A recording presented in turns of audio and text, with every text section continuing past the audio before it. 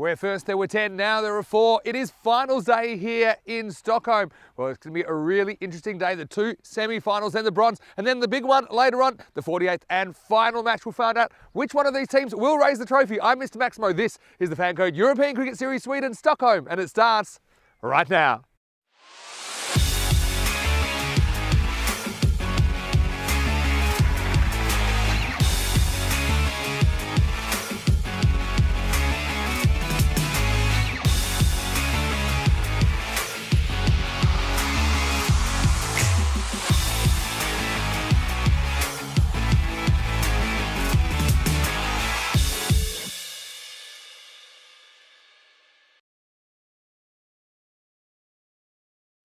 Good morning to you wherever you're watching from around the world, and welcome to another huge day in European cricket. It is day 12 of this tournament, finals day in Sweden. Well, it's the last day of our 4-week Swedish swing. We've really enjoyed it, seen some really high quality cricket, seen some real close matches as well. I think today will be no exception. We have our final 4 teams here in Stockholm, and we're going to see which one of them can go all the way. Not only playing for the trophy today, but also one of 4 spots, 4 finalists essentially for ECL qualification next year. So it's going to be a big day. We've got 4 high-quality teams. Anything can happen in this form of the game. We know that. And I'm sure, a bit like last year, we'll probably see a few surprises along the way as well. And we're going to start with match 45. It's the first semi-final. It is Mashta versus Botkyrka. I'm sure both these teams would love to book their place in the final. First up this morning, let's go to Stefan Gooch. He's out there in the middle with the 2 captains. Let's see who wins the coin toss.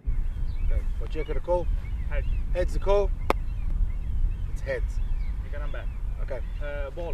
Sorry. Okay. You're gonna ball. Okay. Sorry. Okay. So it is Asad Iqbal that wins the toss. Well, he wasn't quite sure what he wanted to do, but then he worked it out. He's decided that he does want to bowl first. So it forces Mashta to bat first. And that's something I know Rico was talking about yesterday. Mashta, they seem to like to chase, to know exactly how many they need to get. And they've been pretty good at doing it as well. Mashta, they've only lost 1 match along the way, and that was actually batting first against Hammarby a week ago. So Mashta, they are a very high quality lineup. I know they're led by their captain Shahid Mustafa. He'll be behind the stumps for them. Can probably also bat around the 4 or 5 mark, but also, you know, their openers, they've been really, really important. Wakasana missed out yesterday, but he's had a great tournament. Sher Ali, well, he is a colossus. He has the most runs and the highest strike rate of any of those top batters, so watch out for him first up this morning. Also, someone like Soleri, super duper important, and really their kind of talisman, if you like Islam Ali's bowled really well, and even, you know, players that you wouldn't necessarily think of as superstars, they've been doing their bit and they've been bowling really well as a team. So Mashta probably go in slight favourites in this against the Botkyrka team, but they are certainly very capable, and they have made it through to finals day. Last year they were knocked out in the quarterfinals, so their first appearance in a semi-final here at the ECS. And they've got some good players as well. I'm just thinking about Tahir Tara. He did bat through the innings yesterday, didn't quite hit his straps, but he could go off anytime. Also a very clever bowler. And once again, they're a team that kind of rely on their top 3 of Khawaja, Tahir Tara, and also Zishan Mahmood. So I think it's going to be a really interesting day. Okay, I'm going to tell you about the conditions though. We are worried a little bit about the rain. We dodged it yesterday. We're expecting a maximum temperature of 11 degrees. Currently it's about 10, but it is grey skies today, let's be honest. And look, hopefully it doesn't intervene. What I will say about this ground is it drains very, very well. So if there is a bit of rain, I don't think it'll affect things. If it does get heavy though, we could see shortened matches and it could affect things. Hopefully not. Anyway, really looking forward to this first contest. Of course, we'll get to see Albi Zalmi. They'll be in the second semi-final against Hammarby. But right now, it's match 45, semi-final number 1. It is Botkyrka. They've won the toss, and eventually they decided to bowl. So Mashta, they'll be hitting the balls first up here. Rico Full is in the commentary box. Let's get ready for the first ball of the first semi-final. Good morning, cricket lovers, and welcome. It is finals day. Thank you very much to Mr. Maximo there, giving us all the in-depth information about the 2 teams. What a day it's going to be as we take a look at this beautiful cricket ground, the Nosbury Cricket Ground here in Stockholm. And it's always, well, finals day is an exciting day, but it's also a sad day because we will, of course, after today's play, be moving away to another destination, and that will be, of course, the Czech Republic. But let's just put that on hold at the moment and focus on what we've got coming up here today, because though it's going to be a sad day in terms of us departing, it's going to be a fantastic day because of the cricket that we have to come. And this is the first semi-final. It is Master that are going to be taking on Butcherka. And what a match this is going to be. Butcherka there, the captain finally decided what he wanted to do. And he decided that he's going to field first. I think that's the right strategy with Master. You heard me saying yesterday, I think they're a team that they love to chase. And they look so confident when they're chasing. And they certainly showed that yesterday. That's how they booked their place in the semi-final. Playing against Indiska. Indiska, they won the toss and wanted to bat first. They only made 53, and those runs were knocked off in no time with 31 balls to go. And we're down to the power of Sher Ali this time. And any one of their top batters, Sher Ali, Waqas Haider as well. You've got Shahid Musta in there, Awi Mullah, and also Asif Lawn. They can all go big, and you also got the likes of the talented Suleri there as well. Bat versus ball war, this is what it says. That Master, 94 to 85. Look, I don't think it will be a high-scoring day today, particularly because of the weather. It has been raining overnight. There was a little bit of rain this morning as well. So the outfield will be wet. The ball won't travel as fast across it. Also, the ball will get heavy very quickly. And therefore, I don't think it will be coming off the bat as quickly and powerfully as we have seen it. Well, we've mentioned about Master. What about Butcherka? How did they get here? Well, they got here in a tight contest against the Tigers yesterday, and they scored 105 for 4. Well, their player of the match was Zishan Mahmood, 32 of 18. Wasn't it important that he got that knock in there? Tahir Tara, 37 of 31. An unusual innings from him. But the Tigers, they ended up 8 runs short, 97 for 9, thanks to the bowling of Asif Khan, the first man in a long time to take a hat-trick. Certainly the first man to take one here in Sweden. And we're off and running. Semi-final one, first ball. And it's going to be a wide. Just strayed too much down the offside. Qureshi had an interesting day yesterday. I mean, in that game against the Tigers, I mean, they ripped into him early on. But he did come back well. Hoping for a better start today. Better delivery after the wide ball. Gets himself right on the money. One thing I will say is that the pitch itself, you see there on the pictures, is still nice and dry. It's been covered overnight, so no water on the pitch. The only thing is, the concern will be is as the day goes on, that as the bowlers and the batters run on it, that they will be transferring bits of mud and debris onto it, and that's what can be the issue. But I'm sure the ground staff here will be on top of that all the way through. And we just hope that though the forecast doesn't look great, has to be said, that we get lucky the way that we have the last few days. The forecast of rain's always been around us, but we've managed to avoid any matches being postponed or abandoned. And in fact, yesterday the forecast was rain for most of the day, and we actually had a lovely day. Swing and a miss, and this is good stuff. So after you got the radar on track, he's been pretty good. That's the perfect line really to be bowling. And interesting enough that Master have also go with Hamid Suleri to open up with Sher Ali. So they haven't gone with Waqas Haider, which is an interesting shout. Now maybe that's just the move they've made because they are batting first, and they want Suleri maybe to be the one that can just stick around. And he slices this away, and this will be 4 runs. This is a nicely played shot, and he is a clever batter, and he knows exactly where he wants this to go. And after he's realised what the bowling is going to be, he gets ready and he preempts this shot and plays it away beautifully. First runs on finals day and semi-final number 1, and it's for a boundary off the bat of Suleri.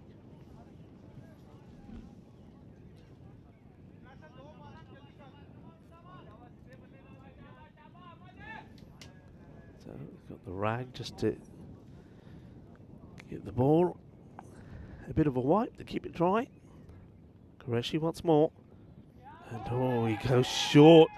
Short and quicker, I think. And Soleri, I think this is getting past him before he's even completely playing the shot. And it was too hot to handle. For the keeper, Sadiq Iqbal as well. A very good morning to everybody. A lot of people already on the chat, excited about finals day. Morning to you all. And also, namaste, salam alaikum, sassari akal. I'm a one to all of our viewers in the sub-Indian continent. I hope you're well. And I hope you're getting set for a marvellous array of matches. 2 semi-finals to come. This is the first. And then, of course, after this one, we will know which team will be playing later in the final, or which team, before the final, will be playing in the bronze final. So whatever happens, both semi-finalists will have 2 matches to play. The question is whether it will be the next one will be in the final or the bronze final, the 3rd place playoff. Qureshi trying to finish well, 5 of the over so far. Goes full, and Soleri doesn't really get hold of it as well. I don't think he was expecting that one, so he will stay on strike. And Sher Ali is not a man who's used to being keeping off strike. I just wonder how that will affect him. He likes to just go out there and start bombarding and playing his shots. He's not one that likes to wait, and he's had to already see that 6 balls have been taken away from him. And he's not going to face the next one either, as that single was taken. So 6 of the first as well. To gain that run ball pace to start off with. Nice tidy over from Qureshi, even though it did go for 1 boundary. Yeah, it's interesting how Sher Ali, I don't think he'll bat any other way than the way he knows how. That is to be attacking and attackful. He's very strong, though, on the offside as well. That's the thing about Sher Ali. What makes him so dangerous. Not only can he put the bad ball away or the short ball, he plays some lovely strokes on the offside as well. Zishan Mahmood coming into the attack. He was their player of the match yesterday in their quarter-final. Did the damage with the bat and the ball. Well, this is fairly wide. Soleri does finally get the single to get Sher Ali on strike. So Sher Ali gets ready to face his first delivery.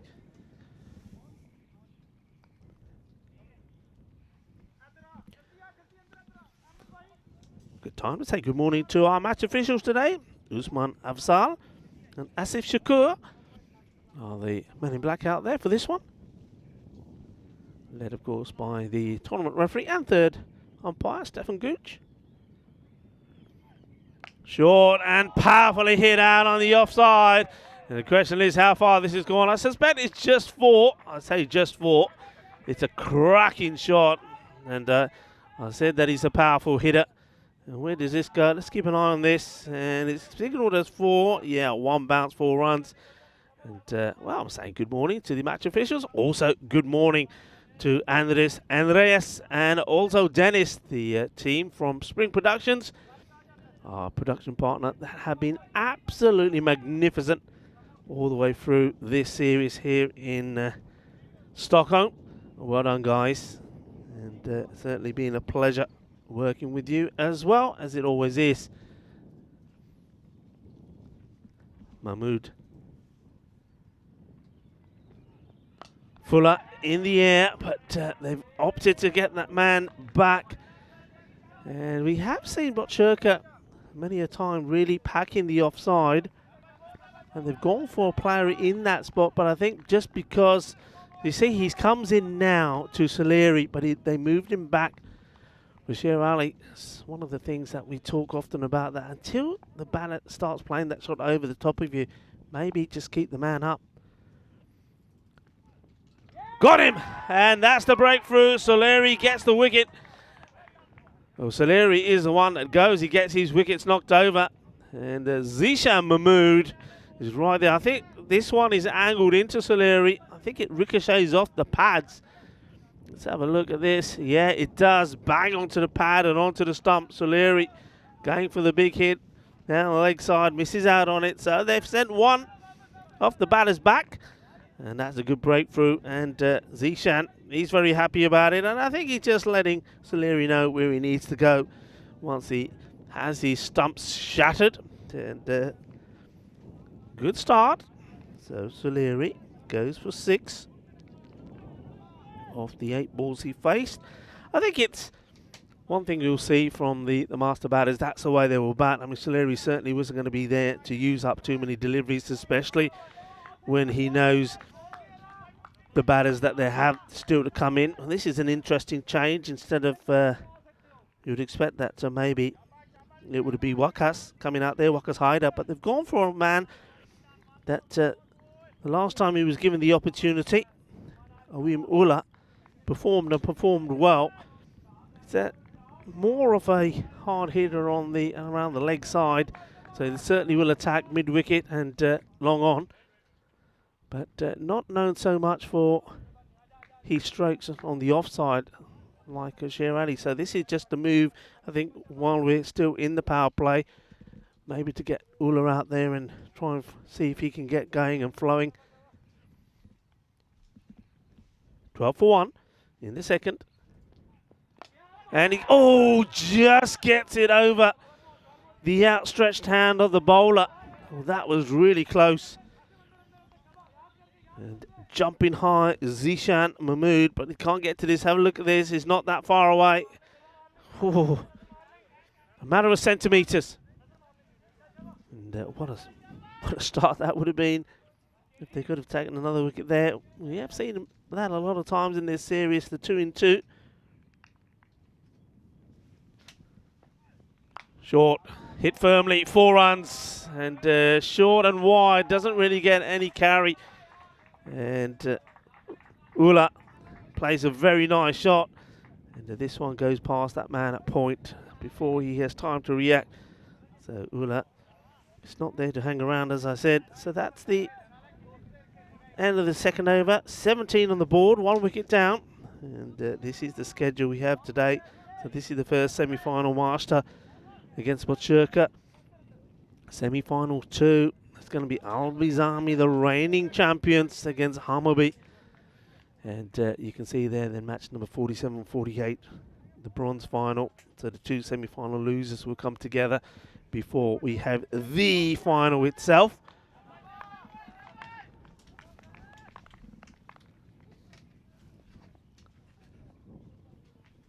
Qureshi to continue. Struck well, and the fielder is out there and should be able to stop it. He does. You can see just how quickly the ball starts to die here now when it's running across the surface. Certainly not skidding through as it was when there isn't that water on the surface. I mean, there's still just a bit of drizzle out there. I mean, I don't think it's really affecting either the batters or the bowlers. But the main thing is that we haven't got that strong wind today. That certainly will mean that it won't be as uncomfortable as it can be. But it's something to contend with. I think more so for perhaps the fielding side. Qureshi again. Nicely struck and decide not to take the single. So interesting. Sher Ali is normally, despite the size of him, he's a big unit and a powerful unit, but he is a pretty good runner in between the wickets as well, but he's deciding there not to go. I just think this is a big moment, just sensing something. This is the 3rd over. We've seen already the statistics tell us a lot of wickets fall in this 3rd over. Wouldn't Bochurka like to have one here, and especially that of this man. Sherry on his back, Sher Ali.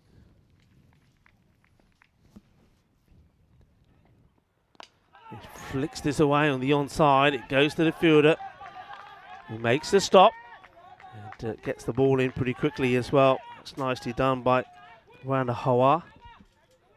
So Rico Full here, the European Cricket Network. I hope you're enjoying the start of finals day here, the FanCode European Cricket Series here in Stockholm. And alongside me is the one and the only, the legendary Mr. Maximo. Thanks, Rico. It's good to be here. Interesting start to this one. Here's Qureshi. Hits it back at Qureshi. No run. If you did see the toss at the start of this game, you would have seen Asad Iqbal, the Botchirka captain, winning it and quickly saying he'd bat before very, very quickly changing his mind. He said the wrong thing, he wanted to bowl. And I think this is why we mashed up. The only time they've lost, it was batting first. And yeah, I wouldn't say directionless, but maybe they're just a bit unsure about how aggressive they need to be. And also, they're under pressure a little bit. Up in the air. Has he got enough? No, he hasn't. It's a wicket. It's a second. And it's time for Ula to say goodbye. Just keeping the pressure on. Good bowling from Qureshi. Ula trying to get the power in the shot, not able to. And another wicket goes down, Vinny. Just as we know, they do not bat as well when they're batting first. And here's another wicket. Now, surely, we will see Waqas Haider coming in. Yeah, you'd think so. I mean, maybe it's just some concern about that finger injury that he had being earlier in the morning, but I'm really surprised we didn't see him. And look, we're still not going to see him because it looks like it's going to be Shahid Mustafa. He's not a bad option, though, to come out. But I want to show you that Asad Iqbal, the captain of Botchirka, he's behind the stumps. He is really fired up with this wicket. He was completely overwhelmed with joy when this gets caught. Off come the gloves, and he was off. He was ready to celebrate. Botchirka means a lot to them. Now, interestingly enough, both these teams, they were knocked out by the same team in this tournament last year. It was Hudinga that ended up coming second to Albi Zalmi. Botchirka were knocked out in the quarterfinals after becoming second in Group A. So the same group results as last time. But they were knocked out in the quarterfinals, and Mashta were knocked out in a bit of an upset in the semi-finals. So both these two teams didn't book place in the final last year. One of them will this year. Qureshi gets the York through. The new batter, Shahid Mustafa. End of the power play. Pretty good one for the fielding side, winning the toss and sending in the table toppers from Group B. It's 19 for 2 after 3 overs. Yeah, good start. And Botchirka will be very happy with that start so far, but they will know and they will sense they still need to get this one dangerous batter out that is still there. That's Sher Ali. He'll be on strike for the start of the 4th over. Dangerous, well, the stats will tell you he's the top run scorer in the series. 226 runs to his name for the start of today. Farouk Ahmed, who will play no further part in the series, is 219. And interesting enough, the man that's been doing some of the bowling there is Isa Mahmood, 191. And then also Shani Khawaja, also from Botchirka, 187, so plenty of good batters to be seen here. Yeah, for sure. Big hello to Farouk Ahmed. I know that he's been watching. He's coaching the women's side at the Nordic Cup at the moment. Ariba Khan is over there as well. Hello to you guys. You said that you're following along. Here's Tahir Tarat to bowl in over number 4. Gets the first one wrong. But he doesn't get it right, and it's been called a no ball, so it wouldn't have mattered if the catch was taken. So, yeah, the first one, I think that just, you see him here, he just probably slips a little, I think. I think this is more his footing slipping. It's a good He's call. Trying to clean his shoes there, so no ball. That's a good call. Struggled with a couple of those yesterday. They were borderline. Remember, if it's waist high or above, in the end, the drop catch doesn't matter. There'll be a no ball +1. Mustafa, he'll be on strike for the free hit. I think Sher Ali was pretty keen to get back, but I don't think the second run was on. Sound the horn, free hit time. Well bowled, good recovery, gets this in the right area. And Tahir Tara, for those of you that haven't been following him, he's a very dangerous character with the ball. I mean, really whips the ball in quick outside the off stump, and he gets some good Yorkers in as well. But the one to watch out for is his slow ball. It's very difficult to pick, and it has got many a scalp in this series. In he comes. Be a good contest. Up in the air, going towards the man at third. It certainly wasn't a very decisive shot from Sher Ali. Gets a bit of luck here that it doesn't carry all the way. Yeah, this is a real danger period, isn't it? If they lost Sher Ali now, I mean, they've still got Waqas Haider up their sleeve. Still got Haider, they've still got Lorne as well, showing that he can bat as well. But it's the pressure of batting first. They don't like it, do they? yeah, I mean, we haven't seen it that often, so I don't know if it's just a blip in the radar. I don't know if it's a blip or a trend, but yeah, Tara searching for a third wicket for his team. Short. Oh, this has been hit huge. Ball. Ball.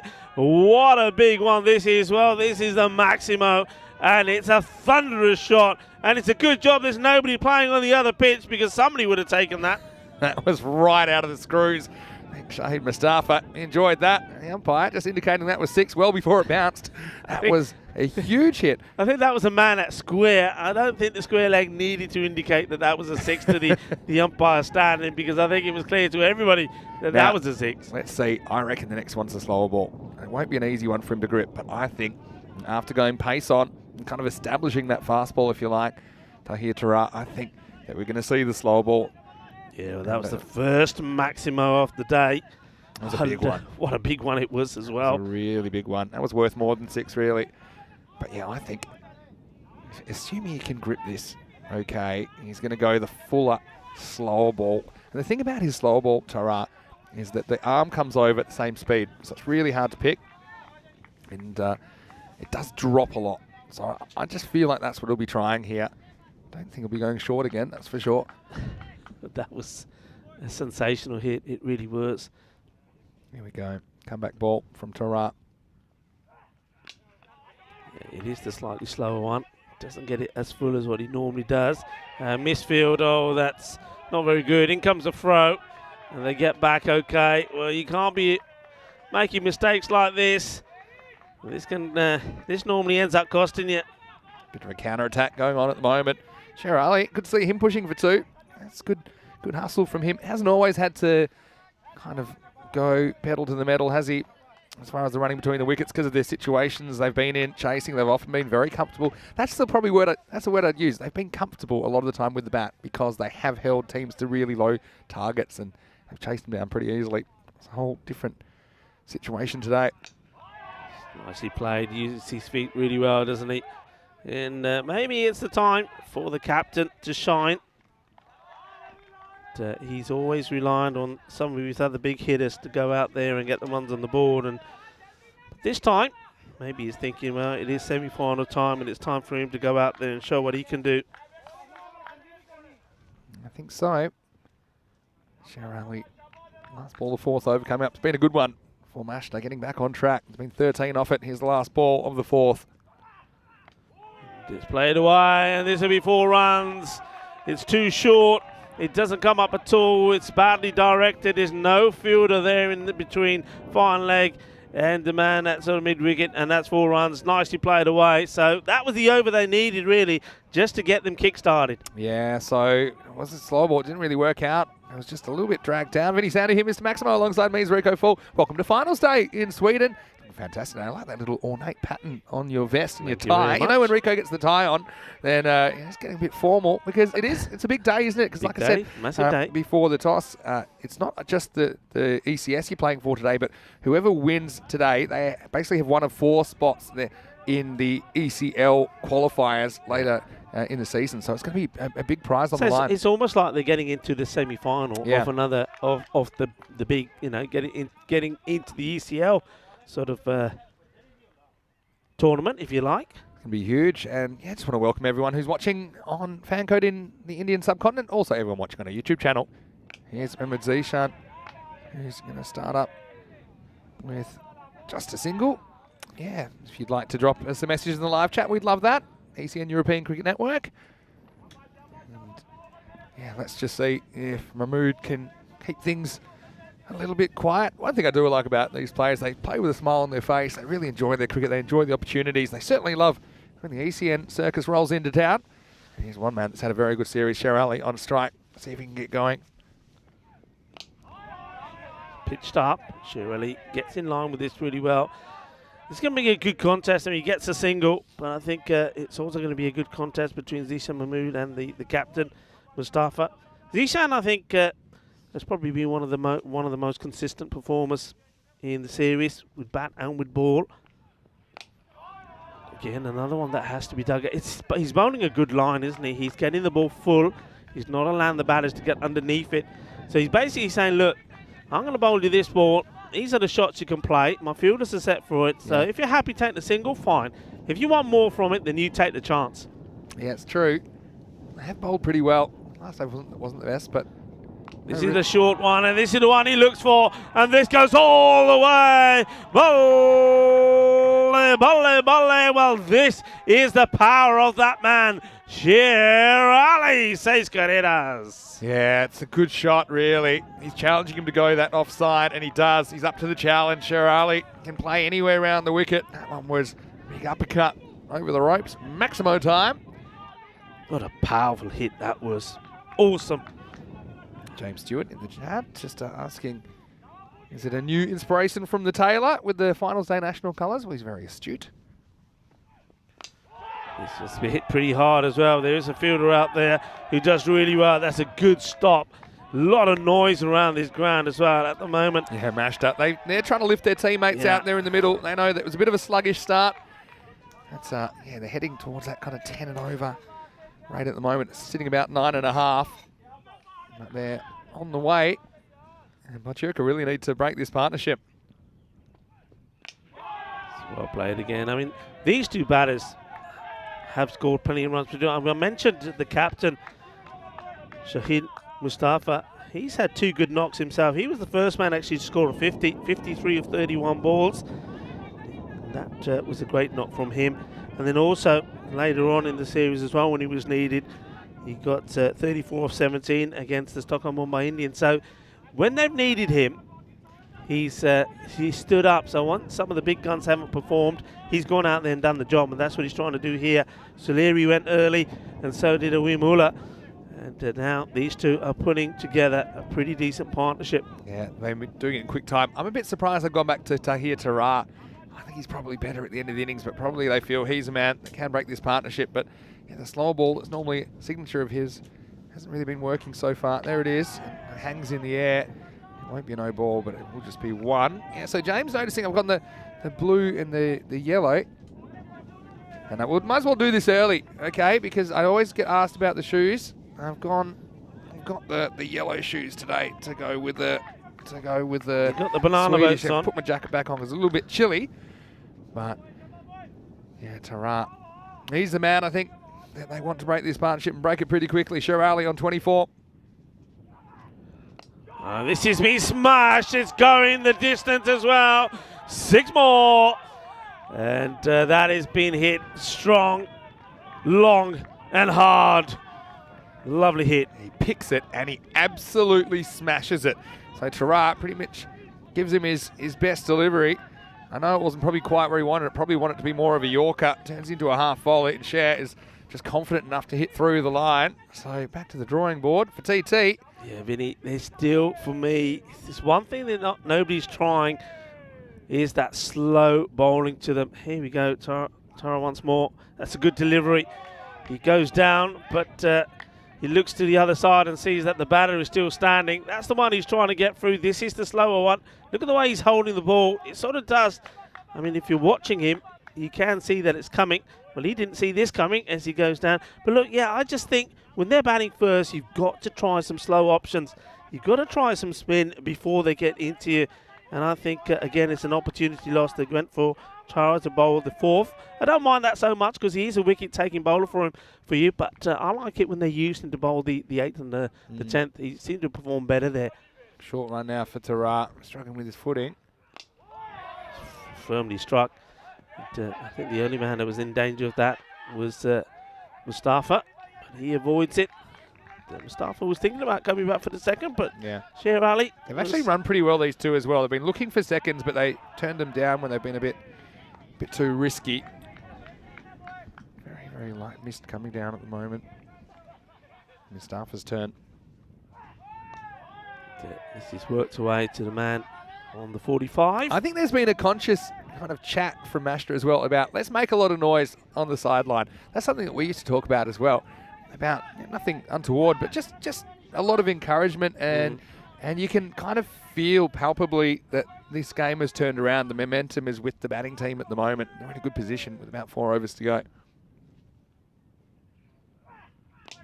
Shot, and this is coming our way. Watch out, Maximo. Well, Maxi goes charging to stop his computer work. I just say, this is travelling too fast. This is hit hard. Oh, what a shot. The line of that was absolutely perfectly straight over my head. So I was a little bit worried. That one bounces on the commentary cube. That was coming your way. Oh, that's a lovely shot. What a way to end the over. And Sher Ali, he is motoring 37 off just 15 deliveries. The score at the end of 6, 62 for 2. So they started below where they wanted to be, but they've soon accelerated. So now they are at around the 10. Yeah, the cube was under attack there. I'm actually glad. I didn't actually think too much about the fact the ball might come through the roof, but if it did, I think it would hit me between the eyes. You'd be down and out, mate. I'll be going solo. That was one where you were running out the way. So what a good start. What a good finish that is, I should say, to the 6th over. 62 for 2. And now it's Asif Khan, yesterday's hat-trick taker. This is a long way up in the air. It's an opportunity if anybody can get there. Where's this going to fall? Well, quite amazingly, it falls in between the bowler running and that man coming in from the boundary. And I think that was Rand Hawa. If he can get there, he's taken some amazing catches. This went a long way up, but didn't have the distance. So Sher Ali just sorts out his locks. He has that tied up when he's doing the bowling, but he can't do it when he's doing the batting, he says. The helmet doesn't fit. Maiden Water saying the cube is clearly shatterproof, unlike her car windscreen. Too right. It's in the air as we said. It's an opportunity maybe, and Zishan takes the catch, and he has a good look at the roars that were coming from the master bench, saying, yeah, and now it's Zishan that's doing the talking. He said, what are you talking about? That's out. They've got the wicket. It's a big wicket. Sher Ali has gone. He just comes down the track. This one, he doesn't quite get out of the middle. He goes in the air. What a good catch this is.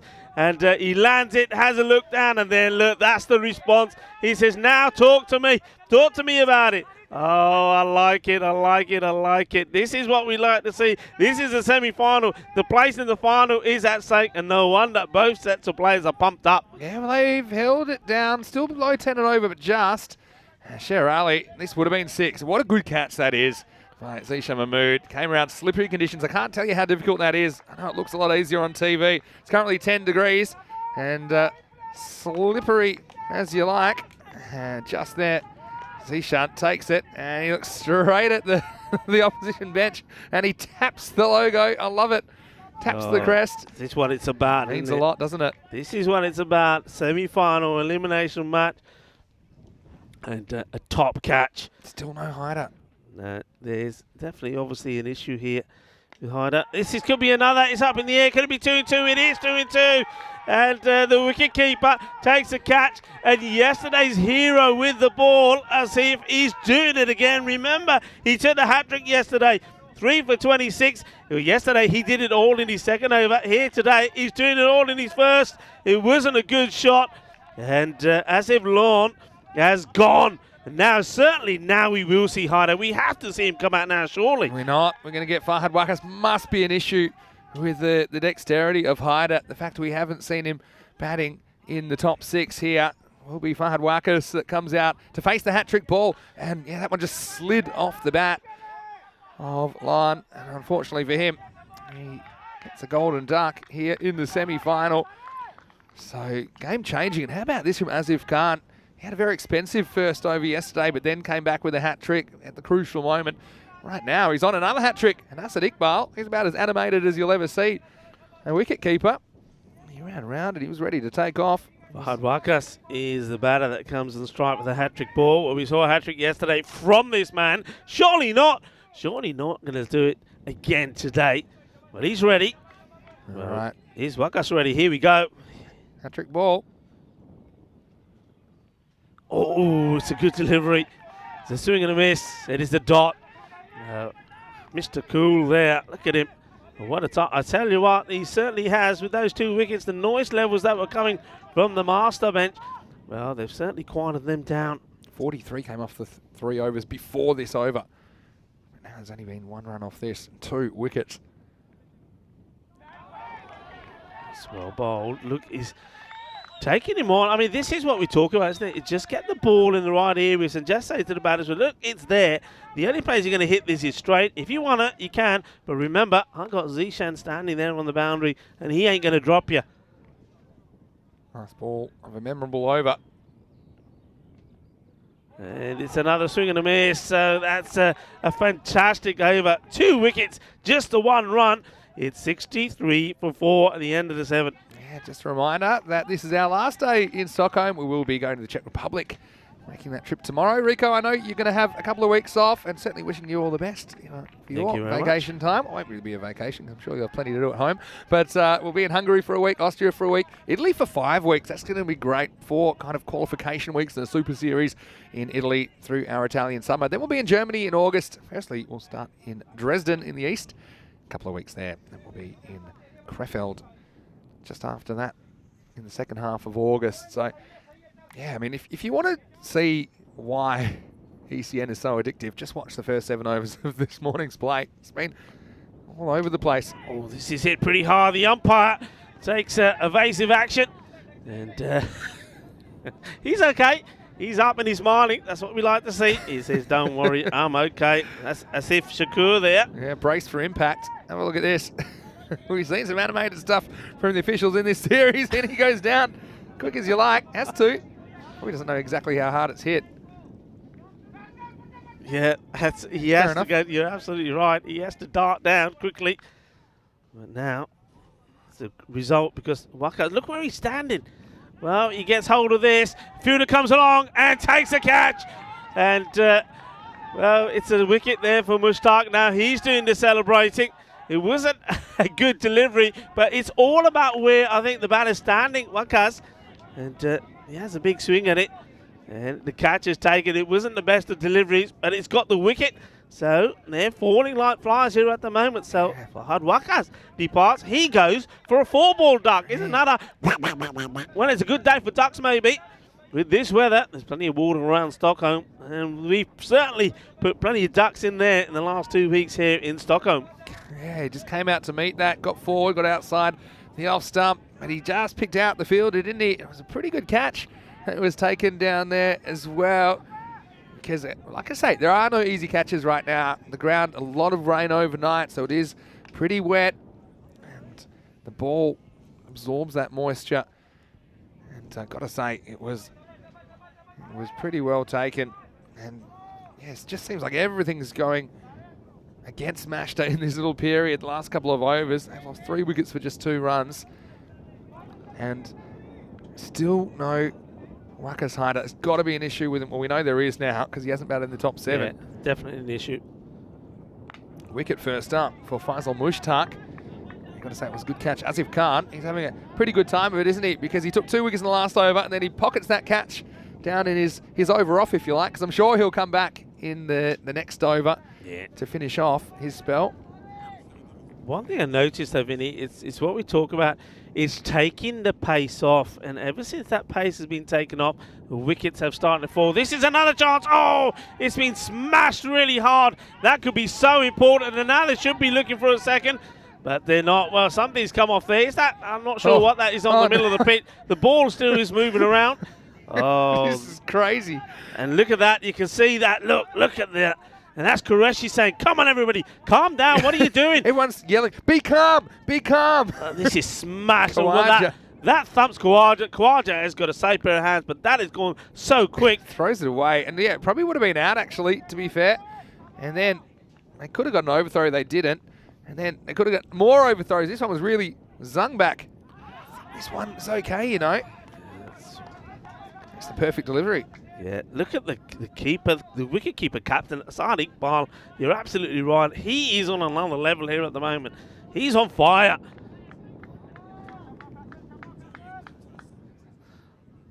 So here we go. Mushtaq. Hit firmly. Will be fielded. Just a single. Cool heads at the moment. Well, they're trying to be cool. Wow, what a change in this game. So since those 3 wickets fell, since the start of the 7th over, we've just had singles. We've had 5 singles. We've had 3 wickets. Mustafa has been there, but hasn't had a lot of the strike. It's the end of the over now. And so 8 overs down. The score is 67 for 5. So let me give you an idea of what's happened in this inning so far. Right, we had overs of 6, 11 and 2 in the power play, so 19 off the power play. But then they really cut loose. When Terra bowled the fourth, it went for 17. Then the next over went for 11. Next over went for 15. So after 6 overs, they're 62 for 2, and they're kind of set up for 100 plus easily. But since then, we've just had overs of 1 and 4. And so it's going to be the man that bowled that 1 run over. Asif Khan to bowl the 9th. All happens in the 9th, as we say. He gets this one through, so a bit of pressure here on Raza because the captain is just not getting the strike, is he, at the moment? Shahid Mustafa, 13 deliveries to 18, and when he does get on strike, it's just singles. The last 2 balls he's faced have been singles, and then there's been dots down the other end. Now he launches into this. This could be another opportunity. It is, and it goes down. Oh, that's 2 opportunities that have gone down recently. And both these batters have been given a chance. How important are these going to be? Yeah, that's right. And this one was a bit simpler. I did say there's no easy catches, but he just lets this one get way too low on him there. That's Hayat Iachum. So that one goes down, costs him a run. Mustafa gets back on strike. Big moment. He's got to go big shots. He does try. He drags this out. They look for 2 here. They've got to come back for 2. They do. In comes the throw. It's a good throw. And straight into the hands of the keeper captain. Got to get this moving here now. All of a sudden, the Master boys have gone quiet. They need to get their voices again going. They need to support the captain and the man out there with him, Raza. Asif, still a good spell from him. And in the same area, I don't think there's 2 on this time, though. Just the 1. Runs have dried up, Vinny. Really have. We talked about that. 100 plus they were set up for as a minimum. It seemed like that anyway after 6 overs. But yeah, now, I mean, maybe something in the 80s is more realistic for Mashta. 8 balls left in the innings. It's well bowled. Really good bowling. They're not giving any free hits, but it's all about, again, it's what I was saying all the time, Vinny, that I really think that if you take the pace off to the master batters, the big guns, then you're going to get your rewards. And I think that's what they've done here intelligently, the second part of this innings. They're just not giving them pace. Asif Khan certainly doesn't look like a bowler that bowled a magical over first up yesterday. His confidence is sky high. Last ball of his spell. Firmly struck. A bit of a misfield. Will they try and go for a second? Maybe not, because it is going to be the end of the over. Yeah, Qureshi was pretty happy that he at least got something on that to slow it down. Otherwise, it was going straight through his legs for 4. Another very good over. Just the 6 runs off that. So 73 for 5 off 9 overs. This game now right in the balance. I would say, in one sense, the batting team have a bit of an advantage with this slippery conditions, if you like, because the fielding's not as easy because it's harder to take catches. It's also harder just to field balls in general or execute runouts. But the counterpoint to that is at this stage of the innings, when it gets towards the end, the ball is a bit heavy after rolling across the outfield several times. It's a bit harder to hit further. Last overtime, here's Mushtaq. Oh, this is going to be a no ball. I don't think he should run. He doesn't. That's a very good decision. And you're always thinking of going straight away, but he knows there's going to be a free hit, and he also knows the thing. He wants to stay in strike for most of all these deliveries. He's going to get 6 more. Well, that's a bonus run. Yeah, that is a smart play. Really smart play by Mustafa. Refuses the run, but he will receive the free hit, so still 6 to come. And as he sneaked this one in, I think he may have done. And that's not a good choice from the captain. He doesn't play at it. It's a tough one because he obviously doesn't want to hit one that he thinks is a wide. This one was just inside and kind of locks him up. So leaving a free hit, that wasn't in the plans. I've never seen that. Free hit and he doesn't play a shot. Well, he's got to play one now. Hits it pretty well and it's straight to the fielder. They do take a single. Yeah, if you told me at the end of the 6th over when they were 62 for 2 and Sher Ali was cutting loose, if you told me that they'd only make something in the 70s, I would have said you're crazy. Crazy things happen. Raza, lefty on strike. 4 balls to come. This pretty well, but there is a man out there that will just bounce a few times. There's another single. What a great comeback this has been. All sparked off by that great catch on the boundary. I think now any ball to the outfield you've got to run to. Maybe you're right. You're exactly right, Rico. Any ball to the outfield, they've got to run 2 here. They need Mustafa back on strike. Oh, he's done it He's again. done it again. Oh, wow. Well, the bowler, his shoulders just drop here. Let's have a look. How close is this? For me, that's okay, you know, Vinny. To me, that is completely inside. And umpire just maybe feeling a bit of sympathy for Mustafa, who I think gets it wrong when he gets But why rewarded. are you leaving these? Oh, well done, well bowled. Terrific stuff. Great comeback from the bowler. Doesn't get flustered. Oh, this is going to be a great game. I can tell you that straight away. One thing that we're always concerned about is the weather. It's light rain falling at the moment. It's only light. I'll play through this for sure. 2 to come. Mustafa, he's got to sneak across, I think. Yeah, he's got to take that step across. Well, he doesn't have to do this, but he doesn't time it. He's in the air. And, he's been dropped. I can't believe that.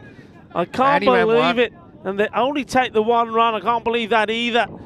Yeah. What an opportunity with this time. It's been put down by Zishan Mahmood. One man that you bank on to take it.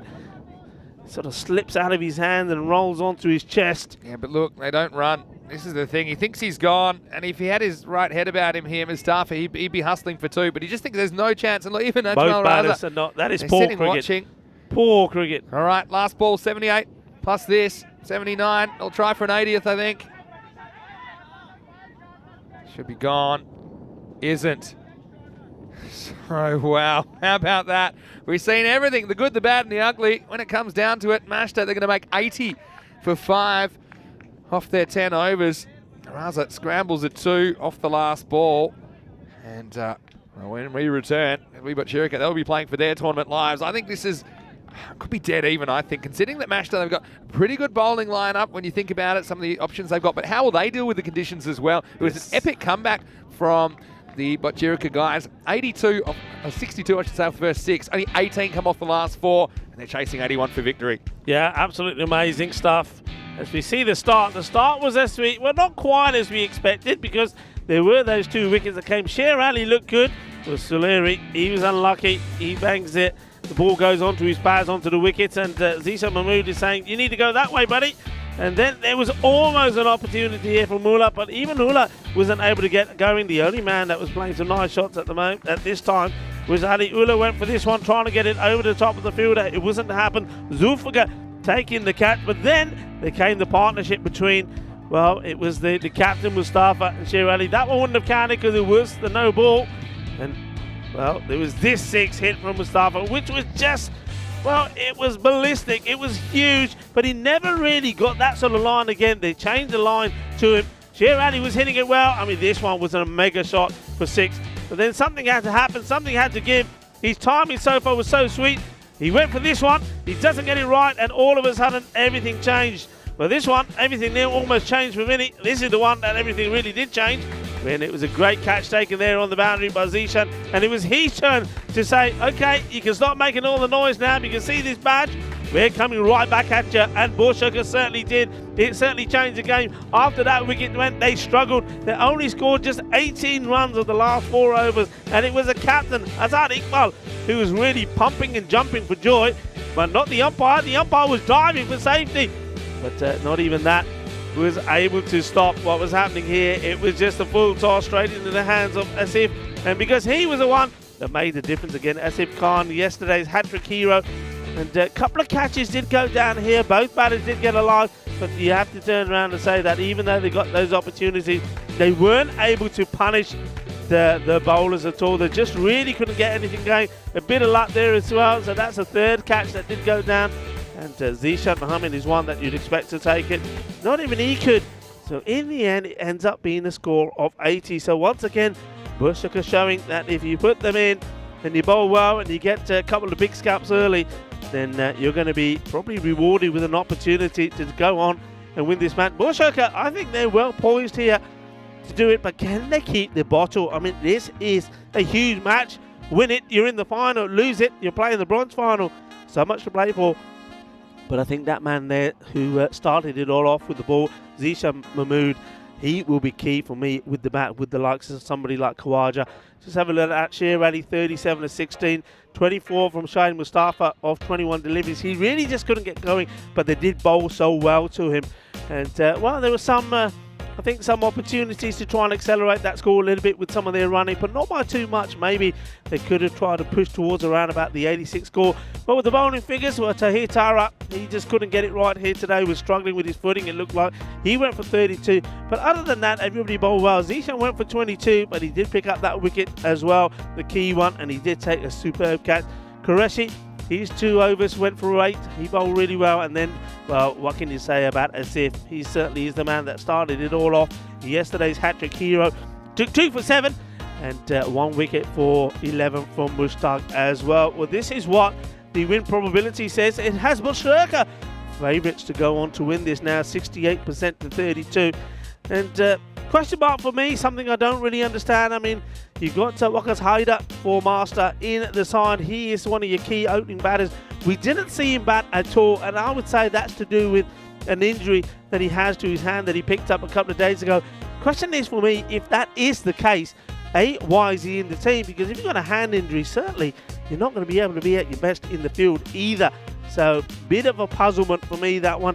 As we, well, let's have a look at the mid-innings summary. Master, 80 for 5. They've got to be at their best out there in the field. And I think the fielding part of it is going to be harder than the actual batting. The fielders have got to bowl well. The ball is going to be slippery. The catching is not going to be easy.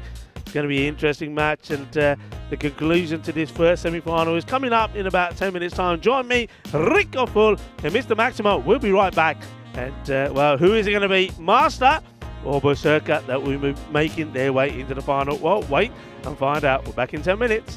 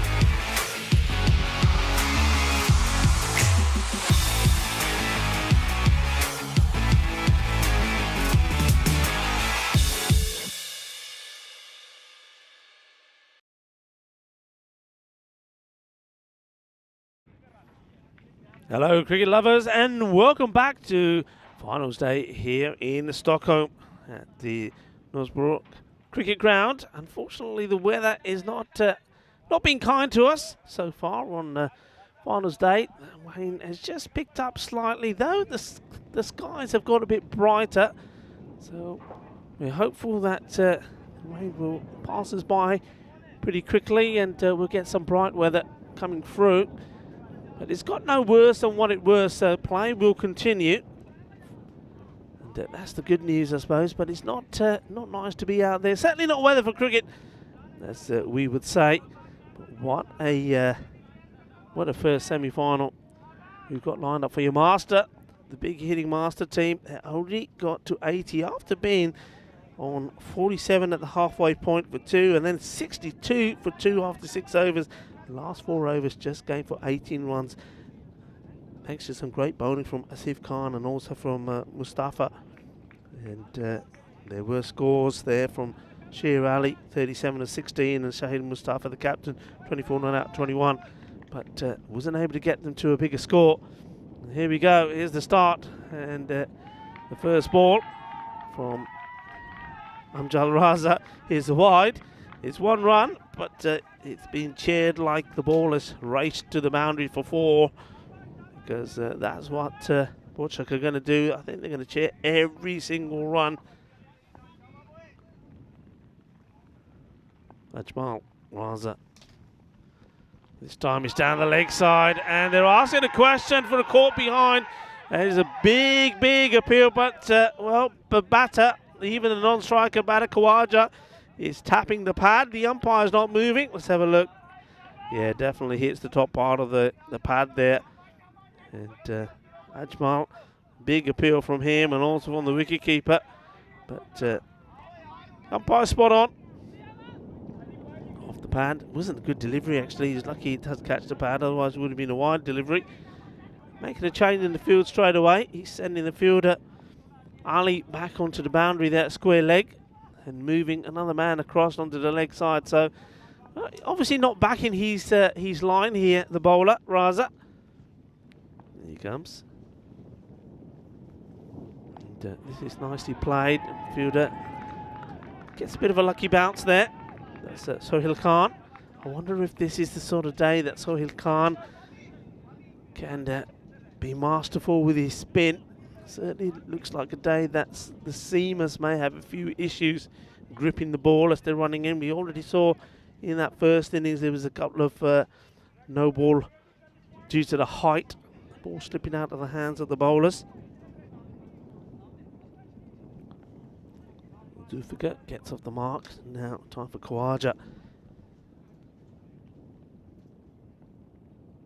Comes down the wicket. Oh, this is a bad shot.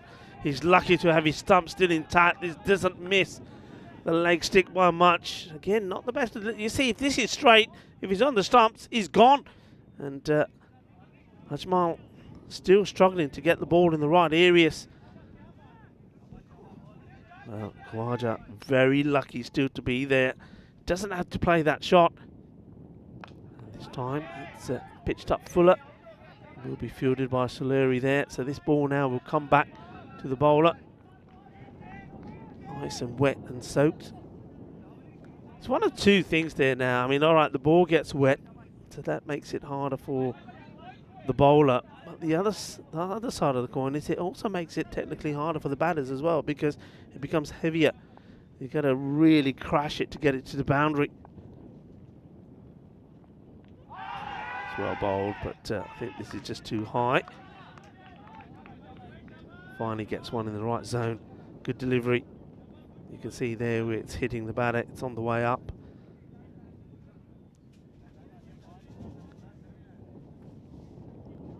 Raza, ball to go. It's not been by no means, in terms of what he's bowled, his best over, but in terms of runs, only 3 from it.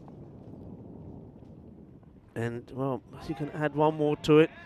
He's lucky that it's still 1. Again, his issues are can't get the ball in the right areas. Just wonder if it's worth him trying coming the other end, because look, he's just not getting this ball to go across the right-hander. That may have been the attempted slower delivery, but comes out all wrong, but he just gives another run away. You see, sometimes you've got to finish the over as well. If this goes to the boundary, he and his captain, Mustafa, will be bitterly disappointed. But it doesn't. He gets this one in the right place. That's where he needs to be. End of the over, and it's a good one. Despite those wides in it, he only goes for 4 to score. 4 at the end of the first. So 4 on the board. That rate that's required is going to be around, it's under 9, which is fine. I think as long as it stays under 10, they'll be happy with it. They want to take this deep. They won't want to lose wickets. Certainly have a very exciting semi-final number 1 coming up for you, and it's also getting brighter. Of course it's getting brighter because another man who's looking very bright and sunny today, hopefully the sun will come out for him, is Mr. Maximo Vinny Sandhu. Yeah, thanks, he comes Rico. to join us back in the cube. Good to be back. Here's Sher Ali. Let's see if he can make an impact with the ball. Goes short in the air, through the gap, 4 runs. It was a bit of a loose note, maybe too much width, but it's one of those that it could quite easily have gone to hand. But nobody there to take the catch. Perfectly in between the two. He's been really good when he's pitched the ball up and swung the ball. This one, maybe a bit of a loosener. Maybe he's gone a bit shorter because he sees that Khawaja's a fair bit out of his crease. But he didn't have the protection in that area of the field. Yeah, interesting for me, they've thrown Zulfikar up. He's not really normally in their top 3, and they've thrown him up to open. Khawaja is a regular opener for Botchirka. Yeah, and that they've kind of put Tara down. Maybe he'll come in at number 4, because I imagine you'll see Zishan Mahmood at 3. Might not be a bad move. Yeah, he didn't. I mean, he batted long yesterday. I wouldn't say he batted well to hit Tara. Didn't bat his normal way, so maybe they're just saying, okay. It also we'll is holding back by throwing someone like Zulfikar up. It's almost like he has the license. He's got a bit of a free shot to be attacking, and if you lose him, you haven't lost any of your quote-unquote top 3, your regular top 3. Especially with this kind of a target. If you can make an indent early, you can cruise to victory, in theory anyway.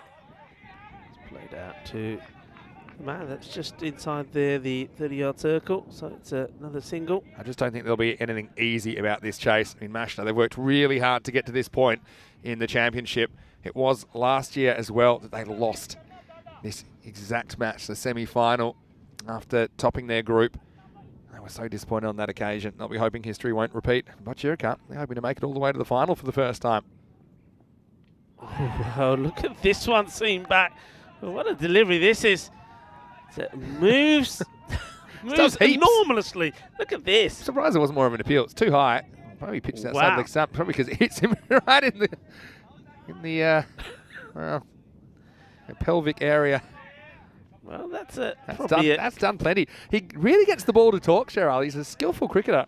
Yeah, I wonder if he'd go for the same. The only thing he's got to be careful with, sometimes he tries to do that particular delivery, doesn't really come back as much, ends up going down on the leg side. Yeah, that one did though, didn't it? That's why the batter left it, thought it was going to be a wide. This one is the straighter delivery, attacking the stumps. Got to say, I really enjoyed the benches in this game. They've been really getting into it. And I know that Mashta, when they got a bit of a heater in the middle of the innings, they were cheering every boundary, every hit, really, every run. And now Botchirka, they're trying to give a bit back as well, because they feel they want to really send a message that they're here to play and they're here to win. Got him. Absolute beauty. What a ball that is. We know what he can do with it, and he's done him again. Well, Zulfikar did not look comfortable with that ball coming in from around about the leg stick. This is an absolutely beaut. And the first ball did go for a boundary, but the reply has been fantastic from Sher Ali. Look at this one. What a delivery. Yeah. And he absolutely does him. And he is pumped. He's loving it. Look at that, he says.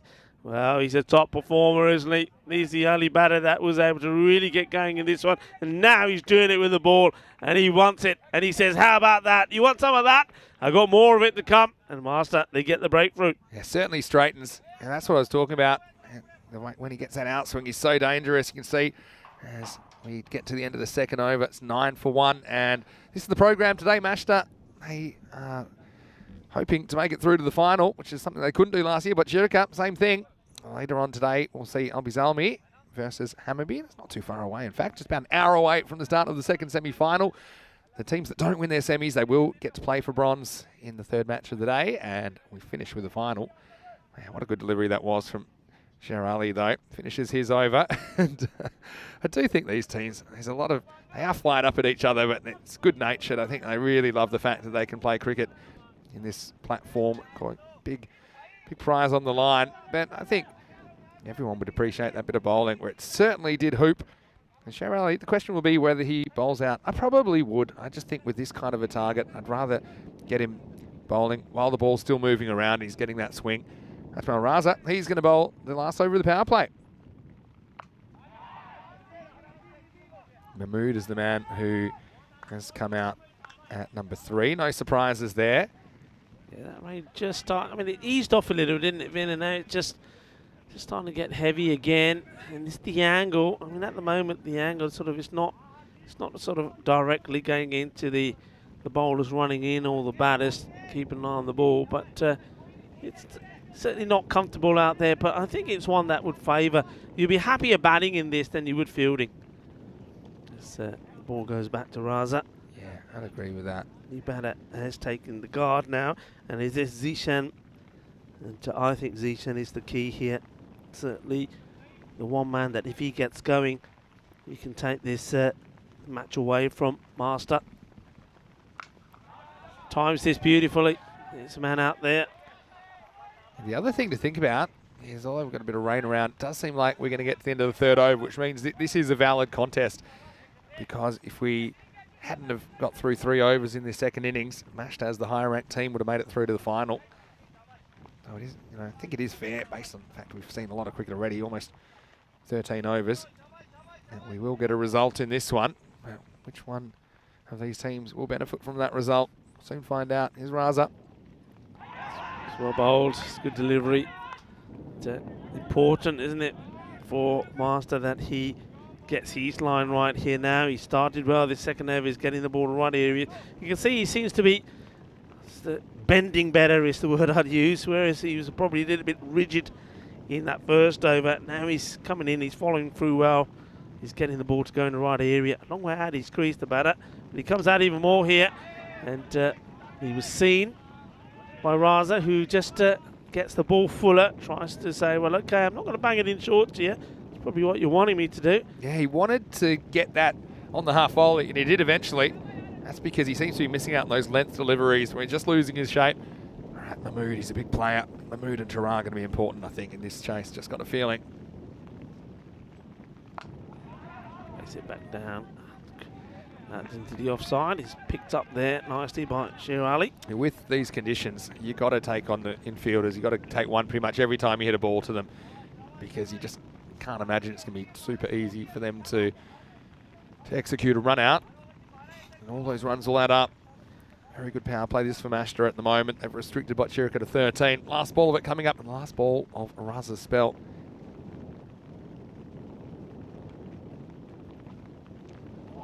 It's well bowled. It doesn't miss by much, and it is a very good spell of bowling.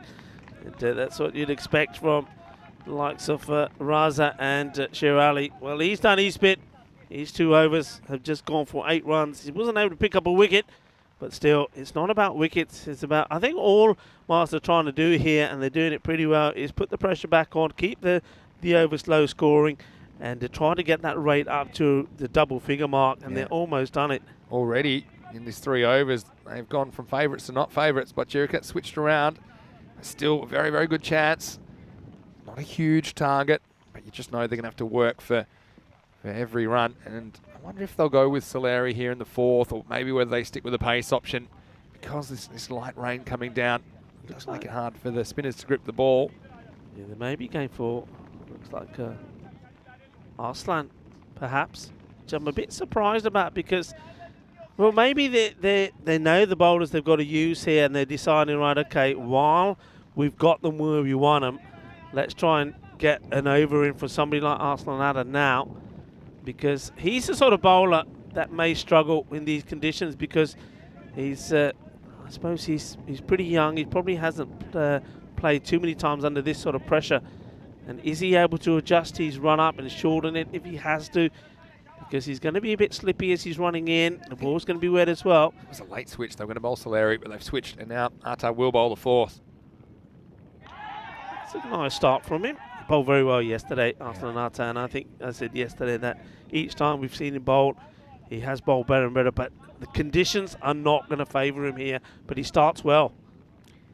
It's he's all arms and legs, isn't he, Arslan Arta? And just better having a word to the umpire here. Wonder why. Because not quite sure. I mean, certainly at this stage, the 3 overs down by Chirika. I mean, it's not really the player's job to talk about the conditions anyway, because that's the umpire's purview. He was the man having a chat. Yeah. But I mean, the batter, wasn't it? Yeah, the batter. I mean, if you're a batter, you don't want to go off now. Yeah, You'd be crazy because you've got the 3 overs in. Yeah. And I think the conditions will be pretty consistent unless it gets significantly heavier. They're going to stay out there. Oh, well, this one is a wild one. It's a brilliant stop by Mustafa. I mean, that's about as hard as it gets. That's the last thing you're expecting. But, well, maybe the batter's got a time machine. He said, watch out for the next one. It's going to be high. Make sure you don't miss it. Yeah. Umpire, he doesn't. Free hit coming up. This is exactly what I was saying. This is where it gets difficult for the bowler because these conditions, I mean, that clearly has slipped out of his hand. So he's got to be maybe trying to hold this ball across the seam a bit as well. In he comes, free hit. And makes contact, but only as far as Sher Ali, who's moved from the offside there to patrolling that leg side boundary now. Well, not boundary, sort of the 30-yard circle. Yeah, have a look at this. Mashta, they only lost 1 game, but it was batting first. They only batted first 3 times so far in the tournament. And as for Chirika, they haven't had to chase too often. They only chased successfully once, and they were almost always batting first. Only 2 times. They batted second, and they were successful in one of those chases. Well, this one, is this pretty high as well? It is. It won't be out. Not out. Well, it's been dropped anyway. And that's the second height no ball. Now he's going to be under a lot of pressure. Remember in the older rules that we used to abide by, he would have been off here now. That's a good call. Even though slight over his crease, it's significantly above the waist. So, yeah, the rules now with regards to high full deliveries, the danger is not really a factor, but you do get an extra chance as a bowler, which he's got now. So the first one is a first warning, the second one is a final warning, and then the third one is it results in the bowler being barred from the attack. So certainly I don't want that from Arta, who's only bowled 2 legal deliveries so far. Yeah, he's under a bit of pressure here now. You see Solari and also Sher Ali just having a chat with the young man and saying, well, try this. Try getting some of this on your fingers. Free hit. Free hit. Let's place it up in the air. And well, it gets past the fielder. There's going to be 4 runs. Oh, no. And that's not good at all. And that's the last thing you wanted. This is Islam Ali. He's not dealt with this really well at all. He's slow getting back. Then he gets fingers to it. I think this is all about him knowing it's a free hit, that it can't be out. But he needs to be thinking about stopping it. He doesn't. More of a hand on it, doesn't he? Just gets the fingertips on it. So they do get a boundary. They needed that just as a steadier. But Yoka, like I said at the beginning, there's going to be nothing easy about this chase. Rushda will be fighting for every run. Yeah, but this will be the over now. I think that man there, Zishan Mahmood, will be sensing this is the one to get us back in this match. Oh, that's it. He's off now. This will be it. He's going to have to come off. And it's unfortunate. Nobody likes to see it. I did think it was going to be a bit of a gamble, to be honest, when he was given the ball. But I could understand why they wanted to do it now. And in that sense, it probably has worked for him. Because I think if he was coming on to be bowling sort of about the 8th over and they would have had these issues, they would have already used up some of the other bowlers. So now they've got to think about who's going to come on here. And how many balls have been legal deliveries? 3 legal deliveries. 3, yeah. So they wouldn't, I don't think they would want one of their main bowlers to be just bowling 3 balls here, because it will count as the over for them.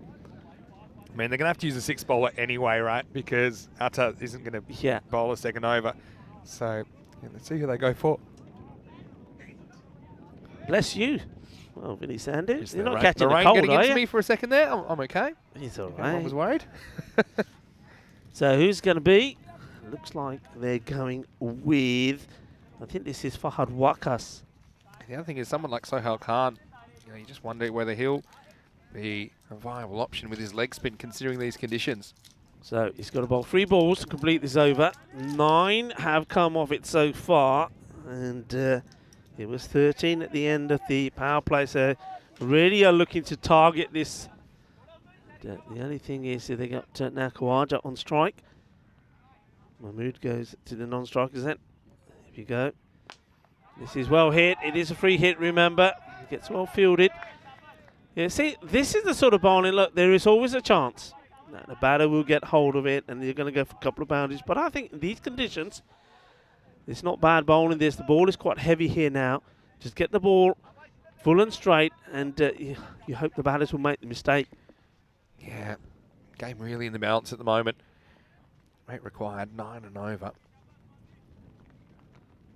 It's well bowled from Wakas. That's good. I'm not sure where the keeper's going here now. He just wants to. He's just giving something to the umpire. I think that's it. What is that? Is it a cap? There's a little kind of bandana. Or there's a cap. Yeah. Been some good hat throwing in this tournament. I saw your little thing on social media. Very nice. Like that? Yeah. I should have got one of you with the beanie on. Yeah. All right. That would have gone well. That's for the over. Nicely played, and this should be a boundary. It will be. That's a nice, delicate shot there from Mahmood. He's gotten himself in deep in his crease, and he just helps us along, and there's nobody out there. So they finish with a boundary. So as far as the over goes, I mean, I think that, top of my head, that's 14 or 15 of it. Because we've got... I'll give you the final count. Yeah, I've got, I think it's even more than that when you factor it in. Is it more than that? No, actually, no, I've got 15 Yeah. off the over. So, 28 for 1 after 4. Yeah, Vinny Sandu here, Mr. Maximo. Alongside me is Rico Full. Hope you're enjoying yourself. I've got the warm weather stuff, or the Come cold weather stuff on. on. I know you're fine. Come Yeah, on. I feel it, but I've got the Swedish colours on It's today. finals days. Get your kid off. It's not finals yet, but you know what? This is all setting up a really interesting contest between these two teams. They are going to go for spin now, so they've got Soleri coming on in the 5th. But I want to say a big warm welcome to everyone. Welcome to our last day in Sweden. Yeah. Hopefully it's a good one. So Larry just starts a bit leg side-ish. And once again, it's always a great chance to drop us a line in the YouTube live chat, ECN European Cricket Network. And there's always a lot of chatter in there. And if you have any questions or comments, why don't you let us know? And we'd love to hear from you. Let us know maybe where you're watching from around the world. Alicia Mahmood is there, and he's moved to 12. And Khawaja's kind of gotten going as well after a rough start. They've still got Tarat up their sleeve as well, don't forget. And some other decent hitters like Gopal Randhawa, even someone like Osama Qureshi. But I think they'll want these guys, maybe Tarat, to get the job done, get them over that target. Lovely time shot. And we'll get fielded there. They take the 1. And this is what you were saying, Vinny, that you'd like to see that the fielders attack just a little bit more. And you see even there, I mean, even though it's been picked up pretty cleanly, to get the throw in, you know, with the wet ball, etc., etc., I think they've got to start to apply a bit of pressure on the fielders here now, just to run, at least run the first one really hard themselves and put pressure on the field. Yeah, exactly right. So Larry, such an important player. Short and hit hard, and it's been, well, I think fortunately stopped there by Arsenal Atta. I don't think he really knew too much about it. He offers the hand, and I think he gets deflected onto the hand, onto the foot. Have a look. Well, at least he is trying to get the hand to it. Yeah. That's the hand that takes the sting out of it in the end. And so an important stop. All these are important, aren't they? Hey, listen, I am surprised that Arsenal Atta is out there on the boundary, because he hasn't had the best of luck with catching balls, has he? It's true. Score up to 31 of 4.3. Well bowled. So Larry doesn't get a lot of bounce, does he? So if you want to go back foot to him and try and play across, you know that the ball is not going to come up too high. So he's a tricky one to deal with. Yeah, that's the one that slides on as well. He's got a lot of bold LBWs in this tournament with that kind of delivery. 31 of 4.4 the score at the moment. Takes him on, and he gets this. Vinny, your equipment is in danger. And Successful well, defense. your equipment's in danger. Who's What that about sitting in Diana? front of you? Diana has Does always... Diana know that this She's has just fine. gone over her head? She's fine. No way. Actually, everything's Oh. fine. This is incredible. This is incredible. I mean, Diana is sat taking the pictures right in front of us. I And think that's hit there. You can see exactly where it's hit. oh my goodness And, me. I not tell you ideal. what, folks, this is just Wow, I mean, I'm going to wait for the next ball. It's Four going to be more. 4. Cuatro cadenas más. And Pachuca cutting loose. Well, there's almost a body count this over. Luckily, it's everyone's fine. I don't know about Mashta's chances after this over. So Larry has gone for 6, then 4. wow. That was just, I mean, I was worried about equipment, and when I saw that ball hit the table there, I thought, hang on a minute, who's that sat below us? And it's the ECM photographer, Diana Horace. That ball, I think, has probably missed her by 30 centimetres. Not even. I mean, You don't think not even that? I didn't even realise Diana was sitting in front of us taking pictures. Yeah, otherwise, I would have made more of an effort to save her. Anyway, and to the over. Memorable one. It's a good one.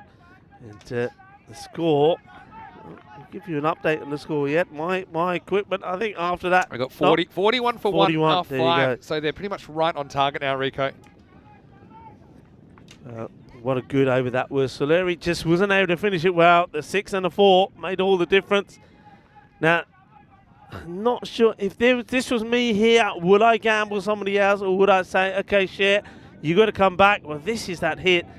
Well, Vinny, you.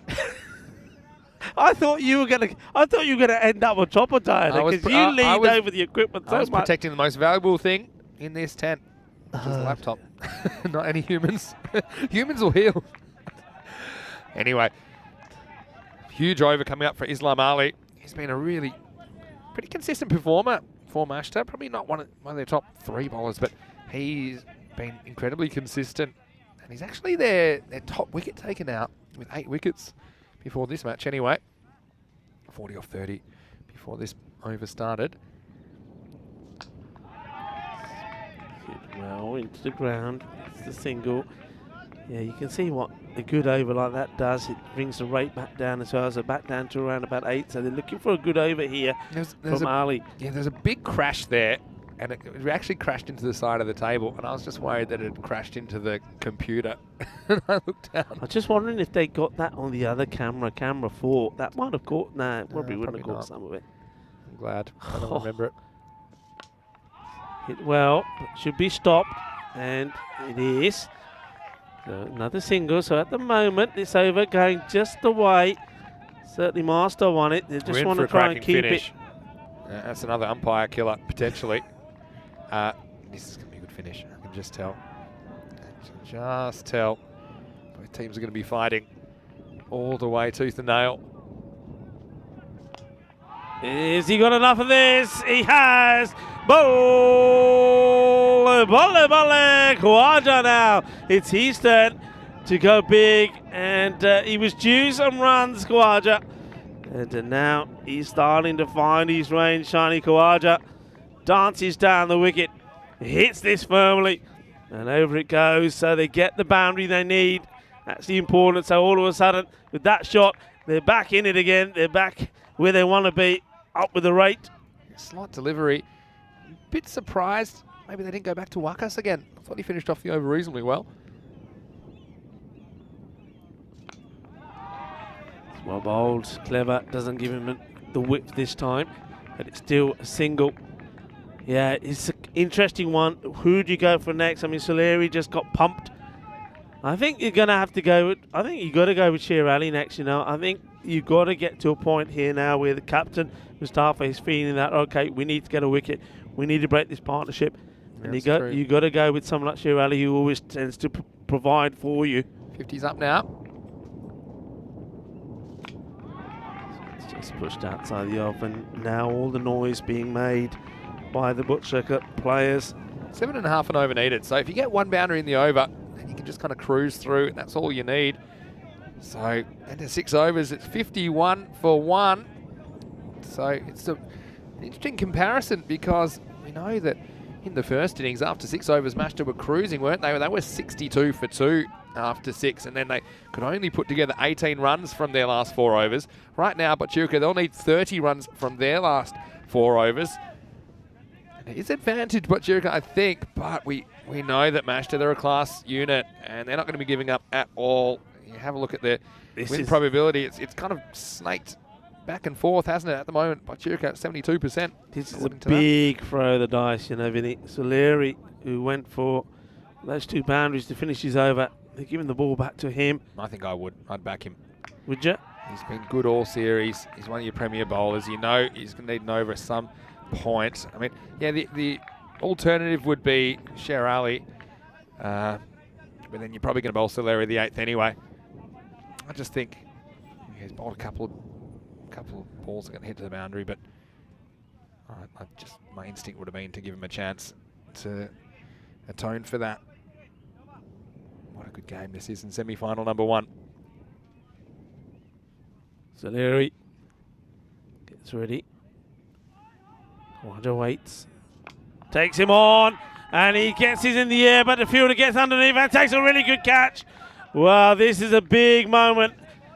And what a good catch that is under pressure. And that's Fahad Wakas. Well, he said, I've taken the catch, but well, the name is Wakas, and this is whacked into his hand as well. Look, he's really took him on. He's thrown everything into this. Again, just demonstrating that when this ball is heavy and when there's no pace on it, it's difficult. And, well, there's Wakas just giving the decision to the batter, saying you got to go. Well, they get the breakthrough they needed. They break that partnership. And Khawaja departs. He's batted well, didn't he? Scored 20 of 18, but just getting out now. So now he's leaving Zisa Mahmood out there with a new partner coming out. And no, it's not a bad man to be coming in at this time. Yeah, so it might suit him, actually, when I think about it. What a good catch that was by Fahad Wakas, though. There are no easy catches in these conditions, although that was fairly straight to him. Does hold on. He was thrilled about it. Soleri, the decision to bring him back, pays dividends pretty quickly. He's got 1 for 14. Here's Taraf for the first time. He tries to smack it out of the ground, and that's what we normally expect from Tahir.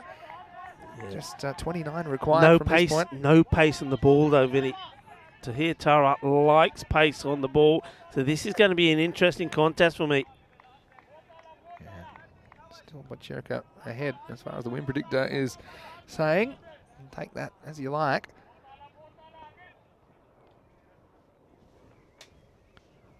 Short, not a good delivery.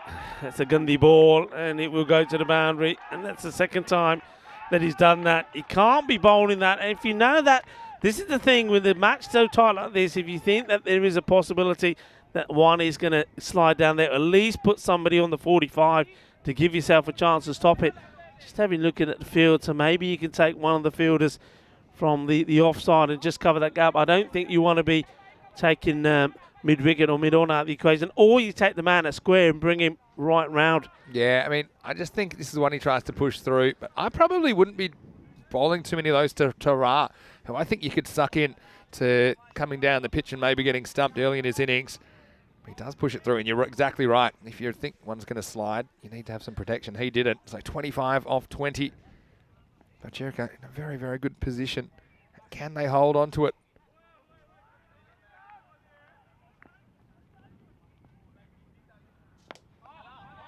Nicely bowled. Good comeback from Soleri. This is just played out onto the off now. Be interesting how Zishan goes about playing the last delivery in the over. He knows that they've just lost that wicket to Khawaja. So one thing he wants to do is make sure that he doesn't give the opportunity to Master to pick up another wicket here. I think if these two bat through, then they're going to get these runs. Don't see how they won't. Anyway, last ball for Soleri. It's been a much better over, only 6 off this one. He takes him on, and the fielder is there, and he's taking the catch. And there's only one man that can take a catch like that, and that is Sher Ali. That could be the match winner, Vinny. That could be the match winner. What a catch that is, Sher Ali. What a player. What a performer. It's an incredible catch. I mean, you want your big players to stand up in the big moments. They don't get much bigger than this. On the brink of elimination, this is flying for 6. Sher, he gets up aerial, and he holds on. What a fantastic piece of fielding that is. The game changing on a dime. Well, we wondered how Mahmood would handle the last ball of Soleri. He decided to attack, but he falls on his sword, and that is a big Huge wicket at this stage. 57 for 3 off 7, 24 required off the last 3 overs. New batter will be at the crease. Albies Army, well, they've made a couple of changes to their side. They are undefeated. They had a real scare against Umya yesterday. They'll be taking on Hammarby in the second semi-final. This match is coming in around about half an hour's time. Rahel Khan back in the lineup. And I see that Zabiola Niazi is also in. Javed Dawodzai is also in. Aman Zahid in as well. So 4 changes from the side that we saw yesterday. And particularly, I think the big in there is Rahel Khan, former captain. What a moment in this match. That catch was sensational. Well, we know that Zisha Mohammed was the one who took the catch of Sher Ali. Well, now it's Sher Ali that's taken the catch. Tara on strike. Well, in fact, ooh. Actually played out. What was the who for? Well, the who is because he shouldn't have been facing up. That's the wrong batter faced that ball, because Tara should have been on strike, but instead, because it was the end of the over, right? Yeah. So Randhawa hits that for 2. You have to just stick with it now. That's why I said ooh, because it was the end of the over. So normally you have to go back to the end that you hit the ball. So yeah, absolutely right. Yeah, you are absolutely right. It's too late now. Yeah, you got to stick with it now. It's played out in the off. Still plenty of noise being made by Butchaka. They're not going to give up the fight, the camp. You see there that last wicket, Mahmood caught by Sher Ali. It was the other way around in the first innings. It was Isha Mahmood that caught Ali. And that was a pivotal turning point in the match. Well, was that one the turning point of this? What a catch, though it was. In these conditions, to take a catch like that, sensational. Swings hard. Atta under attack. And he does well. Doesn't let the pressure off that ball coming to him, and also off the noise coming from the Botcherka players put him off. Ooh, well. Funny one. I mean, it's neither here nor there, the fact the wrong batters faced the first ball that over. You would have thought the batters would rather have try and strike, but Randhawa, it's been okay so far anyway. This is 2 runs. And this is again goes to that area of the field that I'm talking about. For me, I think they're far better off getting one of these players from the offside, especially those that are inside the ring here. Maybe take the man at cover and move the man at point round a little bit just to get that gap. We've seen too many runs going in that area. Yeah, it's been a few. Still think this one could go to the wire. Randhawa's hit the ground running though, hasn't he? Some players, they just love the pressure. Gurupal, it's been good so far. Islam Ali, can he break through? Well bowled. No, too soon. It's wild swing and a miss. What we haven't seen in this match in both innings is the wicketkeeper standing up. And I don't know if that's just to do, I mean, you know better, Vinny. Is it to do with the conditions? Do you not back yourself in these conditions? Perhaps. I mean, I also think that the pace on this ball, it's probably not particularly easy to stand up to someone like Islam Ali. Plays it pretty well. They'll take the single. And Soleri is not the one to be taking a risky 2-2. End of the over. 64 for 3. So 17 required off the last 2 overs. Yeah, I think also you got certain bowlers you feel more comfortable standing up to than others. And often it is to do with the kind of sideways movement they get as well. If you've got a guy that swings the ball around heaps, it's also pretty difficult to get up to the stumps if you know that they're consistently cutting the ball around, moving it off the seam. So now we're going to get Sher Ali in the 9th. Let's see who else they've got to bowl, because they don't have Atta. Will they go back to someone like Wakas? That's an interesting one. So the real question mark for me is who bowls the last over. Yeah. And the fact that Aslan Atta got removed from the attack for 3 high full deliveries puts him in a bit of a pickle. So they're going to Sher Ali now. This is the right thing to do. 17 required off 12. Places out onto the inside. 2 fielders coming across. One of them gets it and gets a throw. That's really good fielding. It was all about taking the ball cleanly so the batters don't take the second, and they do it. It's come a long way. But still, they're quite happy to leave the field as it is. That was one way to do it. Yeah, what a game this is. Ali once more. Goes Fuller in the air, and he's going to get it through the gap. He does. 4 runs. Cuatro carreras. And this is a lovely shot. He steps across, he waits for it, and he gives it everything. And that's what Tahir Tara can do. That's his zone. Gets this one through, and the 2 batters just come together. 1 over. Just saying to him, yeah, that's it, my boy. Keep you cool, keep you calm. We've got a boundary. It's an important boundary. Oh, well, 12 off 10 balls. And this one, Shea gets through and he says, give it right back to me. Gets the towel as he starts working on the ball.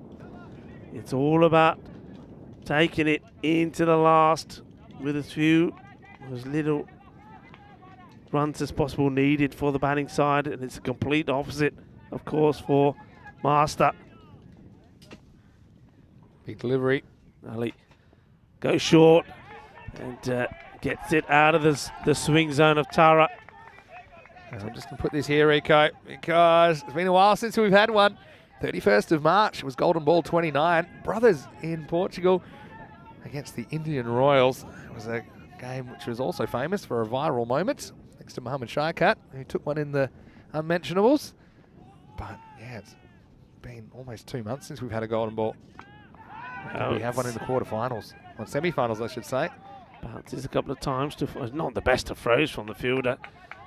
It's definitely on here. I mean, again, who is going to bowl the last over? Do you go for Fahad Wakas, who he bowled an okay half an over, had to finish off Aslan Atas.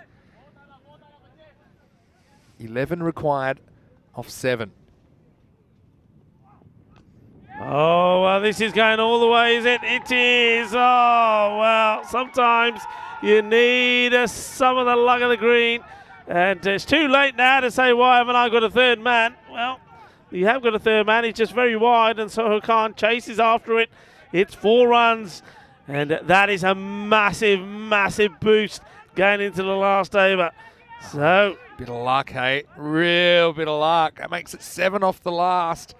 And especially when they're going to go to essentially their 6th bowler, or a 6th bowler.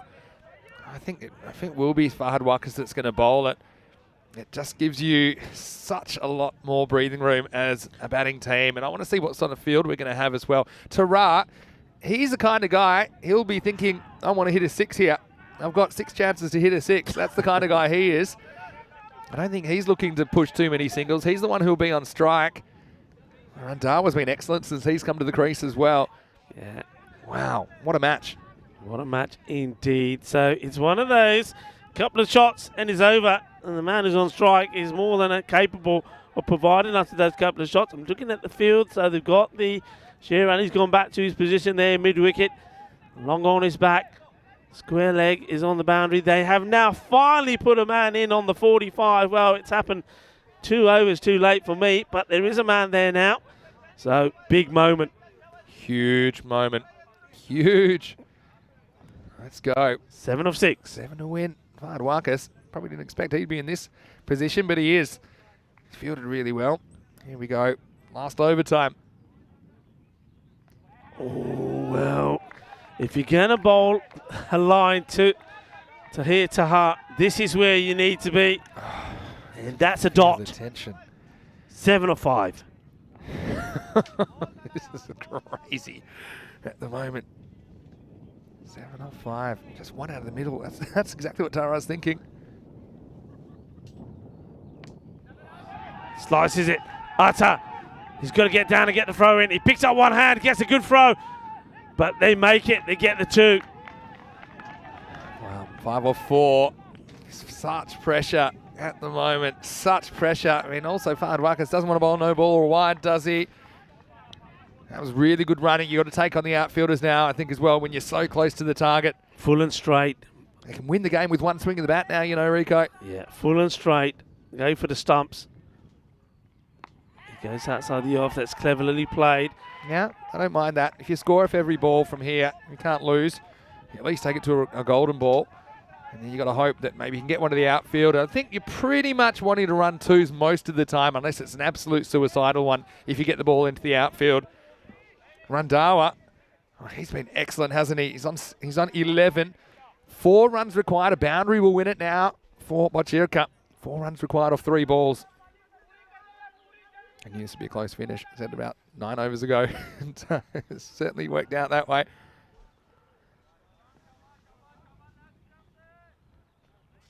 It's not a good delivery.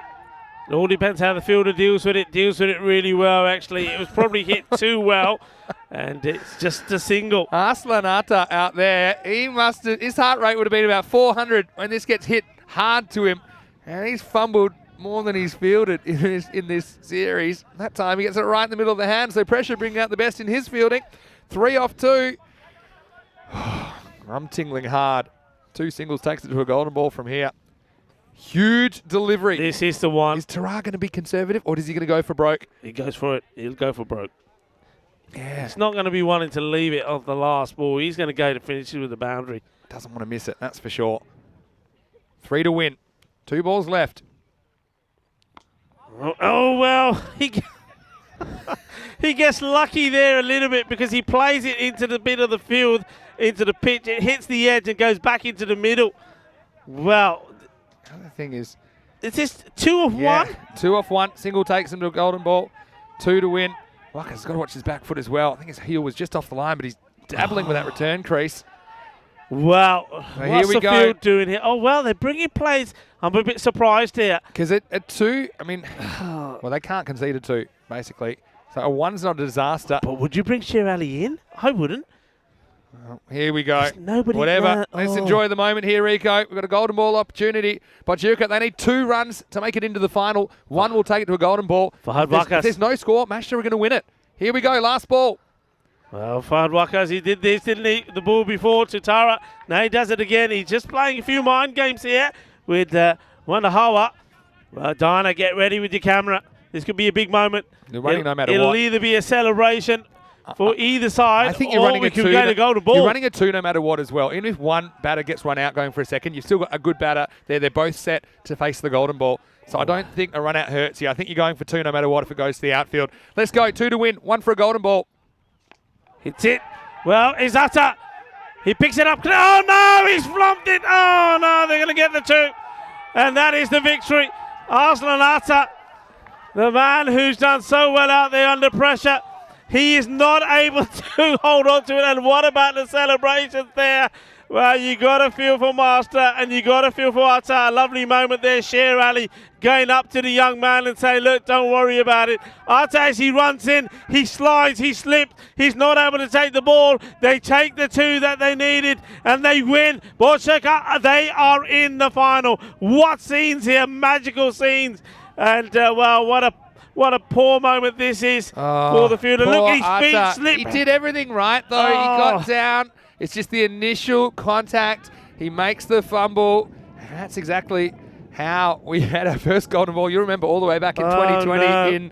in Alicante. I got a feel for the young man. It's not up, but look at this. Look at the celebrations here. Unbelievable. This to here. He wants to throw his bat and he decides against it. There's somebody doing the crazy cockroach dance. Oh, it was all happening. Well, it's moments of joy what for a match. Bocirca. Congratulations to them. But look, commiserations to Master and their captain, there's Hayden Mustafa. They really played a big part in this match. It was a sensational semi-final, but they will have to settle for playing for the bronze final. And, well, Arslan Atta just wasn't his day today.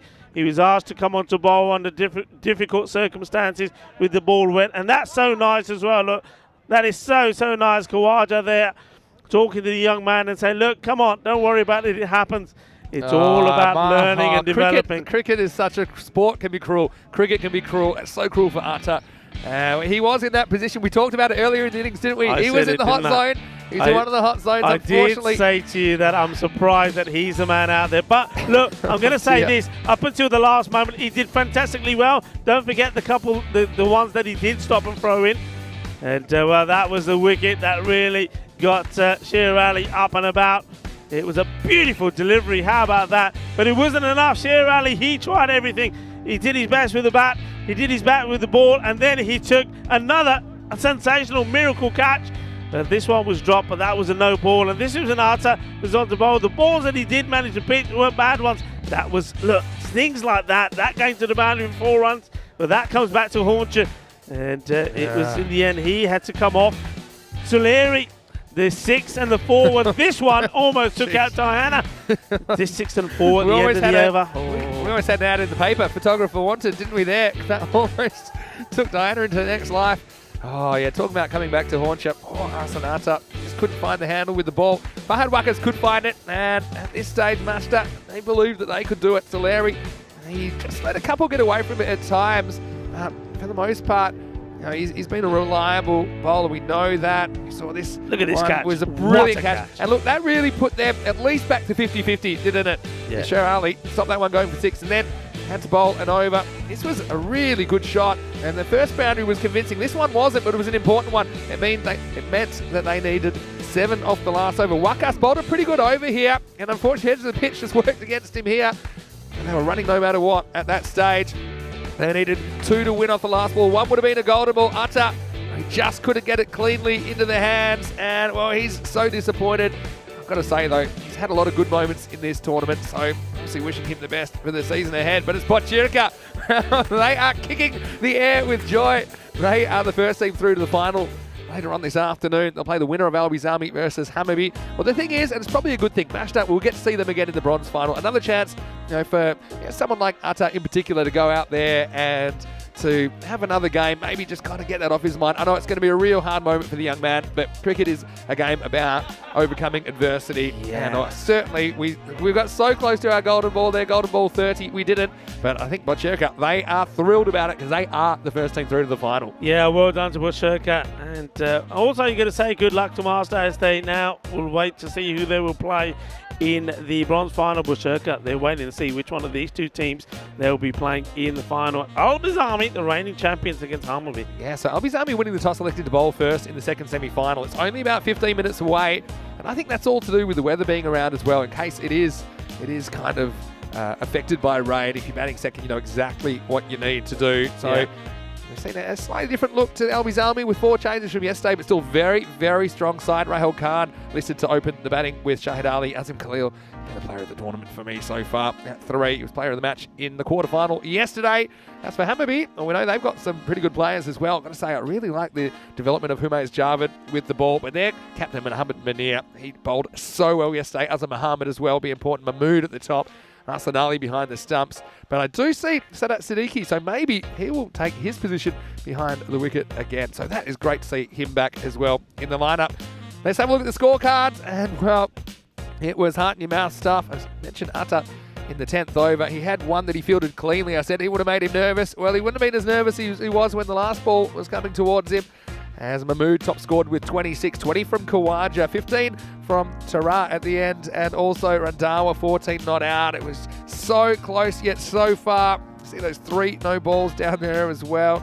And the 2 wides, they just sneak over the line. And yeah, 81 to 80. What a match we had in semi-final number 1. Yeah, that's anything to go by. The next one is going to be fantastic. Yeah, just have a look at the bowling there. I did say at the time, didn't I, that when you were going for Art to the bowl there with these conditions, it was a risky move, and it proved out to be, because those 3 balls, after that, he had to come off. But also, I think the other thing is that if they didn't go with Arsenal after, they would have gone with Fahad Wakas to maybe bowl the 2 overs, and that could have made a big difference, because I think they would have had slightly different ratios how they use the bowlers. But look, you can't take anything away from a match like that. It was exciting to the end. So many moments, so many things you could look at that could have made things different. But look, Soleri did pick up 2 wickets, though he went for 19. His first over was expensive, but he did come back well in his second one as well. But I think also Sher Ali, of course, you can't keep him out of the headlines. He bowled really well. 115, and how unlucky was he with the last ball of his spell going to the boundary, 4 runs. What a difference that made. And all these little things, you know, that come into effect. But also, I'm just going to say, Fahad Wakas, he bowled so well as well. Yeah, he wasn't able to pick up a wicket, but he bowled those 9 deliveries with just 12 runs. It was a very, very good match. Well done to both sets of players for another reason, and that is for being out there playing in difficult conditions. Nobody complained, nobody moaned. Then it was the same for both teams. So well done to them. I think that's what you like to see, players just going out there wanting to play cricket no matter what the conditions are, and providing us with a fantastic first semi-final. Yeah, well, we're going to take a cold shower, which should be pretty easy because we're just going to step outside for a second, but we will be back. And when we return in about 10 minutes, we're going to the second semi-final. Albizami winning the toss and fielding first. So we'll get to see Hammerby with the bats first. Let's see if it is hammer time. Vinny Sandu here, Mr. Maximo. Rico Full next to me. Almost a golden start to the day, but plenty of entertainment still to come on finals day in Stockholm. You're watching the FanCode European Cricket Series.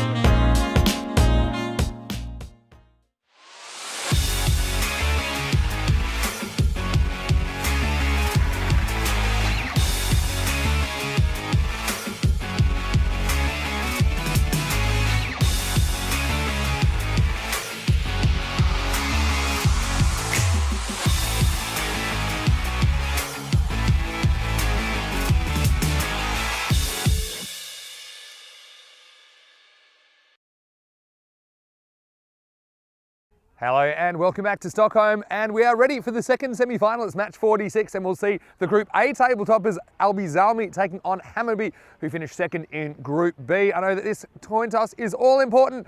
I know that the representatives from the two clubs are with the tournament referee, Stefan Gooch. Let's see who wins the coin toss for the second semi-final. Okay, Hammarby to call. Okay, Israel. Tail is a call. It's a head. Ball first. Okay, good luck. Thank you. Albi Zalmi won the toss and they're bowling.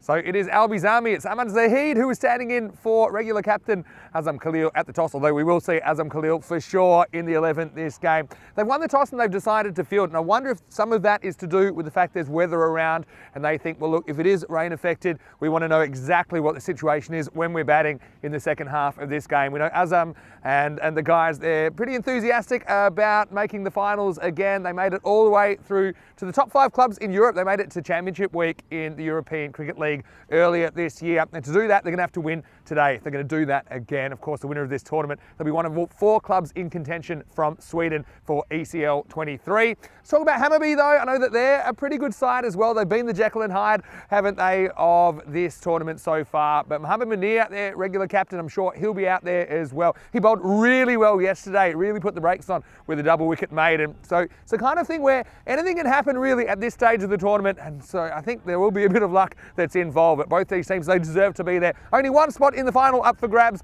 Rico Full, let's go to the commentary box now. The ice cube is ready and the players, they're almost ready. The news in the second semi-final. It's Albi Zalmi. They've won the toss. They're going to bowl first. Let's get ready for some more cricket. The ice cube is certainly ready, though it's melting after that fiery semi-final number 1. And what a match it was. Well, this is where it's all happening. Mind you, this aerial shot was taken before the rain came down, because it certainly, the rain, it's got a bit heavier during the break that we had there, though it has eased off once again here now. So players are due to take the field. The umpires will lead them out, Asif Shakur and Usman Afzal, but certainly going to miss this aerial view as we leave Stockholm here. What has been a fantastic European cricket series. Lovely shot there off the Nosbury cricket ground, and of course the lake there as well, the Sluster Lake and Mahahavan Lake there to the left. It's a beautiful setup, and thank you very much, of course, to the Botkyrka Kommun for all of their support in getting this series together, along with the Federation of Swedish Cricket. But we're ready to go. Albi Zalmi against Hammarby. And these teams, how did they get here? Well, Albi Zalmi had a nervy win over Umeå, 91-76. But at one point, Umeå were going great guns, especially with Sohail Adnan when he was 38 of 16. He almost single-handedly caused a huge upset, but it wasn't to be. Mainly thanks to, I suppose, the bowling once more of Azam Khalil. Took 3 for 2 yesterday. Mir Afzal bowled well as well, taking 2 for 12. And Hammarby, well, they did it against Linköping 75 for 7. Hammarby getting there, just losing the one wicket. And that was thanks to great batting from Azam Mohammed, 46 for 27. He certainly has been one of the key players for them. So watch out for him with bat and with ball. But of course, it was also the captain, Mohamed Munir. And he took 3 for 1. And his first over was a double wicket maiden. So this is going to be an exciting one, because I think both teams are probably very strong in the field. That's where their strength is. But with the bat, they've got some weaknesses.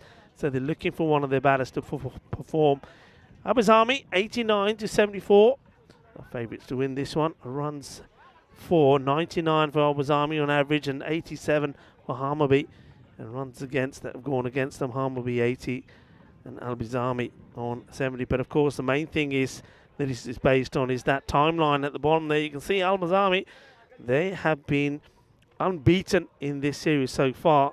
Though Hammarby, they've done pretty well in their last 4 games as well. The team that like to do it, we were calling them the 50% team. Lose one, win one, lose one, win one. They then certainly put the wins together just when it matters. Players are out there. The umpires, Asif Shakur and Usman Afzal, are ready to go. It will be Shakur at the bowler's end. And it looks like Tas Qureshi, along with his captain, Azam Khalil, are setting the field. Tas will bowl the first over. And, 2 batters are out there as well, so they need a good start. Nice to see that once again, just as we get ready for the cricket to start, it does rain just slows up a little bit, gets a bit brighter. So Khalid to face the first ball. And it's a spicy one from Taz Qureshi. And that just shows that even though this pitch has taken a fair bit of water, it's drained pretty well. And it's still got good bounce on it. So that one is just fended away by Khalid. I think Hammarby will be thinking that they need to get a score. If they can get anything sort of, I think, 85 and above, that will certainly test Al-Bazami because they haven't really batted with too much conviction. But certainly if they can get to the 100, I mean, that would be a really good score and a really tough challenge for Al-Bazami. This one goes right over the stumps. And interesting looking shot there from Siddiqui. It's nice to have Siddiqui back in the side as well. Remember a few days ago, so that Siddiqui took a nasty one on the side of his face. He was in the chat with us yesterday as well, so just letting us know that he's okay. He had that one stitch, so let's see if he can make it a good comeback for him as he's back in the side here, the left-hander opening the batting. Well, hesitation. No, if this hits, he's in trouble. He's all over the place, and he misses. He has all the stumps to aim for, and gets them completely wrong. And what an opportunity that was. See here, real hesitation, and sort of, I think that was all to do with Siddiqui. Siddiqui starts, and Khalid thinks he's going, and then ends up being nowhere. And you can see Qureshi can't believe that he's missed. So a bit of luck early on. And that's well bowled. Plenty of bounce. Good carry through. So having no issues at the moment with this wet ball.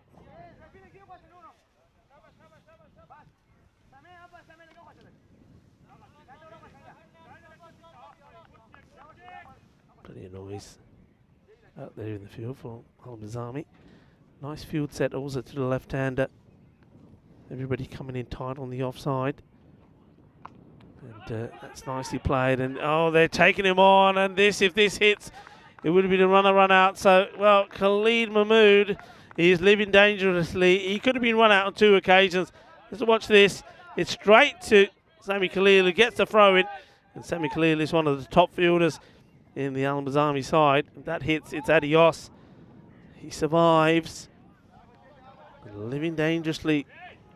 2 on the board, a ball to go in this, the first over.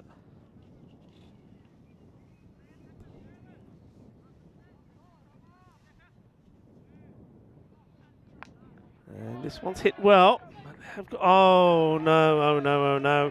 That's not what you want. And that's Zaywullah Niazi who makes the error here. Goes for to the boundary. That's 4 runs. Taz Qureshi can't believe it. It should have just been 3 from the first. Gets this completely wrong. That's not one that Niazi will want to look at again. He's normally so dependable for Al-Bazami in the field. End of the first, 6 on the board. Rico Full here. And joining me now for the start of the second over is Mr. Maximo. Yeah, thanks, Rico. It's good to be back in the commentary ice cube, which was kind of under attack in that last game, wasn't it? But yeah, big news by Chirka. Bit of an upset in semi-final number 1, and we know that anything can happen. I mean, it's the first time we've seen a lower-ranked team beat a higher-ranked team in the finals here in Stockholm this year, but there was plenty of that last year. In fact, it was the 3rd and 4th teams that ended up making the final last year. Here's Kudratullah Mirafzal, 12 over number 2. And Siddiqui, you mentioned it's great to see him back. And just had the one stitch in the face the other night after copping a ball. Hazard of the job. He'll be back behind the stumps for Hammarby in this second semi-final. Yeah, so it wasn't a great finish to the over, was it, for Al-Bazami with that misfield, but still not too much damage on the scoreboard, just 6 off that. No Lamar Momand in the lineup. I noticed that. I think he's a guy that just struggles a bit getting his run up and getting his rhythm when there is a bit of rain around. So they've just decided there's some other options. Kudratullah pitches up and gets banged. This one's down to the ground. Maximo! Mahmood's had a good series. This is just on a length. He takes it on. Hassan Khalil is hunting back there at long on, but he has to watch that one fly over his head. 6 runs, the first one of semi-final number 2. Yeah, very good shot against a bowler who bowled very well yesterday, Mir Afzal. he needed to be at his best when all the other bowlers were under attack. Mamand and Qureshi went for a load, and then he came on, he tidied it up. The first one goes for the Maximo. Good reply. And Khalid, well, maybe he thinks he's on borrowed time. So might as well just go out there and play his shots now. He could have been out on 2 occasions, and maybe should have been out on 2 occasions on the 2 run-out chances, which Harvey's Army weren't able to capitalise on.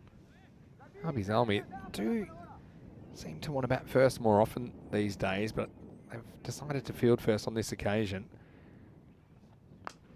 This is Siddiqui going across and getting it through the infield. It's pretty good fielding by Taz Qureshi. Won't prevent the 2, but he got down, slid around to that. These players, they feel pretty well in these conditions. They make it look a lot easier than it actually is. None of these are particularly simple at all. I was just going to say, though, Harvey's Army, they used to like to chase a lot. Lately, they've wanted to bat more often when they win the toss. But I think this is slightly to do with the conditions. Just in case it is a shortened match, they'll know exactly what they need to do with the bat. Here's Kudratullah. Get dabbed away. Field in place. Third man. And Niazi back in form. Yeah. Sometimes wicket keeper, but Ismail Zia is the keeper on this occasion. He makes life hard for him as well, just to rub it in. He stands so wide, doesn't he? I'm just watching where Ismail Zia, the keeper, is. Yeah. It's really, really wide. I'm not a huge fan of it. I think I've said this before, because he wrong foots himself so often. I think maybe he's just trying to set a target to the bowler to say, okay, I want you to bowl it out here, but he's off the pitch. Okay, that's fine for that kind of delivery. He can take it moving left to his left. But what if the ball's nicked? He's going to be in all sorts of trouble trying to get back, especially in these conditions. Anyway, it's the end of the second over.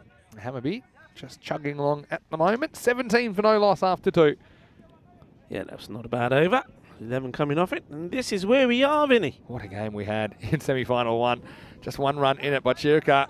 Fumble saw them scramble the winning run off the very last ball. They are the first team through to the final, match 48. Mashta, well, I'm glad we will get to see them again in the bronze final. We'll see them in match 47. They'll play the team that doesn't win this game. The winner of semi-final 2, of course, will join Bachirka in match 48, the final, a little bit later on today, 2:30 p.m. GMT, which is 4:30 local, and it's 8 o'clock in the evening in India. Here's the Alizai coming on to bowl the 3rd. Did this yesterday, didn't go very well for him. They are trusting him to do that. We'll probably see Azam Khalil in the 4th, but Hammarby had a couple of hairy moments. What you would say, a pretty even start, I think. Hammarby haven't really pulled away yet either. Alizai bowls a lot of slower balls. It hasn't been that easy for him to grip the ball, I think, last couple of days either. Here he is, delivering the last over of the power play. This is the quicker one. We might want to hustle here, but Alizai elects not to throw. And what it does show you is that Harvey's Army, I mean, they have been challenged on several occasions. They almost were staring down the barrel of elimination yesterday against Umeå, who themselves were pretty unlikely to qualify at one stage. But it just shows you that there's a lot of high-quality cricket in Sweden. Harvey's Army, a side that ended up being in the top 5 clubs in Europe, but certainly their qualification today is no foregone conclusion. Alizai gets turned around the corner and almost taken. I think that is Javed Davudzai, who is at square leg, doesn't leave his feet, just throws the hand at it. Not sure if he gets anything on it. Maybe another half chance, but not cashed in. Siddiqui moves to 7. Yeah, Davudzai. Don't think he's able to get any fingers on there. You see there's a great shot there. Yeah. But I think they'll be happy to have him back in the side as well. Davudzai. Remember, we saw him perform well on his birthday when he picked up 3 wickets. Hello to Blaze Cook, who's watching from Gibraltar. Nice to see you, Blaze. Hope you're well. Here's the next delivery. Wild swing and a miss from Sadat Siddiqui. Yeah, Blaze, great to have you in the chat. And we had a great time in Gibraltar at brand new Europa Point facility. Completely synthetic and some great lights there as well. We had a night series there earlier in the season. Hopefully we'll see you again before the end of the year on the rock, as you say. And so yeah, Blaze, I hope you're enjoying the action. Finals day from Stockholm. Certainly throwing up a fair bit of entertainment. And this is that slower ball. I wonder where this gets him. Seemed to kind of come up maybe off the body. I thought maybe onto the helmet. Have a look at this. Siddiqui goes walking after it. And yeah, just kind of gets tied up, doesn't he? That is that ball that's so dangerous for Alizai when he's bowling well. And it must be a difficult ball as a left-hander to deal with because it does cut away from you. But good over so far. He's only conceded 4 and leg by. Last ball of it. Oh, gets it slightly wrong, but gets away with it. Niazi was in the right place at the right time. End of the power play, Rico. No wickets, but not too much damage on the scoreboard so far. It's 23 for no loss after 3. Yeah, I mean, that one is one that he gets lucky with. Lets himself down with that final delivery, but fortunately for Alizai, it wasn't picked up by Mohammed and just ends up being a single. So pretty good, yeah. I suppose even Stevens at the moment, 23. The power play, no wickets down. They probably would like to, like I say, I still think that a score 85 and above will be challenging on here. Yeah. I think if they can get to 100, that'll be a good score. So they want to be thinking about around about, seeing if they can be at about 10 and over. But with the field now being spread, I think that's going to be harder to do. And one man I was pleased to see back in the side, Javed Dawood is coming on to bowl now. Yeah, so he gets his opportunity. Tall youngster. And had a birthday during the tournament. As we get into the 4th over, we see the end of the power play is signalled. Up to 5 outfielders will be allowed from this point forward. I want to say very good morning to Helix in the chat, as well as Madrake, to Liam, to Sundori, to James, to Maiden, and everybody else. Thanks for joining us. The Woodside gets a bit too short, but he might get a wicket, and he doesn't. Niazi, well, he doesn't hold on to it. It does stop the boundary. That's one that really should have gone the journey. Once again, slippery conditions. These aren't easy. In the end, it'll just be a single. Yeah, another opportunity. Pardon me, it's not Niazi anymore. He's been moved out of there. Shahid Ali. Sorry to shame you, Zabi. It goes to show that, doesn't it? I mean, I was saying that towards the end of that last match, the Master had no fielder out there. And now we've seen how many times the ball gone into that area? This time he goes, yeah, this is Zabi, and he's going to hold on to this one, and he's going to drop it. He drops an absolute sitter. Well, I said the ball before. He's off the hook. He got moved. He must have known something was coming. And, well, he looks a little bit casual, I'll be honest, about this. Siddiqui, well, he hasn't really hurt you on the scoreboard so far. But this one really should be taken. Zabi, looks like he's got it all covered, and somehow it gets away. Oh, that's a big let off, isn't it? I cannot believe it. No easy catches out there. Did say that before. So Davudzai has bowled 2 balls, and he's had 2 drop catches. So he's on the wrong kind of hat trick, isn't he? Yeah, he's been sent back on the boundary here now. He's probably said, well, if you can't catch him, you might as well go back and stop him. Well, let's hope he can do that. Would say he's a bit short at the moment, Davudzai, and he's got lucky a couple of times, but also a bit unlucky a couple of times. Here's the next delivery. And this is launched. It's on length again, and this one isn't going to be caught by anyone on the field anyway. Maximo! 3rd time's the charm. Mahmood goes aerial, just angling in. He goes and fetches it from outside the off stump, and he gets 6. Well, this is what happens, and Dawood just needs to try and get that out of his head. It's not easy for a bowler, especially, I mean, nobody drops catches on purpose, we know that. I mean, Niazi is certainly going to be feeling it. But as a bowler, when you see a simple one go down, it does affect you. It's got to try and get over it. Both batters dropped in the 4th. This is a better delivery. This one was a bit too hard to fetch and get to the leg side. And so, Davudzai coming back into the side. He's one of 4 changes, in fact. He's basically in at the expense of Lamar Momand. I think his story is just doesn't really feel comfortable bowling in the conditions when there's a bit of moisture around. Struggles to get through the crease. This time he goes offside. Pretty nice shot. And, oh, what a catch. This is unbelievable stuff. Well, this is Kudratullah Mir Afzal. This was past him. I was sure he was heading to the boundary. I was looking at the rope, but I should have looked at the left hand of Kudratullah Mir Afzal as he pulls off a blinder. We saw 2 simple catches dropped. The 3rd one was by far the most difficult, but it is the one taken as Mahmood. He's got to go for just 20. The score now 31 for 1. Well, he's such a good player, isn't he? He's lovely to watch. He's always smiling. He's always happy. And he's going to be even more happier now with that catch. That's an absolute gem of a catch. And they needed something to happen for them here at Al-Bizami because things were starting to look not so good. They were looking a bit rugged in the field. There was the misfield. There was the drop catches. And you just thought, well, okay, you know, are they going to end up regretting those drop catches? Because like you said, Vinny, both batters have been dropped. Both have been given a chance. And Mahmood, I think he already made up his mind that he was going to try and hit everything now to the boundary. He probably thought, okay, maybe it's my day. Maybe I'm not going to be out today. Well, that man there, Afzal, he had different views on things. That is a really top-class catch in these conditions as well. We've seen 2 great catches today already. We saw that one from Shirelli on the boundary in the first match on the boundary, brilliant. which was sensational. And now we've just seen another great one there from Afzal. And big batter that is removed as well. Azam Mohammed, another weapon, is going to the crease at number 3 for Hammarby. If you want to sum up ECN in an over, just watch this one and you'll get the idea. This one down leg side, nice bit of keeping by Ismail Zia. Stop that one going for any extras. He has lost the facial hair. Notice Ismail Zia, a bit more clean cut. And he does seem a little bit closer today, which I think is good. Sometimes a bit too far back and he's copying a lot of second bounces. What a catch by Kudratullah.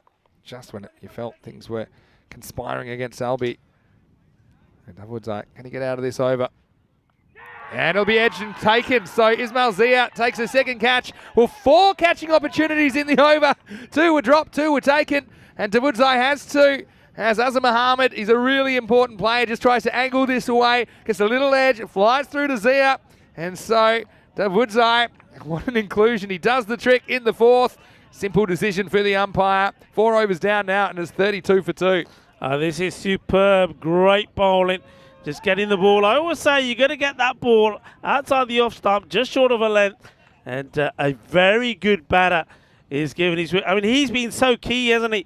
He's been the man that's been keeping him in the matches. He's been scoring runs. He's been taking wickets, and he goes for a duck. That is a massive moment for Albi's Army. Well, how many times have we seen today that the game is changing in a heartbeat? And it has been the case all day. Really exciting semi-finals we've seen so far on Finals Day. Vinny Sander here, Mr. Maximo. Alongside me is Rico for. Hope you're enjoying Finals Day. I know that Blaze said he was watching from Gibraltar. Well, what a great chance. If you are lurking, I know we've got big viewer numbers at the moment. If you are lurking, if you don't normally jump in the live chat, maybe now is a great time. I'm putting out my lurker call out. Yeah, come on. Why don't you let us know where you're watching from, and obviously say hello to us so we can say hello to you, and thank you for your support of European cricket. And I want to see who the lurkers are. No shame in lurking. We just love that you're with us. Not everyone can contribute in the live chat. A lot of people are busy, so maybe multitasking. I'm no stranger to that. Some people just listen and they can't watch. Some people watch and can't listen. But whatever you're doing and however you're watching ECN, let us know in the chat. Azam Khalil, good time for him to come in. And he comes in with all the momentum now rolling the way of Albi Zalmi. And he was brilliant yesterday. Took 3 for 2 in the quarterfinal. Yeah, he's been on fire as Azam Khalil. This is just pushed out into the onside. I think Siddiqui now has to probably think about what his role is here going forward. I mean, he's still got a good batter with him out there. Aslan Ali, he's also been a good performer. And, looks like 2 left-handers out there now, so that's going to be interesting. Not often you see that. Yeah, it's true. I don't think Azam Khalil will mind this too much because he can actually turn the ball away from the left-hander with a bit more of a traditional off-spinner. But I think also I don't think they're going to fire too many shots against him considering the game situation. I think they're more likely to probably play him like that.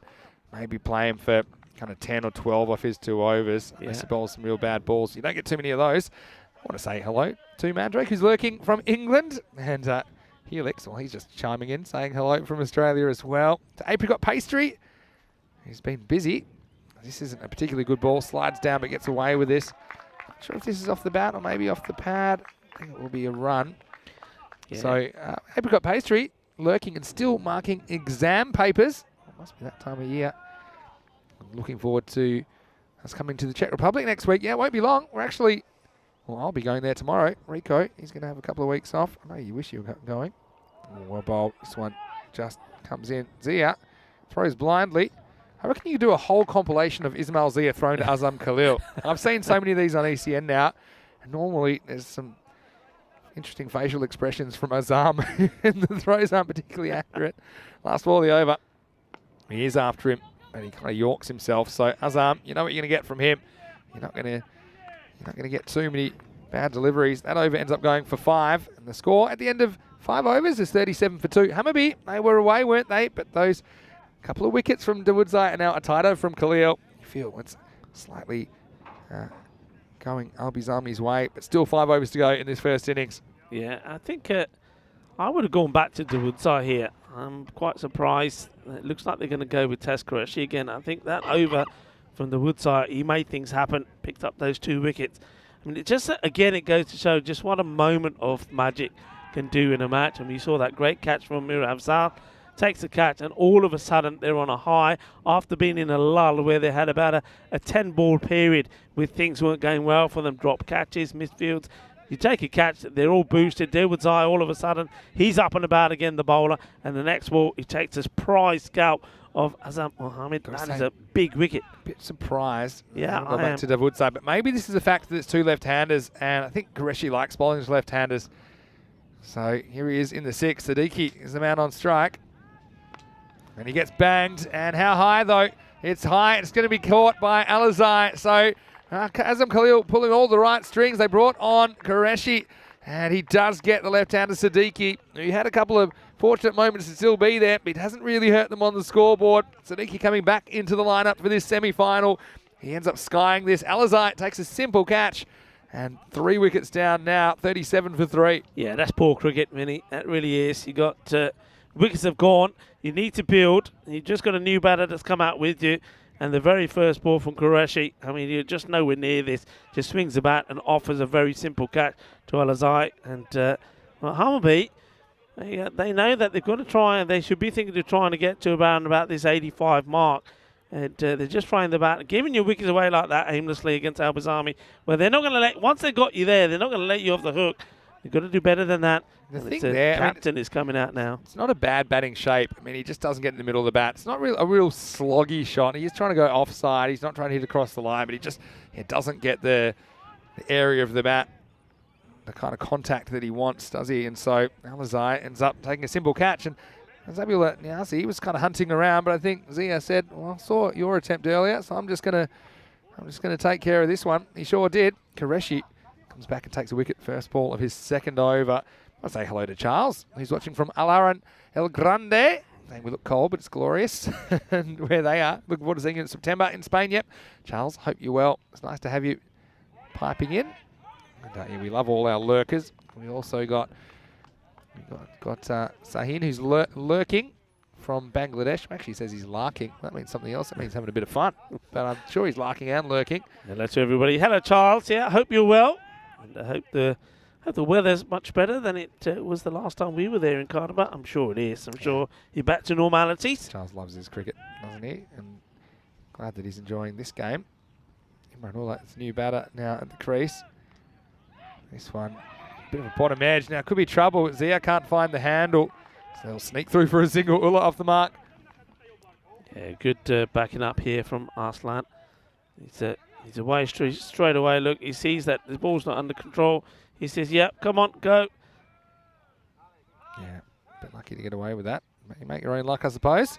Hello, Luke Belgium as well. Hope you're well, Luke. I hope you're enjoying your weekend. Plenty of great cricket to watch here today. Also, after this game, the plan is, hopefully the weather holds, that we'll have some of the kids out there. We'll be showing some of them their skills. Oh, he's gone, and Qureshi gets a 2nd, so he gets both left-handers. I think that's what he was brought back to do. And unfortunately, Aslan Ali, he just tries to hit across this one. So Albizami roaring back into the driver's seat in the 2nd semi-final. Hammarby lose the 4th wicket, 38 for 4. Yeah, Qureshi coming on to bowl. He's been asked to come back, and he's rewarding the captain with having faith in him. And again, not a good shot. And, both batters, both left-handers, have been sent back by Qureshi. Yeah, I mean, I can understand that you're trying to accelerate, Vinny, but I think sometimes, I say this often, you've got to think smart. You've got to play smart cricket. You know that you've got to try. You've just losing wickets now, all in the 30s. And they're getting no runs on the board. It's all about getting a partnership together. It's about saying, right, okay, me and you, buddy, we're going to bat for 18 deliveries. We're not going to lose our wicket. We're going to try and go at least a run a ball. We're going to put the bad balls away, take whatever extras come our way, and then all of a sudden, you're in the 60s and you think, right, now we can maybe take a risk because we've got wickets in hand. Those 2 shots there played for me, if I were the captain, I would not be happy with it. It'd be a little bit unacceptable. Credit to the bowler, though, for finding the target. And this is a little cheeky late cut. I don't know how much he knows about this. It'll be 4, I think, in the end. He plays for it. He plays for Ali. Yeah, I mean, he has a look. Let's have a look. I mean, they think on the ground it's 4. We'll slow it down for you here. We'll get a good view on this. I think that's just 4. I think it's just landed inside. So, yeah, it will be 4 runs. But still, yeah, real cheeky one. Bit of a risky shot, because, I mean, if you nick that, you look real silly. But Farhan Ali, he had a bit of a journey yesterday, didn't he? He was opening the batting. He was hit the winning runs in the end, 19 off 23, but he was really bogged down at one stage. So he's coming a lot lower today, coming at number 6. And, gets moving straight away with the 4. Last ball for Qureshi in this semi-final coming up. The block hole driven away. And it's the end of the 6th over. So 43 for 4 after 6. 6 over check-in time. Well, if you can get 10s from here, you get up to 83. Probably more likely you'd like 2 a ball, which gets you to 91. But I mean, something like 83 or 85, plays a bit better, doesn't it? So definitely, if that's what they were trying to do, get to the 80s. I mean, I still think that if you get to the 85, that's a good score on a day like today. But you got to bowl well. Somebody like Mohamed Munir, who's out there at the moment doing the batting, the captain, he's going to have to be on top form. And maybe someone who hasn't been able to perform with the bat today, Azam Mohammed. And he certainly will be hoping that this match is not over for him, that he can get in there, get some wickets. Yeah, for sure. Azam Khalil, he's going to come back to bowl his second over. Mandrake saying they need to do some shopping, but don't want to miss any of the cricket action. Well, the thing is, after this game, he will get a bit of a break between this and the bronze final. So I'd say hold on for now. Because as we saw in semi-final number 1, that absolutely anything can happen. As we start the 7th over, Azam Khalil. Again, he's a tough bowler to negotiate earlier in your innings as well. This is Ullah on strike. Oh, this one sneaks through. Well, we could have a run out here. Goes for the wrong end, I think. Here's Malzia, goes to direct hit. Now they're going to take a second. Azam's got a chance. And this is going to be gone. He's going to be run out. Going for the second. Can you believe this? And I'm sure this one doesn't hit the middle of the stumps. It just flicks the base. It's gone. And so it really could have been a run out at one end. Turns out to be a run out at the other. It's going to be keeper to bowler. Have a look at this. Why he takes this on, I can't believe it. Finally, he stumbles as well. When you look at this, he's nowhere. He is absolutely nowhere. This hits the stumps. Yeah. And off go the bails. He's well short. And so Azam making things happen. And just like that, another wicket is squandered. It's going to be 45 for 5. I cannot believe that. This is just, well, the words that come to my mind I probably can't say, because really they're just throwing this away.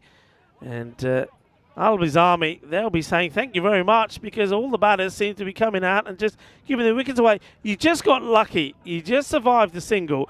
Yeah. You've gone way past the end. Look, watch where he ends up, and look where he calls to go for this. He actually hits his bat as well as it goes past him. But that works against him, because if you want to answer the question about should you run if the ball hits you or not, I mean, that's what can happen when you do.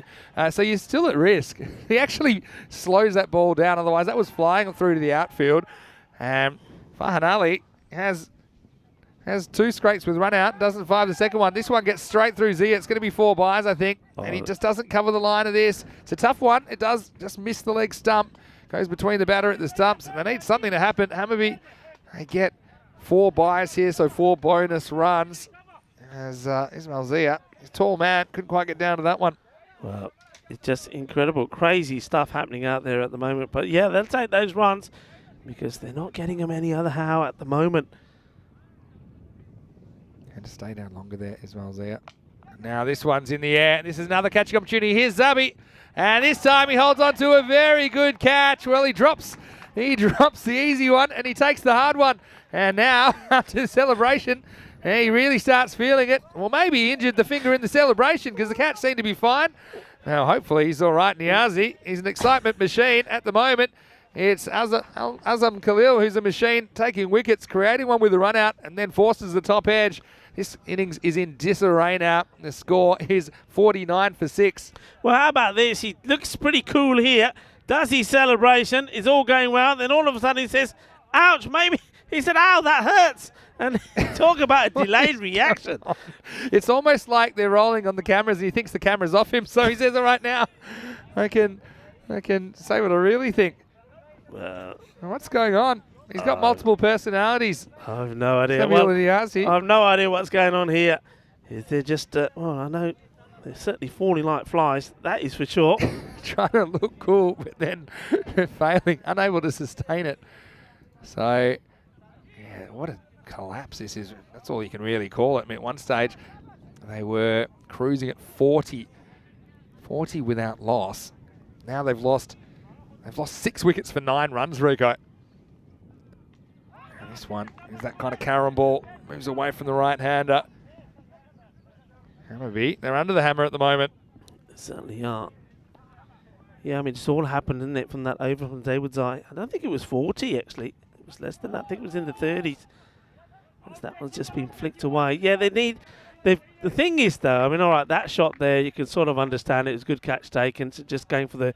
But before that, all the other wickets, you're just giving them away. And now, there's not been any fight. You're up against Al-Bazami, and you had a pretty good start. And remember, the power play was 23 without loss. Pretty good start. You've got to go and make that count. And now, if they are going to get to the 80s, they're going to do it the hard way. Yeah. Well, this is what we're looking forward to.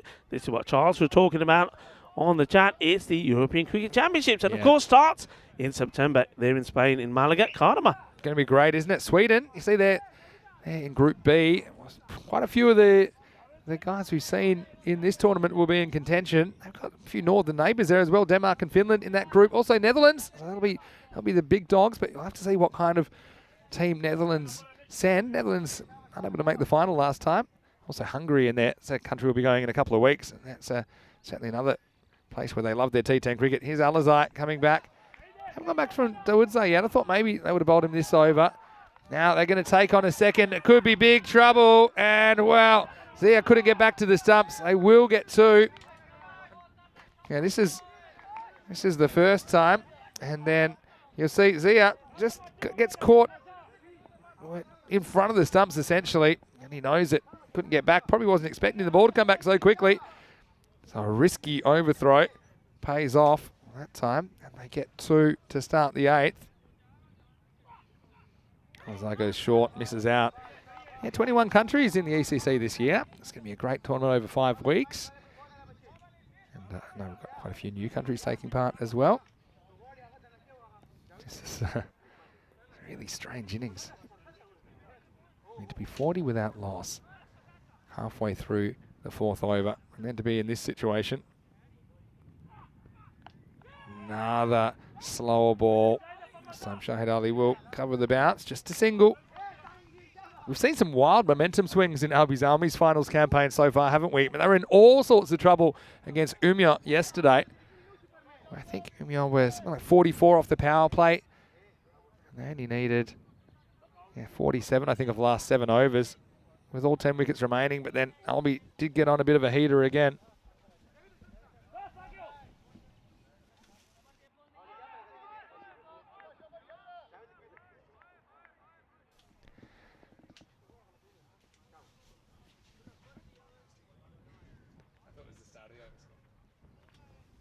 Alizai. Another good slower ball at the moment. You wonder what kind of production they can get through the last quarter of this innings.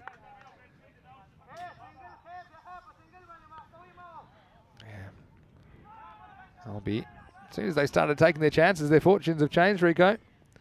Yeah, absolutely. I mean, you just think there was one point where we saw 3 chances go down and no wickets down, and we thought, okay, it's going to be one of those.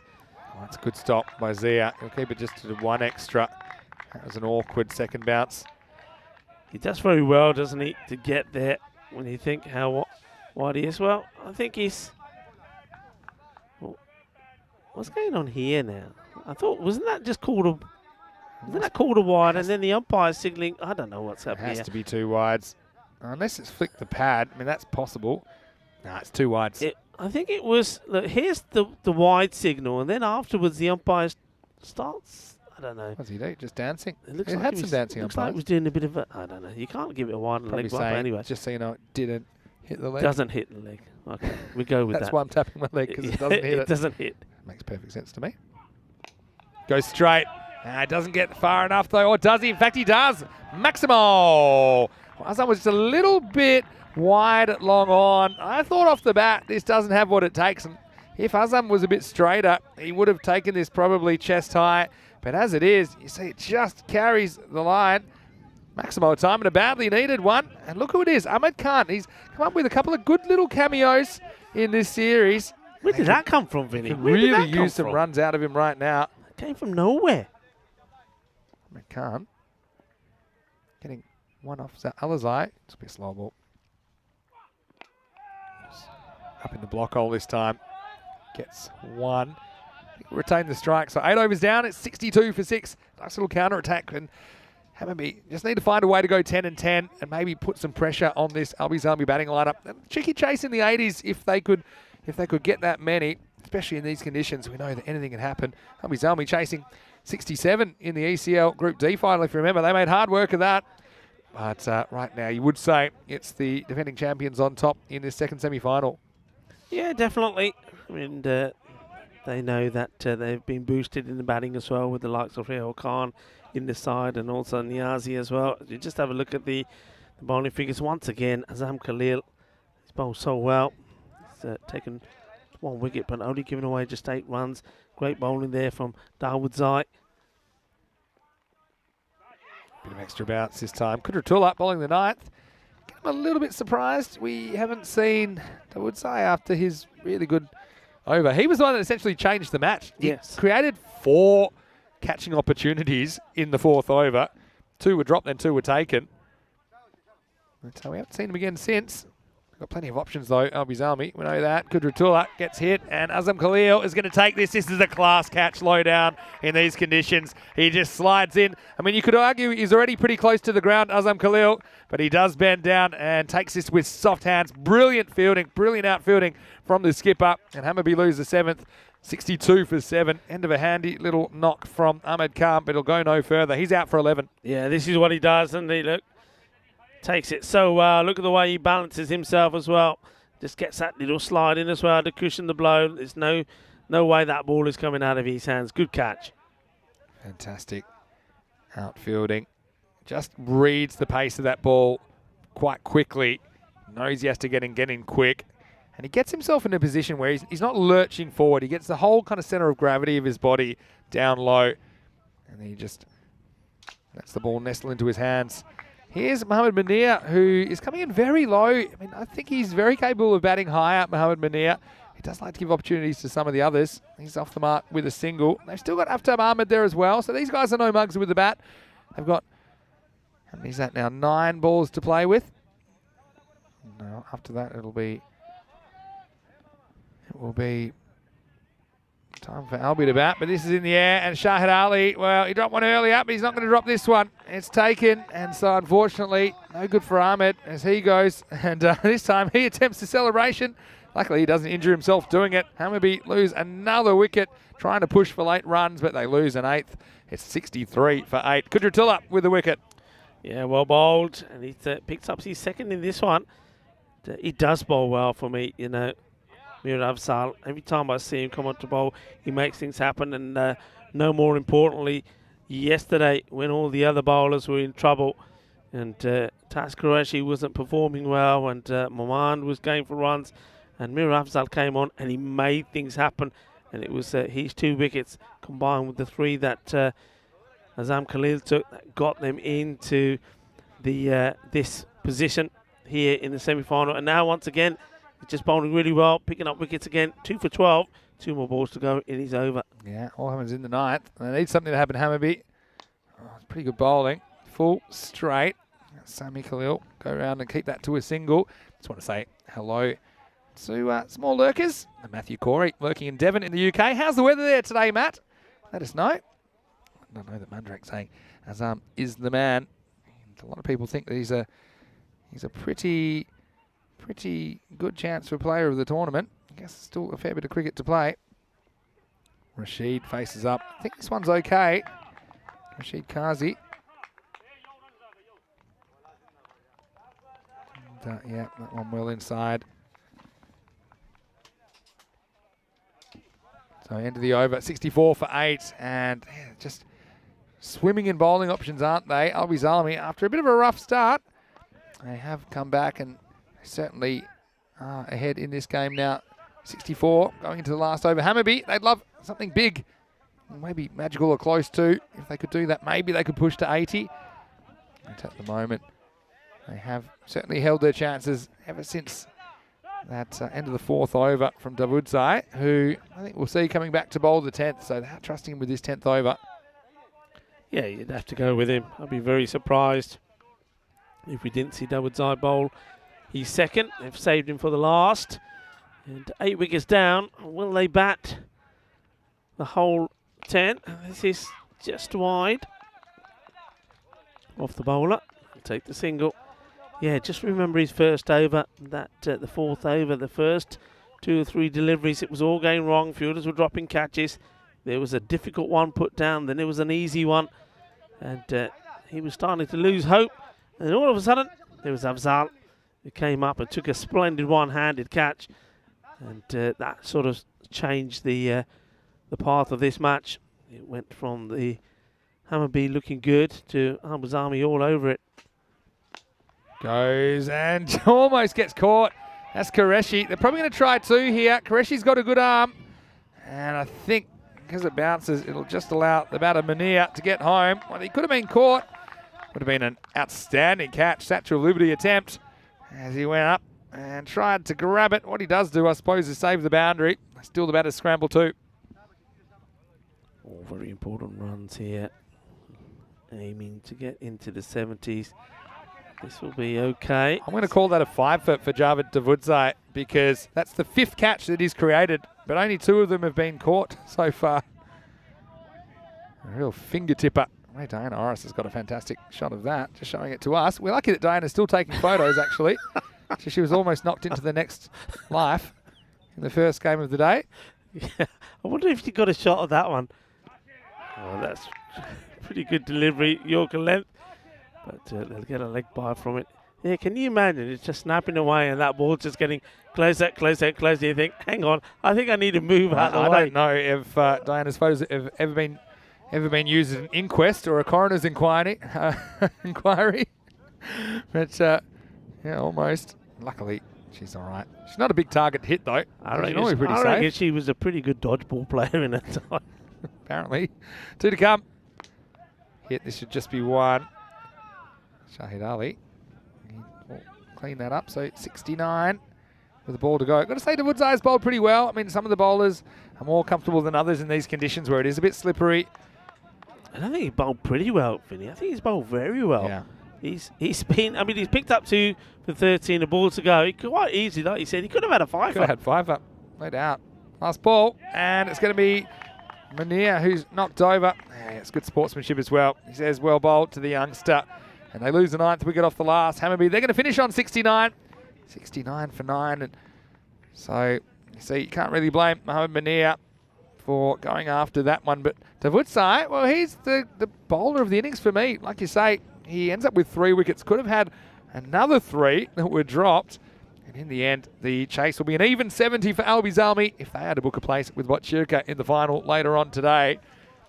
As for Hammarby, well, they'll be hoping to defend this, and they'll maybe take some heart from some of the performances we've seen before. Albi's Army have chased, and it's kind of gone wrong, chasing these fairly meagre targets. But at the moment, it is advantage to the defending champions. As we look back at some of the highlights, and it was Taz Qureshi early on who opened up, and he got a pretty good first over. Although, unfortunately, this one got away from Zabiul Niazi. Just kind of must have hit a worm and gone the wrong way. And we saw a pretty good start from Hamby. In particular, it was Khalid Mahmood early doing some damage and a couple of drop chances in the 4th. It looked like everything was running towards Hammarby. But then, after this one, which is one that Niazi won't want to look back at, things just changing a little bit. Davudzai, he was pretty frustrated, but then when they did start catching them, things would change. This was the last kind of calm before the storm, if you like, because Hammarby then, they started losing wickets and losing them regularly. And what a catch that was by Kudratullah to start things off. Yeah, it was that catch that did everything, wasn't it? And that's when the smiles started to return on the faces. of Al-Nizami, and there is no bigger smile than that one when you get out the danger man, Azam Mohammed, for 0. That was just the second ball that he faced. And then it all started going well. Al-Azai in the catches as well. Taz Qureshi, he came on at an important point. I think he had 2 left-handers, including Siddiqui out there last and early. Both have been good in the tournament, but Qureshi just blew them away. They didn't help themselves as well at times, Hammarby. I mean, this Farhan Ali, he was trying his hardest to get run out. It didn't work at that end, so he went back to his original end, and he got run out, just a slight stumble as well, and he just kept running after that. A couple of gifts. There's the 4 buys. Ismail Zia would have been a bit disappointed not to do better there. Azam Khalil, well, he just keeps on keeping on, doesn't he? And he created that wicket. Much better one from Niazi, who's looking pretty cool until he feels his left hand cramping up or something like that. He wasn't happy. He stopped, drop and roll stuff from Zabi. A whole range of emotions. Al-Azai, well, he went for Maximo here. Was one of the few bright spots for Hammarby as they ended up kind of staggering to 69. It was another good catch taken. So they did take some good ones, dropped some easy ones along the way.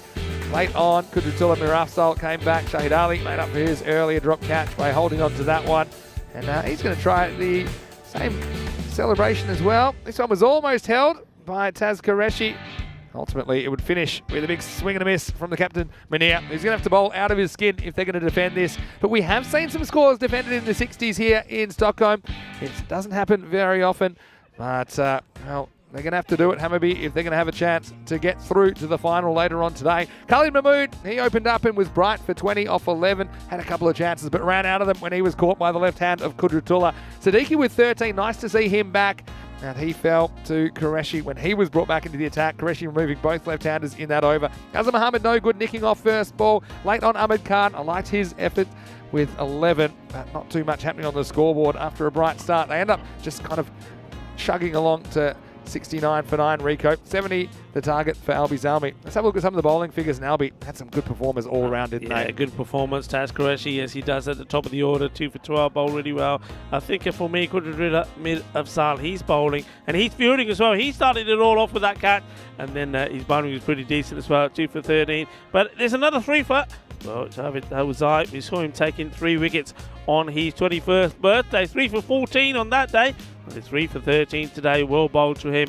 And, well, you can't not mention Azam Khalil as well. Gets a wicket and takes a really good catch. It's a good performance from Al-Bazami. But once again, they do it the Al-Bazami way. They don't do it the easy way, do they? The few chances early on at the beginning that they didn't hold. But when they get going, and they get going well. And they literally then just steamrolled Hammarby. Sort of, you could say out of this match, 69, 70 is going to be the target. But Al-Bazami, well, which way will they go about this? I mean, I just get the feeling that with them, with their Rahul back in the side, Rahul Khan and 1 or 2 other players, I think they'll knock this off pretty comfortably. Yeah, you'd think so, but we know if they do lose those early wickets, we could have panic stations. We've seen that happen before. Yeah, well bowled to Davut. Takes 3 wickets, could have had another 3.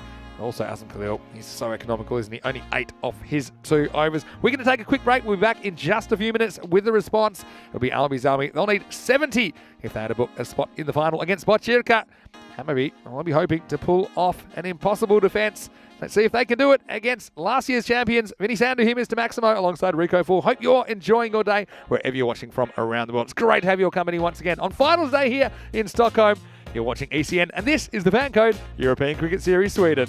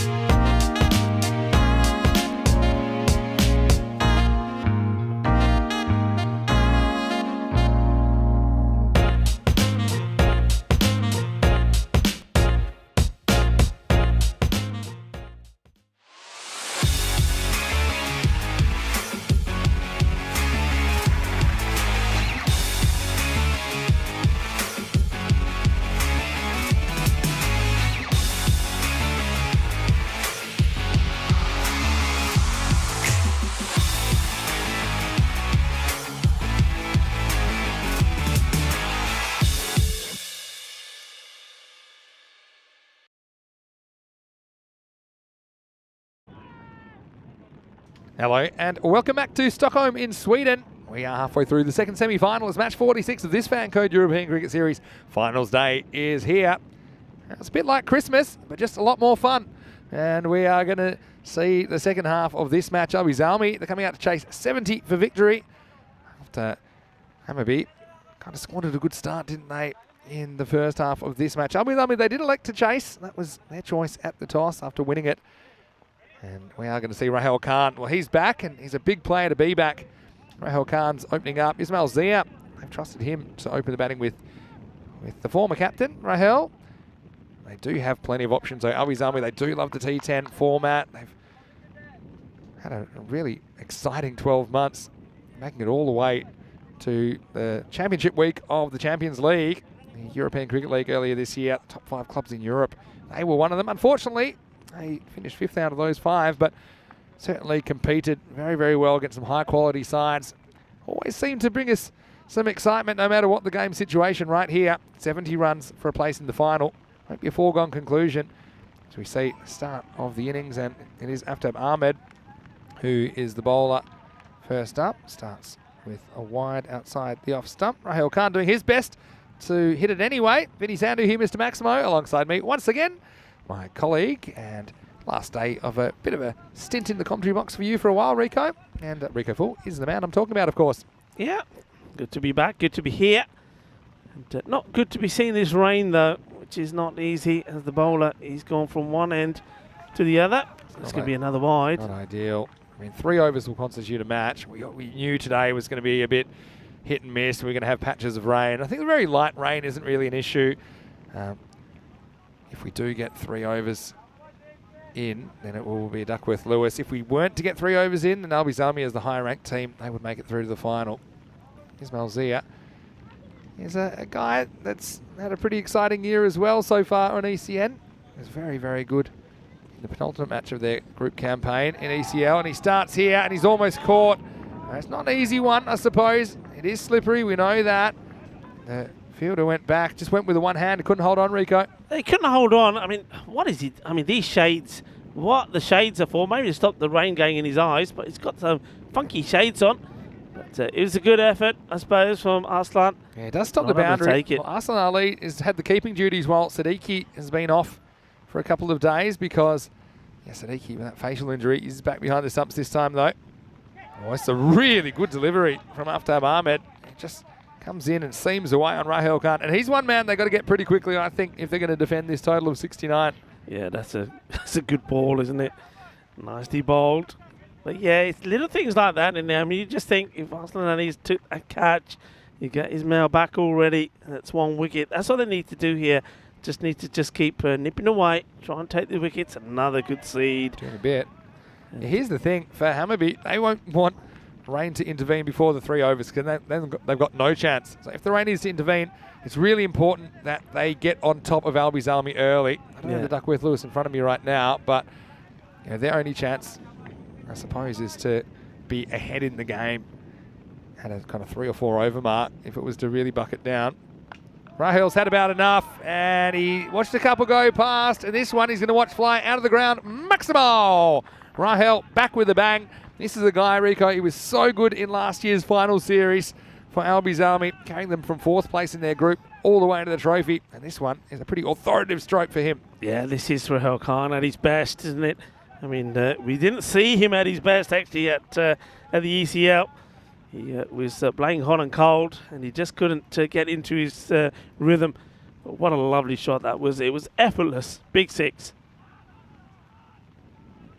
This time, just waits and turns on it, just caresses this one. Well, this is timing. We saw the power. Now we get some panache from Rahul. He goes 6 and 4. And he just picked up length pretty quickly. He gets in a good position. They just kind of work his wrists around that one. And so more runs for Albi Zalmi. This has turned into a very good first over now. Yeah, I mean, positioning is everything. Positioning and then the balance. And good technique from Rahul there. Got into line with it. Standing nice and upright as well. And just timing that to the boundary as this rain really starts to pick up now. It has certainly got a bit heavier in the last minute or two. Again, Hammarby, they have to grin and bear it at the moment. Rahul Looking forward to be a bit careful off the last ball. He'll retain the strike. Willie, they're going to get a second run here. It's a bit indisciplined. But I suppose if there's a silver lining, that means you don't have to bowl to Rahel first up in the second. He'll grab 2 then off the last ball. It's 16 for no loss after 1 over. Yeah, look, I don't mind that.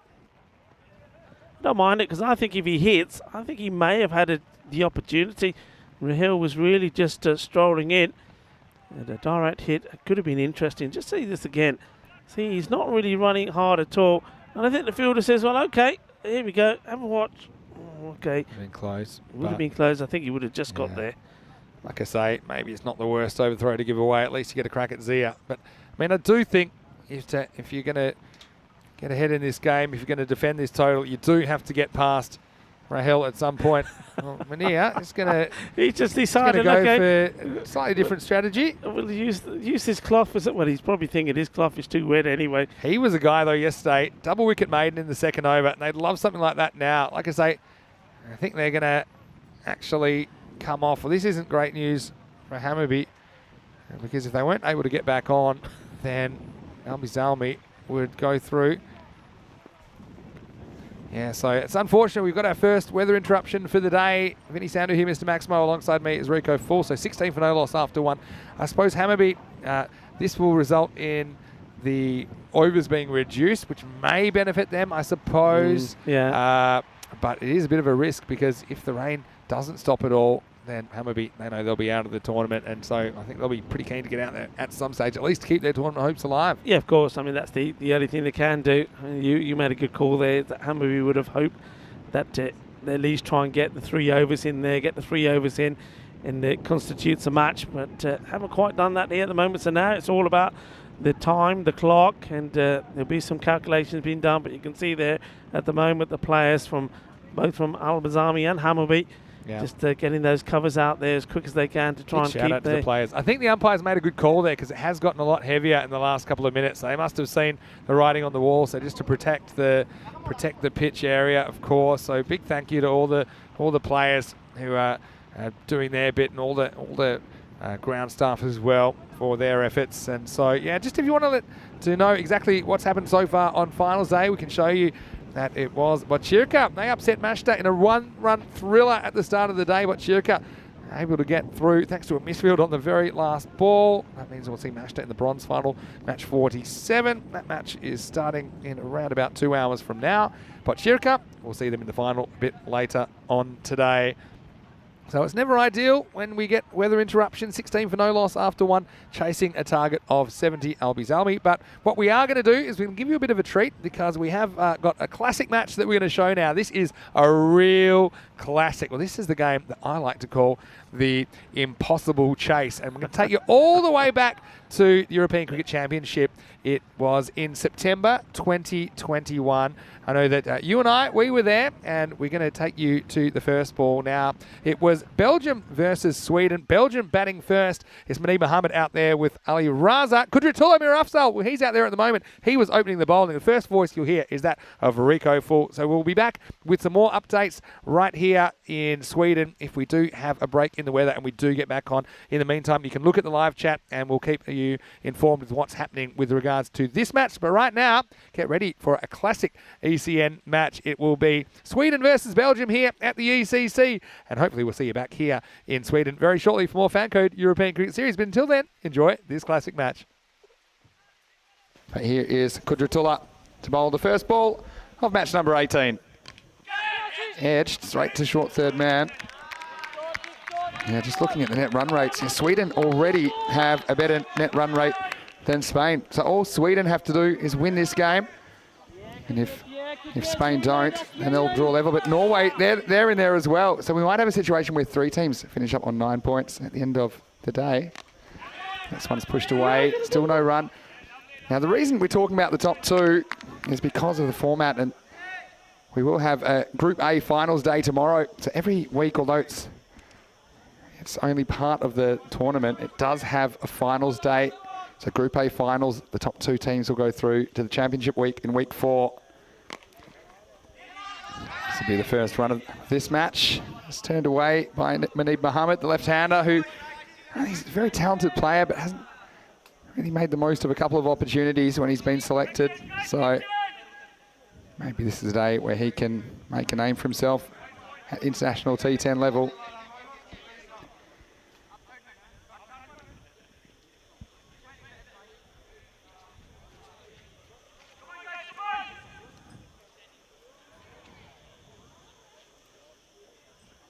This is short, pulled away, and this is going to go all the way. Maximo!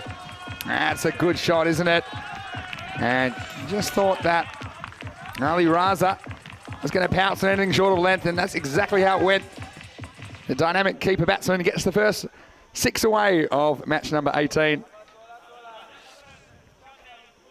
So interesting.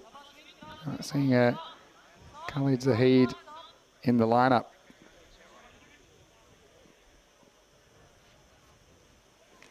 Oh, edge, and it's a lucky one. It's going to be 4. You need a bit of luck, don't you? Raza's out there for one reason only. That's to throw the bat. This time he gets a little feather. But it flew away past the keeper, Humayun Jyoti. Even he couldn't get near that one, and that's 4 more to the total. If you are going to be successful in this format, you do need a little bit of luck, don't you? Another day, maybe it's a finer edge and goes to the keeper. Or a thicker one going to that man in the kind of short third man in the circle position. Last ball of the first coming up. Short. This is pulled away, and this is going to be 4 more. 4 carreras más. Raza, he's off to a flyer. 14 off his bat, and after 1 over, the score is 15 for no loss.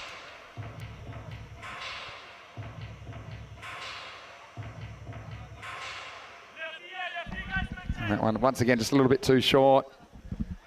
And unfortunately, he paid the penalty. So, looks like Abhijit Venkatesh, the captain, is going to open the bowling in the absence of regular opening bowler Khalid Zahid. I think maybe they're just giving him a rest, thinking that a big day tomorrow, some big games coming up. They're going to have some do or die clashes. You certainly want your best players fit and firing. Come on, guys. Come on, guys. A lot of encouragement out there in the middle. Jago, where are you, right here, boy? Great chance to welcome back into the commentary box my partner in commentary, Rico Full. Welcome back, Rico, and how do you see this one? Thank you very much, Vinny, and welcome back to everybody as well. Well, I see it being exciting. We know they excited us yesterday. And this is gone big. It's gone all the way. Balle, says Carrera. I must have known you were back, Rico, because there was the balle straight away, straight down the ground, and you can see why I like Muneeb Mohammed. And I especially like it when he hits straight. That was just pure timing. Glorious shot. So pressure on Venkatesh straight away. First ball going for 6. This one goes, well, he's been giving us a wide. Just trying to target him outside that off stump. Interesting field here. Have a look at this to the left-hander. So you've got that man, third man inside the ring. You've got backward point, and cover. And then you got long off, all attacking that area. That's where they believe the chance will come. And that's where they're aiming at. You can see that, but just straying a little bit too wide. They've got a plan to Muneeb Mohammed. And the question is at the moment, they just haven't been able to execute it. Just too wide once more there for Venkatesh. Yeah, that's a good point. And so one thing they have a plan, but you have to execute it, don't you? Flying start for Belgium. Nicely played away. Cuda has to get down, has to get dirty, has to make the stop, and does so. Well, you can see why this one is going to be such a spicy affair. I mean, yesterday, match 15, Sweden 128 for 8, and Belgium 129 for 6 with 8 balls to go. Oh, unbelievable, wasn't it? When you consider the Belgian innings in disarray in the middle, wasn't it? But Sweden just have this knack of letting winning positions go. Certainly it's a habit they'll want to shake before finals day. This is hit hard towards Azam Khalil. Now look, have a look at Azam Khalil's hand there. You can see it's bandaged up now. He came out to do the coin toss, stepping in for the captain. I was talking to him about it, and he said it's not the fingers, it's like the actual palm part of the hand where the bone is. The interesting thing is, I don't think, well, whether he will bowl or not, if he does, he'll have to take that off. Yeah, exactly. Well, I'm not sure if he will bowl as a result. I mean, he's got Rahul Khan bowling very well earlier today. Yeah, he did. So it's the part of the hand, it's basically the heel of the hand, so below your thumb. If you kept going down below your thumb, that part of the palm, it's a bit of a softer part of the hand, but it's just swollen up at the moment. But he still is in his key fielding position, straight down the ground on the boundary.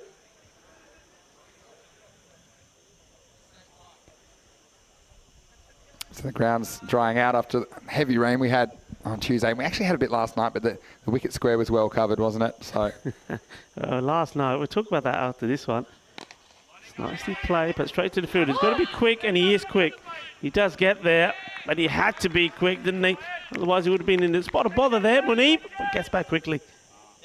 Yeah, last night we had some torrential rain, didn't we, at the end of the day? Almost just as the final ball was bowled, wasn't it? Yeah, well, you know we've got this giant inflatable Kookaburra ball. Yeah. You're going to tell me what you were seeing when you're on the bus? And we got a few arches as well.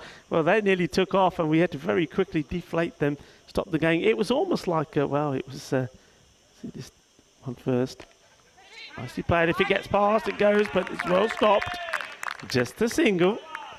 Yeah, and you know who was holding down the giant ball until help arrived, didn't you? Actually, it was Paul Fletcher, one of our crew, but he needed help. It was a bad time to be walking past because my suit got absolutely drenched.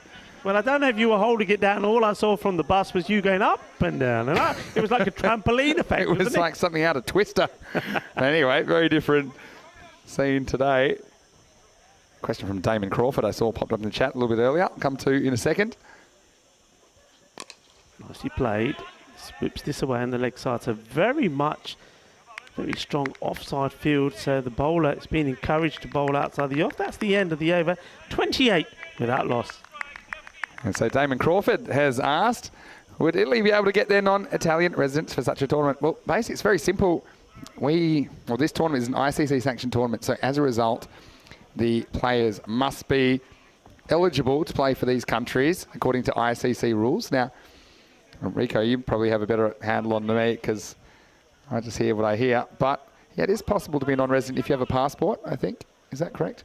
But otherwise, there are residency requirements. Yeah, so you don't have to be a citizen, but you would have had to have lived there pretty much continuously for 3 years or more. Yeah, you have to become a resident, which doesn't mean you become, in some countries, you have to become a national of that country, but you have to be registered as a resident living there, so paying your taxes, etc. Yeah. Here's Zabi Zahid to bowl. Push them right back. I think a little bit of bat in this.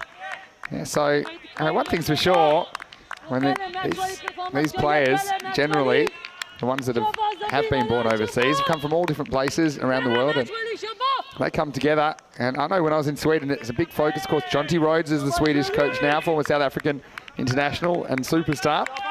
And he put out a big document just outlining what it meant to play for Sweden, what the criteria was. So all these players very, very proud to have that opportunity. This one's been smashed away. 6 more. And manos arriba, Arbitro Stefan Guste putting his hands up in the air. 6 more. Yeah, nice shot straight down the ground. Once again, Muneeb, when he goes straight, I like it. And making the most of this power play.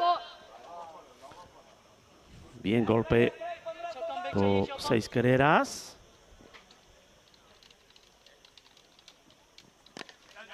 And it's very sensible batting. I'm liking this from Muneeb Mohammed. He's playing the big shots as well, but not afraid to take the singles. Turn the good balls into singles, and I think a lot can be learnt from that philosophy, that way of playing. And it just also puts pressure on the fielding team. Have to change the field now to the right-hander. Puts pressure on the bowler as well. This is good. This is a good start. Yeah, it certainly is. Sweden, I think they have to get better in the field. And with the ball, if they're going to compete for these 2 spots. Here's a smash down the ground again. It's straight, it's hard. 4 carreras más. Ali Raza, he's only faced 6 balls, but he's up to 20. It's a magical start for Raza. बहुत सोना shot सीगा ball pitch tub सीगी and सीधा मारिया पूरा shot चौका लग गया Going straight is always a safe option. Next one, they moved the fielder straight, so of course this one goes a little bit squarer. It's the captain cleaning up. That's Abhijit Venkatesh. Certainly played a good innings yesterday, trying to chase down the 87 set for them by Spain, but he just fell at a crucial moment, and then the wheels fell off in that chase. They ended up falling 1 run short, didn't they? Losing off the very last ball.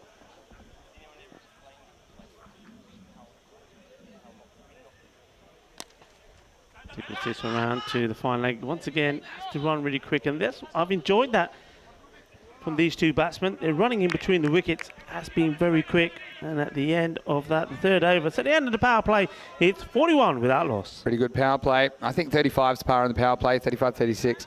I think all across the board, for me, 12 and over, because we saw the graphic earlier, didn't we, today, about daily run rates, which are in the 11s, so 110 to 120. And what I would say about that as a whole is that Luxembourg have kind of dragged down that average because they just haven't been able to get anything going. Yeah. I mean, that's just the reality. So that's why I think when these top 4 teams competing, I think 2 are balls where you got to be at. And we saw that 128 wasn't safe yesterday for Sweden. So they must be wondering today how many will be enough. And I think that might have been something to do with the fact that they wanted to change the order of innings in this game. They didn't want the same kind of feeling of that happening again. So this time Sweden will be chasing. But really, they threw it away with the bat once. They threw it away with the ball once. And so, well, what else are you meant to do? Here's Kudratullah. Oh, this has been absolutely launched. Adios, Bolota. That's gone a long way, and that's going out of here. And That one's into traffic, I think. Did you hear that? The horns are going off. Well, there you go. Rush hour. This has been hit big shot, 6 runs. Yeah, really nice shot, wasn't it? And that one just swung away to mid-wicket. There's a fielder there, but he didn't care, Muneeb. And chips this one over the top. 1 bounce. Stays inside the field of play, taking on the fielder as well. And once again, an indication of how well these two are running in between the wickets. So good to see.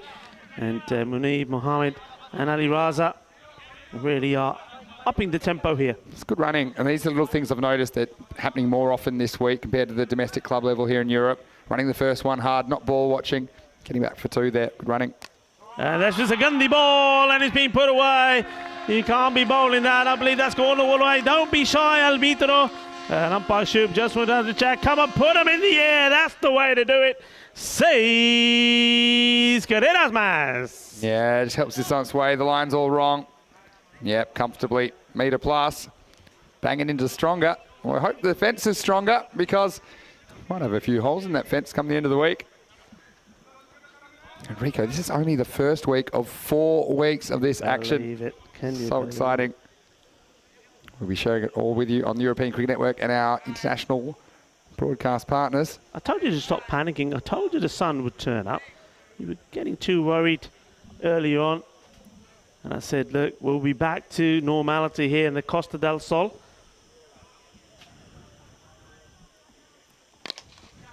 Hasn't quite got to the pitch of this one, but does take the single. And I don't think that's a bad thing. It just gives Muneeb a chance to get to the other end, regroup, regather his thoughts, try and just say to himself, yeah, I'm going well, I know I am, but don't have to get myself out. And Ali Raza is doing pretty well himself as well. 21 of just 7 balls. And there's that change in the field. And Sweden, of course, having lost those 2 matches yesterday, needed to come back strong today. They did. They got that victory over Luxembourg. But they know that this is the crunch match. This is the one they really need to win. It's going up, going the area route, and it's going all the way over again. Que grande, que bien golpe, 6 carreras más. Yeah, well, we've seen a few of these early on, haven't we? The spell's trouble for Sweden. We've had 3 4s in the innings. Right now with that one, that is 6 6s so far. And we're into the 4th over.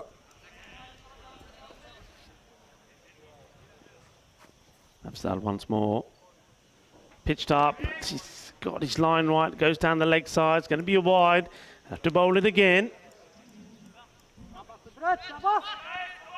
Yeah, just losing that one. It has been a bit of a thorn in their side, Sweden, throughout this tournament. Too many extras. I mean, some teams have offended more than others, but Sweden have struggled the most with that issue. This is smashed down the ground, and it's good fielding. And they have to hustle through in the end. It will be the end of the over, and at the end of 4. Very good start for Belgium. It's 64 for no loss. And 16 and over. What a start it is. And what we're seeing at the moment, Rico, as we say hello to all of our viewers, it's wonderful to have you with us, whether you're watching on our YouTube channel, ECN European Cricket Network, or whether you're watching on one of our broadcast partners. What a start for Belgium. Now, Sweden, this is a game that they need to win to stay in the hunt for the top 2. But really, when it comes down to it tomorrow is where it all gets real for Group A, because we'll have 4 teams start the day. Only 2 will finish the day as qualifiers for the 4th and final championship week. Yeah, tomorrow's when it gets funky, and looking forward to it. It's going to be, because as we keep seeing, we keep having a look at the tables and the points that these teams are, and it keeps changing. Teams keep jumping above and below each other, and it's so, you know, all sorts of things are going to come into play. But this one is going out of play, is going out of here. That's 6 more, big hit. Seis queridas más. Well, I was saying that I think when the sun comes out and starts to dry things up here a little bit, that really, I think these conditions and this pitch is going to favour the batsmen. If batsmen get in, they're going to score big runs, and we're starting to see that today already. The good batsmen are taking control. Hazem Khalil on to bowl with that bandaged hand. This one's hit well, but it should only be 1. Well, you can bowl with that kind of bandage in your hand, but you do need permission from the batsman and the umpires. So, yeah, I mean, look, for me, being an umpire myself, I would say white bandage, white ball, no go. That's my. I mean, I don't mind the bandage; it's there for a legitimate reason. But I don't know. Can you get coloured bandages? I think you can, but I mean, I think it's really up to the discretion of the umpire and the batsman. The batsman could say, no, it's fine, or could say, look, sorry, I'm such a nice guy, I wouldn't say no to him.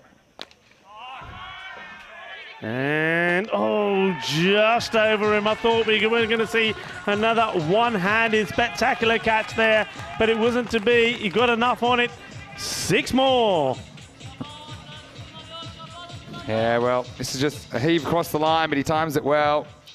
But Hazem Khalil, you might have remember he was wearing number 13 in the previous game. He's still trying to find his shirt. The funny story behind it. This next one will be no run whatsoever. But he said he wore the shirt.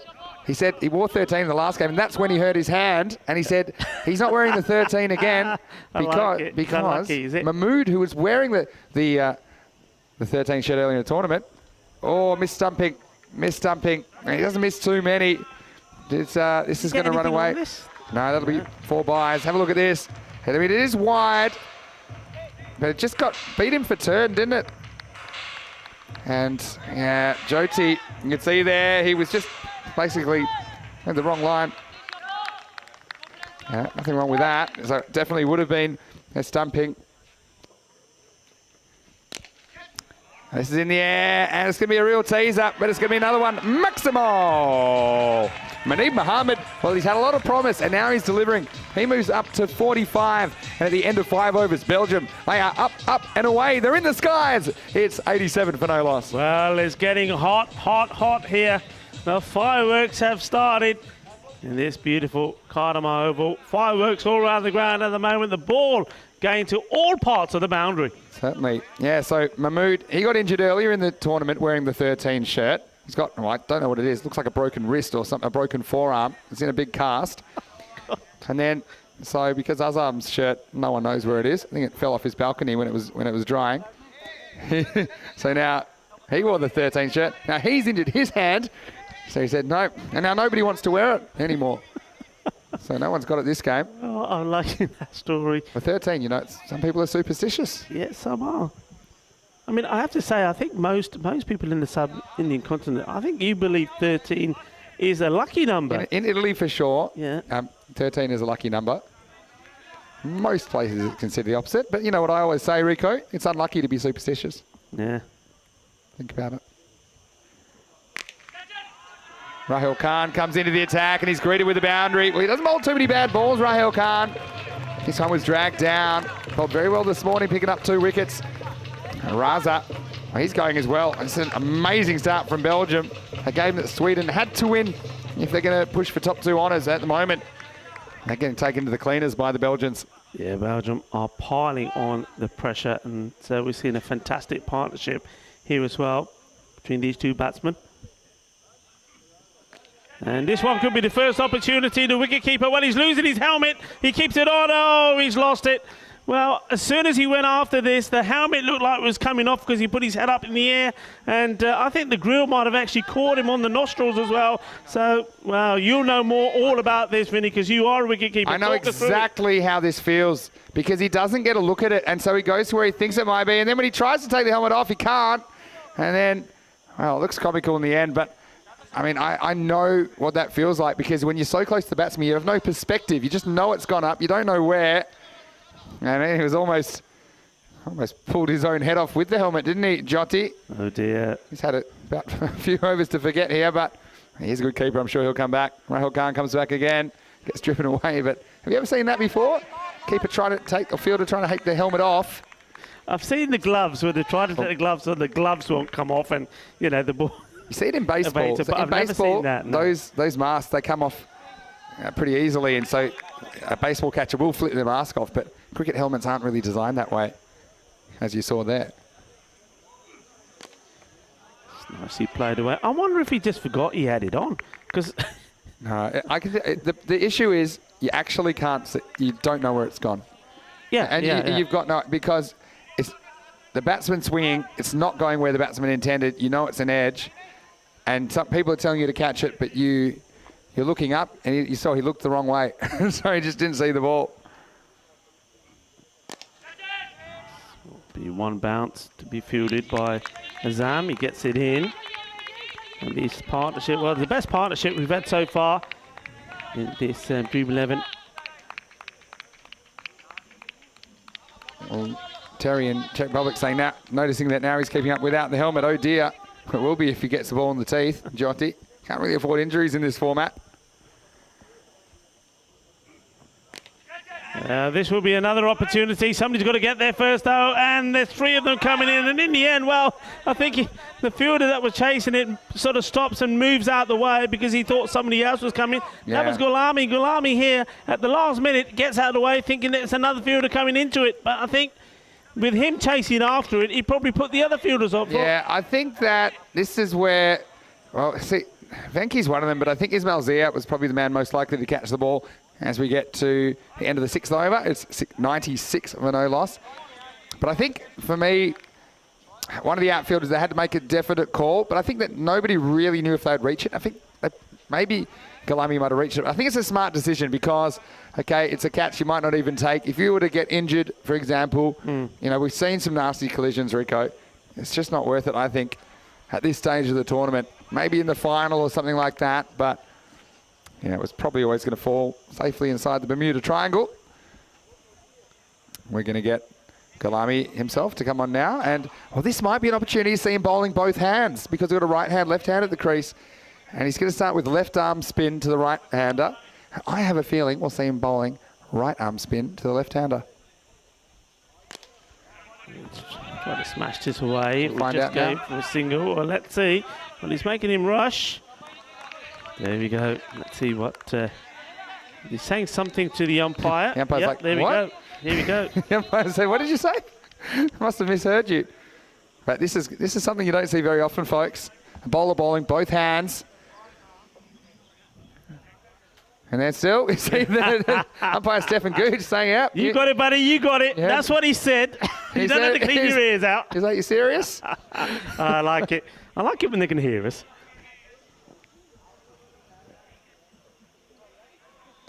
There you go. And you know what? He can appeal both hands as well. So I know that about Oktay Galami. Well bowled. These two looking to put up a 100 partnership. Munib Mohammed, 47 not out.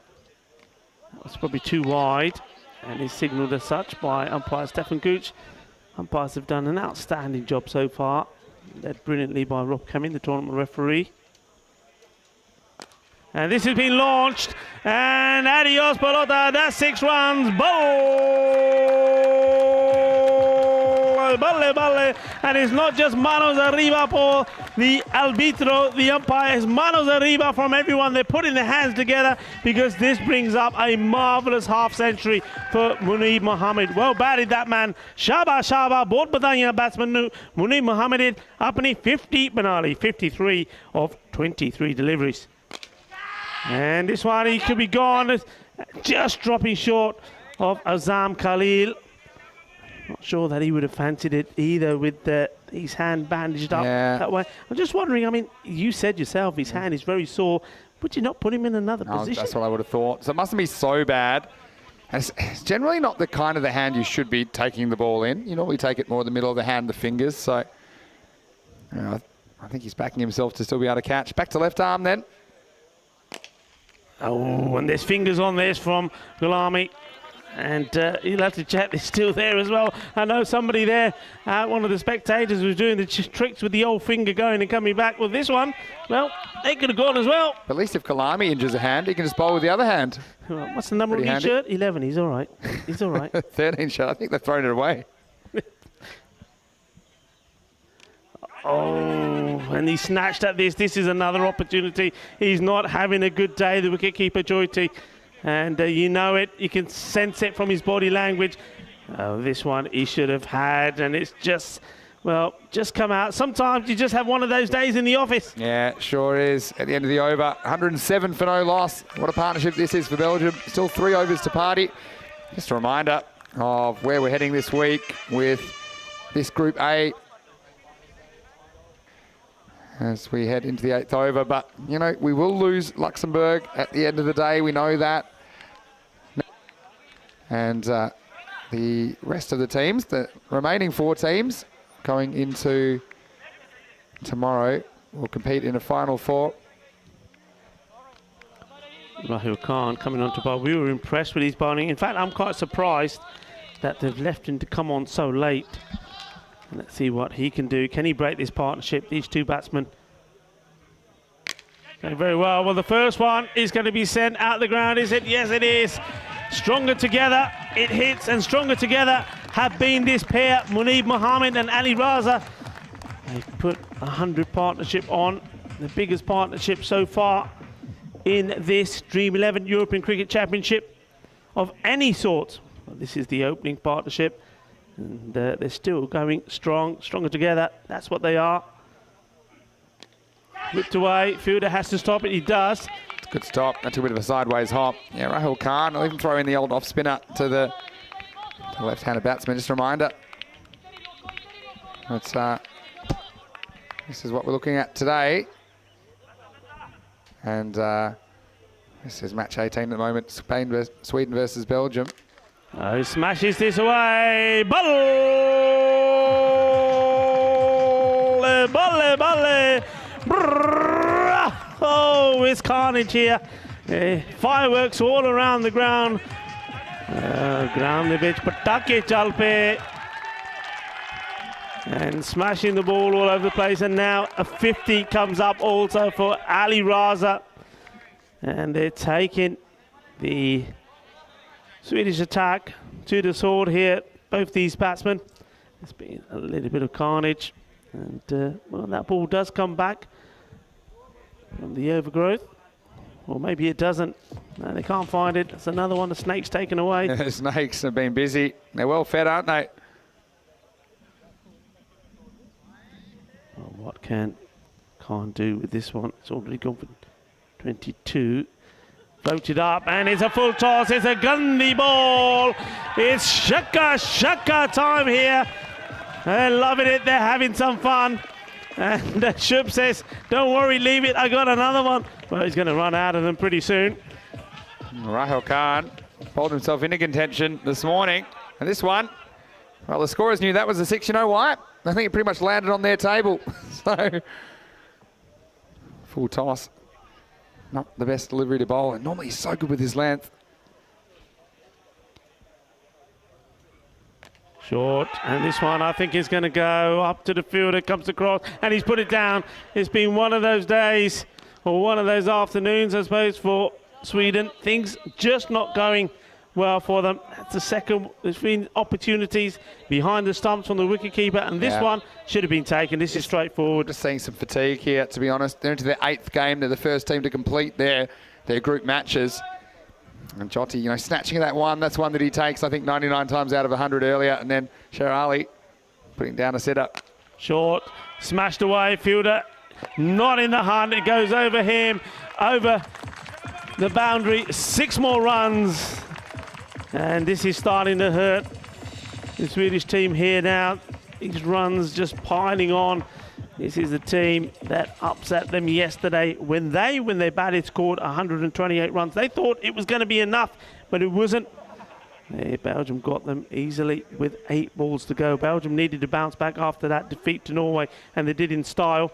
And now they're looking to go clear at the top of Group A. This is why it's important as well, because this is tomorrow. We'll see the eliminated 3rd versus 4th. Only one of them will survive then to the next match, qualifier number 1.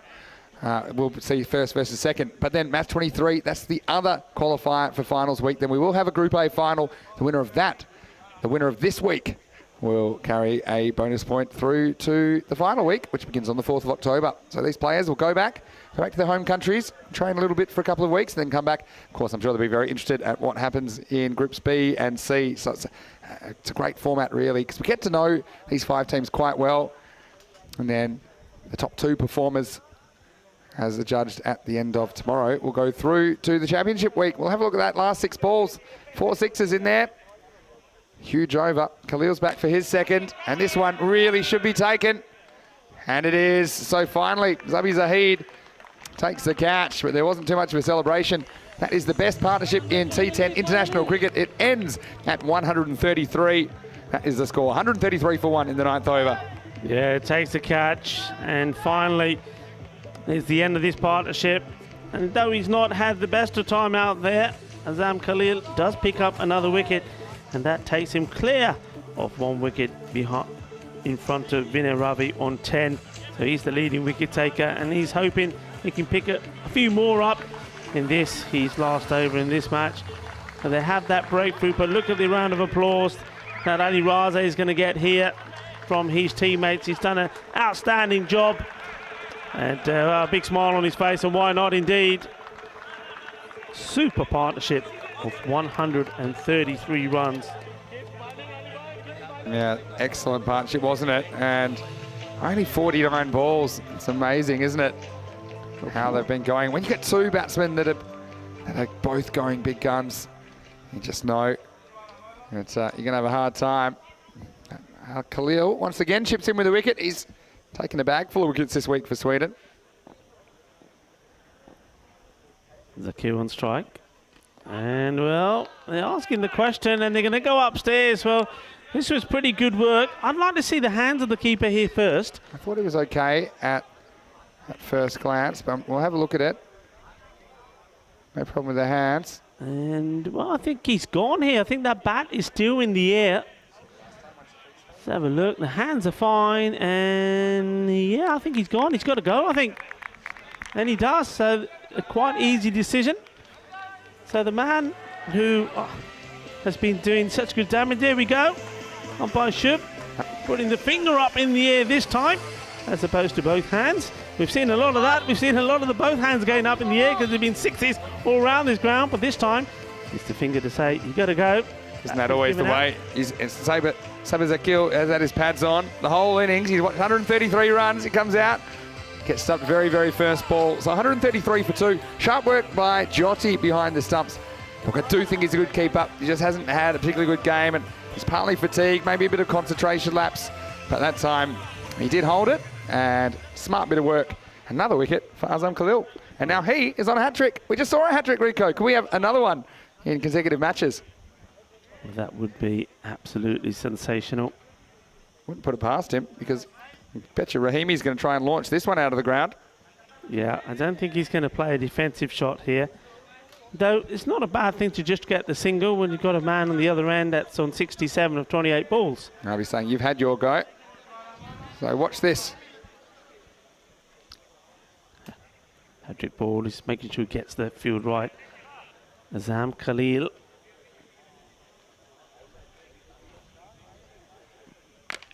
He does go for it. Just drops in front of the fielder. In comes the throw. Yeah, of course, if you missed it, we did see that hat-trick from Walid. Ghauri took 3 for 10. And that was against Spain as well, bowling Spain out well short of the 133 they needed for victory. They were all out by 91. The second time, 2 consecutive games on the spin that they've been bowled out, Spain.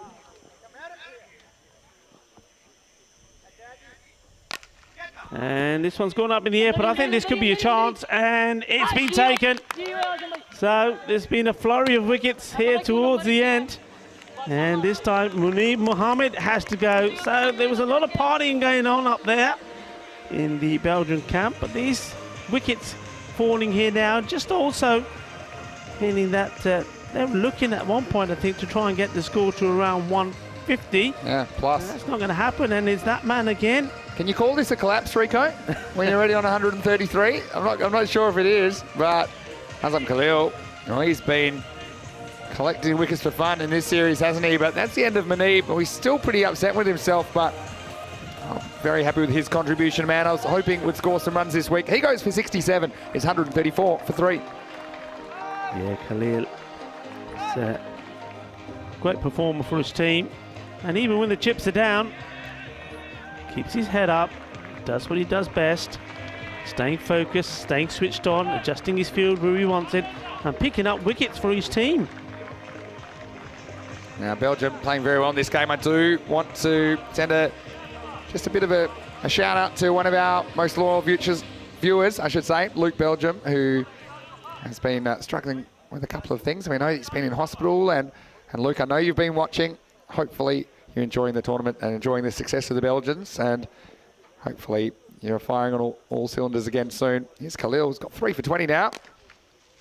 Firmly hit, and will be fielded on the boundary. Pick up a throw, just a single taken. This is where, I mean, you think, what can they hold them to? Maybe 150? I still think that's probably on. Despite having 2 new batsmen at the crease, we saw Belgium batting very deep yesterday. And speaking of deep, there's 6 more. This one taking them up into the 140s. Maximo! That one was halfway to Pride Rock. And after 9 overs, it's 141 for 3. Once again, everything happening in the 9th. Yeah, it certainly is, isn't it? We saw wickets there. Well, that big 6 at the end of that one certainly keeps Belgium on course to get to the 150. What an achievement that would be. That would be some milestone, wouldn't it? Yeah, I mean, the highest score we had this week was 165. Belgium scored that themselves against Luxembourg back in match 3 on day 1, 165 to 82. But I can't see them getting that many. But I still think they'll have a pretty impressive score. And then Sweden, well, they've got nothing to lose. I mean, net run rate's not really something to play for now. They need to get the win and then hope Spain lose. And then Norway in the equation as well. So they'll definitely have a stab at it. I mean, the only other thing you could argue is, you just want to get some batting confidence for tomorrow in the eliminator. Well bowled, right in the block to start off from the bowler.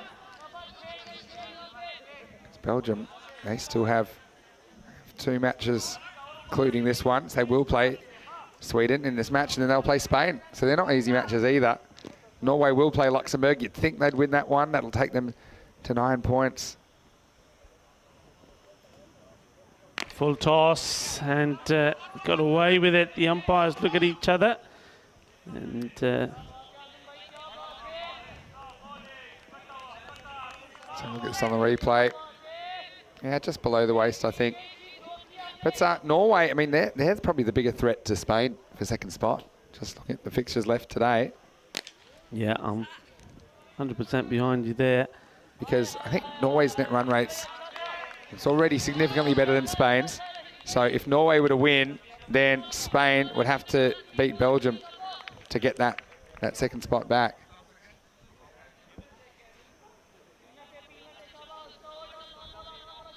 Last over is always fun. Here's Abi Zahid, bowling for Sweden. Well, that's pretty full again, and he gets some bat onto this, but the catch is taken. But this time it has been called a no ball. And Stefan Gooch was very quick to signal that straight away. Probably see it here, yeah. You're rolling the dice when you're bowling that high, basically. I think it's a good call. Anything around there. And yeah, I think the fielders had a fair idea. Good catch by Romani, but it won't go down in the stat sheet.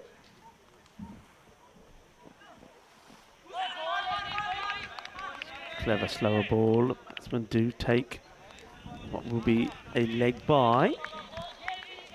Well, Spain, I mean, Sweden were in a situation where they started strongly. Remember, they beat Norway back by 4 runs on opening day. But in their last 4 games, the only win they would have had would have been over Luxembourg, losing the other 3, assuming that they don't chase these down. So it's not the kind of form you want going into final, but we know that anything can happen on finals day. Zahid, 2 to come. He's sat out to the man patrolling the boundary and the offside. It's been the difference, though, the fielding. Even though fielding hasn't been particularly good in this particular innings, but across the board at the international level, Rico, what we're seeing is, I mean, that's the sort of thing in the ECS domestically. You probably come for 2 there and take a 50-50, whether it'll get affected, the run out. But the fielding's been too good here to try that one. This is well bowled. Well, then. I'll try one here. What's going on? Oh, well, I tell you what. Well, they're still running with one of them. He's sold him up the river here. He said, all right, I'm coming. Actually, you know what? Maybe I'm not going to come. Let's get a load of this. And it'll be 1 by in the end. Swing and a miss, and look at this. Here you go. He said, all right, throw it. Then, all right, let's go. He's not going to miss from here, is he? And then I want the rest of it. And look, he's off here. Safat, he's a magical man. He's invincible. He says there's no way the bowler's going to miss this. He does. I don't know if we got the end of this, but then they called for a second. And then Safat saw the ball on the way to the keeper and he said, well, no. And he turned around, so it'll be Rahimi that's run out off the very last ball. A bit of a strange end to the innings, but they will finish 149 for 3. And that sets up a chase of 150 for Sweden. That'll be a good test of their batting, that's for sure. Belgium trying to put their foot down and go clear at the top of the group. If they can win this, then it will cement their spot as the top seeds for tomorrow's finals. Well, everyone was parked. We were ready. And with the scenery in the background, the umpires were Stefan Gooch and Shub Anand. Sweden, their coaching staff are ready to go. They were fresh off a win this morning against Luxembourg. And Belgium, well, they are dancing at the top of the table at the moment. And the ball was dancing a bit early, wasn't it?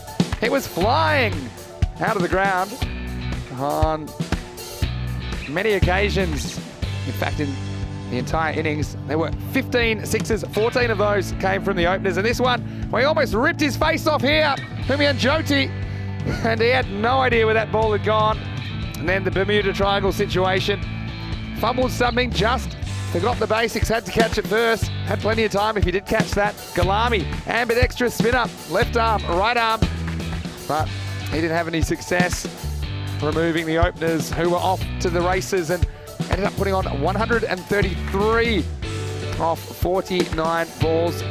A huge opening partnership. Azam Khalil, he came in, as he does so often.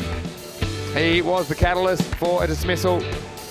And lots of plaudits for Ali Raza when he returned to dugout. Smart bit of work by Jyoti, who's back in form.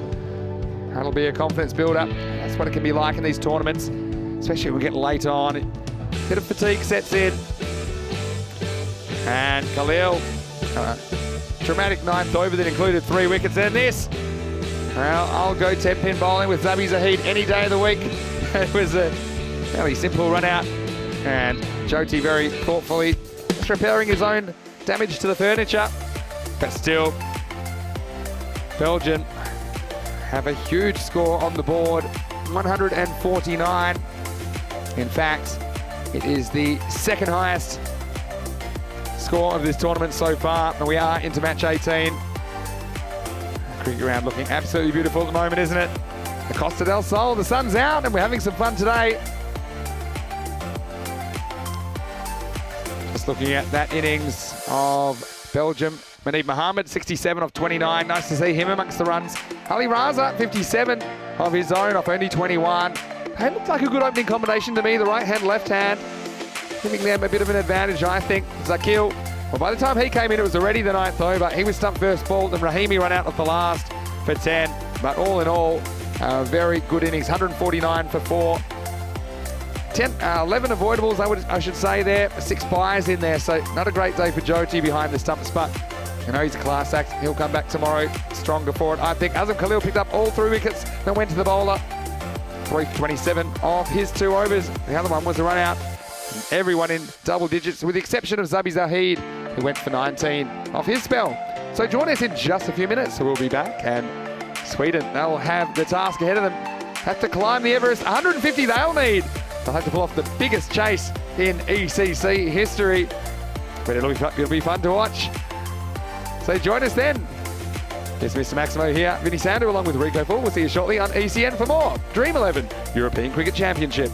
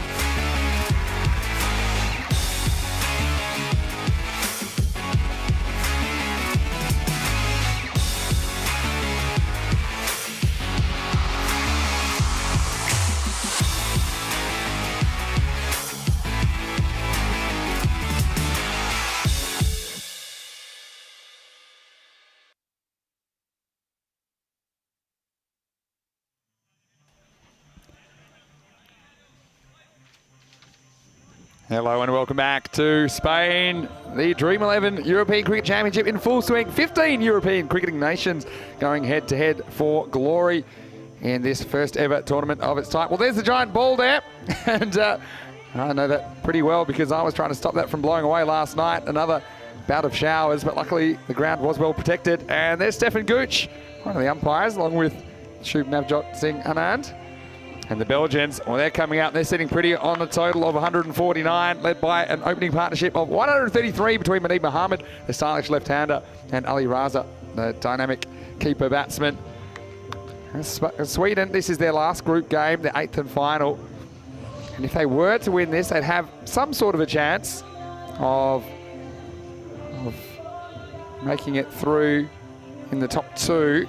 We know the top 4 is assured at this stage, but yeah, certainly quite a few permutations.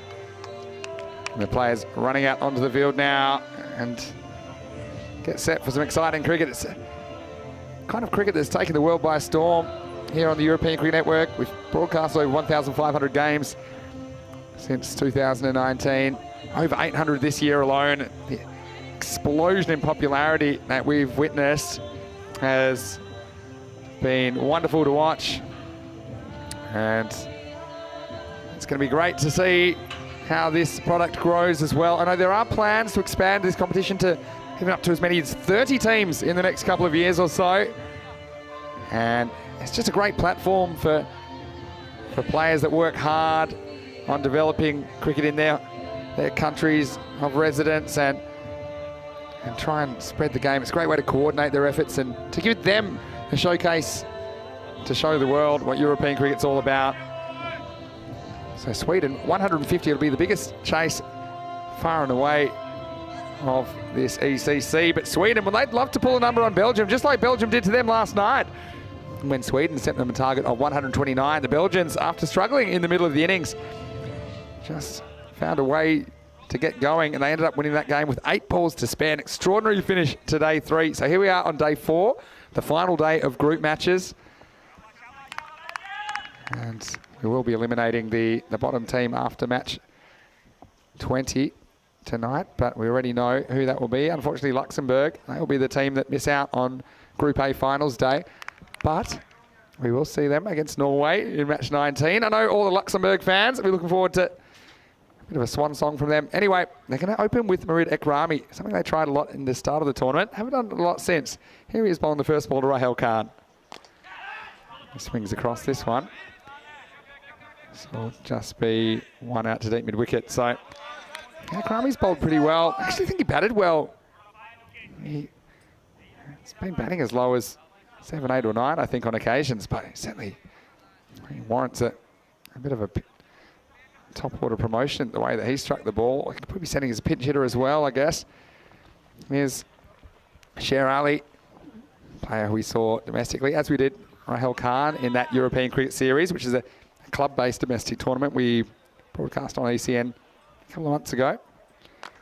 Short, and Sher Ali, I think he'll be disappointed with this because it's the kind of ball that when he's in good nick, this one's going to the bushes, feeding the snakes, but this one off the toe of the bat. So 15 and over. I suppose if you're Sweden, you just try and stay at the rate as long as you can. Great opportunity to welcome back into the commentary box my commentary partner, Rico Phil. Rico, Sweden, seems like an impossible chase, but as we saw yesterday, the impossible can become possible very quickly here in T10 cricket. Absolutely, and they have got the depth and firepower in their squad to do this. They really do. And both these batsmen have been in very good form. Rahul Khan, you know what good form he was in the last match as well. Sher Ali scores big runs. They've still got other batsmen there that can come out and score big, quick runs. So I wouldn't put it past them, you know. I wouldn't put it past them, but they need a good power play. This one's going to be a wide ball. Yeah, I think you got to get 45 in the power play, mid-40s or better. So that was very wide from Ekrami. Maybe had a bit of a hunch that Sher Ali had come down the track.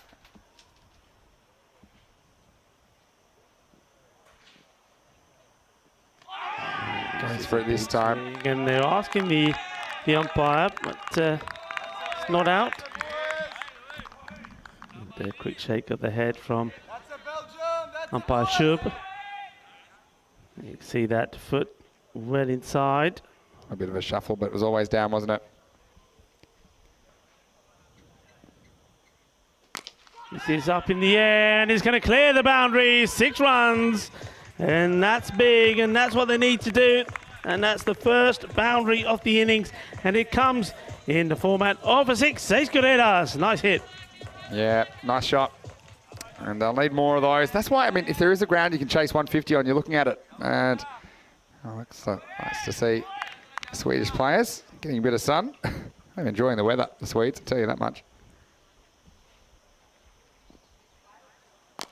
And this one, he hasn't connected this as well, and the catch has been taken. And there's the wicket. And it's Munib Mohammed. Well, he's done his work with the bat, hasn't he, today? And now he's in the action in the field, taking the catch. And the batsman, after hitting a lovely 6 here, Ali, departs 4 ball. He faced and he scores 7 runs. That's not what they needed. It just looked for me, he just didn't quite time this right. He didn't really try and overhit it either. I think if he had given it a bit more oomph, it certainly would have cleared the fielder. And a soft dismissal. And, well, we know that man is right at the top of the bowling stats at the moment. Azam Khalil, but he has to do it now with the bat coming in at number 3. Yeah, back in his customary number 3 position. They did bat Zuvak at 3 to get some batting into him. He did pretty well, but yeah, Sher Ali had that one good innings against Luxembourg, didn't he? But apart from that, he hasn't had a very fun time of it here. He goes for 7 and it's 10 for 1.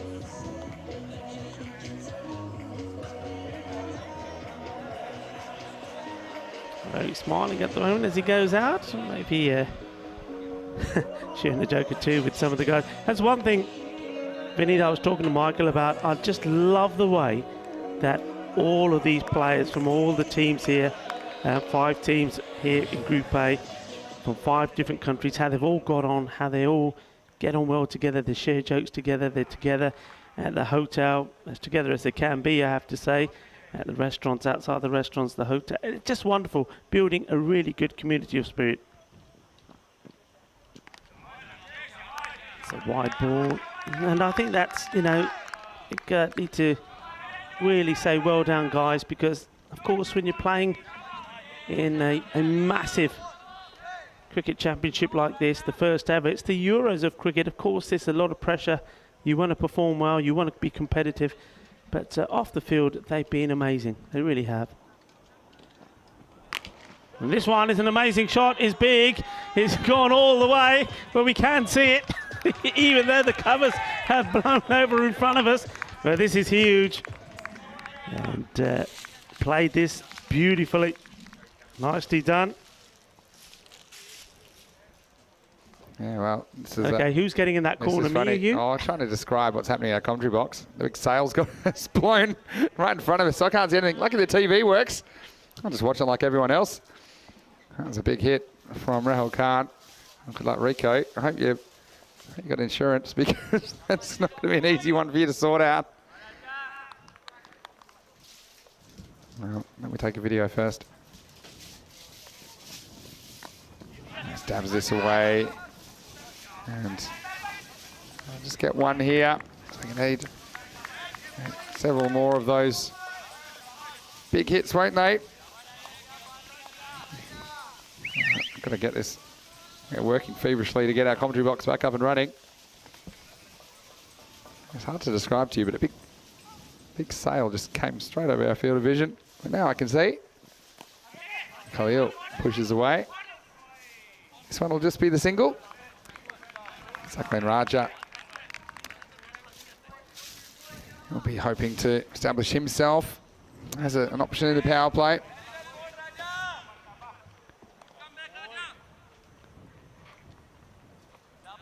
And tell you what, Rico, I know you love to go to the gym. It's hard to describe what you're doing, but pretty much you've allowed us to see the game again, which is a pretty important part of our job. This has worked away, and it's a really good bit of fielding.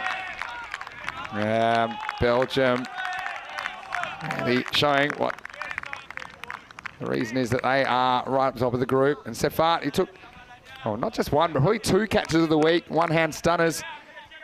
And the bowler appreciated that one as well, Rico.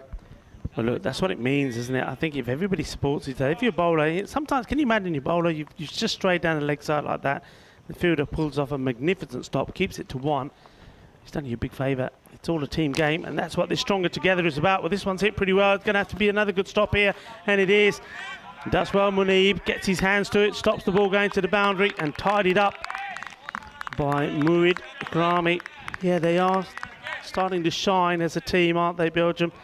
I mean, they had that loss to Norway, which stung them a bit because they came back strong, and they seem to be getting stronger every time we see them out there. And I have to say, I'd probably say the same thing about Norway as well. These two teams are starting to impress. Full delivery, places out onto the onside. Square leg will do the fielding. Spectacular view now that we can see again from our commentary position. The clouds seem to be very low, don't they, Vinny? I mean, there were no clouds early this morning. Now they've come over from the mountains. Yeah, it's quite a variation we've had in weather this week, but when it's nice, which is most of the time, it is like something out of a postcard. You can see that in the background there. Very, very beautiful part of the world. So 22 for 1, going at 11s. They get ready, they'd want to be about 30 to stay up with the rate. Wakas Raja is going to come into the attack. He was man of the match in one of the earlier matches this week. Let's see what he can do in over number 3.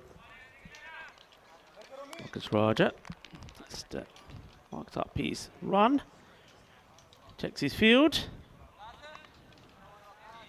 And what's his field? He's got mid-wicket back. Long on is outside the ring. Mid-off inside. The 2 men allowed. This would be the last in the power play. Interesting field set on the leg side. So fine leg and somebody on the 45. Pretty close to each other. And this one's been stopped. Well dealt with by the keeper. That took an awkward bounce. Had to do pretty well. And does the job. Yeah, look at that seam back, and these kookaburras, they do have pretty pronounced seams. If you get that seam position right, that one just cutting the batsman in half. Yeah, Raza, I've been happy with his work. I really have, Ali Raza. I think he's impressed. Probably he and Awais Ahmed, the Spanish keeper, being outstanding in the work they've done behind the stumps. Raja once more. This time he just held this back a little bit. Slightly shorter delivery, but also slower. And he gets Azam Khalil playing it on the on, trying to hit it hard, but not able to get any timing on it. Misjudging the pace slightly.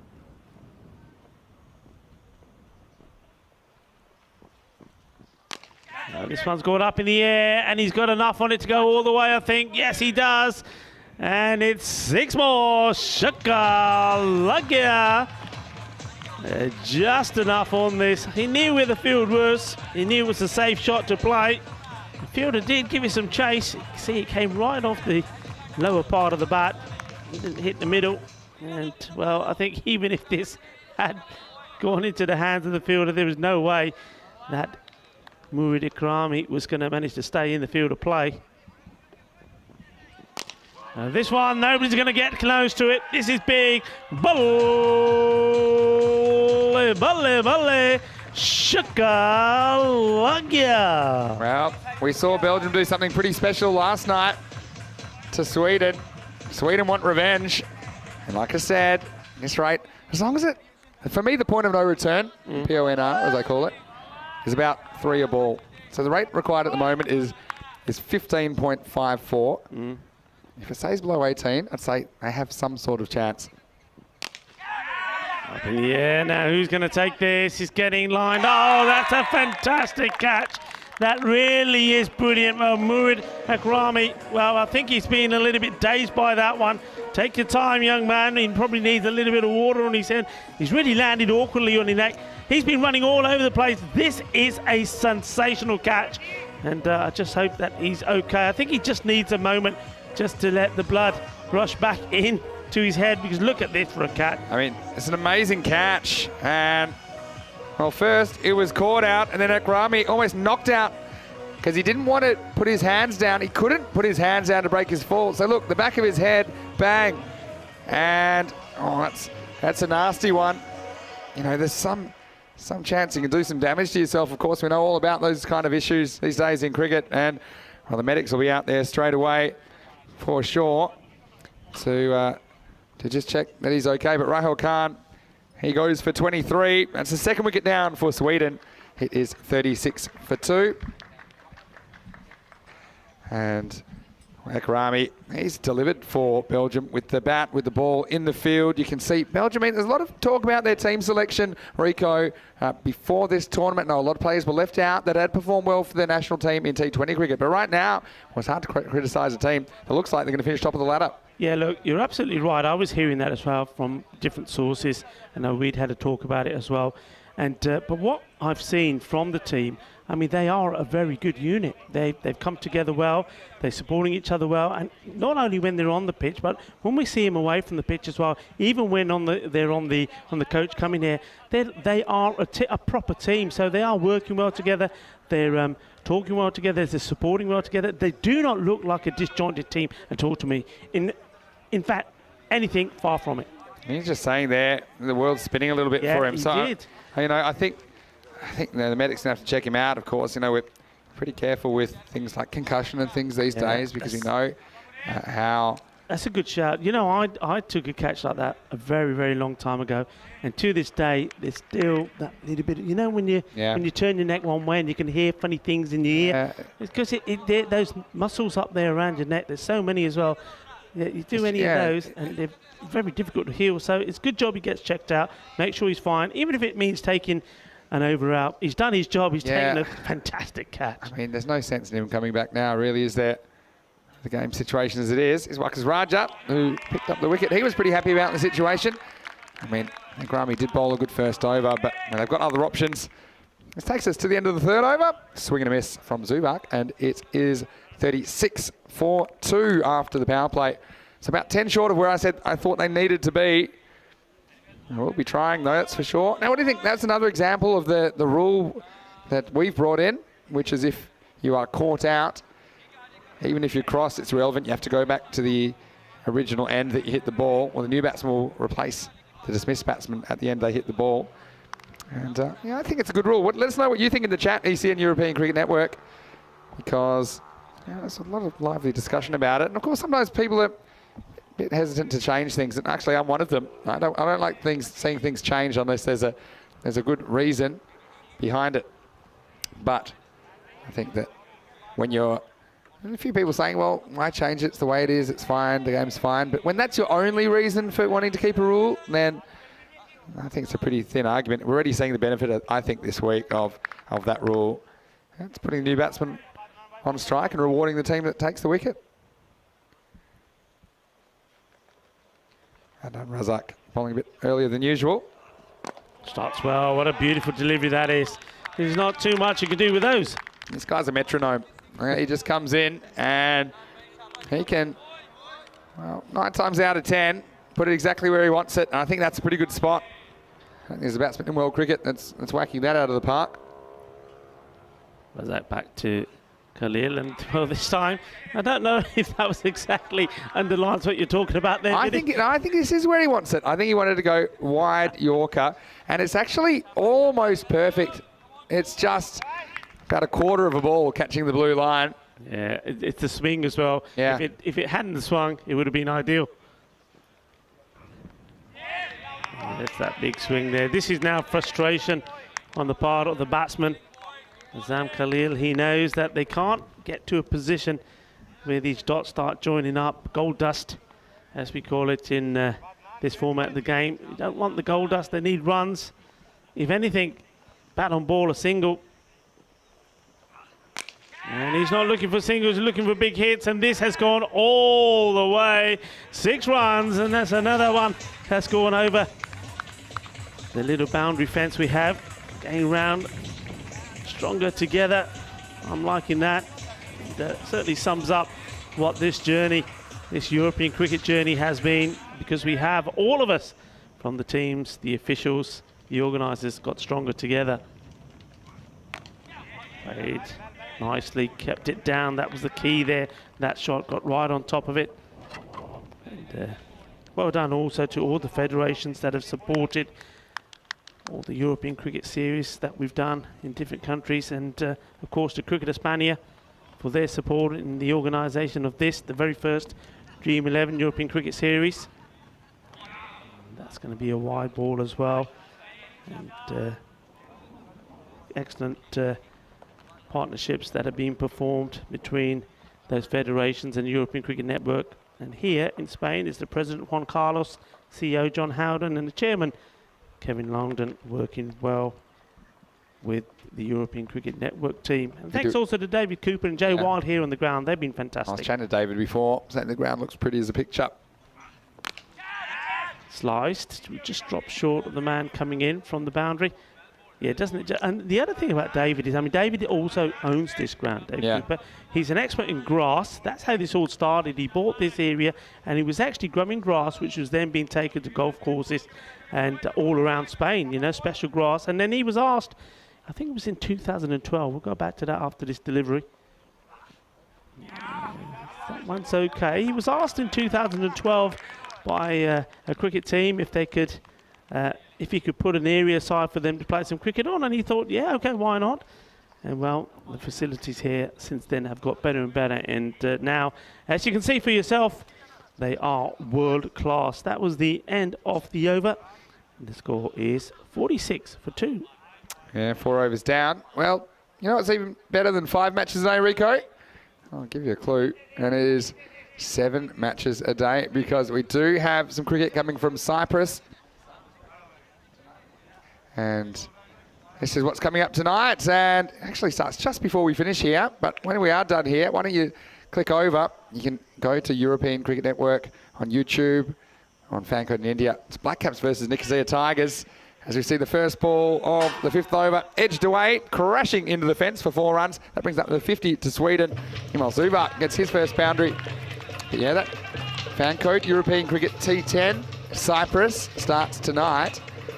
And it's going to be a bit of a festival of cricket. 2 matches a night, starting every night at 4 p.m. GMT, which is 6 o'clock in Central Europe, and it's 9:30 p.m. in India. So there you go. Even more cricket. Pretty soon we'll never be sleeping, you know that. So those of you that are watching, on our international broadcasting partners, why don't you subscribe to our channel, ECN European Cricket Network on YouTube, and you can click over tonight after we're done and get even more of this action. The Black Caps versus the Nicosia Tigers from Cyprus, and that's a very, very high-scoring ground, I can tell you what, in Cyprus as well, in Limassol. Well, I know that we all here, the team, European Cricket Network team, will be glued to that. And we know we've got... this has been hammered. Volley, volley, volley. Well, that's a big shot. Que grande, eso es, que guay. Genial. 6 carreras más. Zakil's had a pretty good tournament, but he's having a shock of this game. He got a first baller, and then this over. He's already gone for a couple of boundaries. That one sailing over it.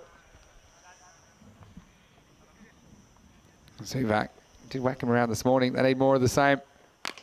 Full toss, gets away with it. Wasn't able to get the connection that he wanted. Gets the single. Now, let me just tell you a bit of information I got off the match referee, Rob Kemming. And we were talking about Azam Khalil, I should say, bowling with that bandaged hand. Tell me, yeah, I'd be interested to know this. Yeah, I'll tell you after this ball from Zakil, if it stays in the park, that is. Well, it doesn't. This one is big. And this one might get wet. That one's in the Mediterranean, Rico. Maximo Azam goes large. And he's trying to hit Sweden back into this contest. Yeah, look, while he's out there, and these two keep connecting and hitting big, there is every opportunity that as long as they stay together and take it deep and take it into the last, that they can get there, you know. So, talking about the bandaged hands. Let's see if this ball stays in the park, and I'll tell you. Well, don't stay in the park, but it'll leave it. And, well, 6 and 4, hungry for more. Khalil, can he recapture his best form? You know, if he does, like he did in the first day, this game could be still alive. It's 67 for 2 after 5 overs. What a shot. That was smashed. This is a super shot. That was classy. Shot of the day, that for me. Great shot. Right, come on, tell me. All right, I'm going to tell you that he does have a bandaged right hand, as we saw, but the captain of Belgium has approved that he may bowl with a bandaged hand. And then, taking this into consideration, the umpires have also said that is fine. Yeah, that's good. Yeah, that's the way to do it. Yeah, that's the way to do it. I mean, I knew that there could be an objection, and if there was, then obviously he wouldn't be able to bowl. But they've done it the right way. And also, it goes back to what I keep probably drumming on about. The way these teams have got together, the way they've united together, the way they've gelled has been fantastic.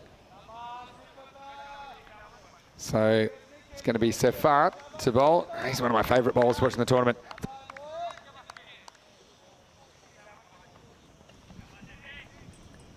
So Safat into the attack. Bit of bat in this one. So just be a single. So let's have a look at this run rate. I mean, it's still below that PONR, the point of no return, as I like to call it, which I put at about 18 and over. So currently it's between 16.5 and 17. Just one of those magical overs, Rico, is what they need. It's hard to see them getting off Safat, though, who's been one of the best bowlers this week. He has, but he did get punished, didn't he, in that match between these two teams yesterday.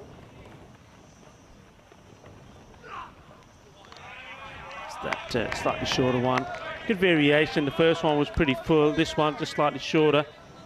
And one thing that a lot of the bowlers like Safat, and we talked about Vinay Ravi and one or two others, that they'll be pleased with. As this sun comes out and it starts to get hotter and hotter, they won't be slipping around so much, which one or two bowlers had trouble with. And that's very good bowling, very good indeed. He's just not allowing the likes of the hard-hitting Azam Khalil to get the ball in his arc where he can dispatch it away. And pretty sure here Khalil will probably be thinking about trying to maybe dance down the track a little bit to get to the pitch of the delivery. It ends up being a shorter one. Take the single, in comes the throw. Wicketkeeper gets himself into position, Ali Raza. It'll just be the 1 run. Critical over this. I mean, if it's a nice tidy one, the pressure goes right back on them and the rate goes to where Vinny was talking about, where there's a point of perhaps no return. That's because when it gets past that point, it ain't coming back. It's in the air, be a great catch, but he's made a great stop indeed. This is great cricket. They're taking the 2. And, well, this one is going to be very close. I think he's out here. I think his hand has come off the bat. Well, first of all, the stop. The fielding here was sensational because it was one of those which, if you get it wrong, not only are you not making the catch, but the ball goes through to the boundary. He knew the catch was going to be difficult. He stops it, and then the throw. Have a look at it. The bails have come off, and he's well short, and the ball was in hand. Yeah, so it does knock the bails off first. This is what I'm looking at here. They go really slow here. The bails come off there. See, he touches it with his hand. The ball is in hand, and there's a bail off. Now, he does go in there, knock the stump second time. By then, he's already out. Yeah. So, for me, there's no doubt. And, in fact, the umpire has given him. So, once again, the technology being used correctly to make a correct decision. And, well, it's a shame for Azam Khalil, who, you know, it was a kind of calculated risk, wasn't it? It had to be a good throw, but he's got to go. Look, the last time he was batting really well, and I wasn't in the commentary box then. I think it was you and Michael, and he was run out in that match as well. When he was absolutely hitting the ball all over the place. I think he'd scored 40 of no balls at all, and now again he's run out here, and that's one thing that he can certainly look to be improving on, because it's a critical game, and he's a critical player. They need him out there. Almost. It was a great bit of work from Safat, though. And that's that magical right hand. I mean, he decided, I'm just going to go all speed here, and he grabbed it with the right hand, and in one motion, he went and swiped at the stumps. Yeah, Rahimi as well. What a stop that was on the boundary. I mean, that was class as well.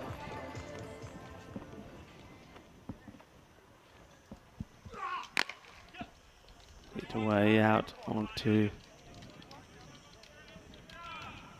the long off area of the field. He'll take the single, which brings up the end of the over. So the score moves to 71 for 3. So that just goes to show that's exactly what we were talking about. They couldn't allow a tidy over here, and that's probably why you saw Khalil really trying to push and get the 2. And it just goes for 4 runs and picks up a wicket as well. That's sensational bowling. 4 overs left in this one.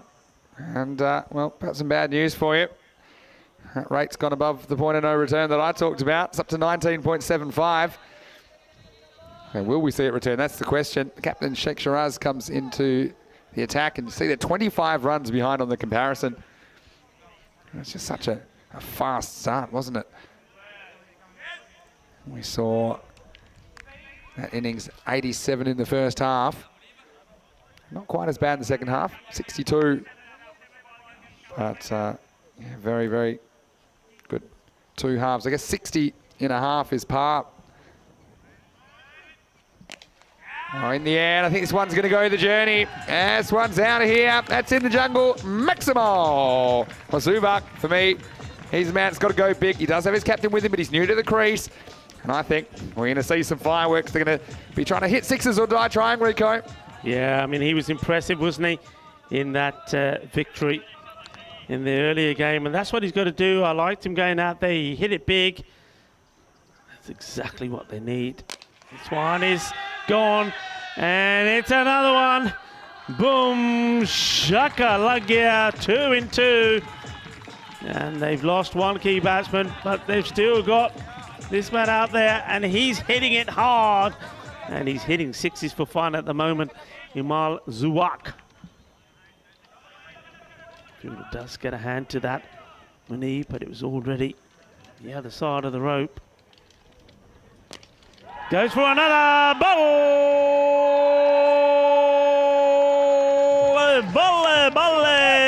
Kinna Sona Rabane Banaya. Another shaka time at the Karma Oval. Rico, get my eraser, because maybe 18 isn't the PONR, because I think with that it's come back down. It's back down to 17.42. Well, that's your 18, buddy. That's 3. That's your 18, exactly. That's 3 out of 3. I think 1 for 6 out of 6, Rico. I think Shiraz is going to try a change of angle. See if that helps. Hits it hard, Fielder coming across, can't stop it. It is 4 in 4, and he's just dealing in 6s here. Oh, this is magnificent. This is power hitting at its best. Are we going to see something special here? Well, dare we dream it? Dare we say it? We've seen a hat-trick already. Could we see 6 6s? All right. So what's my new point of no return? 36, because this one a bit flatter. Still had enough to get over Spartan. Well, he can't reach it, nobody can. Now we're on. He's definitely going to be trying again. He's got to get up in the block hole here, Shiraz. Goes for it, and it's another one. 5 in 5. Shaka time. Oh, patake chal pe ground de bit. Patake vi chal pe. Tol vi binalo. This could be something sensational here. Unbelievable. Well, we're on here. I mean, he's got to go for it, doesn't he? Of I mean, how many times in your life, I don't care whether you're playing in a back alley, I don't care whether you're playing at Lord's or anywhere in between, you hit 5 6s in a row.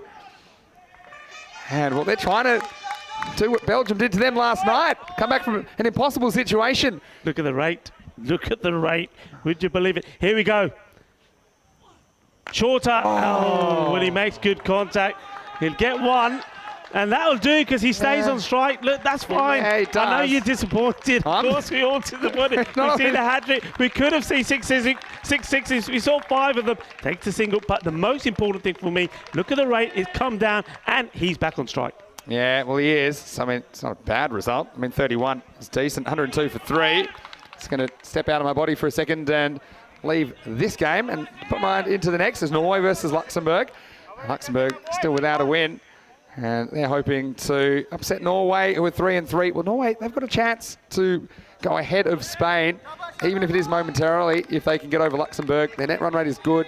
And then Spain, all they would have to do is beat Belgium. But that isn't particularly easy. So Norway, after being 4th, not even winning a game in the first half of their campaign, pushing for top 2. Yeah. Really, you back them to do it over Luxembourg. But our last chance.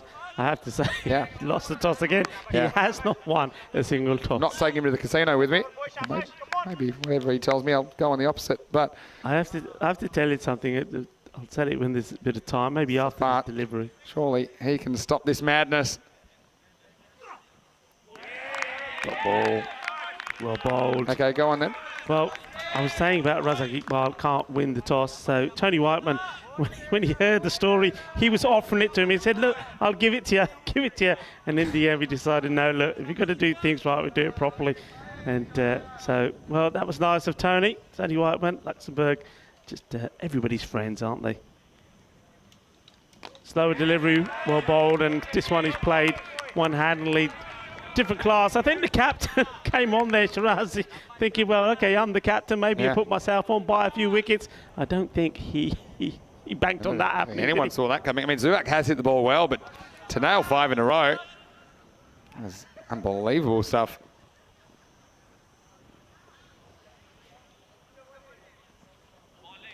No, they're taking him on, and well, he's going to be out that end, I'm pretty sure, yes.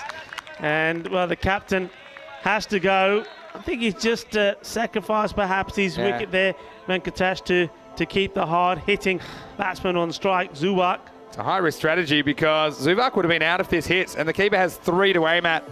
So he goes straight away, and I think if you're going to do this, you have to kind of hold that end, make that end safe. Otherwise, you're kind of giving up one for nothing. It was amazing that the keeper missed in the first place, Ali Raza. But Sefat, he was able to run out the Swedish captain. Unselfish work from him, though, when it comes down to it. Yeah. Sweden lose a 4th. It's 103 for 4. And that's actually one of the things that we've seen in hundreds of T10 matches we've done together this year, Rico. We've seen strike manipulation as a kind of tactic, and it's been developed. So obviously they want Zubak to get the strike, and so they're willing to be quite creative to do that, even if it means giving up a wicket.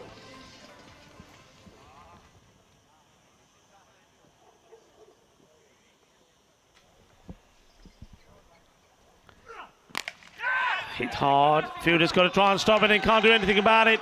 Well, this was absolutely mullered to the boundary. Exceptional shot. Fabulously hit, and well, this is something sensational here. What a half century this is. It's just come off 18 deliveries. Amazing. Incredible. Amazing. And he's just hit everything. And Safat, not an easy bowler to muscle. Gets this one over cover. A memorable 50. Well, this really would be the impossible chase if they were to pull this off, Belgium. बहुत अच्छी batting की है अपने batsman जुबाक ने अपनी half century बना ली है. You're going to need a bit of luck, though, as well. I mean, that run out being missed, I mean, really shouldn't even be there, Zubak. Yeah. Keep it underarmed at 3 stumps, found a way to miss. But also a sacrifice by the captain. He didn't even face the ball, run out on 0 without facing the ball, just to get him on strike. And this one is taking an edge, but it's called a no ball. Well, would you believe it? Could that be the turning point in this match? No ball called by umpire Shub as the catch is taken by Ali Raza, but it will be not out. Yeah, it was a good call by the umpire. Look at this. Well, this is a definite sneak. You can see the deviation. He's got it with himself. Then he hears the no ball. He says, okay, well, this is a free hit. Oh, boy. And he's hit it pretty hard, and it'll be 4 runs. He doesn't need an invite. Well, when he's been given the license to go big, he goes big. 4 more. Rico, there's no way they're doing this. There's no way they're doing this. This would be robbery. What is in that the phrase? first degree. What's that phrase you have? The impossible chase. Well, the point of no return. And what's it? PN? PONR. Yeah, well, you might have to change that. I might just have to. This could be it, and it's got to take it. The pressure. Oh, no way. I don't believe it. That was a dolly, but that was a pressure catch, and he felt it. I don't believe this. That's well, would you believe that? Oh, well. You can see everybody now, all the fielders, they're flat. They know first the no ball caught behind, and then that one, they've just gone flat. They can't believe it. They've got to pick themselves up. What a match this is turning out to be. He's going to keep the strike as well. So 113 for 4. And he's had 3 lives in about 3 minutes. He should have been run out that over. Then he was caught behind off a no ball. And then this one was an absolute soda. And if you want any scientific proof that pressure exists, just watch that delivery. So now, where are we? I mean, 37 off 12? Still a pretty ridiculous finish. But Stockholm Raja, I still think, Rico, there's no way they're pulling this off. You've got a man out there that just hit 5 6s on the spin. He could do it.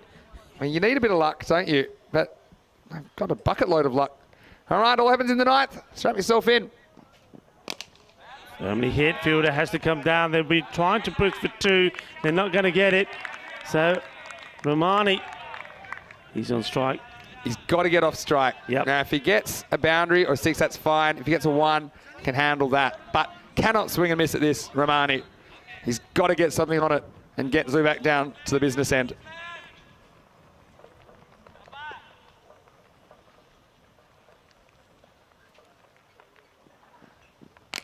Oh, he gets more than something on it. This is coming all the way.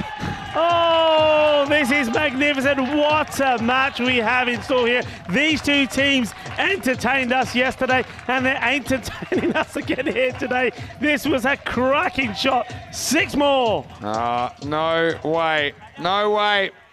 This cannot happen. It's an impossible chase. Never mind 1. How about 6, says Sami Romani. There we go. And this one, he gets hold of it. There's nobody there, and it's going to go to the boundary. 4 more.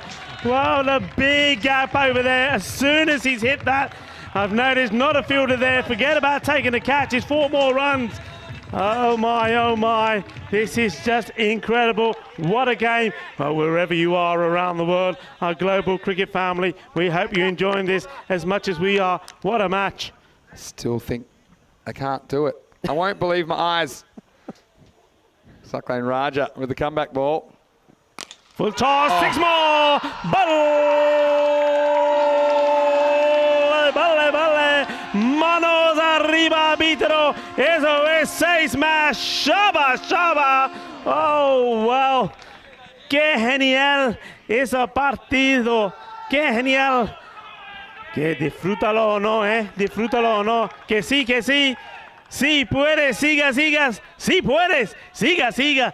Oh, yes, they can, Vinny. Oh, yes, they can. Well, they're driving up the emergency lane, trying to squeeze their way into the top 2 here, Sweden, and they're going at a breakneck speed. And I still can't believe. How about Romani? Remember the joke I was telling when I said, just get 1 and get Zubak on strike? And he's hit 2 absolute monsters. 20 now off 8. Oh, my. Round the wicket now, Stockholm Raja. Well, Romani. Is this a dream, though? Am I a crummy? It's the Dream 11. It's the Dream 11 European Cricket Championship. That's what it is. Full toss. This could be a no ball as well. Oh, it is. It's a no ball. It's gone for 6. It's a big 6. Oh, they're falling to pieces here. That is 7 off no balls because it will have to be bowled again. Oh, the dugout's gone to heaven, and that ball's gone for 7, and it'll have to be bowled again. Oh, the wheels are off the train now. They're off the tracks. The engine's falling out. There's an explosion of runs, and Romani, he is gone. Take it easy. He's got a broken arm there. Somebody hold on to him, otherwise he's going to have another bandage somewhere pretty soon. 13 off 8, and this is a free hit as well. I just hope he has the same approach, Romani, because he doesn't have to do anything different. I mean, sometimes you see people swinging harder at free hits. I can't imagine him swinging harder. Yeah, when you get closer, the pressure builds more. So now the pressure is on the batsman as well as the fielding side. Oh, wow, what a match. And he's clubbed this one, and it's 4 runs, I think, just bouncing before the boundary. Oh, my word, would you believe it? Madre mía, qué partido eso es. Increíble. Vaya espectacular de partido. Mamma mía. We've done over 1,500 matches on ECN, and this will be the most remarkable chase that I've ever seen. The bowler says they don't want to bowl anymore. They say, sorry, you still got 1 more to come. He picks up his cap. He says, I'm out of here. He said, it's not over yet, buddy. It's not over yet. They're just checking, I think. They're saying, yeah, here you go. Have it back. Well, this is still not a foregone conclusion, though, because Sweden, it's advantage Sweden now, which I can't believe I'm saying those words. But, you know, a wicket here, you know, still going to last over, anything can happen. And so, Romani, remember when I said take the single? This one, laughing at me 5 minutes ago. Mate, but this one, Romani, just have a big swing because you got the other batsman at the other end who's going to be on strike. And that's exactly what he does. And it's 6 more. Balle, balle. Eso es increíble. Mira la gente, míralo, baila, baila. Nacho, nacho, nacho. Totally without well, look, don't celebrate too soon because one thing I have to remind Sweden of, remember, I think 1 or 2 of you were celebrating yesterday in that match against Spain when you thought you had it in the bag. It ain't there yet. End of the over, 147 for 4. Now, Romani, a man who himself got hit for 31 in an over earlier this week and completely messed that up, almost messed it up against Norway in match 2. He comes back and, well, he hit most of those runs. 34 runs came off the 9th. Well, if the 8th was exciting, the 9th was out of this world. And now they'd have to fall over to lose. Only 3 required. And, well, they just can't believe it. Their prayers have been answered. Sweden, could they sneak into second place, which is where they'll be if they can pull this off. And it's exactly what happened last night, but even more extreme. Now it's Belgium who are about to lose the unlosable, surely. As Zubak on 57 only requires 3 off the last over. Zakil. And, well, not sure what that was all about, whether it was a genuine slip or maybe he was trying to think of doing something else there. I don't know, but it's nothing. Well, my point of no return. That's in the bin now. And they were up to 19.75, and I said, good luck from here. They're going to do it with time to spare, I think. 3 to win. And that'll do it. Oh, what an incredible victory. You will not see anything like this. This is the Dream 11 European Cricket Championship. That's what it means to them. This is the most incredible run chase you will ever see. And Vinny Sandhu, you're going to be eating your hat. It's the impossible chase. It's a miracle. It's the miracle on grass. The impossible chase pulled off by Sweden, who bring up their 150. The biggest chase in the series by some distance. Well, even the staff, they are loving it because that gives them a shot at the top 2. 151 off 9.1 overs versus Belgium's 149. You didn't give them a prayer, Sweden. But that just shows what pressure does. And, well, 2 epic chases.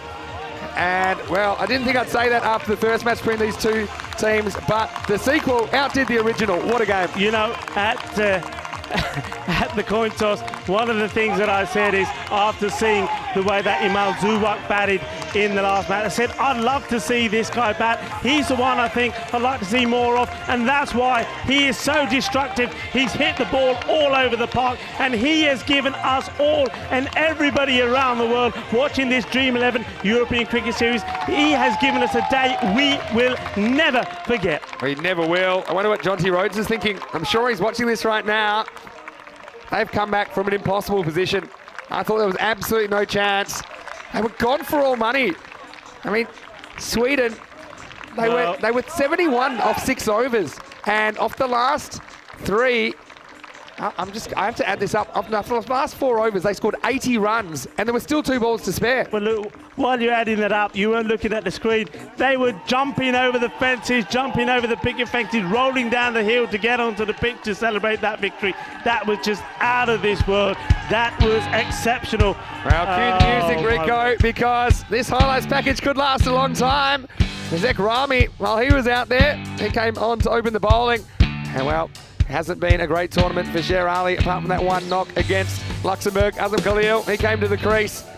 And, well, Belgium, they looked to have this game on toast, didn't they? And when I look at the splits here, and there were 67 in the first half for Sweden. It was 84 in the second. That's with 2 balls remaining, but, well, you just thought with the wickets falling, and that was a great catch, but with some concern for Ekrami. See if there's any repercussions. He's notched his head, hit the ground here, but it's very courageous stuff from the Belgian spinner. And he had the little Tweety birds flying around his head at that stage. Imal Zubak came out, and this game was about to take a bit of a turn, wasn't it? And he looked good at number 3 earlier, but I think he's got a home at number 4, batting behind Khalil, who came up with 21 of his own. And this was the moment Khalil gets run out, going for a bit of a dicey second. So you thought, well, I said at the time, Zubak, he's the man that's got to get him close. I thought he didn't have a prayer, but then it started raining Maximos, and then Rico, we saw something that I don't think we even believed, even though we saw it live here with our own eyes. Oh, this is I'm lost for words. I'm going to be taking the Strepsils 2 by 2 in a moment, losing my voice, and this is not even the end of week 1. This is unbelievable. Just sensational. Everybody was up for this. You could not have or seen a better spectacle of work. Hold on a second, remember this? Oh, do you remember this? that? When he should have been run out, had 3 subs to aim at, the keeper couldn't hit. He got caught behind off a no ball. And then he got dropped. It was the easiest catch we've seen all week. All 3 in about 3 minutes. And then, well, Romani came out, a man who went for 31 himself in an over, almost messing up the game in game 2. He came out and, well, never mind about 31. 34 came off the night. And then they'd almost had it done. And, well, poor Sweden, they had a rough 24 hours. And there were prayers. There was all sorts of gesticulations in the dugout. And in the end, that's the one that brought up the 150. That's the impossible chase. You saw it right there. And let's just have a look when those winning runs were hit. It was total chaos. That's Joti, who had a stinker behind the stumps, but it doesn't matter now. That's history because Sweden are going to win this one, match 18. And they're going to pull off the chase with 5 balls to spare. Extraordinary scenes from Cartama in Spain. This is what this Dream 11 European Cricket Championship is serving up, and there's plenty more to come. Rico, what can you say about that? Probably one of the best games of cricket I've ever seen in my entire life. Yeah, I mean, look, it took the words right out of my mouth, and we were having a look at the scorecard there. And it's just amazing stuff. Just look at Romani, 32 of 6 deliveries. And we thought that Zuak, when he hit those 5 sixes on the spin, that he was sensational. That was just amazing. And yeah, look, I've not seen anything like that. Yeah. Well, tell us what you think around the globe. Tell us what you think on the chat. That was sensational. It's just blown us away here. If you have small children, avert their eyes now because there's some violence in the figures. 1 for 10, Ekrami off his over. But you know, apart from that, wasn't a lot to write home about. 1 for 13, Marcus Raja. Razak pony bowled 1 over in the end. Surprised they didn't go back to him. He's a bit of a Yorker specialist. But we're going to need to take a cold shower. When we return in 15 minutes, we'll see Norway versus Luxembourg. You might want to go to our website, EuropeanCricket.com, and check us out on social media at European Cricket. But for now, this is Vinny Sandu, Mr. Maximo, along with Rico Full. Michael McCann will be back with you soon as well. Hope you're enjoying the action wherever you're watching around the world on ECN. This is the Dream 11 European Cricket Championship.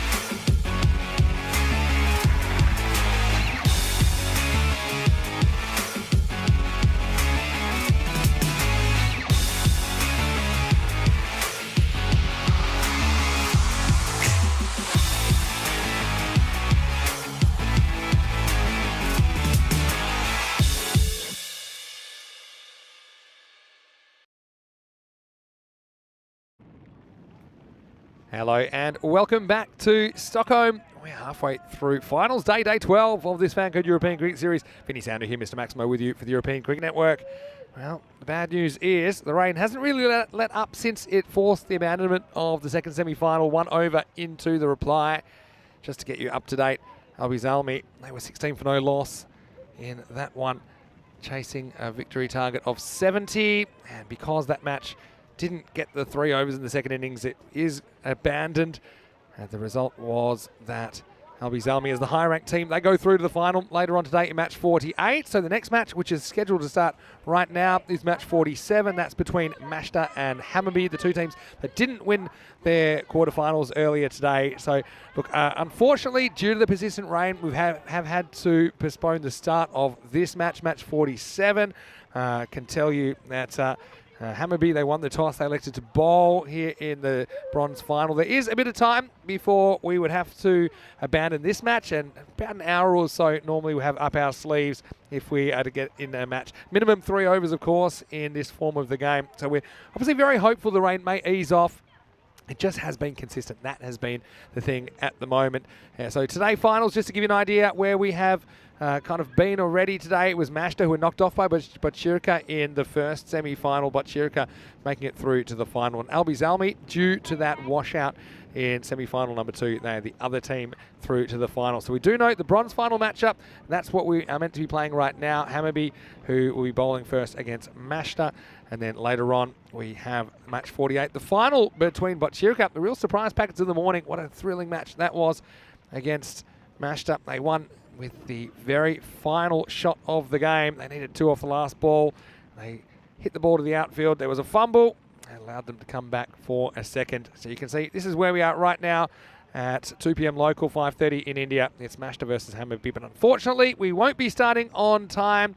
But we are hopeful of getting a game on, and hope you've been enjoying the classic matches. I know that we're getting a lot of great feedback about that. We just watched the impossible chase. It was Sweden versus Belgium at the European Cricket Championship last year. We're going to take you to another classic right now, and this one isn't from too long ago. We're actually going to take you back to the first quarterfinal in Landskrona, in the ECS Sweden Landskrona, just 2 weeks ago.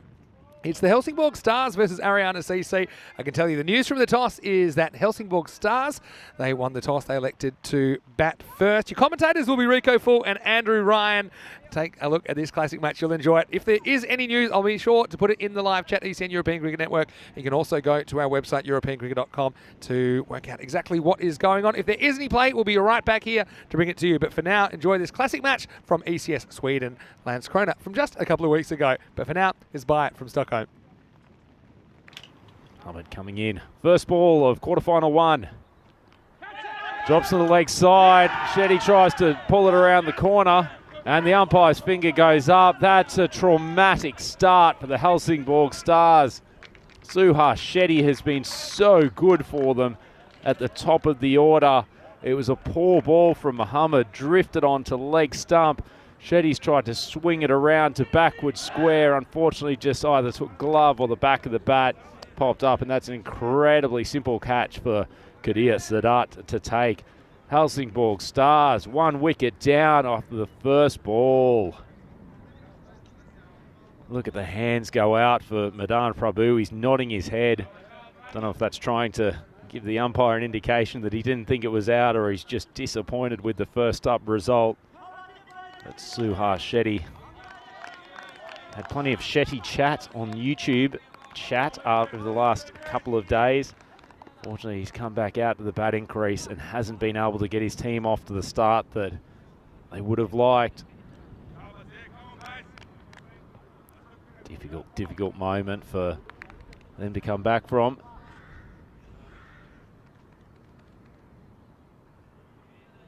Prabhu still an on-striker's end. He's got an even bigger job than he might have had originally. Muhammad, another ball that's probably not on a great line, but came back into the battle late. Play and miss. Avinash Panda, who's come out to the middle, started to find his form in the later stages of Group A. They'll need him to take charge. Nice ball. Well, he's not taking charge any longer. This is an awful start for the Stars. Atif Mohammed finally gets one on the pegs and swings in, takes out off stump. Beautiful bit of bowling from the big paceman. He's now got 2 for none. And the Helsingborg Stars have lost their second wicket without a run on the board. Lovely delivery, angling in, just even decked away a touch off the pitch. That is outstanding swing bowling from Atif Mohammed. And what a tragic start for the Stars. And if we need to pump up the positivity, given this start, I can think of no better man to do it than the wonderful Rico Full. Rico, this is stunning stuff. Stunning indeed. And Ariana, if you weren't warned about what they did yesterday, well, take note.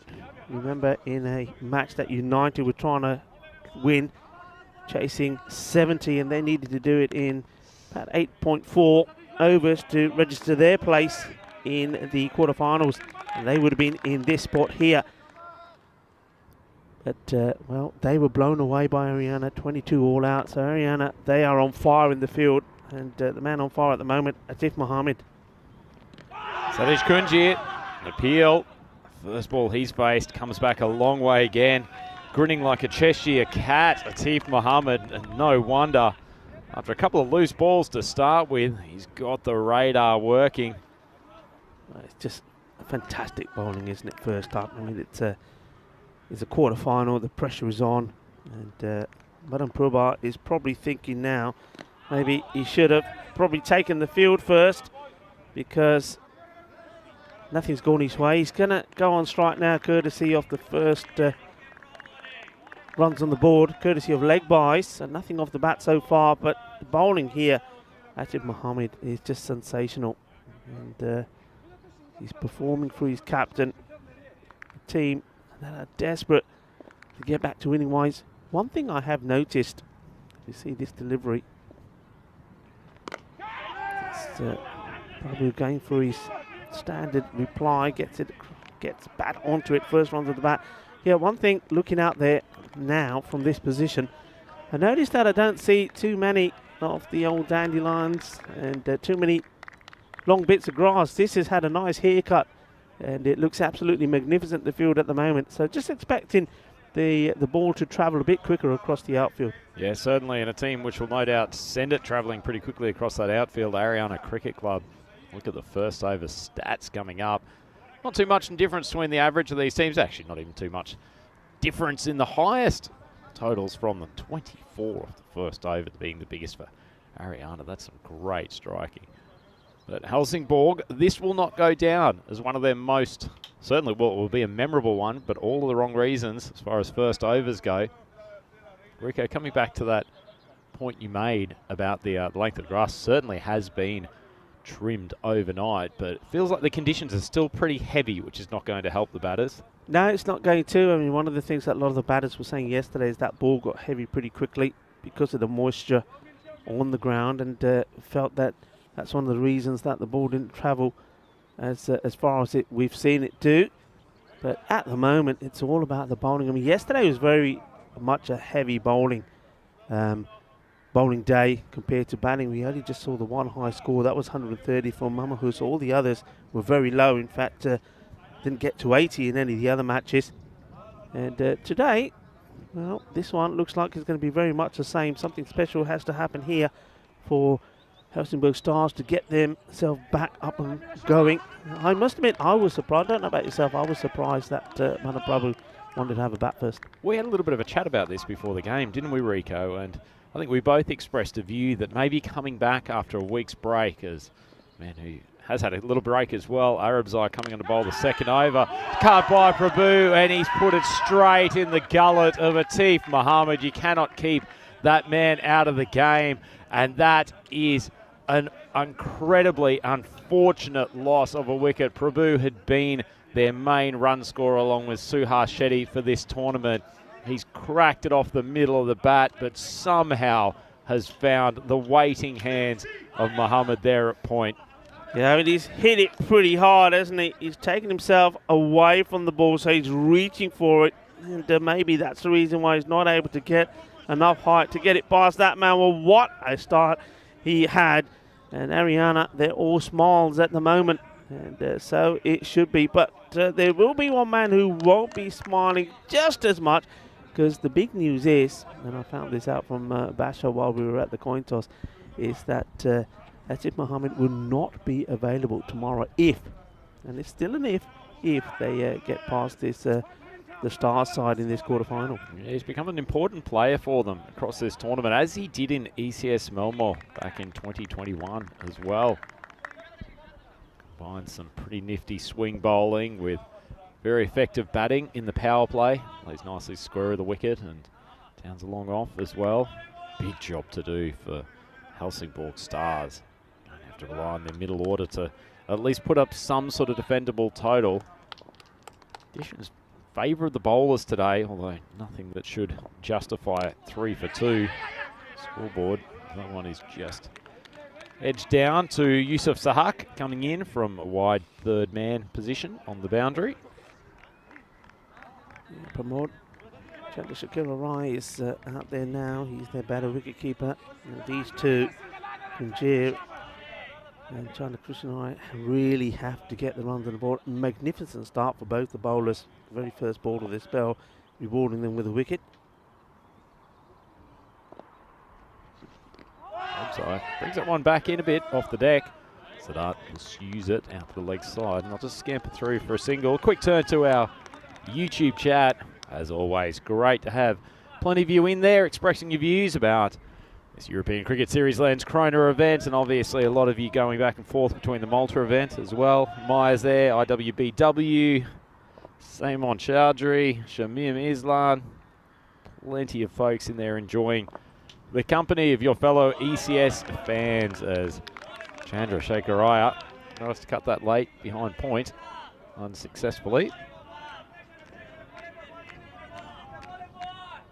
Yeah, good morning to everybody on the chat. Lovely to have you with us. And of course, yeah, I mean, I'm sure that you will be flicking between here and the Valletta Cup in Malta. Certainly, I should be keeping an eye on that. Maybe give you a little update on what happened there yesterday and the play today at some point as well. This is playing nicely tucked away, a little paddle. And that man Sadat, always in the action, the wicketkeeper Kadir Sadat. What a good series he's having. Yeah, he really has. He's gotten into his work nicely across this week, ever improving with the gloves, and he's finding form with the bat. Thoroughly enjoyed the opportunity to hit with the wind, which turned around yesterday, and finding yesterday and the day before, finding the boundary with regularity. He's got some power for a small man.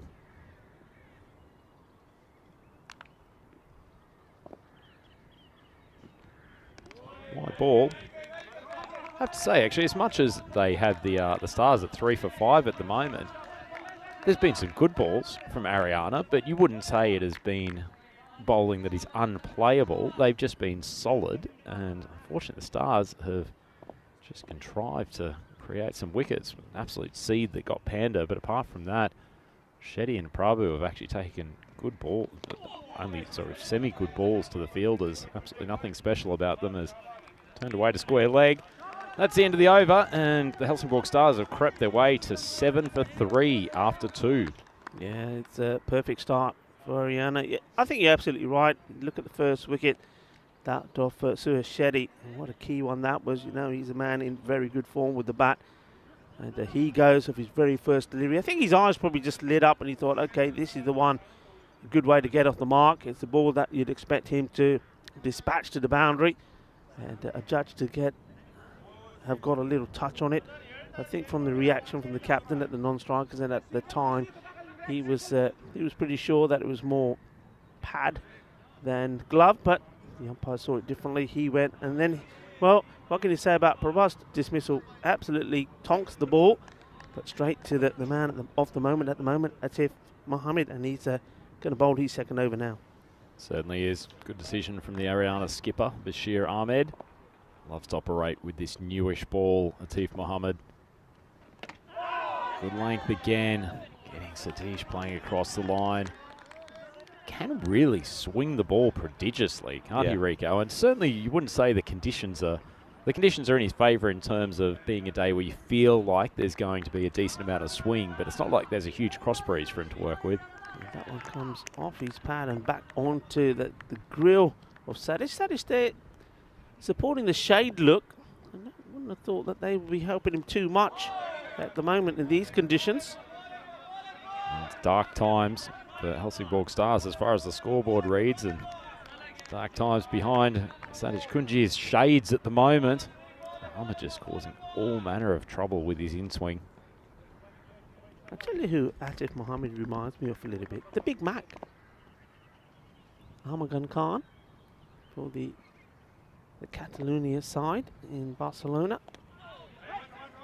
Pretty good comparison, Rico, and he's a man who would appreciate that shot. Kunjia, nice bit of play, stepped away to his off stump, gave himself the opportunity to get onto the back foot, swing that away behind square. Much needed boundary for Helsingborg. And I guess the one ray of sunshine for Helsingborg is that they have got Devinder Singh still to come in this innings. They haven't committed him too early with the loss of those first few wickets. So I suspect they'd want him to come in against the second tier bowlers and when the ball's not moving around as much.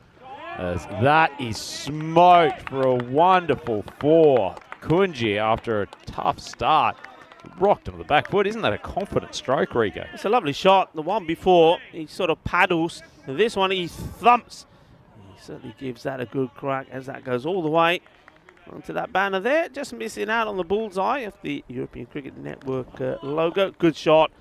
And they're starting to get things moving here now. Kunji takes a couple of steps down the pitch. Good change from Mohammed. Instead of swinging the ball into the stumps, he's just pushed that one outside off. Canny bowling. Well bowled, and you saw the wrist action there, how he changed it. I think he's decided, okay, I'm not going to attack the stumps. I'll go back to my line outside the off.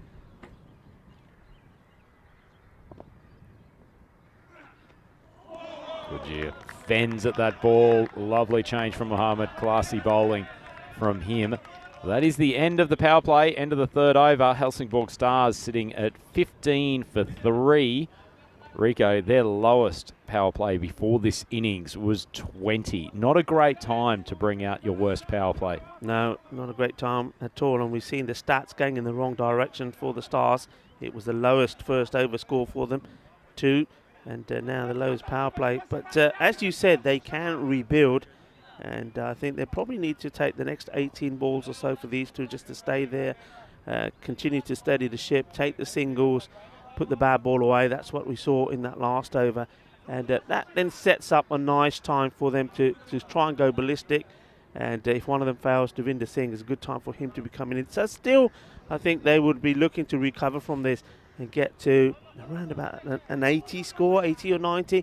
That'd be competitive. Yeah, certainly will be, Rico, and I think that's exactly what they should be trying to do tactically. Always tough against these opening Ariana bowlers because they're capable of swinging the ball, but there's plenty of quality in the middle overs too. I suspect we'll see Baz Ayubi in the pace of Absar Khan at some stage. Arabzai, good line and length, flashing outside. Andrew Shakaraya make contact. 3 dot balls on the trot. Talking about the conditions here at the moment, started at about 10-11 degrees. The highs will be of about 13-14 today. It's pretty calm and bright out there at the moment, not too windy, not excessively chilly, though the forecast for later doesn't look good as this one goes past the offside again. But certainly, looking at it right now, you'd think it's probably going to be quite a pleasant day, but that's not what the forecast tells us. No, let's hope the Swedish Bureau of Meteorology has been unduly negative, but certainly suggesting that we'll have a bit of rain throughout the course of the day. Hopefully it won't interrupt the cricket, or certainly not for any prolonged period.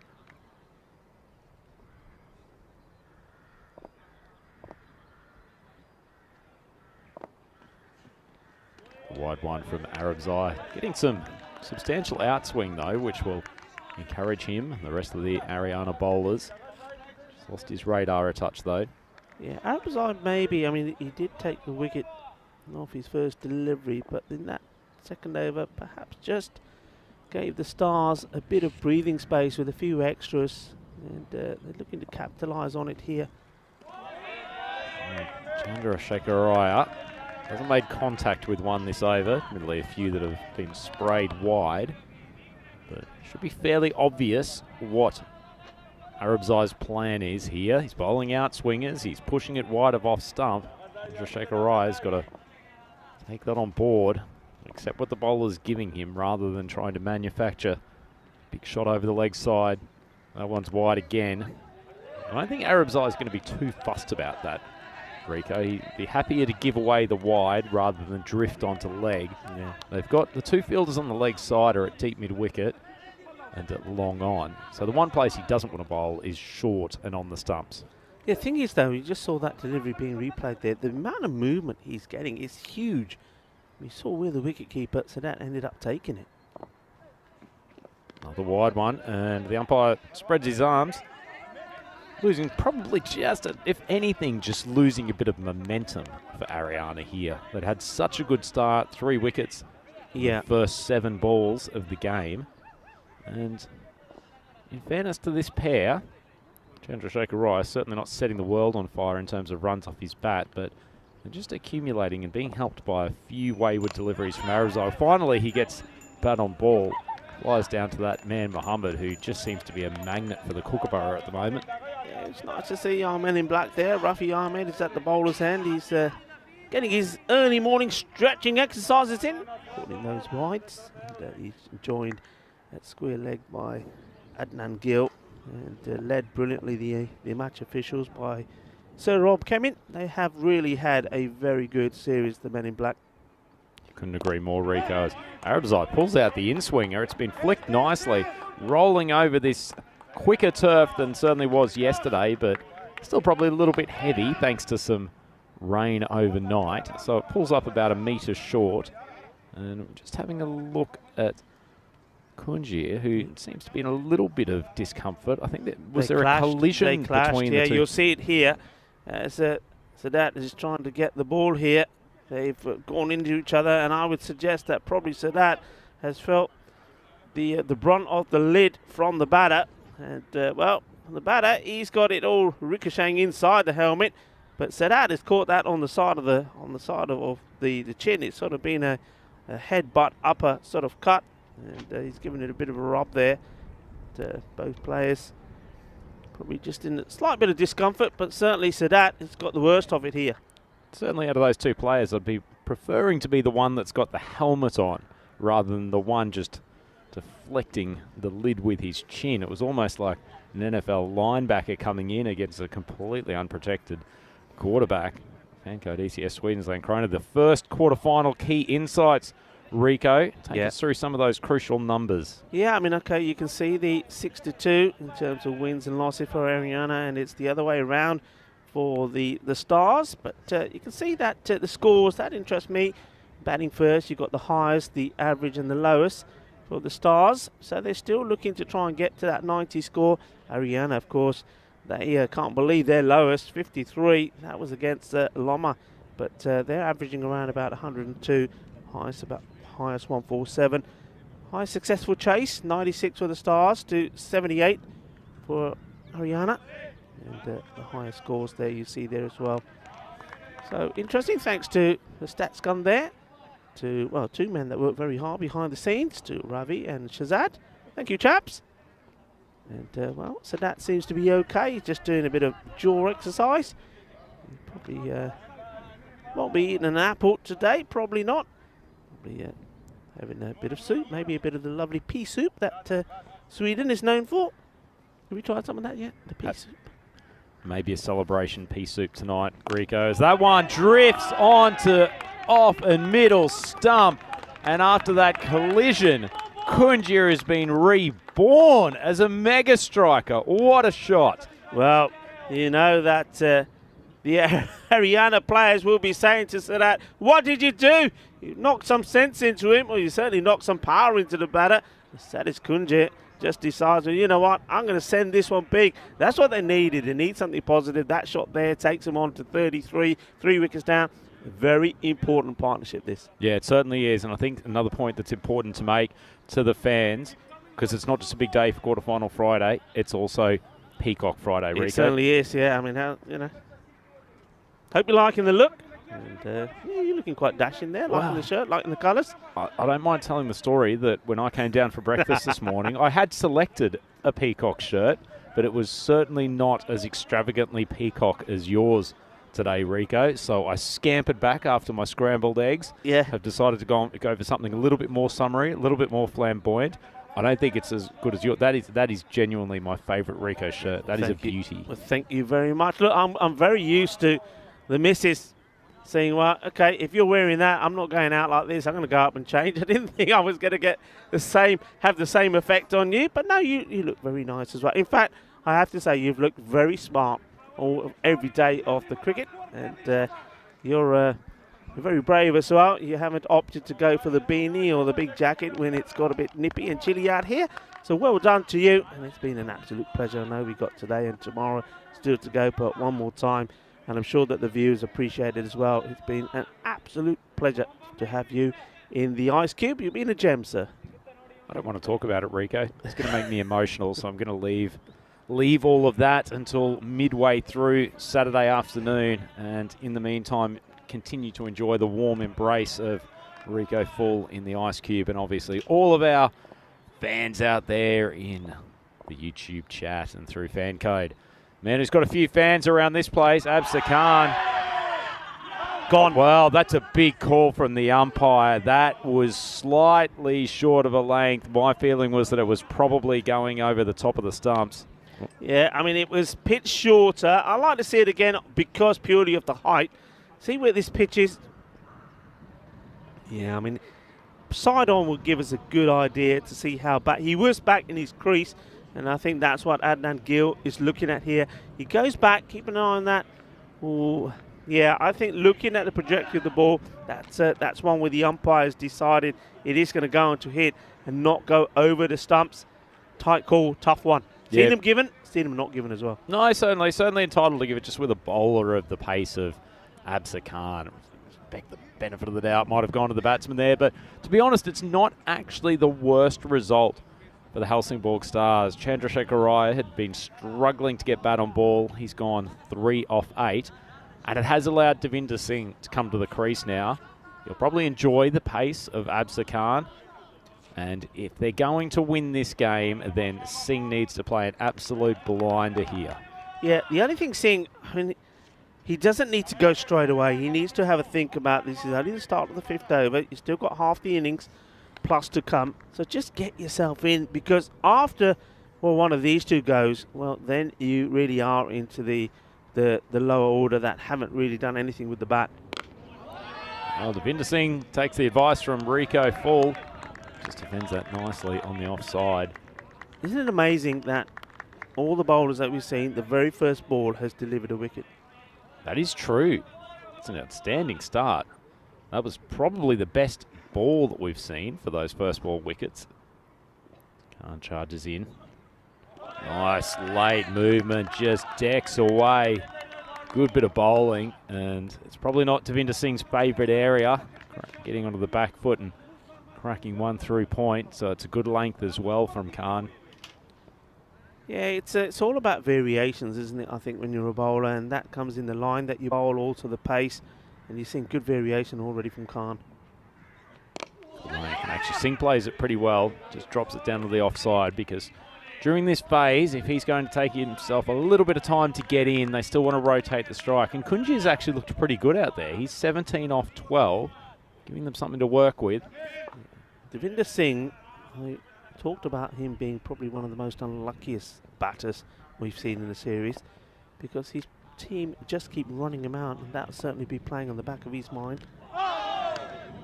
Good ball from Khan. He's really hit a good length today, hasn't he? Yeah, I'm liking this. I'm liking the energy that he's putting into his bowling. He certainly is charging in and bending his back, so to speak. And the two batters just having a little chat here.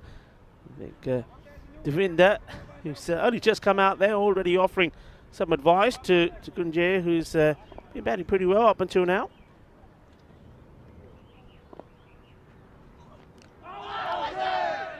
appeal from Ariana. They'll scamper through for the single.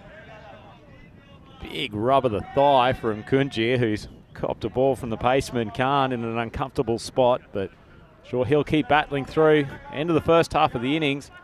Helsingborg Stars 29 for 4. You can safely say that probably wasn't part of their plan when they decided to bat first. No, definitely not. I think the sting, if you like, was taken out of the opening attack pretty quickly by Ariana.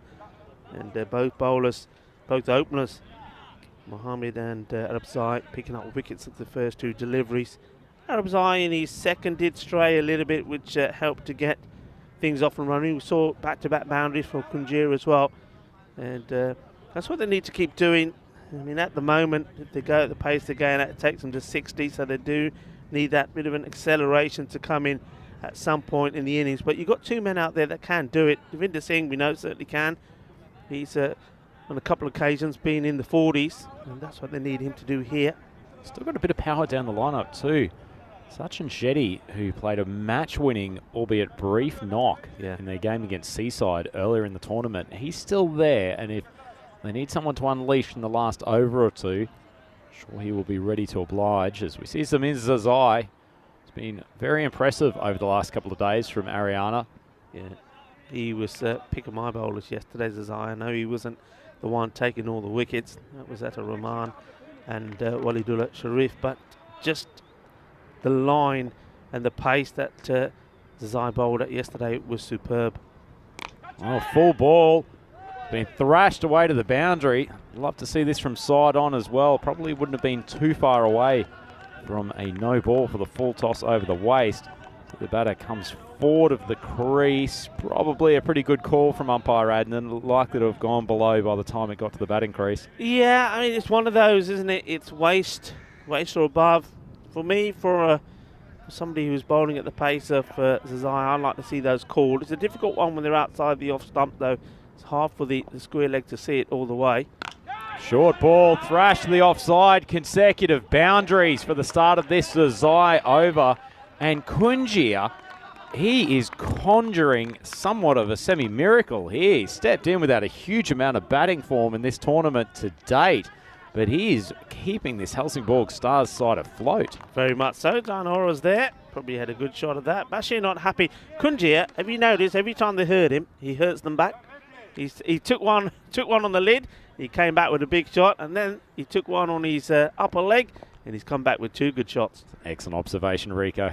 Good prize fighter, and he smoked that over the long on boundary. The first 3 balls of Zazai's over go 4-4 Maximo. Ginna Sona Shaka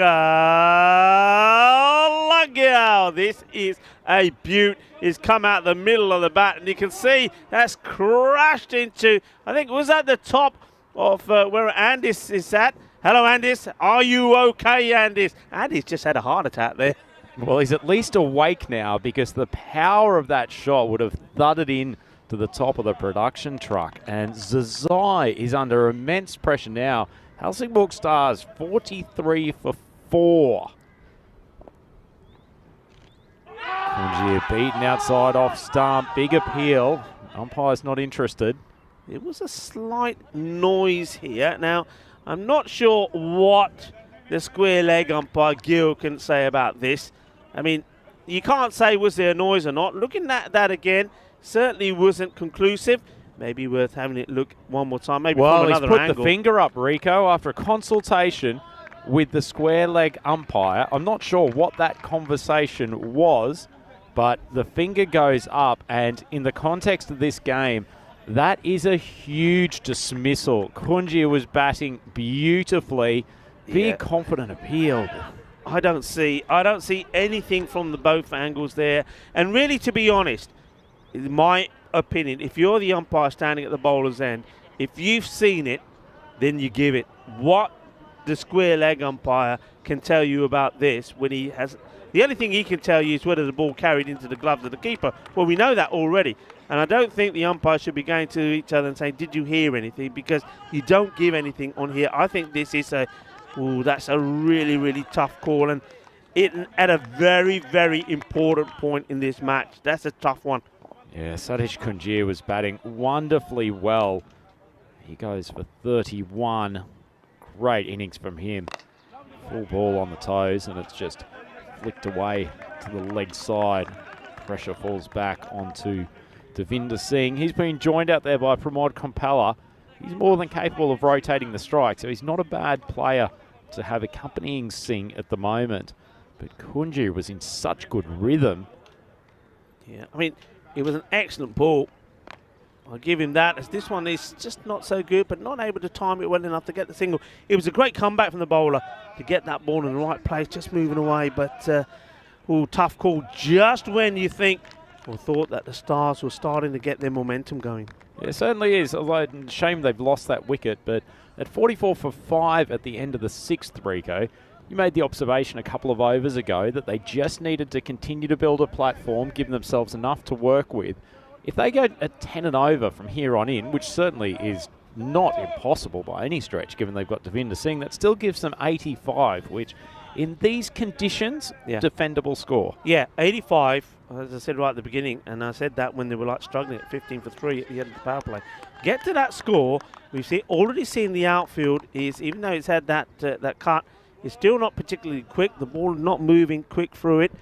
So, yeah, I think the score between 80 and 90 will be competitive, though you still expect Ariana with their big hitters to get there, but maybe it's not a big hitting day, as this one's played nicely. And one man that can give the ball a good hit is Devinder Singh, but I think he's playing pretty well here at the moment. We haven't seen a rush of blood from him. I think he understands the situation, though he probably is thinking here now that perhaps he needs to start to take charge of setting a good score on the board.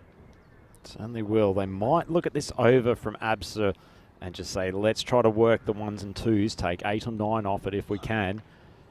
Drop short, Kompella turns around, grabs his thigh. Probably needed to be thinking more about whether there was a quick single.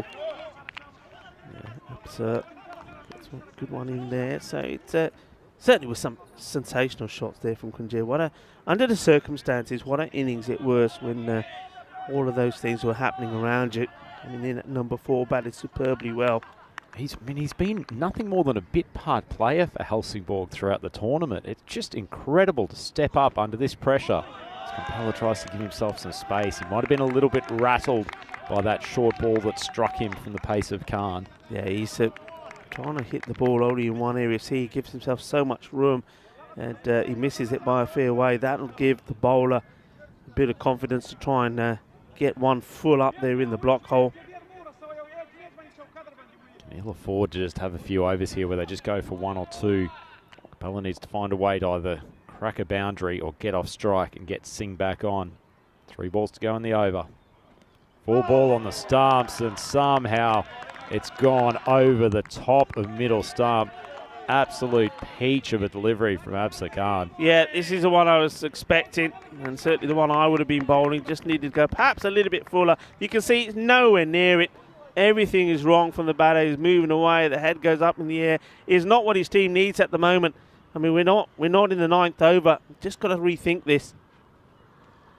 Steps down the crease, swings wildly again. Kadir Sadat, nifty bit of work with the reverse flick. But for the moment, I suspect they'll be pretty happy to have Kompella at the crease because he can't make contact with the Kookaburra. No, I mean, you reminded me a few deliveries ago about Sachin Shetty is still in the camp. I mean, why he's not come out in this situation, I'm not 100% sure. Maybe this was just a call from the captain, probably just to say to Kompella, right, just go out there and swing and try and make contact and everything. Well, he's certainly swinging, but not making enough contact. This one goes to Nurullah, who does so well, the Sultan. Gets down, stops it, gets a good throw in as well. And they tried one and then tried the other. Great bit of fielding. Yeah, great bit of fielding and a huge bit of heads-up running from Devinder Singh. He saw that the Sultan had to dive to his right to take that ball. The worst result there for Helsingborg would have been Kompella getting on strike for the next over. Devinder Singh, not the quickest runner between the wickets, but really heads-up play to get himself back to the non-striker's end, so he takes the first ball of this next over. Yeah, well, this is what we got coming up here. So these two doing battle, and next match, match 42, quarterfinal 2, Mamahus versus Seaside. That'll be an interesting match for me because I think both of those teams possess batters that if they click and take the game away from the others. Evergreen, the unbeaten side against Hissingens. Hissingens will be up against that one. I think the importance of their captain being fit. And then Young Shopping taking on Loma, the team that came into this series making their debut but won their first 4 matches. But then since then, they've been going the opposite way. So they're looking to bounce back, and that will be all about their captain. As Ayubi drops it short on the offside, Singh gets underneath, it's dropping quickly. Good catch. Can he take it, Absa Khan? Absolutely. Safe pair of hands coming in off the deep point boundary.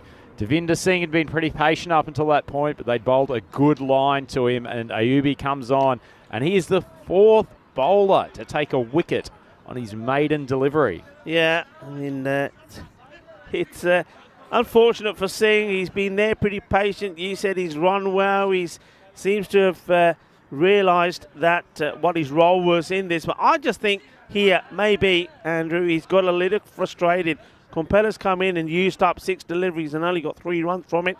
And he's seen that in that last over, a lot of playing and missing. And maybe Singh just decided, right, okay, when I do get on strike, I've got to try and play some shots.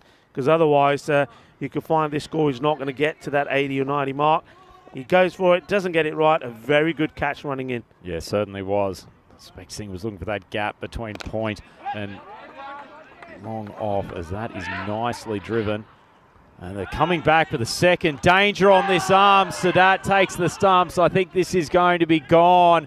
They're going to the limiter review system, but that was a fantastic throw and 2 moments of brilliance in the field from Absa Khan. Yeah, there was the little fumble, and that's why they decided to go for the second, but it's not going to be. You can see he's out there by a long way.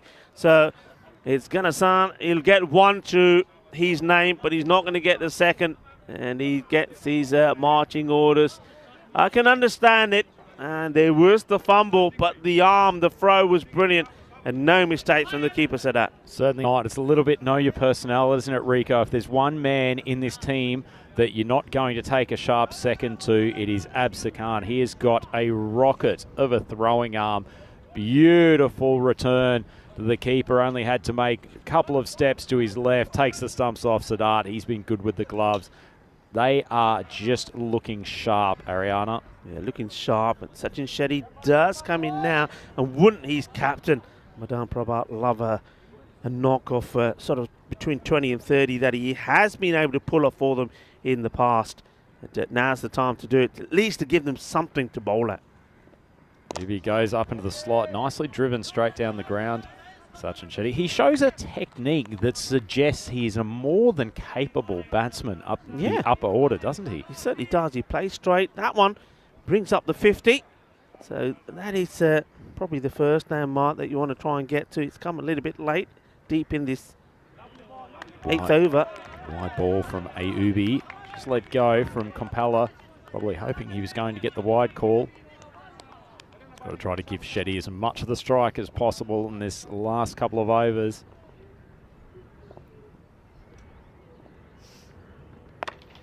Big swing out to the leg side from Kompella. Doesn't get enough of it, but they'll end up taking the single. Brings Shetty back on strike to conclude the over. Yeah, it's one of the. You have a look at Ariana. It looks like they've got one more to come here, but there is no weakness, is there, in that side? I mean, sometimes we look at some of the other sides and you see perhaps a fielder who's pretty weak that's been put in a particular position as a result of that. Big swing across the line. Lovely bit of bowling from Ayubi. It's the change-up to finish the over. He's a good bowler in these later and middle overs. Look at that, just holds up on the deck. Shetty's a long, long way through his shot already. That's the end of the over. Helsingborg Stars 8 overs down, and they are 51 for 7. So a quick look at the bowling figures, Rico. Well, all the bowlers have picked up wickets, and that was up there pretty quickly. But what we can tell you is 4 of them have taken a wicket off their very first delivery, and that's why you find that the Helsingborg Stars are in this predicament. 51, 7 down, 12 balls to go. So they really do have to have an amazing onslaught here now. They've got to run hard. They've got to be careful, though, who they're taking those ones to. As you see, Yusuf Sahak He's hoping to, can he be the fifth to take a wicket of his first ball? We shall wait and see. And certainly the batter, Compella, he needs to really get going here now. Capella, big swing and a miss. Goes from bad to worse for Helsingborg.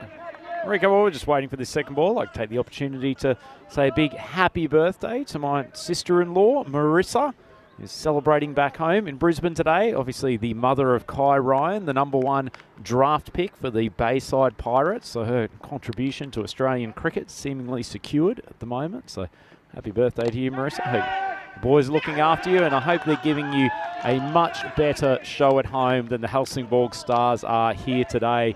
Yusuf Sahak, he takes a wicket with his second ball, not his first, but Compella, he's walking back to the sheds. That man, Atif Muhammad, takes another catch, and the Stars are now 8 wickets down.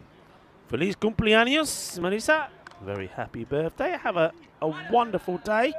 Or, well, I should be saying a wonderful evening, I guess, now, or late afternoon. I hope things are going well for you. Things are not going well for the Stars. They lose another wicket. The only thing I would say there, I mean, I know that means it's 8 wickets down. Compella was not doing his team any favours. So, with the remaining, 10 balls we have to go, it's probably a good idea to get somebody out there that can get a bit of bat onto ball. It doesn't matter what part of the bat, an inside edge, a top edge, whatever it is, you need to do it. Need to get Shetty on strike. Rohit Sapru comes to the crease.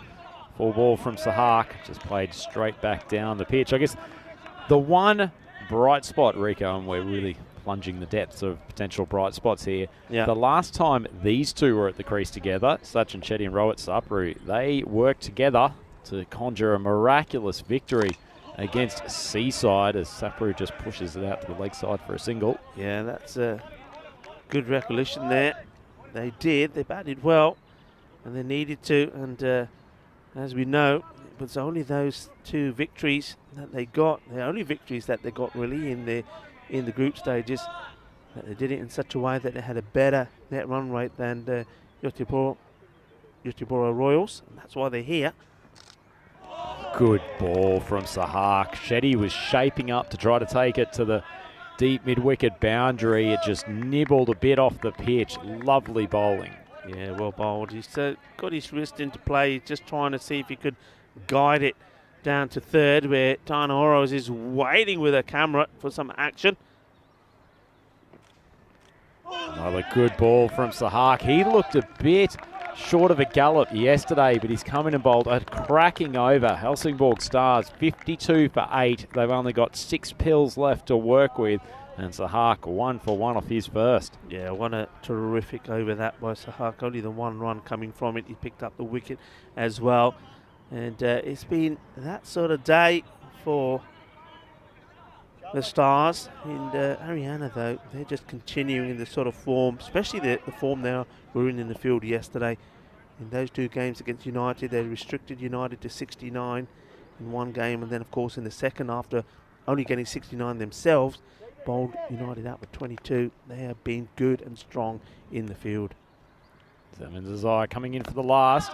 Swings it into the thigh of Rohit Sapru. Sachin Shetty doing the right thing, pushing forward to take the single and get the strike.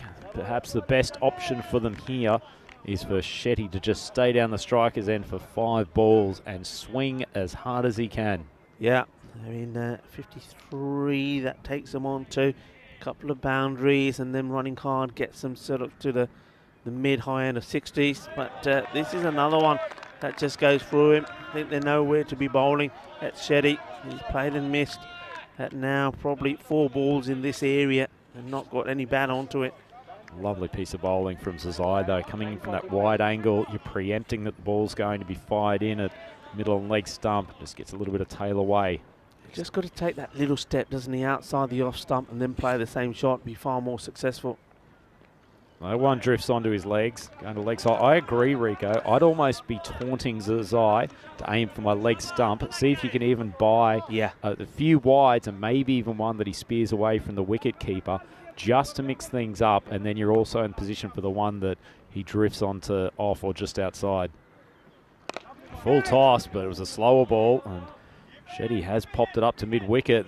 They should have probably just run back for the second and sacrificed Sapru at the bowler's end. Yeah, for now on strike. Can he get Big Bat onto ball? There ain't too many left now.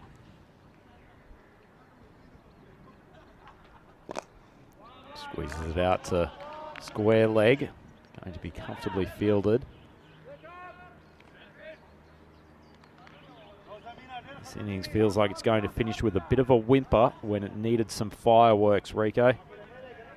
Yeah, the fireworks just haven't come. They only came from one man who provided us with a good innings, and if it weren't for him, this innings would be nowhere. Well, there's one that's come out, and that goes all the way. Ball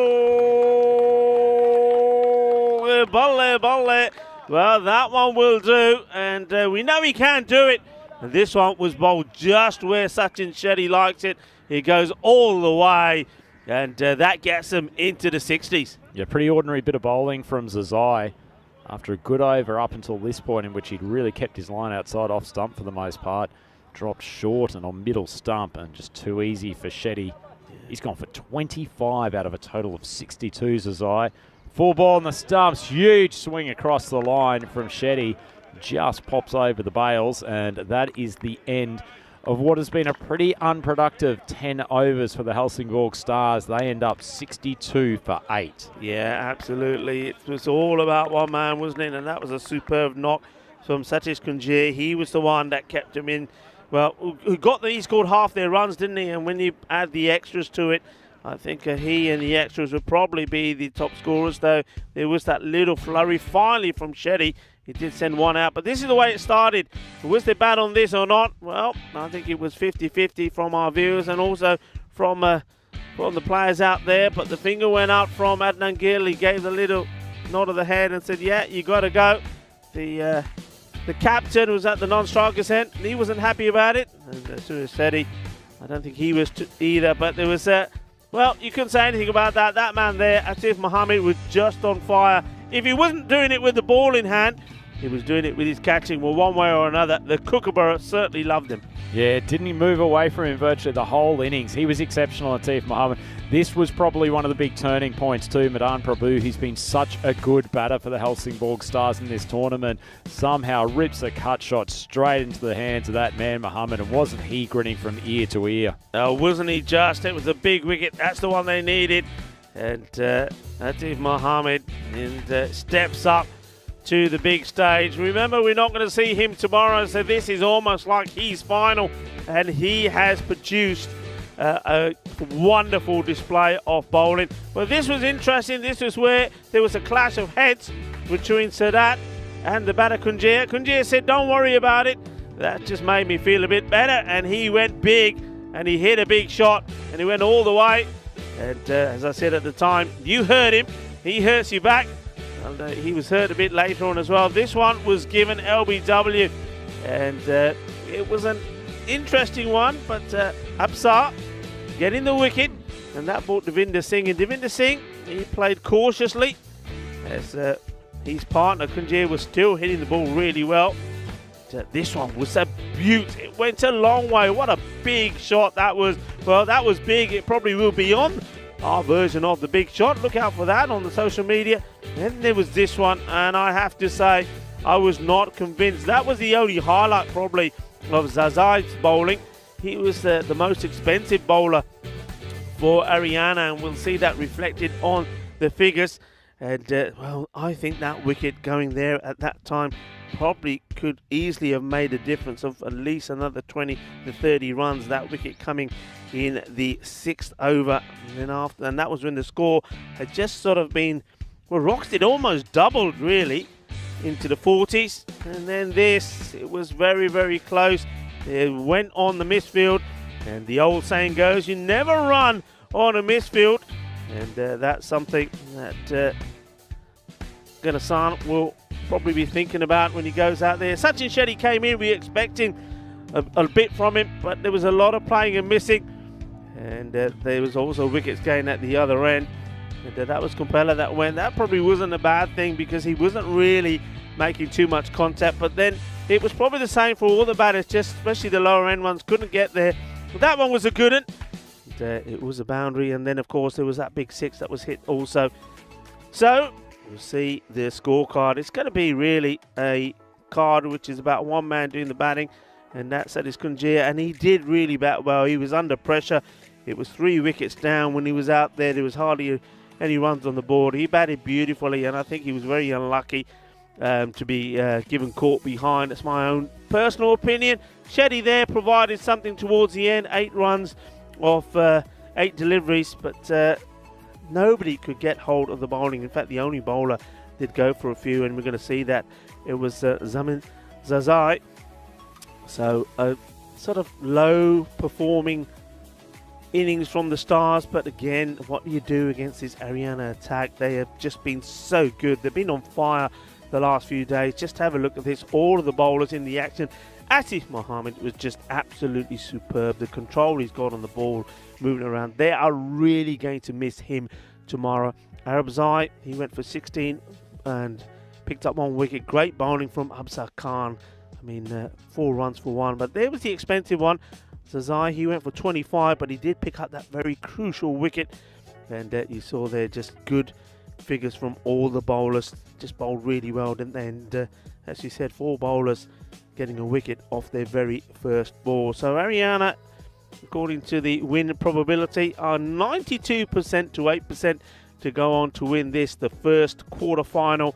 And there's not too many people that would doubt that. But I will say this. Ariana are a team that are blowing hot and cold with their batting. They can go big and they can hurt you, but there are times when they haven't gone big as well. We saw that yesterday. United kept them to a low score yesterday, 69 for 8. We saw Loma do it in the second match that they beat Ariana on as well. So they do have their blips. So the Stars just have to believe. They have to believe that if they bowl well and they're at the best, then they still have an opportunity. They have got the runs on the board in this quarter-final, and runs on the board does mean a lot. As we have a quick sneaky preview and leave you with the mid-inning summary up there. So Sadis Kunjia, the only man who managed to produce anything with the bat, 31 of 18. Then good bowling all round from Ariana, but the pick of the bowlers there by far, Atif Mahmood. Picked up 2 for 9 and took a stunning and very important catch as well to remove the captain of the Stars. Prabhu Rico Full here in the house, and alongside me is a smooth operator, Andrew Ryan. We'll be back in 10 minutes time for the conclusion of the very first quarterfinal. Volvemos en 10 minutos.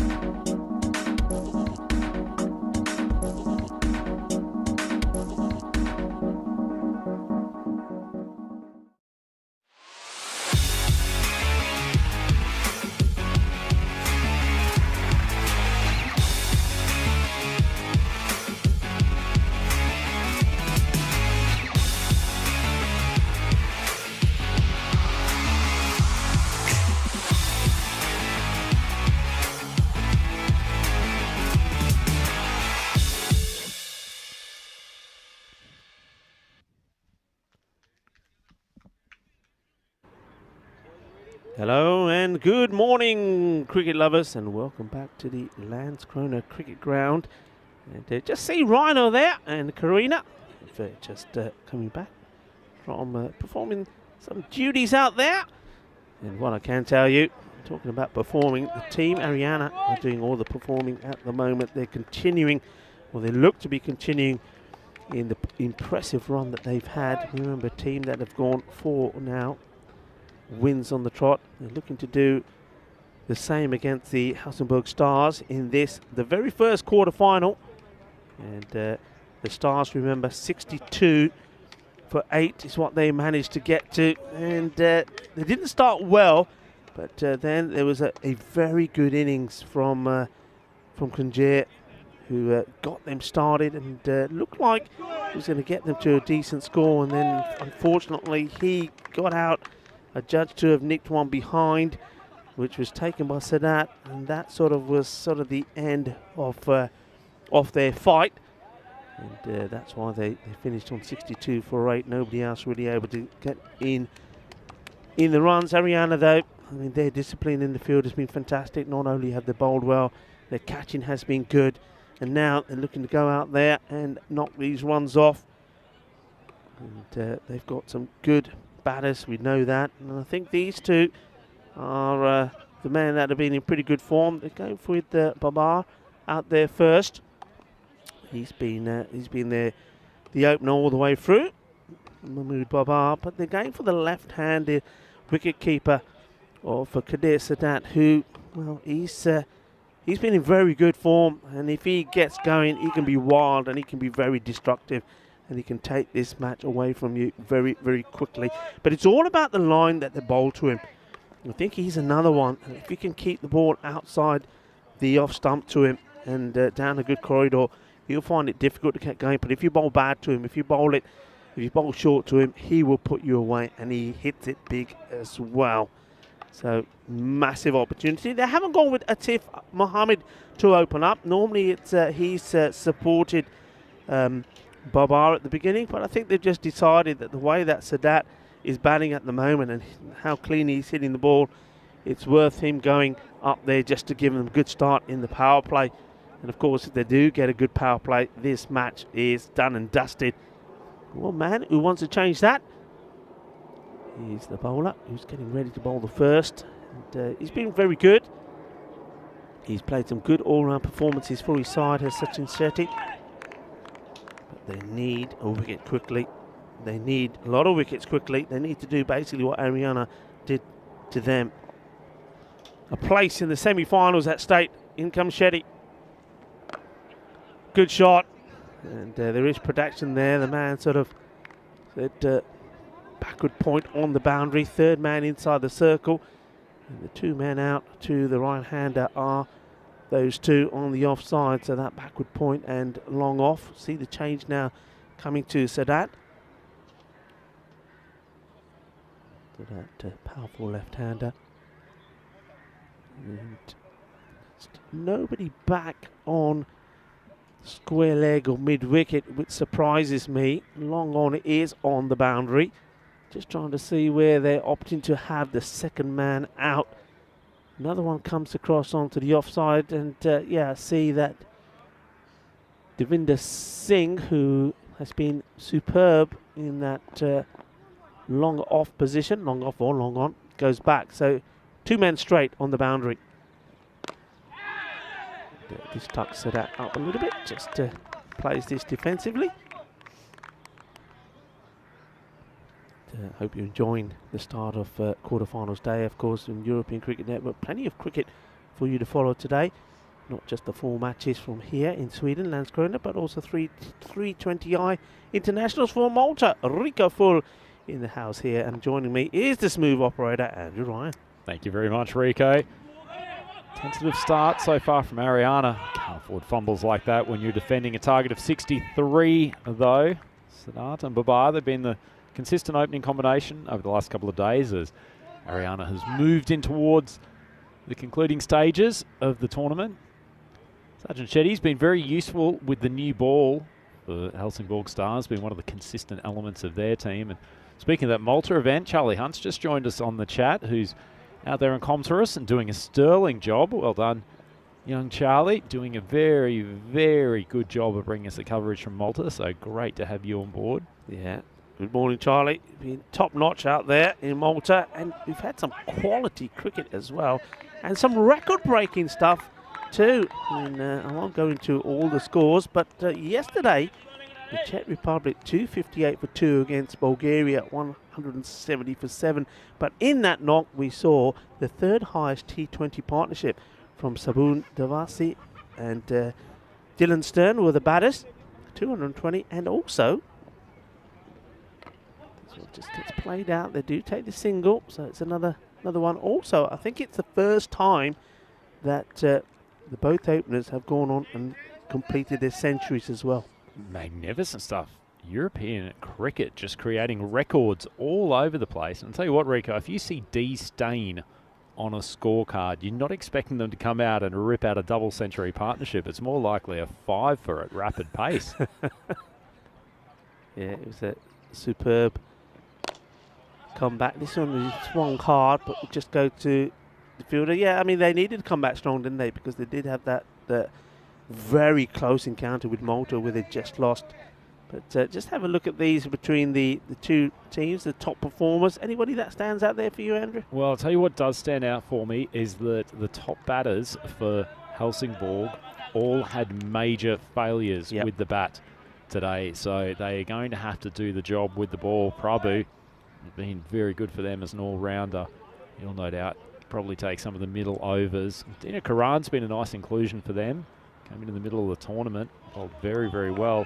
As far as top batters from Ariana, Sadat and Babar have had the majority of the opportunity opening the batting. Sadat's really got into his form the last couple of days, but that man in the middle, Nusratullah Sultan, he is going to come out and blast from the moment that he first faces a ball, and he will be something to watch if there's still some runs to play with. Oh, what a ball! Chandrasekhar, little innocent medium pacer that is just gripped off the pitch, and Sadat, he was flummoxed as to how to play with it. It's tickled the top of the stumps, and the first wicket down for the Ariana Cricket Club, 4 for 1. Yeah, this is it's a lovely delivery. He doesn't know what to do with it. He takes a big step down the leg side. He's expecting this to be wider than it is. And he just stands there looking at the ground, and he's probably saying to himself, Yaar, मैं की कर दिता, ball मारन वाली सीगी, मैं रहन दिती. And he's lost. He stumps well. I often say, shot Maria Gunda, Bapas, Agia Banda. Well, he didn't even play a shot, so I can't even say that, but it was dirty. And he's totally not picked this, and what a good wicket that is. And I think that's our man, Compella. Excellent bowling from Compella. I think you're right, Rico. Yes, drops on a length again. Don't mind the captaincy here from Madar Prabhu. Ariana, they'd like to face the pace early on. Compella, he's not going to give them that. He's just going to drop it on a length. A little bit of swing. A few questions of Sultan, who comes out early. Doesn't waste any time. If you're going to bowl at that pace, you cannot drop short. And he heaves it over the leg side boundary for the first maximum of the over. Yeah. Nasrullah Sultan, he just, look at the way he just gets that little bit of oomph right when he makes contact. And, well, when it's hit, it stays hit. And that's not the best bit of fielding over there from, I'm not sure who that is out there. Maybe just a few spectators that are enjoying the cricket just there outside of the PMO area. Sultan goes searching for that ball, which was very wide of off stump.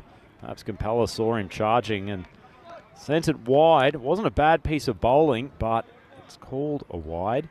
Yeah, I mean, he's not Sultan the way he bats. He doesn't care. He's going to try and get to it. He's not interested in just taking the wide. Decent ball.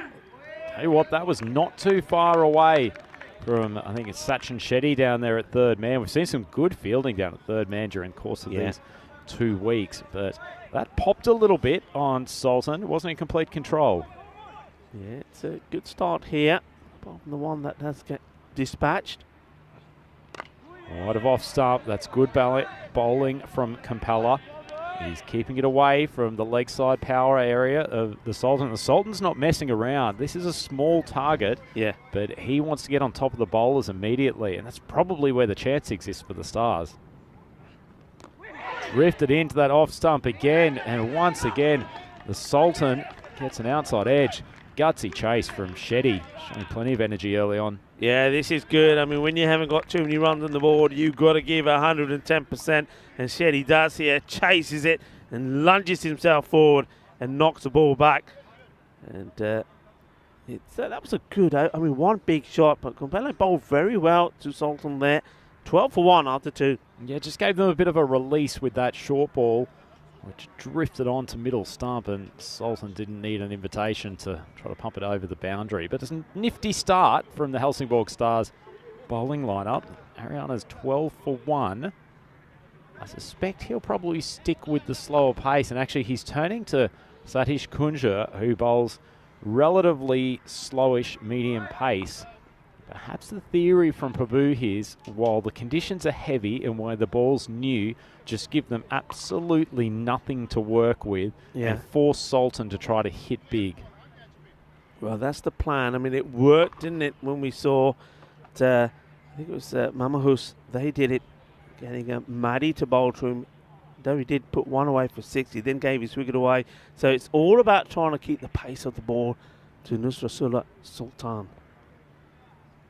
Kunjia drops onto leg stump, and Sultan swings it over the leg side. Pretty controlled shot in the end. Kunjia, head in his hands, disappointed with that first ball. Just, they only need a boundary and over, so taking that off the first ball, Rico, it takes all the pressure away. Yeah, it certainly does. You can see, I mean, he does get a lot of movement, but he just starts this on the wrong line completely, and you can see the wicketkeeper, Chandrasekhar Raya, just having a little word in his ear, probably saying to him, look, keep it outside his off stump. Problem for Kunjia is that he's got both of his defensive fielders out there, quite rightly so, on the mid-wicket boundary. So Sultan opens up. There's plenty of space for him on the off, and that's precisely what he does.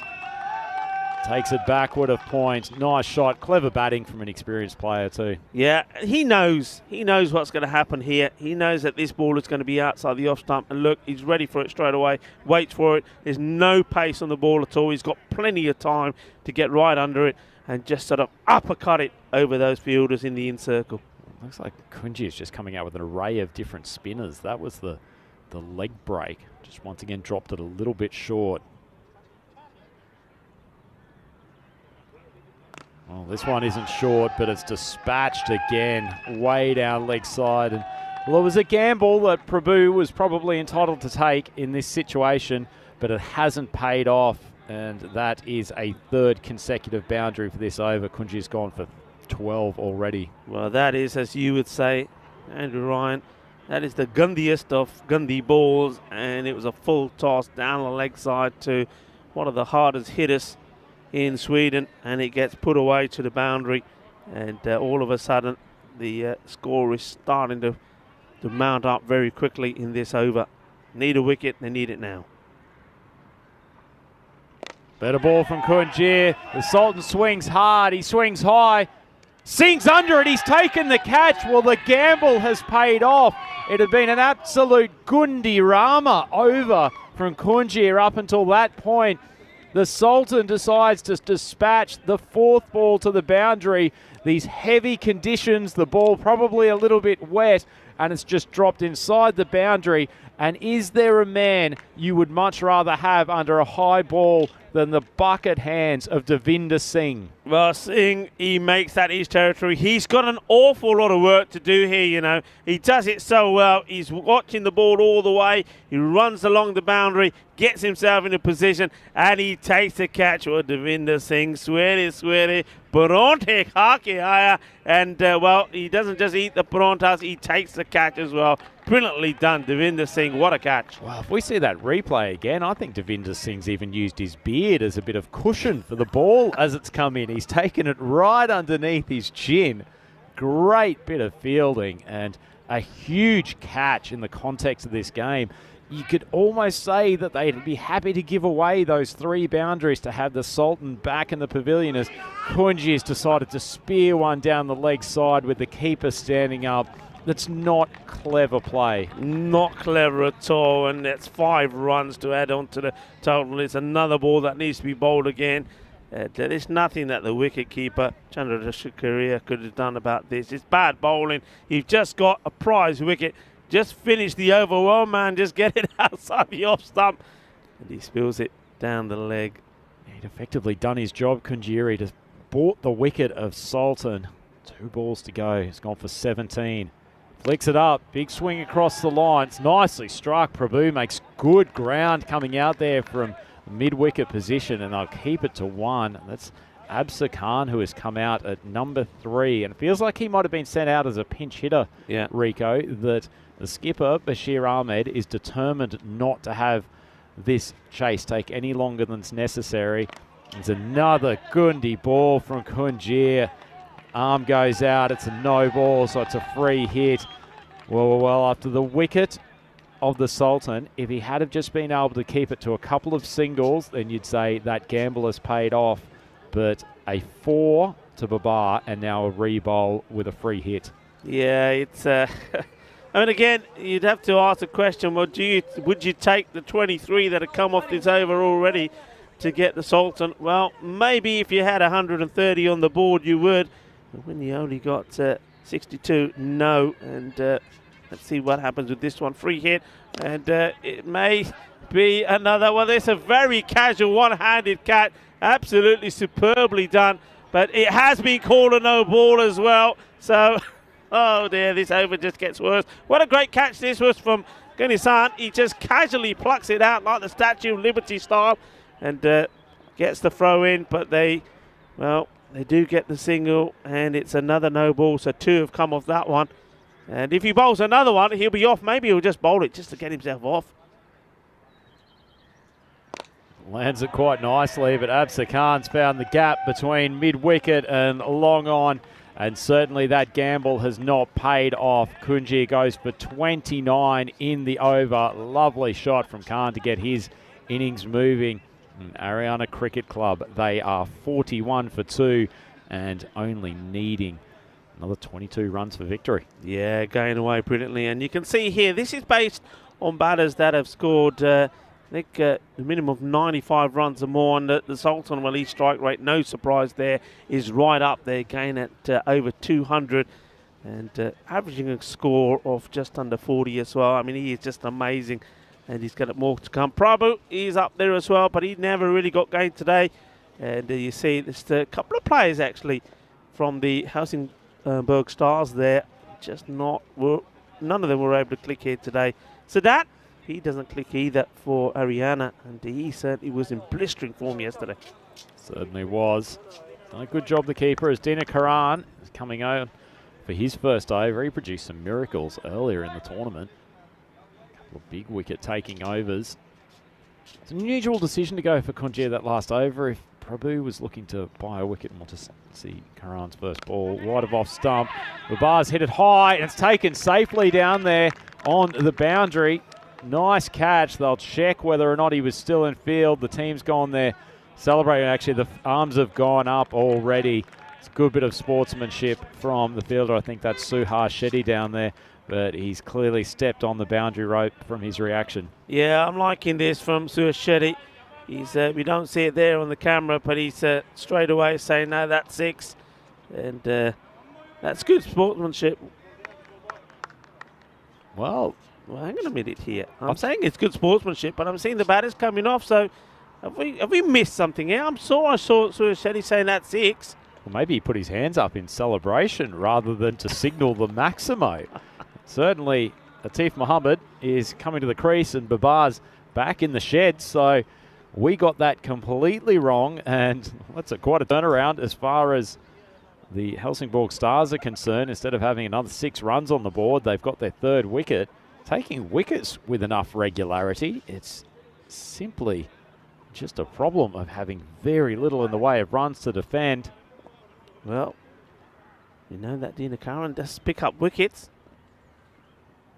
Not Wide of off stump. Nice ball, actually. Muhammad likes to get his innings going with pulls out to square leg and the like. That's just a nice length ball, wide of off stump. Muhammad, patient. He's an experienced cricketer, so I don't think he'll be thrashing about in a desperate bid to chase this down in 5 or 6 overs. Inside edge onto the stumps. That is incredible stuff. Well, he has thrashed at a wide ball. The 4th wicket down, Dina Karan. He's got 2 for none. What a turnaround, Rico. This would be unbelievable if the Stars could conjure a victory from here. Dina Karan gets the wicket, and I like the celebration as well. He turns round, has a look at the camera, has a look at Richards, and he says, here you go, Jagade Fatte. And it's all happening here at the moment. Do they believe? Well, look, you just take that one incredibly expensive over out of the equation. 29, it went magical, almost went supersonic from Sadis Kunjia. And things could have been very, very different here. Well, at the very least, they'll be making this Ariana side a touch nervous, and I think this is a really good call. The skipper, Bashir Ahmed, has brought himself out to bat. So we see the rash through the covers hasn't worked for Muhammad. Big inside edge, and Karan is thrilled to bits with his 2nd wicket, but Ahmed coming to the crease, and I think he'll be saying to his partner, let's just settle this down, work the singles for the next 2 or 3 overs and get this one in the bag. Wide of off stump, cuts it, no run there.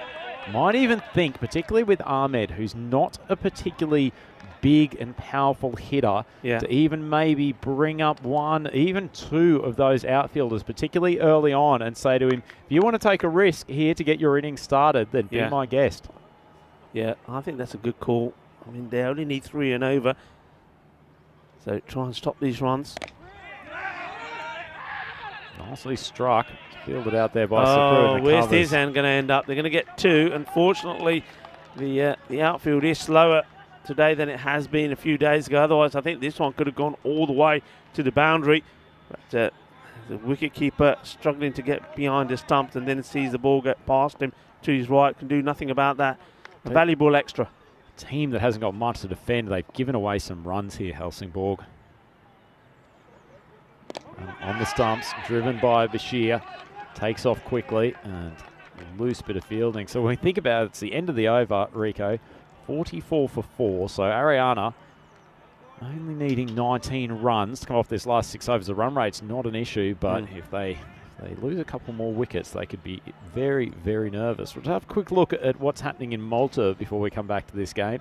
Yeah, Bulgaria, 21 for 1. They're up against Gibraltar in this match. First one in the morning. Just a quick recap. Yesterday, Malta winning the first match against the Czech Republic, 164 to 162. And then the Czech Republic, that historic match where we saw that opening partnership, 220. Both batters also scored hundreds, 258 to 170 of Bulgaria. And then the final match there was a victory for Hungary. Romania 158 for 7. And Hungary 162 for 4. But there's certainly been plenty of good action there. Yesterday is going to be good action there today as well. And we're going to have plenty of action here because it's quarterfinals day in Sweden.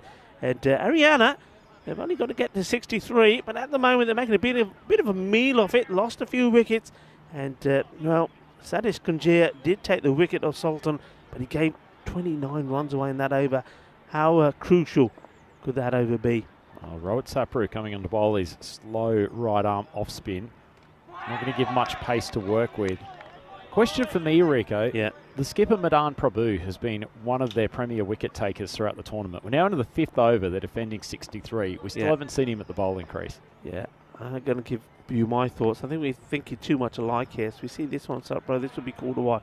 I've got 2 things. First of all, I can understand having the slow bowler bowl when he used Kunjia. But why they didn't use Sapro then, I cannot understand, because he bowls much tidier and the sort of the same thing as Kunje. You see there, he's actually bowls at the stump. Good throw here, could be trouble. Well, this is going to be really close, Rico. They've called for the limited review. I think Absa Khan was a little bit sluggish getting through. It looks like Chandrasekhar Rai has come up with a little back flick onto the stumps. This is going to be very close. I think this is going to be very, very close. He's not in the picture here at all. And, yeah, he's going to be gone. That is some superb bit of keeping. Chandrasekhar Rai, absolutely brilliant. Absolutely top draw. It's another wicket. And just keeping the pressure on and keeping believing in themselves. So Khan is going to be run out.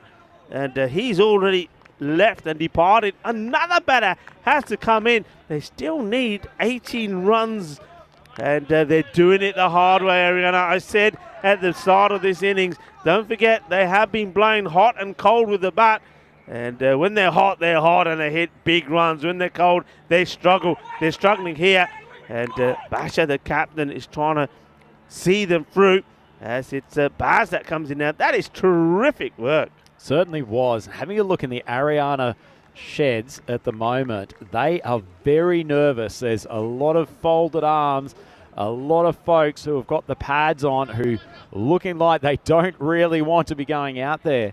Got Bazayubi to the crease. I think he's probably a good man to have in at the moment. He'll react to the singles between the wickets from Big Bash probably a little bit more effectively than Absa Khan did. Sapru outside of stump, swings it around. Prabhu's coming in. It's just going to fall short of him. Oh, well, just I think he makes the decision early that it's probably not, he's not going to get there.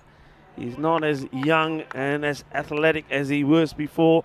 I think maybe somebody a bit quicker would have got the dive in, get a wicket there, game on.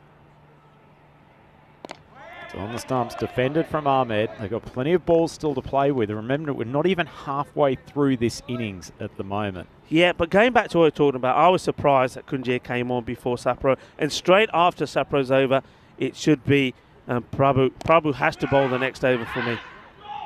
Good running between the wickets. And as we said, Ayubi's very, very fast, and he'll react to those.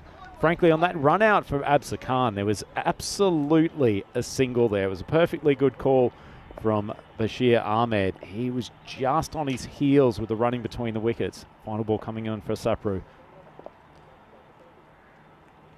Lights it up. Ayubi a little bit pushy across the line, but it's enough for a single. And Ariana are 48 for 5, chasing a target of 63. Yeah, and, give the Stars plenty of credit. Just scoring 62. They've come out here with belief. They fought hard. And a lot of teams, after that third over, went for 29, and it ended up 41 for 2 at the end of the power play. Would have just thought, okay, this match is beyond us. But no, Dinakaran came on and bowled a brilliant fourth over. We've seen a good one there from Sapro as well. And the captain not bringing himself on at the moment. Looks like he's continuing, and he wants Dinakaran to bowl himself out. I think you've got to try yourself, and I think Prabhu, he's a good bowler. He attacks the stumps. He doesn't bowl too many bad balls. I certainly think that this would be the moment for him to come on. If he doesn't come on now, which he's not going to, well, this match could be over. Only 15 required of 30 balls. Yeah, you don't want to leave yourself in reserve and have nothing to play with. Karan's going to keep it on or outside off stump, which is probably a pretty good line to bowl against Baz Ayubi. But I'd love to see Prabhu next over. Karan comes in. Good ball. Ayubi just taking the single. He's had some words in his ear from Big Bash, and this is the downside of retaining the 5 fielders out. I think, if anything, they would at least be better bringing that player in who I think is Compeller out there at square leg, pushing him to the mid-wicket position to stop that little tickled single. Yeah. Especially at Karan, who tends to bowl pretty straight. Here we go. There is a change here. So Prabhu is coming in. So he's putting a bit of pressure on there. So they're not just going to be able to just paddle this ball out to mid-wicket anymore for a single. Good length ball, but guided to point. Misfield from Sapru. And they'll push back for the second. That's good running from Big Bash. He's quick between the wickets for a big man. Heads up cricket. Yeah, Big Bash. And doing the thing, and the basic things and doing them right, that's the word I'm looking for. He knows that in this situation it's not about big shots, it's about smart play. He's pushing the singles, he's running those singles hard, and he's making it as well, backing himself to do it. And that's what he's been saying to Ayubi as well. Look, singles, that's all we need. We don't need big shots. Run a little bit more full, missed time, but the single. And Rico, isn't this a situation where quality experienced cricketers come to the fore? So Ariana Cricket Club were really, really under pressure, probably about 6 or 7 balls ago. Yeah. And Ahmed, it's been simple cricket, but just through sensible running between the wickets and just identifying where to place the ball for the ones, he's just taken a little bit of steam outside of the Helsingborg Stars effort here. Yeah, and we know that he's a fantastic leader. Bashir Ahmed leads his team so well, but also when he has to, he steps up to the mark. Disappointing wide down the leg side. Karan can't afford to be giving away freebies.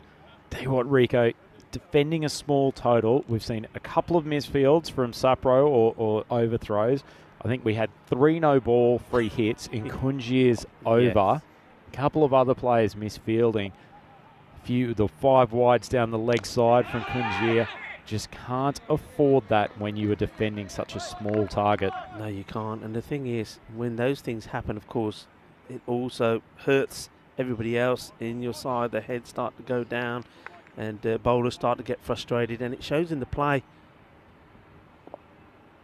Ayubi doing a good job here. It's been a short innings, but accompanying his skipper wide of off stump, and he's just pushed it.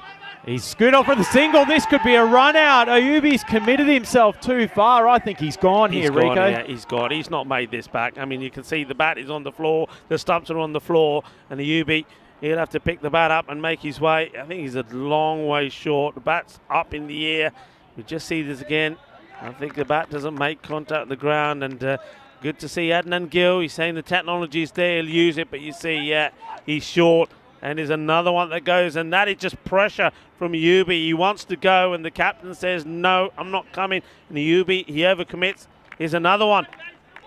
Oh, isn't this great T10 cricket, Rico? Ariana, 53 for 6. Remember, their target is only 63, but those 10 runs will feel a long way away at the moment. It looks like Zadran is coming to the crease, and the difference for these batters coming into the crease now for Ariana, throughout the rest of the tournament, they've been used to coming into the crease at dominant positions. Yeah. They've had the freedom to just swing hard, which is a lovely time to bat. It is a very different thing when you're in heavy weather conditions, when you've got the fielders in the infield crowding around you. You've got the expectation of just do this in singles, take it easy. It's a different form of the game. And on the stumps, good bowling. Very good bowling indeed. He finishes his spell with 2 for 8. Excellent, as he has been throughout most of this tournament. And Ariana Cricket Club, they are making hard work of this, Rico. They certainly are. I mean, if you're the captain at the other end now, and you know that you need 10 runs here for victory, what does he do? Does he still take the single and have confidence in the likes of Zadran, who's out there now with him, and say, yeah, I can rely on Zadran to do the same? Or is he starting to feel here that really he needs to try and finish it off himself? Well, it's the big question for Ahmed. You get the sense if he goes and there's still 10 runs, there is a big chance of this team just completely collapsing under the pressure. It's a huge call here from Prabhu. He's going back to Sapru. Sapru bowled a really good first over, but he's also more likely to take a wicket when the batters are trying to pressure him. I'm not sure of this. I'd love to see Prabhu at the bowling crease. Yeah, sometimes, I mean, this is a call that I made before. Sometimes when you get a bowler like Sapru or Kunjir, they can deliver you a really good over. And you think, yeah, that's exactly what I needed. But I think you've got to be reluctant to go back to them, because the chances of them doing it twice in a row is pretty slim. Gets onto the back foot, tries to cut. That one just goes straight through. There's an appeal. It didn't sound like an outside edge. Well taken by Pramod Chanda Shakaraya, who's been very good with the gloves. Floated outside off, not in control of the shot. Sachin Shetty, hasn't he been a live wire in that third man position? They're fielding like to lions here at the moment. They're throwing themselves at everything, ready to pounce on every ball and ready to snap up every opportunity they get. Basha, I think, is just looking to pierce the gap and trying to get twos here. Another decent length from Sapru, but Ahmed pulls it. Prabhu had moved himself to that short mid-wicket position. Yeah, that's that position we're talking about. Just have somebody in there. If he was not there, that's a single, and they would have taken it. I think we got a big shot coming here, you know, from Ahmed. Does swing across the line. He finds the gap.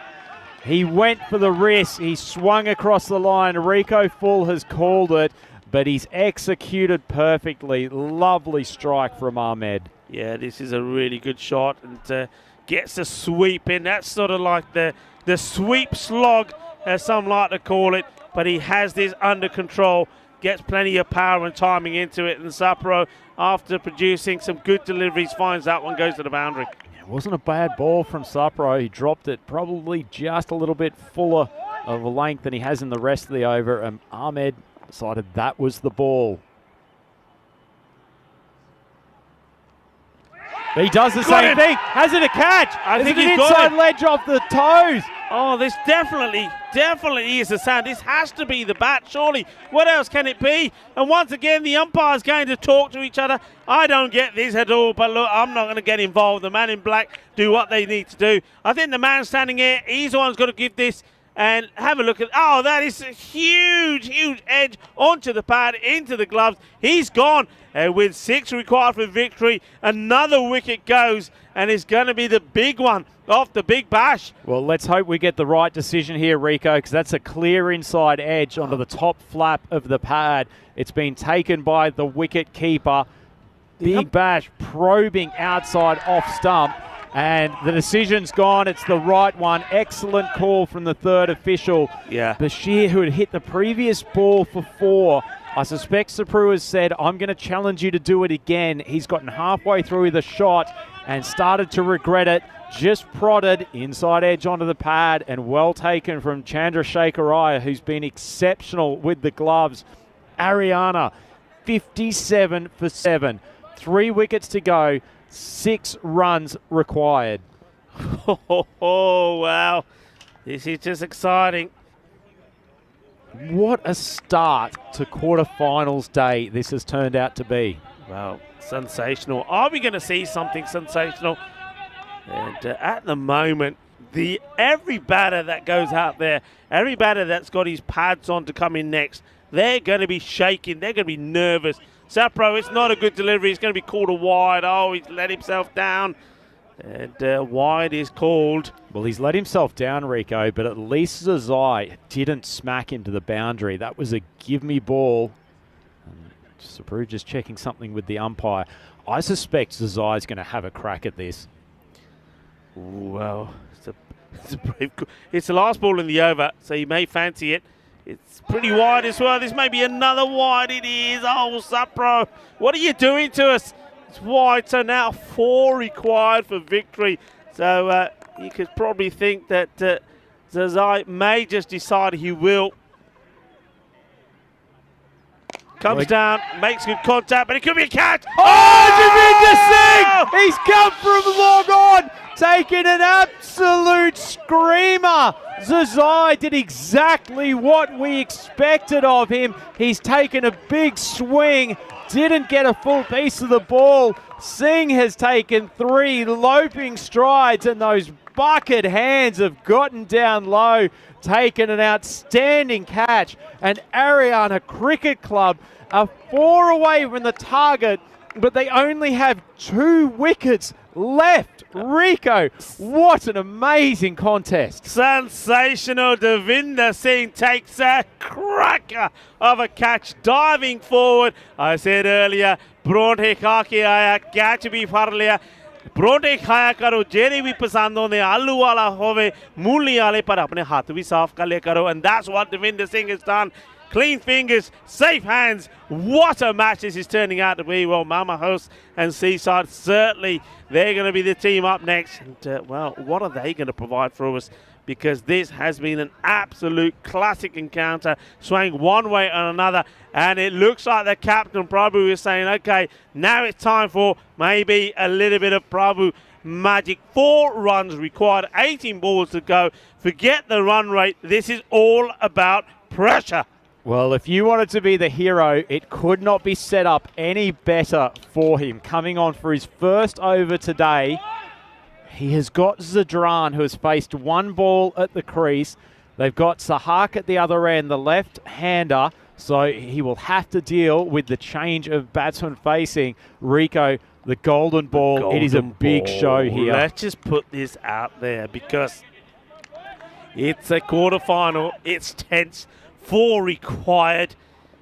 The batters will be eyeing. I think the batters will be eyeing up the 4. They'll be looking for the boundary. I really do. Prabhu comes in. Zadran plays it comfortably, but they've got all of those infielders crouching in, particularly the man at cover. That's Abhinash Panda, who's there. Even Shetty, I think it is, who's at point. He's pretty tight. Whew, what a match. Probably spears it in. Oh, Rico, I'm nervous in the commentary box. I can't imagine what Amir Zadran, he's a young player. He's been very good at times for them, but this is not his game. He's a big hitter. He wants the freedom. Prabhu bowled a good length the first 2. Spears in the toes. It's hit the pad. The finger goes up.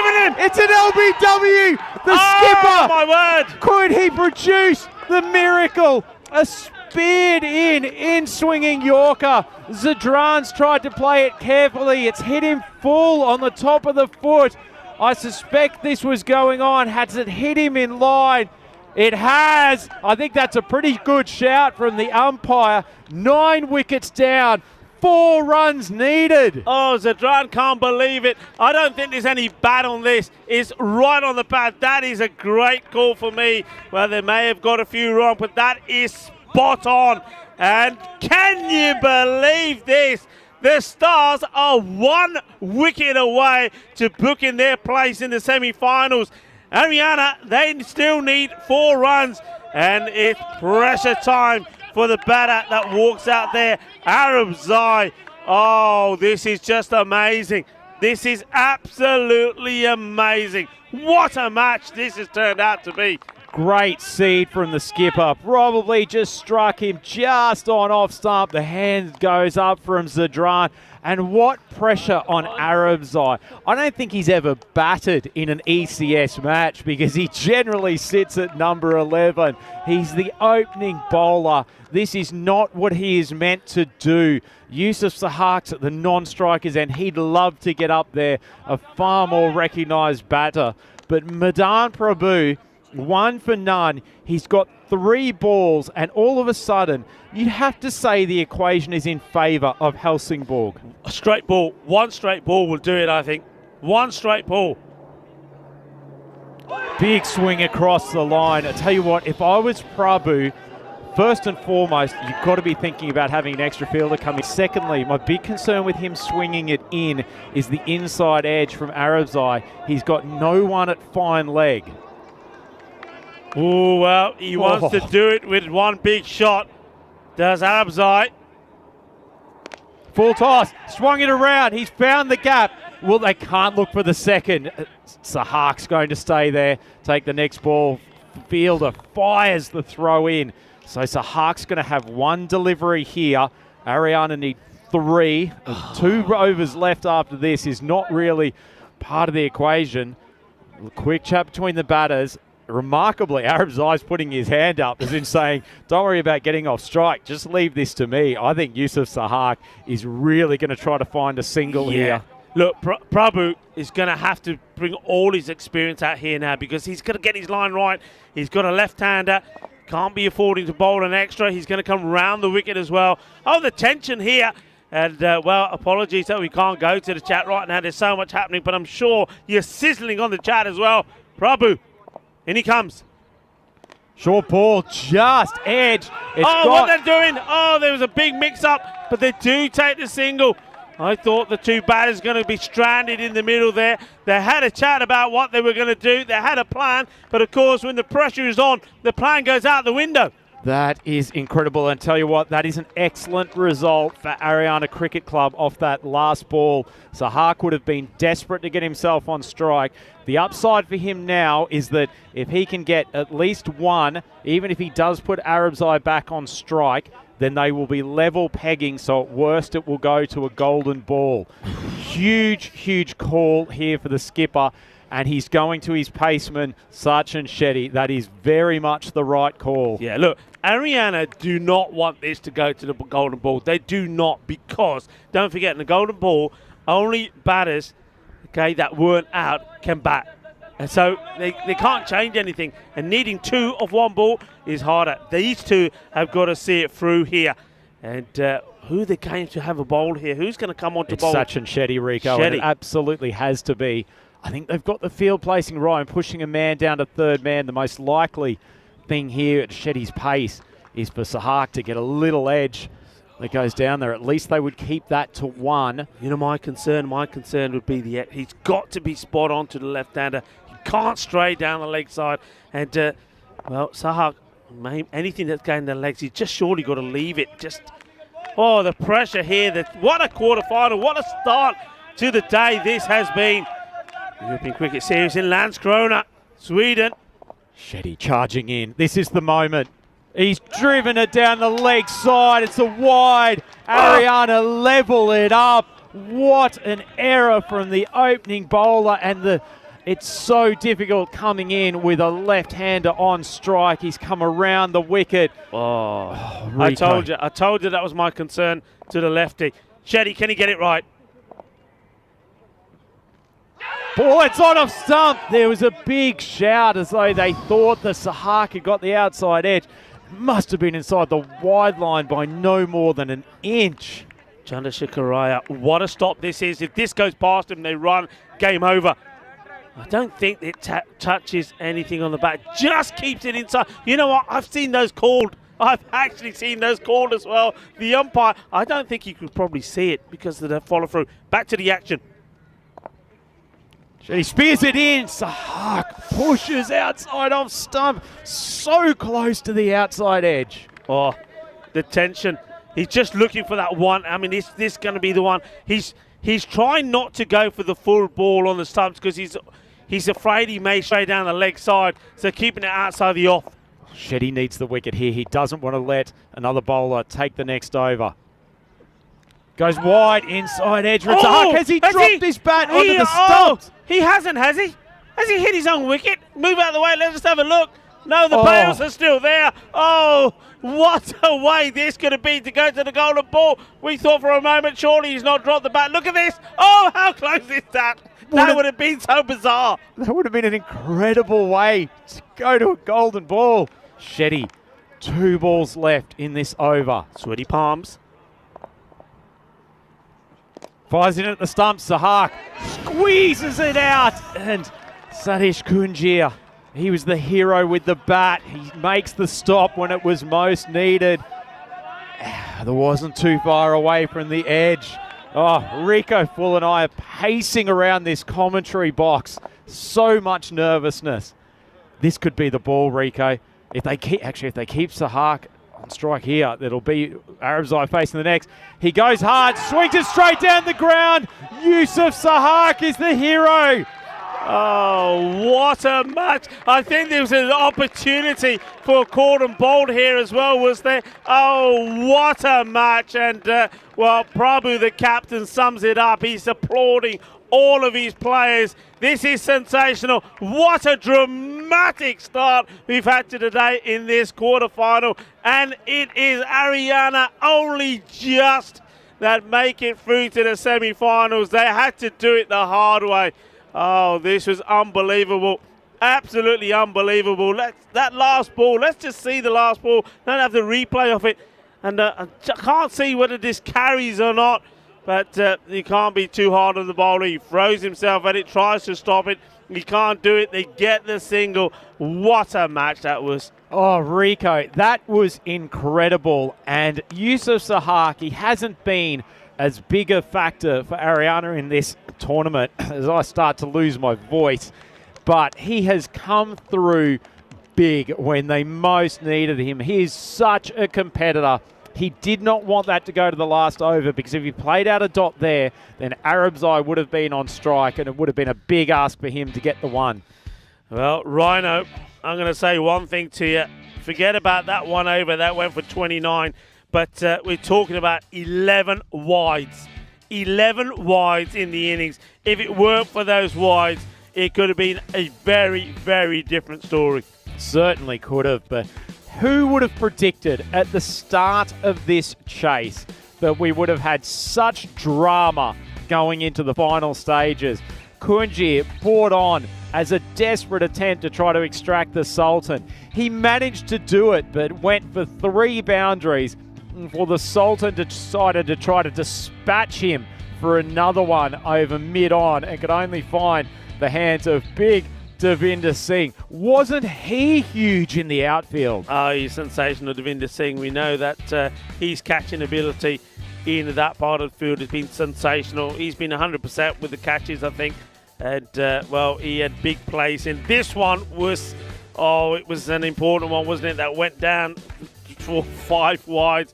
And that over was just runs. But they needed to get the big man, and they did. And this one was crucial. As if Mohammed comes out and he plays onto his stumps, and he couldn't believe it. And, well, Helsingborg Stars, they kept believing, and Dina Karen, they're doing the jug and their celebration. Big moment this for the captain that came in, and he played his role brilliantly. But there was this run out, which again wasn't down to his fault. That was not good running from Khan.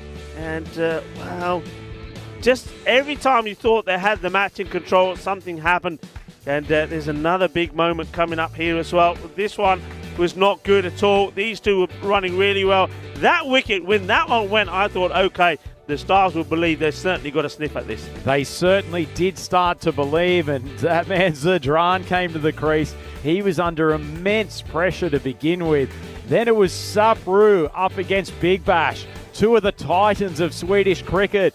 Big Bash won round 1, slapping one of the leg side boundary before Sapru came back, gave him another flighted delivery. Big Bash changed his mind, and the inside edge was taken by Chandrasekhar Rai, who was tremendous with the gloves. Yeah, he had a good day behind the stumps, didn't he? So close, yet so far. The Stars, you got to feel a little bit for them, as you saw another fantastic catch from Singh.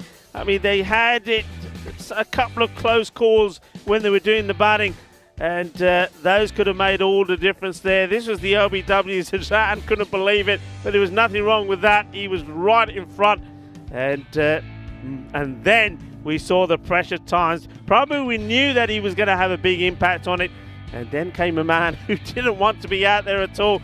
And Adam's eyes, probably the first time he said, hold on, remember this one? Oh, this could have been the... That would have sent us to a golden ball. The bat almost goes onto the stumps. Oh, we've seen everything in this match. That would have been an incredible and fitting end to the game, but as it was, the little fighter, Yusuf Sahak, drills a straight drive past the desperate dive of Sachin Shetty. He's left floundering on the pitch. Sahak is left celebrating, and these two teams who have given us an absolute thriller to start quarterfinal Friday. They embrace each other. They embrace their own team. Great sportsmanship on show throughout this contest. Rico, that is one of the best European Cricket Series matches I have ever seen. Oh, it's the tension in that. The way it swung around, I have to agree with you. I don't think I've seen a match quite like that. It was sensational. Well, Mama Hurst and Seaside, follow that. That's all I say. Good luck. As we have a look at, Mama Hurst, we've seen them this week and we know all about their strength. We just have to remind ourselves about some of the key players that are coming together there for Seaside. Umar Chaudhry, I think he's got to be one that we're going to be keeping an eye on. But the good players there all the way through. It's going to be in it. A very, very, very good match this. But, based on form, you'd have to say that Mama Hus, and certainly the way that we've seen them play the last few times with the depth of their bowling and their batting, will probably find themselves favourites. But look, going by what we saw in that very first quarterfinal, that means nothing. It's all about here and now in the quarterfinal when the pressure is on. Yeah, that is certainly true, Rico. And pressure does funny things to even the best of cricketers. And we have seen that on show in that first game. Just an absolutely wonderful contest. And we're very pleased to see Ariana progress to the semi-finals. They're a high-quality team. But a huge congratulations to the Helsingborg Stars for putting up an incredible fight. Quick look at that batting card. The innings of Nusratullah Sultan, it was only 9 balls. It was a short stay. But frankly, it was him finding the boundary so regularly, particularly off Kunjir, who came on to bowl that early over, that really gave them the platform to take that game. Yeah, I mean, have a look at the bowling figures here. So Kunjir, if you took that out of the equation, that 29, have a look at the other bowling figures. They were absolutely sensational. I mean, that's one thing that will play back and back over in the mind of the captain Prabhu. But I think, he shouldn't let that bother him. It's a call you got to make. And when you go back to it, I mean, you probably could say, right, if somebody else did bowl that over, Sapro or himself, or maybe the Sultan would have gone even bigger. They did get him out, and I think by getting him out, Kunjir getting him out is what then put the pressure on them. But it's been a fantastic performance, and I reiterate everything you said. I think the Helsingborg Stars should take a huge pat on the back. I mean, they were sensational, and they showed once again, I think for me, and this is the important thing, they showed once again that when the chips are down, when it looks unlikely, you don't give up. You go out there fighting. They didn't give up. Even when it was only 62 that they scored, they still went out there. And then that 29 coming off that over from Kunjir, they didn't let it get to them. Heads didn't go down. They didn't think that this is game over. They went out there, they fought hard, and they almost pulled off what would have been one of the most remarkable comebacks that you'd ever seen in European cricket. Yeah, certainly the case, Rico. Absolutely incredible stuff. So, Ariana Cricket Club, 1-wicket victory. That is just the first of 4 contests we've got here at the Landskrona Cricket Club. The second game is about to get underway, so please come and join us with the European Cricket Network for Game 2.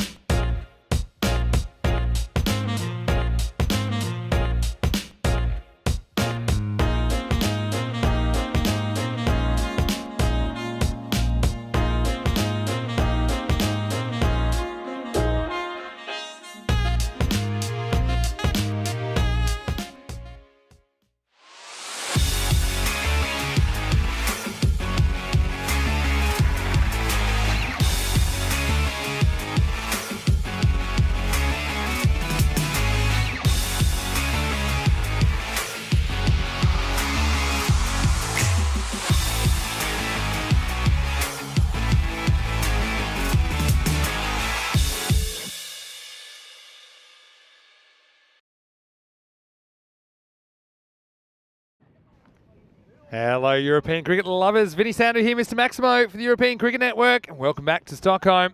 This is what this ground looks like from the air at Norsborg.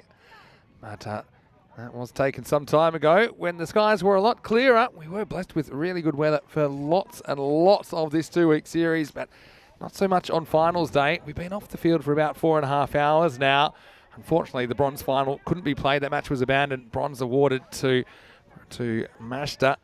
But right now, the good news is we do have some cricket for you. It is the final, match 48, and it will be Bachirka versus Albi-Zalmi. Bachirka, they won the toss and they decided to bowl first. So Albi-Zalmi, they will be the team that will be batting first. And we have had a couple of minor delays to this game, starting about 15 minutes after the scheduled time, but we can inform you it still will be a 10-over contest.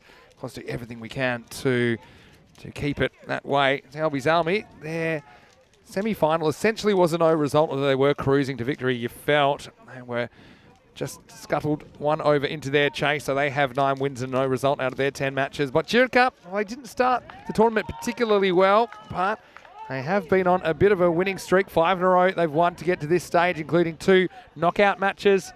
So I'm sure they will hope to be able to go all the way. They upset Mashta in the first semi-final this morning. I say upset because they were the lower-ranked team. They won off the very, very last ball. You can see that the rain hasn't completely cleared. And, there was just an extra shower a few minutes ago, which forced a further 5-minute delay. But we are going to get some cricket, and that is fantastic to hear. Vinny Sandu here, Mr. Maximo, alongside me in the commentary box for this one is Rico Full. And Rico, we're just so happy to see the players out there in the middle again. Yeah, absolutely. We are indeed. I mean, this rain, I think, is going to be a bit like this on and off, Vinny, all the way through this afternoon. The good thing is that the heavy rain that was around, that meant that we couldn't get that bronze final in between Hammarby and Master. Well, that has gone. There's a few scattered showers around, and the covers have been taken off. I was out there just before the covers came off, and I can tell you this, is that the actual ground itself, so the outfield, is still very firm. So it's not the case of you got puddles or too much sogginess around. And the pitch, of course, undercover has been really good as well. The only, if there was any concern where perhaps the bowlers have to be careful with, it's the actual foot marks of where they're running in from, because some of those are going to get a bit sticky because the grass has gone from those areas. But you could be careful. And I think the worry is when you've got that stuck to the soles of your feet and you're running onto the mat. Yeah. Other than that, no issues. The umpires have had a good look with the tournament referee. There's no sort of health and safety issues. So it's a case of just going on and getting on with this. Yeah. Both captains are keen to play, of course. So as long as it's safe to do so, I think this we will get this match going, and hopefully it will go the distance and be 10 overs, because I tell you what, if it is, it's going to be a humdinger of a final. Yeah, it's going to be stop-start potentially. That's the thing. You've got to keep an eye on how heavy the rain is. At the moment, we are going to get some cricket. It is going to be Osama Qureshi to bowl the first ball of this one. Rahul Khan is the batter. He's out there with Ismail Zia. Here's match 48, the final. And good start from Osman Qureshi. He's gets his line right straight away. Hasn't always been able to do that, but he's on the money to start with. This is the final. It is match number 48. And with all but one match being completed before here, so we've had 46 exciting and entertaining matches. And Borsheka, remember, they got to the final by beating Master. What a big upset that was to a lot of people. Master 80, Borsheka got 81. 7-wicket victory. This one's in the air and too wide of that man out there. And it goes past Faisal Mustache. And 4 runs. Yeah, Faisal just had to look at that one. Not going to be easy to move sideways, we know that. I mean, Rahul Khan's out there with Ismail Zia. Rahul Khan last year had such a good final series. Didn't really fire during the series as much as we know he can. But yeah, he had a very good time with the bat and the ball, actually, in the final series last year. So let's see if he can deliver again. But Ismail Zia, he's a big game player as well. He started his innings with a boundary. Qureshi charging in. Bangs this one in short, and Ismail Zia is onto it straight away. This will go all the way. Bolle, the first Maximo off the final. And Ismail Zia, well, he seems to be a man on a mission. Yeah, he does. It's a really good shot. As it just picks up the length super quick there. 4 and 6 pick up sticks for Ismail Zia. He's a man. You know, we're just watching back some classic matches. I know that he had a leading role in their qualifier 2 victory back in Group D of the ECL. Right now, he started his innings well, but can he go on with it? He's going to be hyper aggressive here. Better line from Qureshi. This one gets played away. And you can see there that even with the amount of rain, I mean, you just said, Vinny, we've been off the ground, or the players have, for about 4.5 hours. And it's been more or less rain and sometimes heavy on and off there. But still, that ball, when it goes along the surface, is still going at quite a pace. And the reason we can play it is because this surface is so hard underneath the grass. It drains really well. So even though it's not ideal, of course, this is Sweden. The players will play in a bit more than you'd imagine. Up in the air, and fielders are giving this some chase. Are they going to be able to stop it? No, they're not. It's going to be 4 more. The nice shot, a good one to play inside the power play. You know that those Ringo players are all inside the circle, and he gets plenty of loft in this. Gets right underneath it, doesn't he? It's a good shot, well played. Yeah, it wasn't right out of the middle, but got enough. Zishan just offering the heel, but he couldn't really make any contact. So Rahel Khan gets his first boundary. This has turned into a really good first over Albi Zalmi. 16 off it, still 1 ball remaining.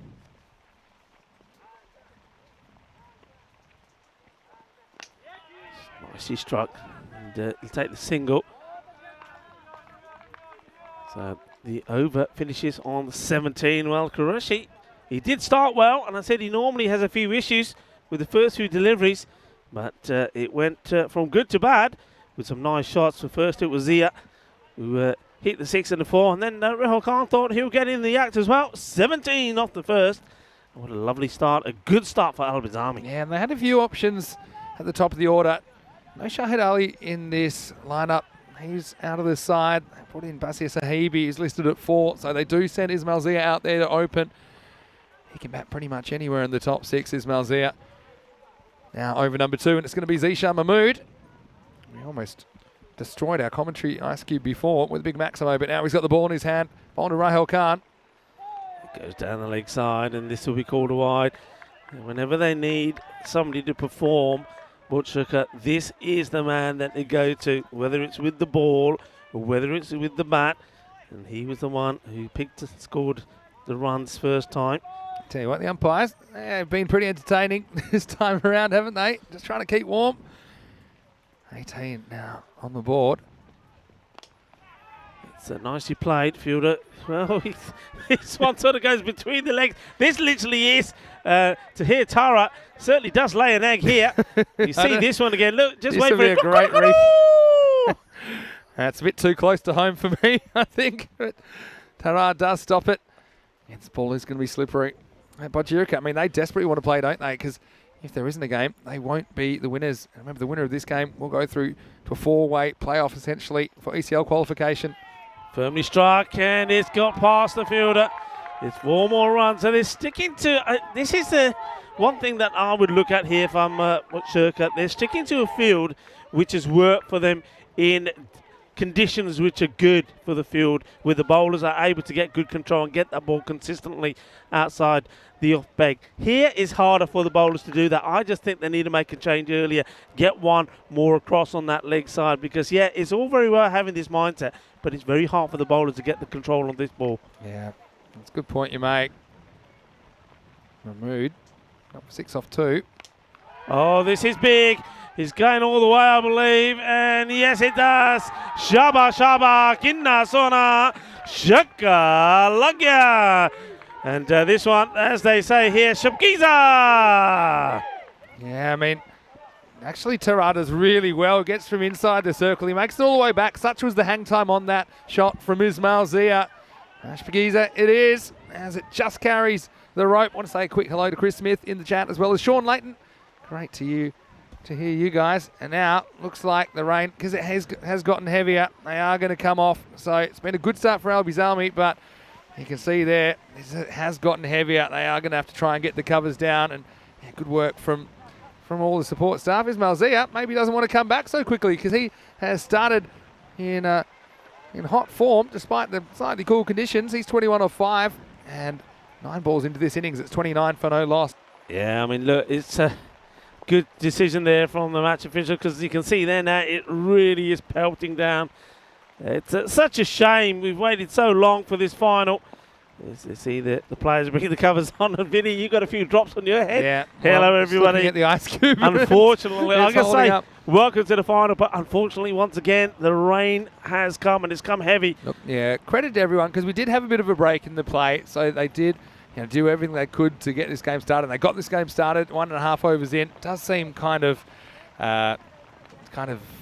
inevitable that we're going to lose some overs here now, if we can get back on at all. So it is disappointing, of course. Albi's Army undefeated. Certainly making a good start here. They were sent in by Botchirika, and they've made it all the way to 29, only 9 balls into this innings. What can you say? Yeah, so look, it is disappointing. We might just recap what's happened today in the finals so far. It was Botchirika who actually got here on the back of a really good win against Marista, and then Albi's Army against Hammarby. Again, we've seen both these teams tested. I mean, Botchirika, the real surprise packet's getting over Marista, who were the form team in Group B. Yeah, absolutely. I mean, the thing with that one there, so with Albi's Army and Hammarby, I mean, Albi's Army, they did very well, didn't they? They got Hammarby to 69 for 9. But then in reply, there was 16 for none.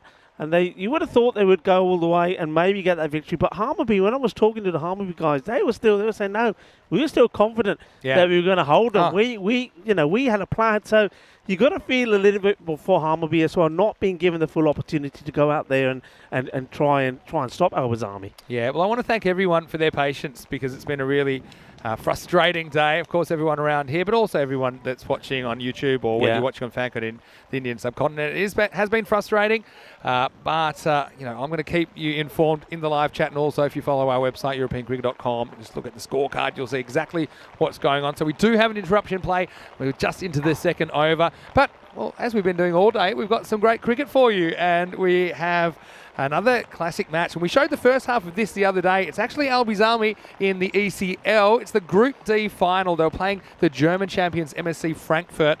And in the first half of this game, though, the Swedes, they were able to keep MSC Frankfurt for just 66 for 7 off their 10 overs. So the target is 67. It'll be Mini Boom Boom, Shahid Afridi Jr., who is running in to bowl to Rahel Khan. Shahid Ali is the other opener for Albi's Army. They need 67 to win. Remember, this was the match to qualify for Championship Week and become one of the top 5 clubs in Europe. So we're going to leave you for now. Vinny Sandu here, Mr. Maximo, along with Rico Full. It will be Corey Ruckers, the first voice you hear. He's commentating with me for this one. We'll take you back just a couple of months to this classic match. But for now, it's goodbye, and hopefully see you soon here in Stockholm.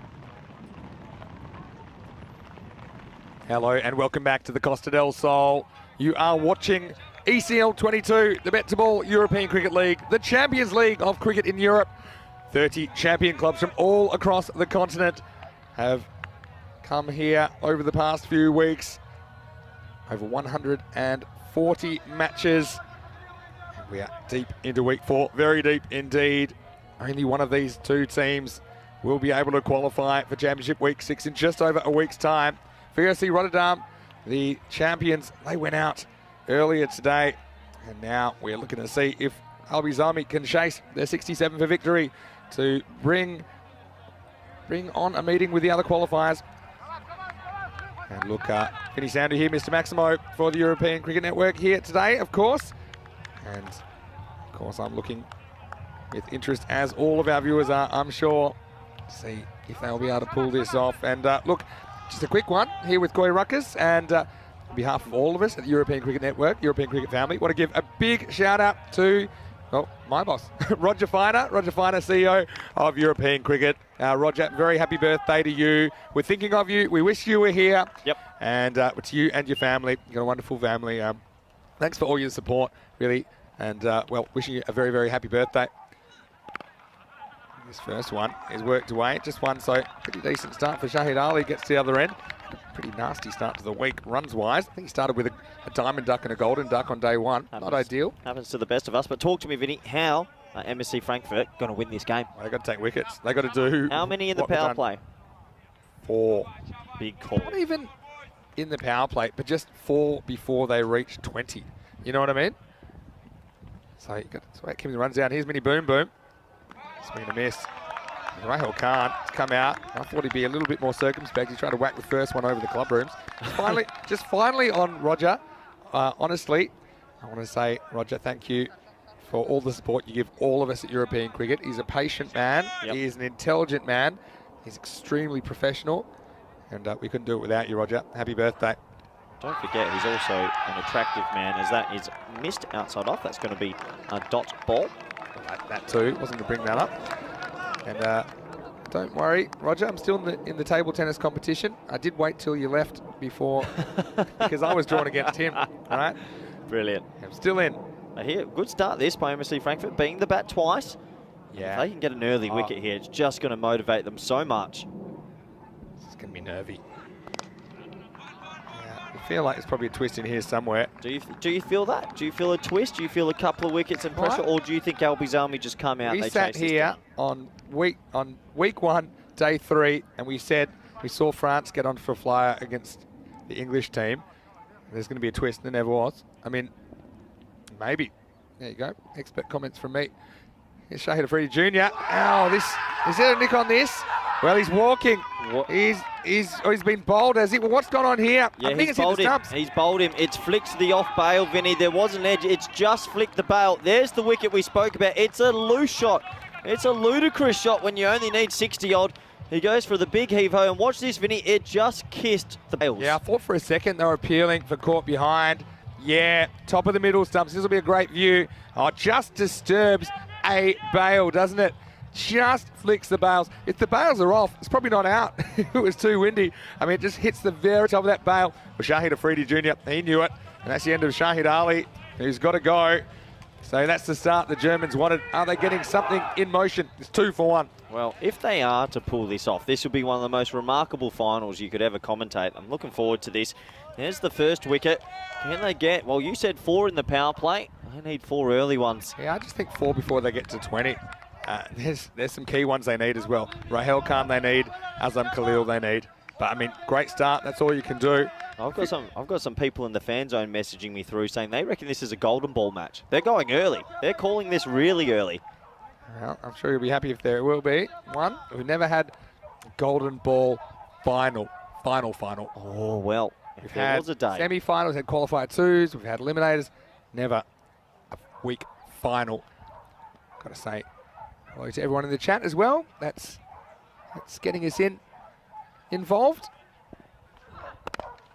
You know, Mini Boom Boom, he has a quicker ball. He normally bowls within himself, but I think we'll be seeing his next 6 balls when he comes back will be pretty spicy. That's if they elect to bring him back straight away. End of the first over. Good one for the Germans, 3 for 1. Yeah, just a single on the last ball, and for me, Vinny, that can't be allowed. That's where you've got to have a tight cover at least. Just one person there to stop the ones, because they only need to go at 7 and over. How do you go about a chase like this? Are you still being ultra... I know we talk about this a lot. Honestly, do you know what I would have done? Talk He's to got me. Rahul Khan there. He hasn't had a lot of luck at the top of the order, but he can bat in gears, right? He can kind of control the innings. I probably would have put the top 3 up there to throw the bat and see if he can break the game early, and then had Azam Khalil and Rahul Khan floating in the middle order. But Rahul Khan's decided, no, I'm the opener. This is what I normally do. I'm going to go out there and just try and do the job myself. Well, if it does come off, I mean, you're ahead. Yeah. Long way ahead. Yeah, that's what I mean. You know what I mean? It's a free shot, I think. All right, here's very good bowler as well. Wahid Ahmed often does bowl the first over, bowling the second here. There was a question in the chat about Adil Khan and why isn't he here? Sayed's asking because he was really impressive in the ECS last year, but yeah, just due to some travel issues and some paperwork issues, he wasn't able to make the journey. So yeah, they're missing him. Also, Kutub Shebekul from the Shebekul incident. Sounds like a Seinfeld The Shebekul episode. incident is a whole story. We could do a whole podcast on that. But anyway, back to this game. It's an in-swinger, and it's going to be swung out of the ground. Well, that is a big hit. Maximo! And Rahul Khan, he's taken the responsibility, hits this one real well. Half a dozen to the Swedes. Wow, that swung right into his wheelhouse, and then it swung a lot further. That was a glorious shot. He got every piece of that. He got a lot of height on it as well. Straight out the screws, the middle of the bat, and that went miles. Look how still he was at the point of contact. That's a great cricket shot. So that 6 runs just relieves what is a little bit of pressure. And, well... Yeah, I was going to just say as well in the chat, Webster, well, he brings up a very good point. He's obviously watched a fair bit of ECN. about MSC Frankfurt after this ball from Wahid Ahmed. Comeback ball. Oh, he flirts with it with a nothing shot, especially with a third man in place. And Webster mentioned, I mean, they were really impressive through the ECS last year in Krefeld and then lost the final to Bond Blue Stars. Bond Blue Stars came from, I think, third in their group to beat them in the final. Do you think that teams that aren't favourite for finals are indirectly favourite because they've got nothing to lose, so the underdog just feels no pressure? Depends on the skill difference or why they're not favourites. He's gone, and he's gone. He's gone after him. He's gone super aggressive, and Wahid Ahmed picks up the Albies Army skipper. Oh, he played a nice shot for 6, and then the next one wasn't quite there. The third one, well, to be fair, probably was the worst of the lot. He went searching, and all he found was a dismissal. And now, that's both openers gone, 10 for 2. Why is he running down the wicket? He just played a glorious shot for 6 and he yorks himself. He yorks himself perfectly. Oh, it's not smart batting at all. And that's a big wicket. Oh, well, I can't believe that. I don't know why he's run down. They've got this game under control if they are calm. 2 wickets. One they don't want to lose. That's the end of his week. Rahel Khan, will we see him again? We'll have to find out. As the score, 10 for 2. Why didn't he stay still? Yeah, I mean, he's just searching for an aggressive option in power play, but that's not a decent that's actually another half volley, and he's just run at it. And if you run at it, you can york yourself, you can lose your balance. It's a bad split-second decision, and that's what cricket's about sometimes. You have to make decisions, split-second decisions. As we see Azam Khalil, probably the most important innings of his life for Albies Army as he walks to the crease at 10 for 2. And this is a key wicket. And everyone in the fan zone, they fired up the heaters. And there's a fair bit of heat out in the middle. Hope you're having a great day. Give us a wave if you're over there. And it's great to have you taking part as well. You're a big part of the action. Yeah, the boys, I'm on TV, Mum.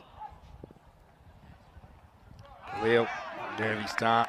They're nervous. You can actually feel it. For a team that's only chasing 67, I can feel the nerves up here. Well, I mean, here's the thing. They have kind of scraped through in every chase, okay? Even if you go all the way back to yesterday when they got past the Malta Super Kings. But there was a lot of controversy in that game. There were boundary calls going against Malta. There were wickets tumbling at the end. They just couldn't put together a decent partnership. He's got both his feet behind the popping crease here, sitting right back. Sometimes he goes on the walk, though.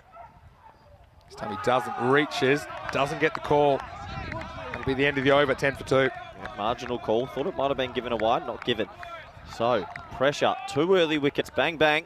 Have a look at the replay here. I thought it touched the trim. No, good umpiring, actually. I think that was just inside. Good decision. More in than out. I think they've been saying, we'll give it to the bowlers. Yeah, no, it's a good decision. Well, yeah, this 2 is overs Group down. D. Yeah, we talked about a few of these teams, didn't we? And I think next week we're going to see probably the quickest bowler in this entire tournament, Mohamed Kamran, just based on what we've seen on ECN over the last couple of years. Yeah, I hope his shoulder's okay. Spoke to him yesterday. It's a little bit sore, so I hope he's coming fit and fine. But now it's going to be a good week.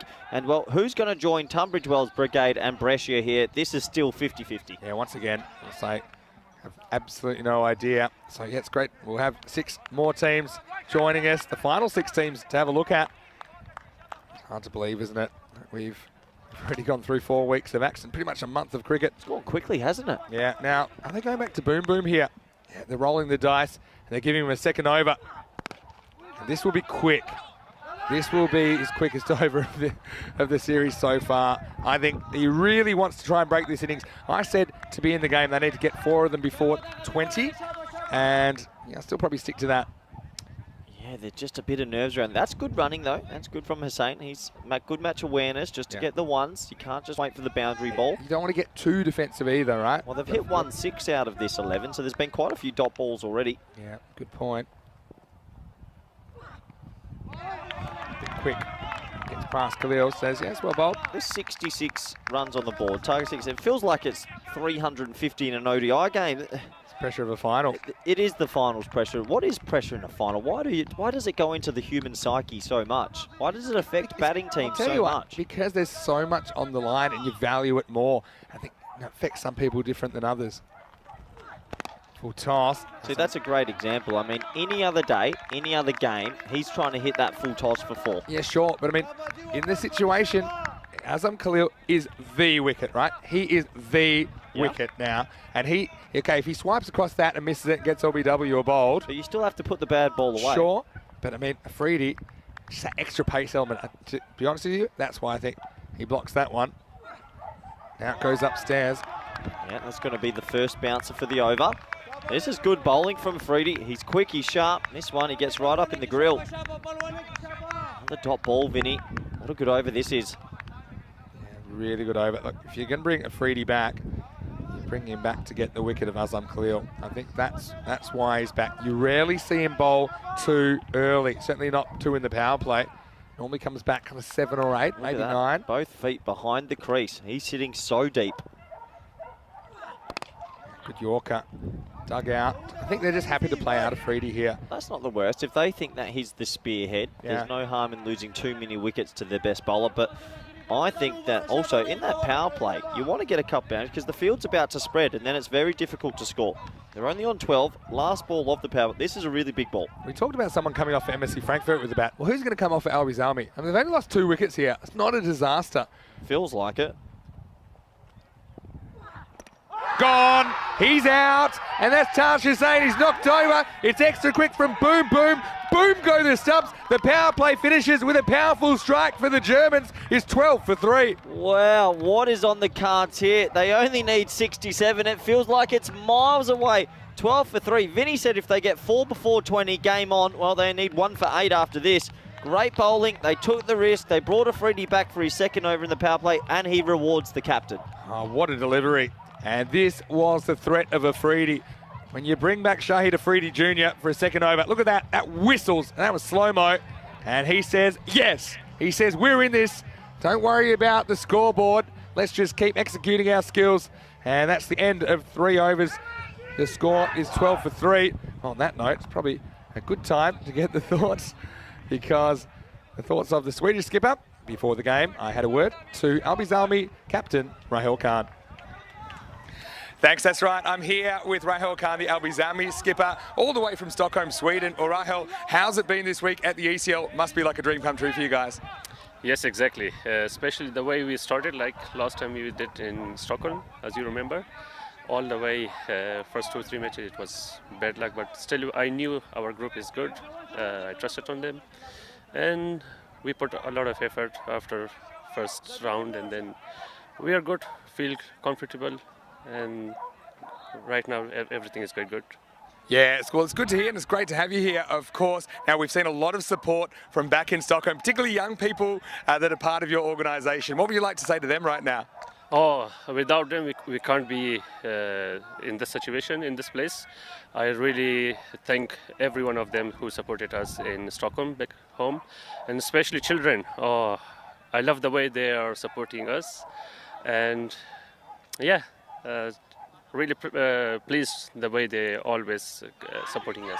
One final thing now. I know you guys seem to play your best under pressure. It doesn't get much more pressurised than a final against the Giants, MSC Frankfurt of the week. How are you feeling going into this game?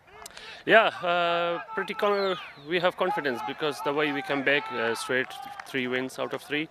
And then this is a last push-up. Like we give our 100%, no doubt.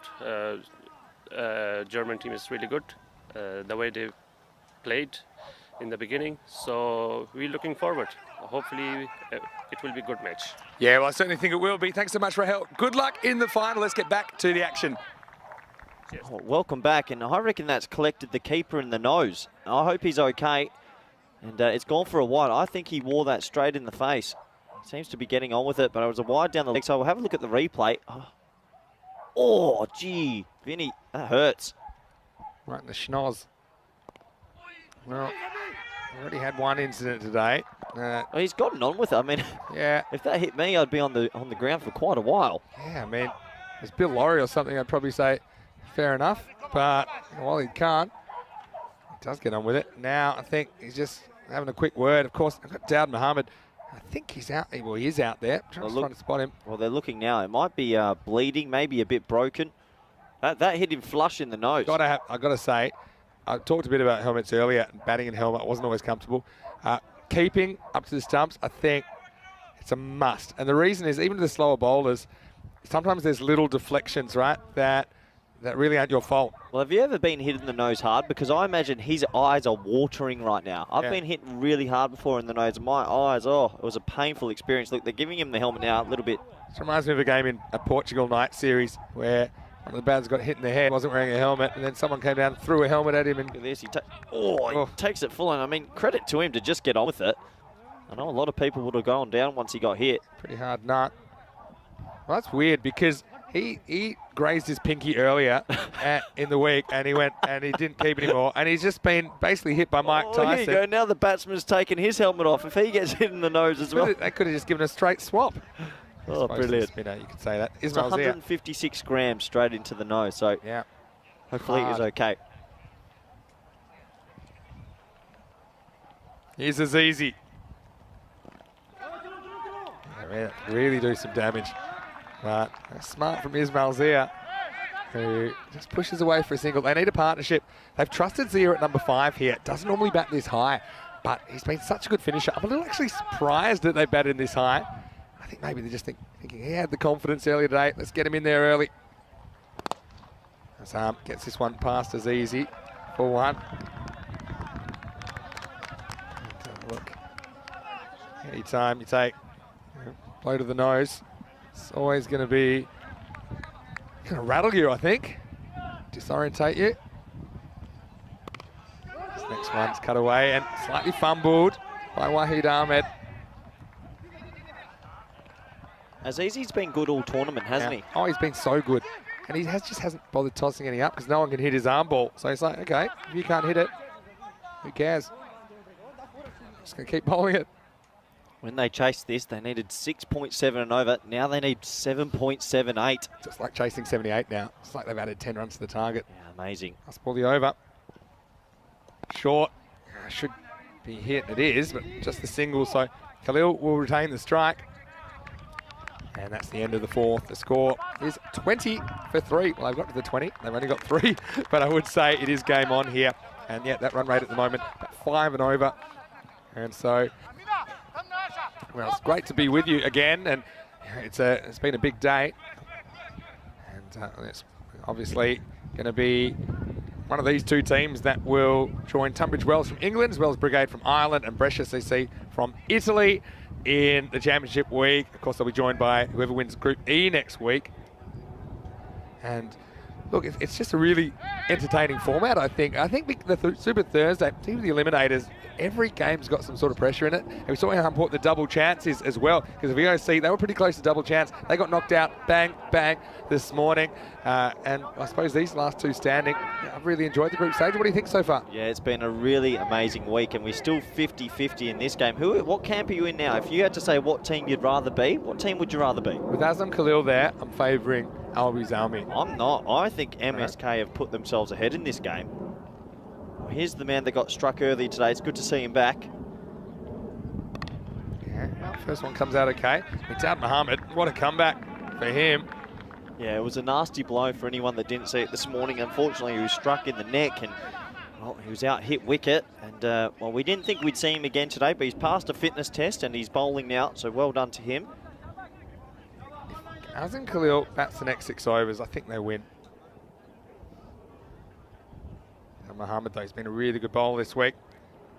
Oh, this is going nowhere. It's a little poke, and it's caught, and it's held in by Paramveer. He gets a little hug to keep it in from Amin Khan, and he's an awkward customer, Daud Mohammed. And Zia just couldn't time that up. He ends up just trying to get some sort of bat on it. It pops up in the offside, and there's that 4th wicket, 21 for 4. Yeah, well, you said 20 for 4, Vinny. You called it. Bit of Nostradamus from you, and amazing stuff. It's all happening here, and they're capitulating. Albi's Army, they only needed 67. And well, this was a really poor shot. It was a bit of a nothing shot. Didn't know what to do with it. Because he's got awkward angles, Daud Mohammed. Speaking of awkward, that's a bit of an awkward hug from Amin Khan, but he made sure that Paramveer Singh was going to hold on to the ball because he was holding on to him. And look, Daud Mohammed, he's a weird bowler. He's slingy. He has a weird sideways jump. And what a comeback from Daud Mohammed as well. He picks up the wicket of Zia.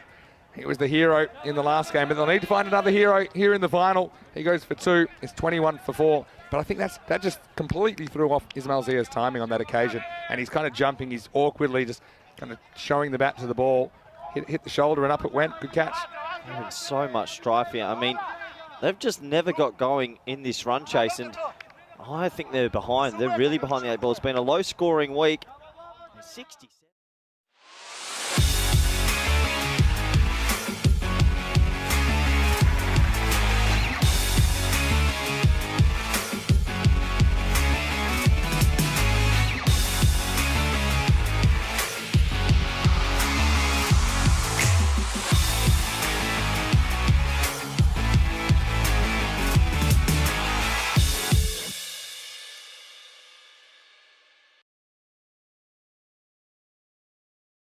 And welcome back to Stockholm, the capital of Sweden. It's the final match of our 4-week Swedish swing. We started in the South Inlands Krona, and now we have spent the last 2 weeks in Stockholm. And look, you can see the wonderful facility here at Northsport. It has been a great day so far. As far as Botkyrka are concerned, they got past Mesta in the semi-final first game of the day. Then Alby Salmi got past Hammarby, a closely contested one indeed. And then the bronze final, unfortunately, was washed out. Mesta, they take the bronze on account of being the higher ranked team. Right now, it's match 48, the final. We have already had some play.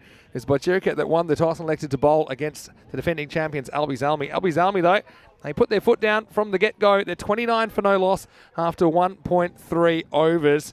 And I do have some news because rain did intervene. We now have had the match reduced from the original 10 overs to a 7-over match, a 2-over power play. And that also means that only 2 bowlers can bowl 2 overs. And yeah, well, at least it gives Botkyrka a bit of an opportunity to see if they can work their way back into this game. Vinny Sandu here, Mr. Maximo, alongside me for this finale is none other than Rico Full. And Rico, it was great to see the players back out there. It looked like we may never get back on. But Botkyrka, well, they do have a chance to turn this around. But, geez, they're going to have to act quickly because just a 7-over match now. Yeah, they're going to have to do exactly that because it's been a good start, isn't it, from Alby's Army. Already got 29 on the board, no wickets down. You see there, only 9 balls have been bowled. So a 7-over match. And one thing we will note, Vinny, that that score will probably be adjusted slightly as well. And, and it will. I'll explain why as well, because Alby Salmi, when they started this innings, they thought they'd receive the whole 10 overs, and as it is now, they only are receiving 7. So you basically get normally some runs will be added on in this situation because Alby Salmi, they were, I suppose, batting. The theory is they'd be batting less aggressively because they have to face longer, but they didn't bat that way at all. Ismail Zia, he's 21 off 5, and he's going to be facing now to Zishan Mahmood, who is halfway through his over. I think we're pretty much ready to go. The current run rate, 19.33, gives you an indication. Alby Salmi, look at the umpire there warming up there. I'm liking that. We've got a shot of the umpire just doing the old warm-ups there. He was doing the old dance moves there, from side to side. Here we go. Come on, umps. Let's rock and roll. Let's do this. Well, the weather's playing games with us, but umpires, they're being patient. And, well, it's 12 have come off Mahmood's first 3 balls. Here we go. It's good delivery. And Rahel Khan, he sets off and gets going. And then Ismail Zia has to respond. Well, it's weird, isn't it? We just saw Ismail Zia getting out. We were watching the highlights, and he's back out there already. We're hoping that doesn't happen to him. And he's shaved his moustache off just in about 5 minutes. Well, what can happen in a few seconds' time? But look, it's also Amnesty International Day today. And something, a very important day, I believe. This is probably going to be called a wide. They think about taking a run as well. They don't. And well, remember the saying, to deny people their human rights is to challenge their very humanity. That was Nelson Mandela. So this day, it's all about promoting human rights and raise awareness of their abuses. So Amnesty International Day. Amnesty International, they do very, very good work. Obviously, we're very fortunate that we have the liberties that we have. Here's the next one. Nicely played, well stopped. Certainly timing the ball very well, isn't he, Rahul Khan? And when you think that ball's pretty wet, he's still getting into position, and his timing has been epic so far. Yeah, it has been. I want to say hello to a few people in the chat. It's great that you're still with us. Pranjal, he's pretty excited that we're back on the park. Here's the thing as well, only 2 bowlers can bowl their 2 overs, so my strategy would probably be to bowl 5 different bowlers and then decide who you want to bowl Very true, a second over, just to keep your options open. Zishan, last ball of his, it's gone for 15. And this has to be stopped, and it's not, it's 4 more. And that area of the ground, no matter what comes, rain or shine, has always been rapido, and this goes past.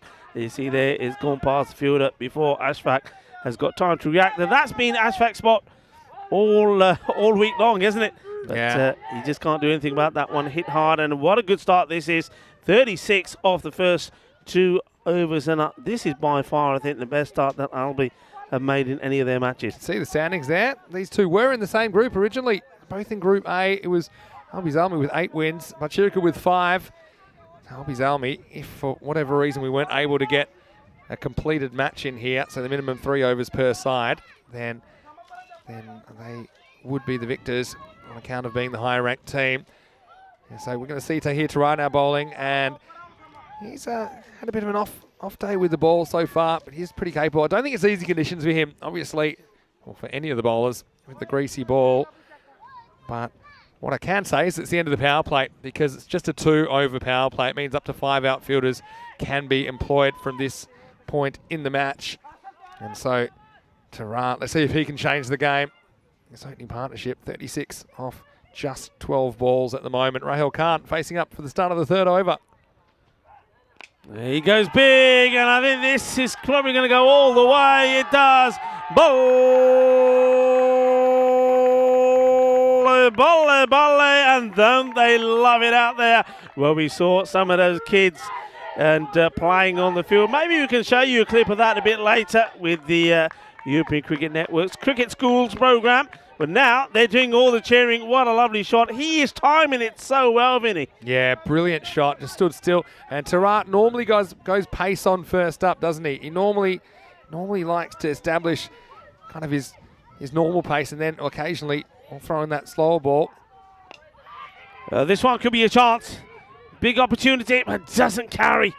And now he can't pick the ball up, and well, nobody can. It's slipping and sliding all over the place. Well, not only maybe the ball, the bar of soap, but maybe the ground there as well. The 2 fielders end up on the deck. But that one I thought certainly was going to go to hand, but it goes to nobody. There's just nobody in that cover region. They had mid-off up in the circle, Osama Qureshi, but he was pretty straight. So 6 and a 2 does keep Rahul Khan on strike. It's nicely played work for Ashfaq. He's got to watch his footing down there. Does well, but they do challenge. And this is good running from the batters. They know that as long as they run on the edge of that strip, their footing's going to be okay. All the fielders, they're going to run pretty gingerly to this ball. They always got 2 there. And they know they've got 10 wickets in hand, and they back their batting order to be able to continue this on. They've got Azam Khalil to come in next. So even if they were to lose her on at this stage, it's not a huge calamity. Here's Tarar trying to pull things back. Good delivery, Yorker length. That's where he needs to be. But again, this 2 on here takes a long time to get to this. Excellent running. I just always think it's good if you have the same guy facing up as long as he has been scoring.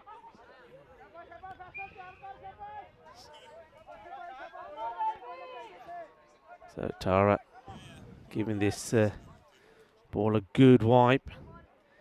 What a perfect start this is. It looks like it's going to be 30 on the board. Of course, it's not the power play. Power play would have been completed at the end of that over from Zishan Mahmood. Yeah. 2 over power play, and that's why the men are back. And got him, gets the wicket. And Tahir Tara, well, he charges down, and he just calms himself down. I think he was going to go right into the face there off the batter. And in the end, actually, you can see there that Rahil just actually looks at the bowler and says, yeah, well bowled, you got me. And here he goes. He's just about to do, I think he was about to go and give him a hug and a kiss, and he thought, hang on a minute, what am I doing? I think this just keeps down a bit on Rahul Khan. You see, that's what he says as well. He thought he was okay to pull that, but didn't really get the back foot across too much. Crashes into the top of the off stump, so they lose Rahul Khan. But he does score a pretty quick fire 20 and had some good wins against Tarar. He took a 6 off the first ball and then 3 consecutive 2s off the 5th ball. He's dismissed, and it's the end of the former captain, Rahel Khan. 20 off 10, still pretty good considering the length of this game, as we have 1 ball to go in the third. It's 48 for 1. Yeah, well, the former captain, he departs, and the incoming new captain makes his way in, Azam Khalil, and hasn't he done a good job so far? They're unbeaten in this series and looking to remain that way and be crowned the champions. Certainly got plenty of sport around the ground as well, Don't the kids love Azam? He's their hero. A bit more about that in a second. Here's the last ball of the over. Nicely played away. There's a lot of work to do for the fielder here, and it does well. They take the 2, and in comes the throw. Well, they're going to ask the question, but I suspect that he's probably in comfortably. Well, it looks like they may be going to the third umpire. Let's have a look. And yeah, he's in comfortably. That's the way to run, isn't it? Perfect technique. Yeah, these kids, they're loving it, and they're loving their time out there earlier as well. And maybe you've got a bit of footage of this, the European Cricket Network, and their joint in partnership with the Federation for the Cricket School. Yeah, this is brilliant, isn't it? And obviously, because of the conditions, they weren't able to get right out there in the middle. But I know that you're involved over there, and so was Azam, and the kids were just loving, just playing whatever cricket they can, whatever they could improvise, and they certainly do love their cricket here. The juniors, big part of the setup here at Albies Army. Yeah, absolutely, is great. You know, it was raining, and unfortunately there was a chance to line up a match, and they weren't quite able to do that because of those conditions, but they still wanted to go out there and do a little bit, so it's nice to see Azam Khalil and Sammy Khalil there as well, out there in the middle with myself and Diane Horace as well, taking some pictures. Hopefully we'll get something on the old social media for you as well. Here's Asif Khan. Firmly struck. There's a fielder out there. And, no mistakes from Zishan Mahmood. He's a class act. He's in his favourite position. There's normally he out there, and you usually have Tahir Tara around somewhere as well. Asif Khan. And this one is a bit straighter, and he can't get to it, Zishan. It's always going to be difficult, but this is a lovely shot. Hits this so much straighter, gets his feet involved, and look at that. And he's tempting not to go across the line, hits it through the ball, 4 runs. It's good batting. This game is up and out of control at the moment. Remember, Albies Army's total is probably going to get a bump from Duckworth Lewis as well at the end of their 7 overs. The kids are going crazy at the moment, all the Albies Army supporters. I've got to say, all red in the chat came up with something I didn't think of straight away, but it's absolutely right. What's that? Just noticing that the tournament's first match and the last match have been played between the same 2 teams, because it was Albies Army and Butchirika. They actually played matches 1 and 2. That's a week and a half ago now, almost 2 weeks ago. Albies Army winning both of those contests. Well bowled by Sif.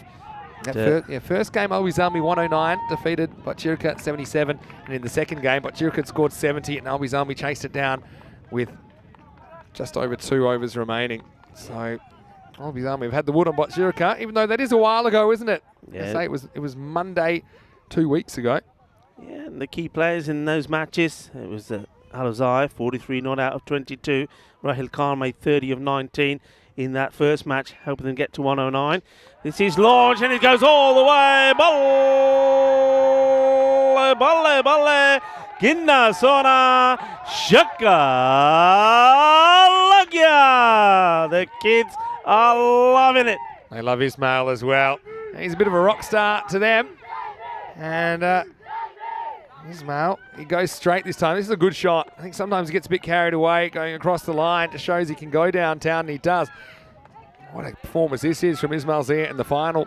33 off just 9 balls. Yeah, fabulous. It really is. And they're taking on a bowler that has been in fine form. And this is not the best of deliveries, and this is cracked away for 6 more. Shaba, manos, arriba, Vidro, arriba, eso es 6 carreras más. He gets the big juicy full toss, and he doesn't try to overhit it. He just times this, and he is pretty strong. He's got long levers, Ismail Zia. Maximo time. Albies Army are up and away. Well, it's hard to see. Well, even without any more runs, and even without the Duckworth Lewis bump at this stage, 68 off 7 would be a big chase. He's got plenty of time left, over 3 overs. Here's the last ball of this over from Asif Khan. And this time he goes out on the offside. There is a fielder there, and he holds on to the catch. So Asif Khan, just like that, at the last ball of his over, goes for 18, but he does get the wicket of Ismail Zia, but not before Zia has blasted a magnificent 39 off, that's his 11th ball. So well batted to Ismail Zia, doing exactly what he needed Al-Mazalmi to do. Yeah, so Randhawa takes catch. Wasn't an easy one in these conditions, was it? And look, Ismail Zia just comes off the shot slightly. You see the bat turns in his hands, kind of slices inside out in a way, and yeah, well taken, really well taken by Gurupal Randhawa. So 2 wickets down now at 68 for 2. Vinny Sander here, Mr. Maximo. Alongside me is Rico Full. And yeah, once again, it's great to be bringing you the action here in the final. Well, this tournament does deserve a final, doesn't it? And Al-Mazalmi, they're the only undefeated team in this tournament. I mean, obviously they'd be deserving champions, but they still have to go out there. At the moment, they're performing, aren't they? Yeah, I think they're performing, and they want to make a point. There's a lot of people, like maybe Hammarby, are saying, oh yeah, well, if we had the opportunity, because you haven't been batting well. And, well, what they're saying is, well, maybe we haven't, maybe we've had a few hiccups, but we want to show just why we're the champions. We want to show that getting to the ECL that last year was no fluke, and they're keen to do it again this year as well, aren't they? Yeah, they did it the real hard way last year. Al-Mazalmi coming from 4th in Group B. This time they are undefeated. It will be Faisal Mushtaq to bowl the next over number 5. It's played out to the man. Oh, he goes down, but oh dear, oh dear, oh dear. This is an absolute clanger. You got to feel for Ashraf here. I think he loses everything, loses his glasses, loses his hat, and almost loses his clothing as well. And yeah, down he goes. He was still going to stop I thought he was going to stop it. Look, he goes down. How does it get past him? Oh, look, he goes to lift himself up. He makes a little bridge. Well, we know that Stockholm is made up of. If he just stayed still, he would have stopped There's 57. There was 57 bridges in Stockholm. Now there's 58 because one of them is going to be named after Ashfaq. Oh, that's so unfortunate. That is really so unfortunate. It just goes to show you got to be careful. He just attacked that too quickly. He wanted to get into position. Well, he got into position fine. He was lying down. He put a wall up, but then he put a little hole in it and the ball went through. 4 runs. What a way to get him. Swing and a miss. That's good bowling. Oh, the keeper hasn't had it. And then he... It's all happening here at the moment. How about this? This is a dummy from the keeper. Watch this. Azam thinks he's got the ball. Then he realises he hasn't got it. Then the keeper picks it up. I've got to say, there's a lot of smiles out there. I think they're just thrilled to be on the field at the moment. I think Mushtaq was too thrilled with the ball going for 4 first ball. Anyway, here's the next one. Firmly struck, trying to get it past the fielder. And is he going to? Well, there's 2 of them there trying to stop it. Well, one of them does in the end. In comes the throw. And that's, well, a bit of a battle between, I think, Osuma Qureshi there and the man who eventually gets the ball in each time. Yeah, Zia Al-Azhar is the man who's out there, but he hasn't faced a ball yet. He's on striker's end. Yeah, I do like this strategy, the theory at least, but Bajirka's skipper, Asad Iqbal, he's used 5 different bowlers. Now he can choose who he wants to bowl a second. He can choose 2 of them. The problem is, none of them have had too much success, have they? No, they haven't, but that's all been down to some excellent aggressive batting from Al-Mazalmi. But with Ismail Zia back, and I mean, we know that Zia Al-Azhar, if he gets into each rhythm, can hit it big as well.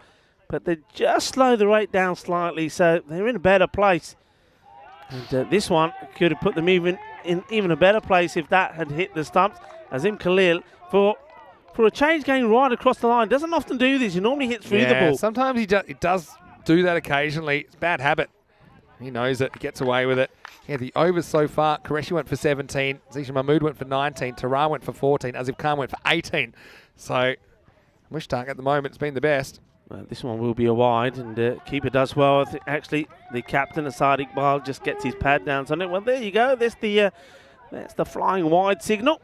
And do like some of this creativeness from the umpires, both these gentlemen out there, the men in black, doing a great job. Asif Shakur, and that is the bowler's end. That is Syed Arif, our men in black.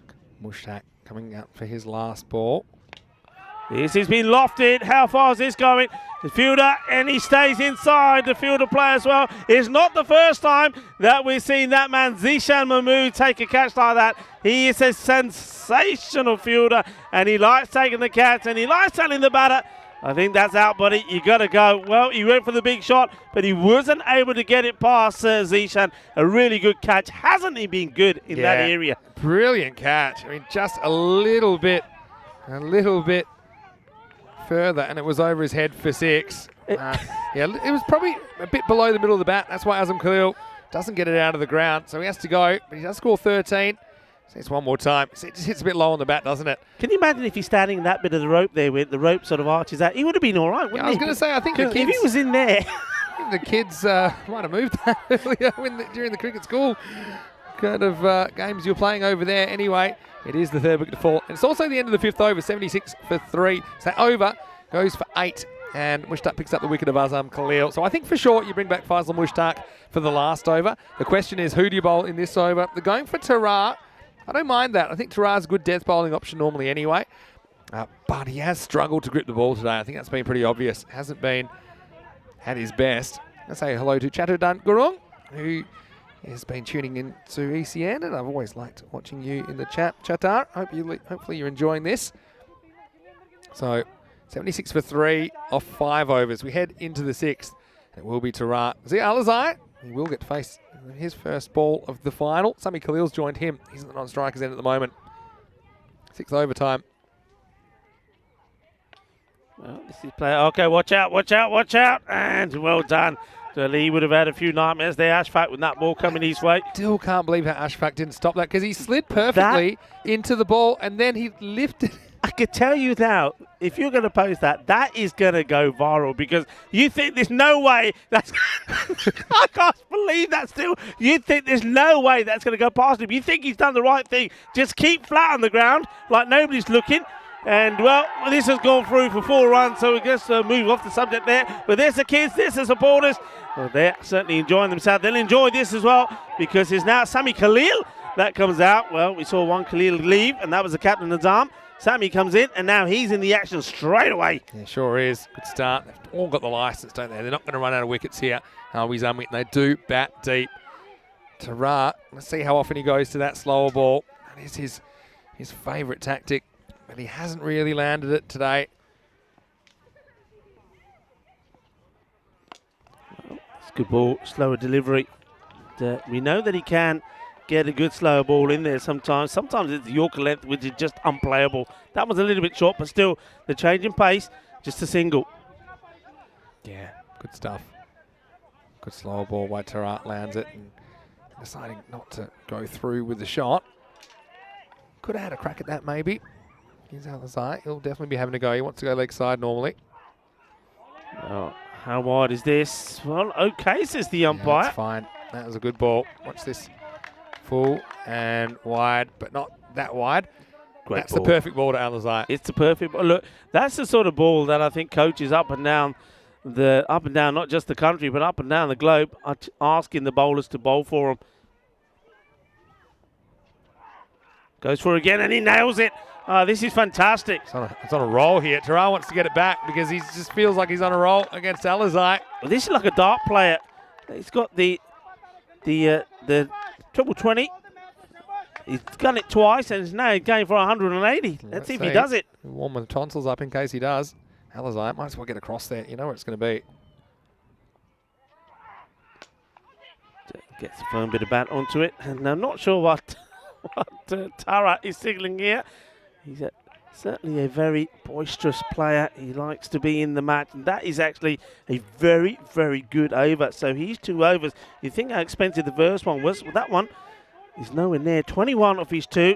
And, well, Vinny, this is where you're going, buddy. Yes, I know, Rico, you'll be watching, but I will be in the Czech Republic come Monday, and I'll be there with Danny Hudacek. It'll be nice to meet up with him once again. We've got a slightly different format because we don't have the double header format for the Czech series. So you'll see 4 teams on match day 1, but they'll all kind of play each other. Bohemian versus Prague CC. Well, we saw the Kings, didn't we, at the ECL? That is the first game in that tournament, starting at the same time on Monday morning. Right now, here's Mushtaq for the 7th and final over. Starts with a dot. Yeah, it was a good decision to bring Tahir Tarar back, wasn't it, in the 6th. He only got hit for that 1 boundary. Apart from that 3 singles. So trying to bring it back. You just got to try and start somewhere, don't you, if you're Bochirka right now? Certainly can. Look, you could have some fun with some of those team names, couldn't you, in the Czech Republic? Bohemian, well, I'm all over that already. I'm not even there. Well, this one's pretty high. It was a much slower delivery, no pace on it. And Tara, I'm not sure what Tara's doing. He's just holding his head for a minute. You Not like, really you like sure. Bohemian Rhapsody? Is that what you're thinking? Yeah. I know. You know, you can have all What sorts are you of going to things. do with When Pulls and somebody, Guardians? when somebody gets out, you can say, Mamma Mia, Mamma Mia. I bet there's a few could see more some as well. new clubs involved in Czech Republic this time as well. It should be a really interesting couple of weeks. Up in the air. Chance. It won't be easy. Tara comes across and he spills it. I think he just raced in here. The bowler Mushtaq is holding his head. Look, he doesn't have to be too distraught. It's only a single. Yeah. Yeah, it's only a single. Would it be worse if it goes to the boundary? A single doesn't hurt you here. He's charged in Tara. He's super hyper. He just got there too quickly. Yeah, he did, and he called it quickly. Look, you see He there? did everything right except hold on, didn't he? He was got sliding. Set. He got set, I thought he got pretty well under the ball. Yeah, a few people excited to see the beast. Dinesh Wickramaseka, of course, and Aaron Ashokan playing for Prague CC Kings. Yep. Actually, it's just Prague CC in this tournament. Shot, and this one is not coming back. 6 runs. Manos arriba. Shaba, shaba. Gea, shaka, lagia. This is the difference to Alizai. He likes it straighter. And he struggled when it was wide of him, but this one is right into the wheelhouse for Zia Alizai. And he escorts that one out of the building. Maximo 6 runs. And the other news there in the Czech Republic, Bohemian, they picked up Sabu and Davitsi. So he's a big player for Czech Republic. I know that he's been in very, very good form. You get to see some of the players that played in the Valletta Cup, or in fact most of them, will be playing in this ECS coming up in the Czech Republic. And Czech Republic had some good results there. First time we've seen 2 players get centuries in the same T20 international as well. Anyway, 2 to come here. That's a slow full toss. They'll want 2 here, and they'll probably get them. And yeah, they will, because One you short. need the ball. Oh, guess who? You need the ball. Repeat It's not offender. Alizai Zia, again. what are you doing? Well, I mean, it was close to a no ball. Don't think it was quite high enough. But have a look at him, his bat touching here. Number 21 coming to the bottom of your screen now. Yeah. well, I'm not sure if he. I thought it from this angle looked like he went past the line. Might but not have been hey, grounded. But yeah, may not be grounded. But look, I'll tell you what, I'm going to have a chat with him before I leave Sweden about grounding your bat in. Last ball. Throws everything at it. They're going to go 2 again. Which end? You've got to throw to the keeper here now. Oh, look at this. Oh, my goodness me. What is going on here? And they're still running. And this time it will be out. I think but this is out. Watch this, though. Hold on. Have a look at the fielder coming in here. He ends up going all. It's like he's going diving here. This is super interesting because the bail's already been knocked off, but he does knock the stumps over, which is fine. But are some of the stumps in his original position? So this will be 2 or 3. Have a look at this. Have a look at this. Firstly, he kicks the stumps over. Think here, look there. They haven't moved too much, so this will be out because he does knock the stumps over completely. So that's why shaking gets his a bit head. of a shake. But I think this is still out. Well, they all seem to be huddled here together. Okay, this is the Have whole a thing. look at this. I don't know if you can get the fielder's not in on this one. We may get it in later. But let's have a look here. The stumps. How did the stump? See, 'cause He he steps kicks on them. them. But he does knock them over, right? Yeah. So if we go to side on, all you have to do is knock them over completely off their base. So slow it down here. Slow down here. Oh, well, it wasn't very slow. Yeah, we'll do it now. Here we go. So as soon as he does that, then he's out. So he should be out. Should be 2 plus run out. Okay. Wow. So why do they tell you then when you get the ball, when the bail's already down, you got to get the ball in one hand and the stump and pick them up? Well, the thing is, normally when you're on a turf pitch, it's hard to knock it out. So that's a safe way of doing okay, it I'm to with get it you. out. So anyway, we've got 94. That's what I've got. So yeah, 2 and run out. So 94 for 4. And what a chaotic end to that innings. But remember, their target, it won't be 95. It will get a bit of a bump, I think, because of the DLS, the fact that they played 9 balls without knowing it was only a 7-over game. So it'll finish 94 for 4. I think it may not be much of a bump, maybe 2-3 runs, maybe 5 runs. We'll I think find out. Maybe a few more. I don't know. Anyway, have a look at this. Look at this. Look at this. Okay. Yeah. Was this the same ball? That was the same ball. That's how it started. That's what I was looking at. And then I don't. Oh, this is just. Yeah, then Arso kicks it up. But he does well. He knows what to do. Or maybe he just does it luckily.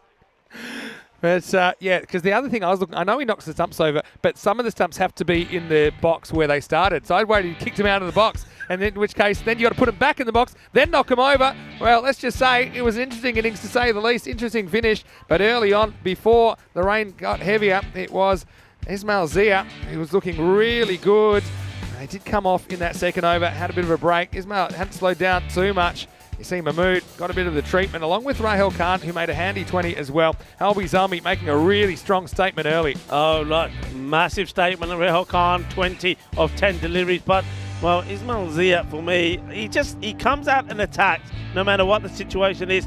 Of course, it's not going to work all the time, but when it works, doesn't it look good? This one goes all the way over Zishan, and then he plays around this one, and Tara gets the wicket. Rahel Khan doesn't quite come up as much as he would like to. You can see that's what's being suggested there by Khan, but Tara still was absolutely delighted with the wicket, doing his biz away celebration. In comes the throw, and this one, well, they were asking the question, it wasn't to be, and then Azam Khalil gets this one past the boundary. This was a big shot, and it was all the way over. The kids really loved it. This one, well, it was a full toss, and it just gets clipped away. The shots were being blazed off the bat from Ismail before he gets caught. A nice catch taken. Nothing is easy at the moment here. And Speaking of not easy, I still cannot believe how this the glasses, and you saw the glasses. It's amazing. Oh, Yeah, that is going to go big time viral. I'm telling you. No, Look at this. Again. There's no way that ball can go past, but he just. It's unbelievable. Oh, dear. Yeah. We're going to see it again. Not many times Andrew, you see something. you're killing us, Andrew. See something You're killing three us. times in the highlights, but why not? Ashfaq, you're a star, man. Ashfaq is a star. Mohammed Ashfaq. But this one was another man who's a star. It's a great catch from that man, Zishan Mahmood. He's such a cool customer, isn't he? Took a brilliant catch, and that just helped to slow things down for a little bit. Look, it was still a magnificent performance. They almost got to the 194 of just 7, so you can see already that they're going to have to go at some pace to get these. Yeah, so I've got the Duckworth Lewis to come in, and 2 runs have been added. Just 2? Just 2. Wow. Yeah, I mean, I'm really surprised. Yeah, I mean, the thing is, they're already going so fast. Duckworth Lewis would probably say they couldn't have been going a lot faster in the first 9 balls. That's the thing. Okay. So, yeah, that was a borderline one for height. But yeah, so the score has been adjusted from 94 to 96. So the target will be 97. Here we go. This is that last Yeah, ball here we again. go. Watch the fielder. Watch him go here. Just comes out of nowhere, doesn't he? What? It's almost like, I reckon maybe Zishan's tripped him up. Who knows what's happened there? And this is where That was chaos. Yeah. That's one way to get the field to have more stumps to aim at, if you can knock them over. He just thought, I'll move a bit closer to me, so when I have to take him, I'll take a look. Yeah. There's that scorecard. Very healthy. Al-Mazami, they've done very well. Well, the scorecard is very healthy, but what we're seeing in front of us is not, because that rain is now pelting down once more. That is some heavy rain coming down just as we spot that batting scorecard. Yeah, Ismail Zia was brilliant, wasn't he? 39 off 11. How's that strike rate?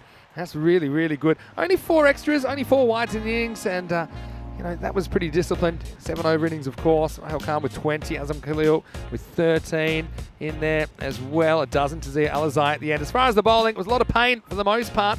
Tahir Charat did well to pull it back after 14 in his first, only went for 7 in his second over, picking up a wicket. As did Asif Khan, but he was expensive. Mushtaq, he was the best of the bowlers for me here in the final. 1 for 19 of his 2 overs. Okay, we're going to take a few minutes, and hopefully we'll be back with some cricket. We'll give you an update either way. As it is, the Duckworth Lewis target is 97. So due to the fact that Albi Zalmi did bat an over and a half before the interruption, the DLS has added 2 runs to their score. So their score is adjusted to 96. But Chirikat, they'll need 97 victory. If they can do that, they will be champions of this FanCode European Cricket Series. Vinny Sandu here, Mr. Maximo, on a very wet and wild day. It's Rico Full with me as well. We'll be back shortly with the final installment of the FanCode European Cricket Series, Sweden.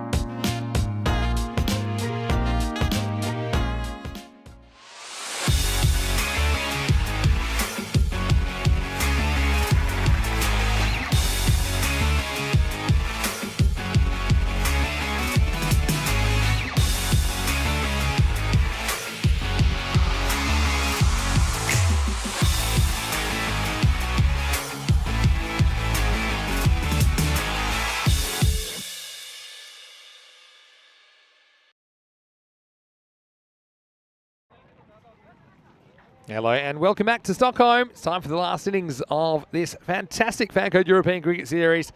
The weather has been pretty good for the most part here in Stockholm. Unfortunately, we've had some issues on finals day. Still lightly coming down at the moment. Did pick up a bit in the break, but Harvey's Army, they are out there in the field. Bochirka will have an opportunity to try and knock these runs off. And if they do, then they will be champions. But it's a lot of runs to get. It's 97 to target. The score was 94 from Harvey's Army in the first innings.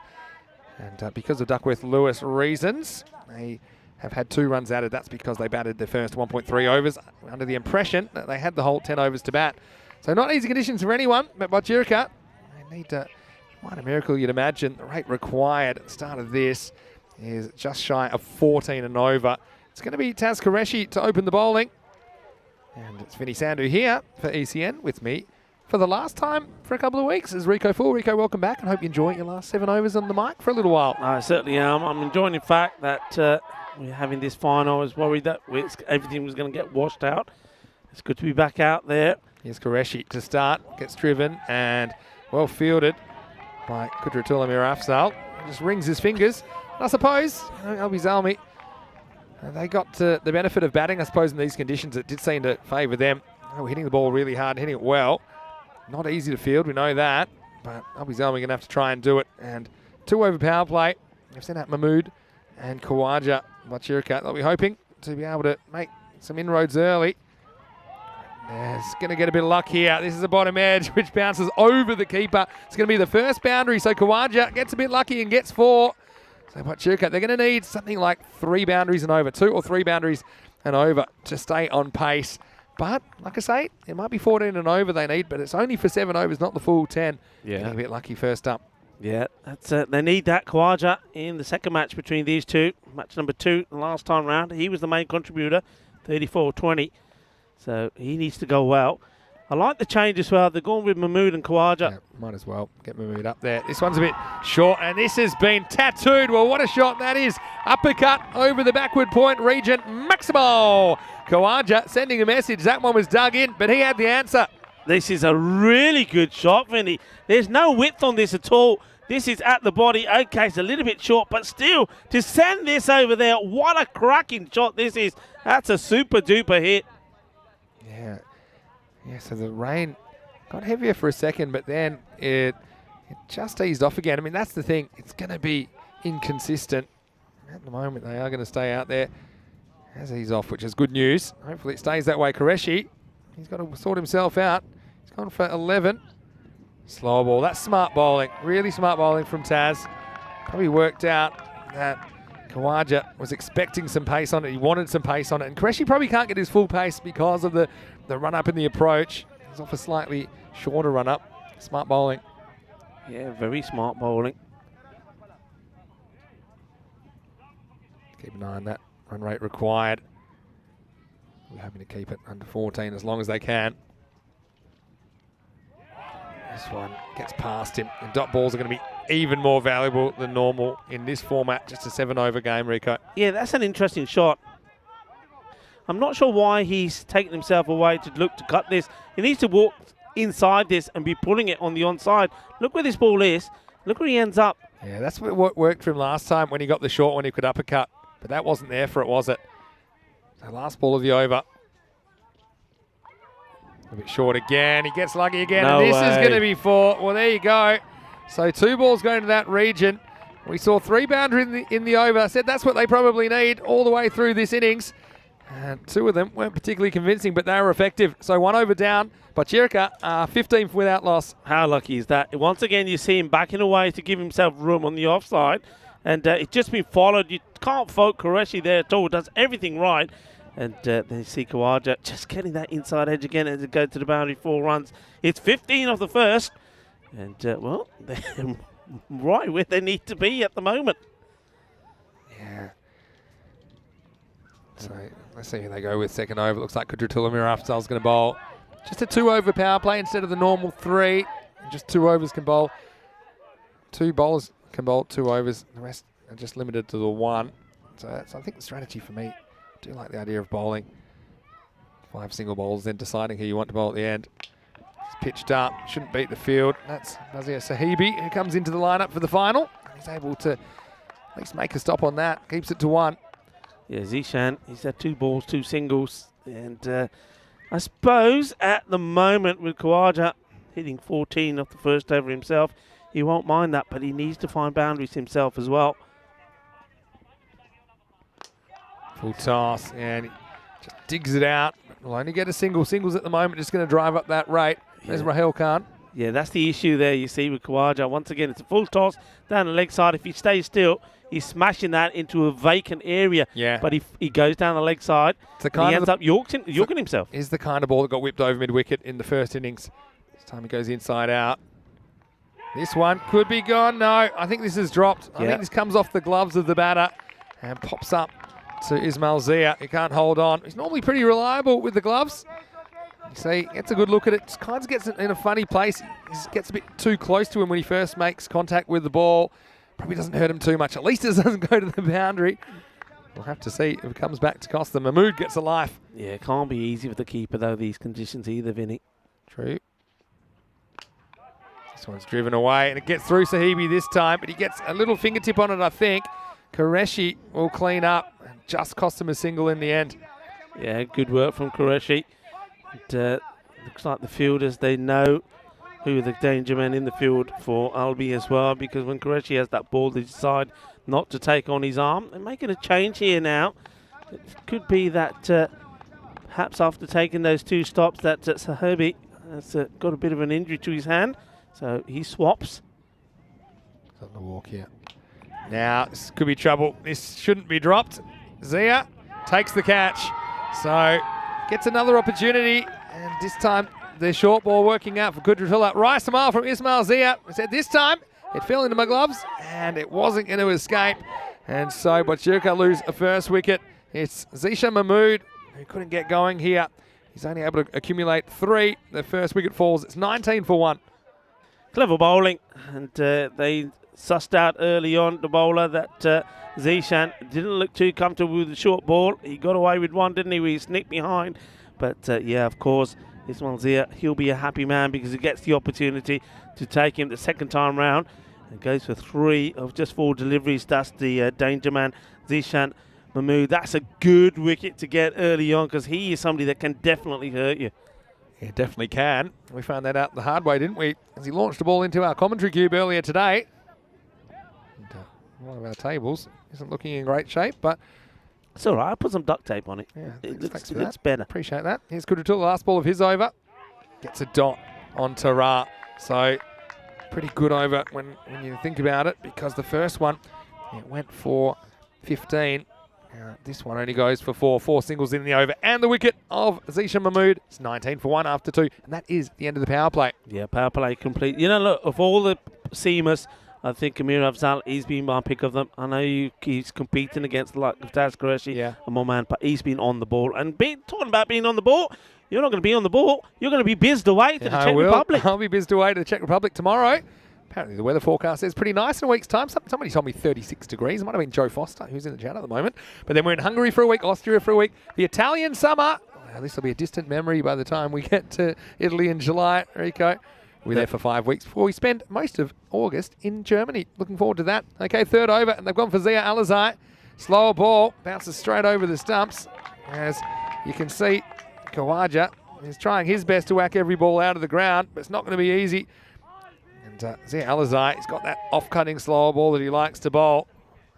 Gets good bounce with it as well, doesn't he? Khawaja misses out. Yeah, he just wants to be angling it into the pads of Khawaja. Khawaja is always going to back away. And he likes to play strong outside the off, and that's what they've got to keep him away from. Little bottom edge. This one gets past Zia, but it won't be causing too much damage for Albi Zalmi. It'll just be a single. Yeah, the rain seems to, I won't say stopped, but almost. This has been probably the best it's been. That's just the nature of it, isn't it? It kind of picks up, it slows down. You can't necessarily be going off every time there's a bit of rain. It's just, you just got to monitor it. If it stays heavy for a sustained period, and obviously you come off, but right now it's okay, but the situation is spiraling out of control. What we're going to see from this man, Tara, if anybody can bring him back into this game, he can. That's true. Sneaks across and wants the leg side, but he misses out. This one doesn't really bounce as much as he thought. And if you remember in the first innings, Rahul Khan, he got a ball which didn't bounce that much. And that was off the bowling of Tahir Tahar. So he's getting a bit of his own medicine this time. And this will happen sometimes. The ball might just skid through a little bit when there's a bit of water on these artificial surfaces. Tahar, 2 attempts at scoring. Hasn't been able to yet.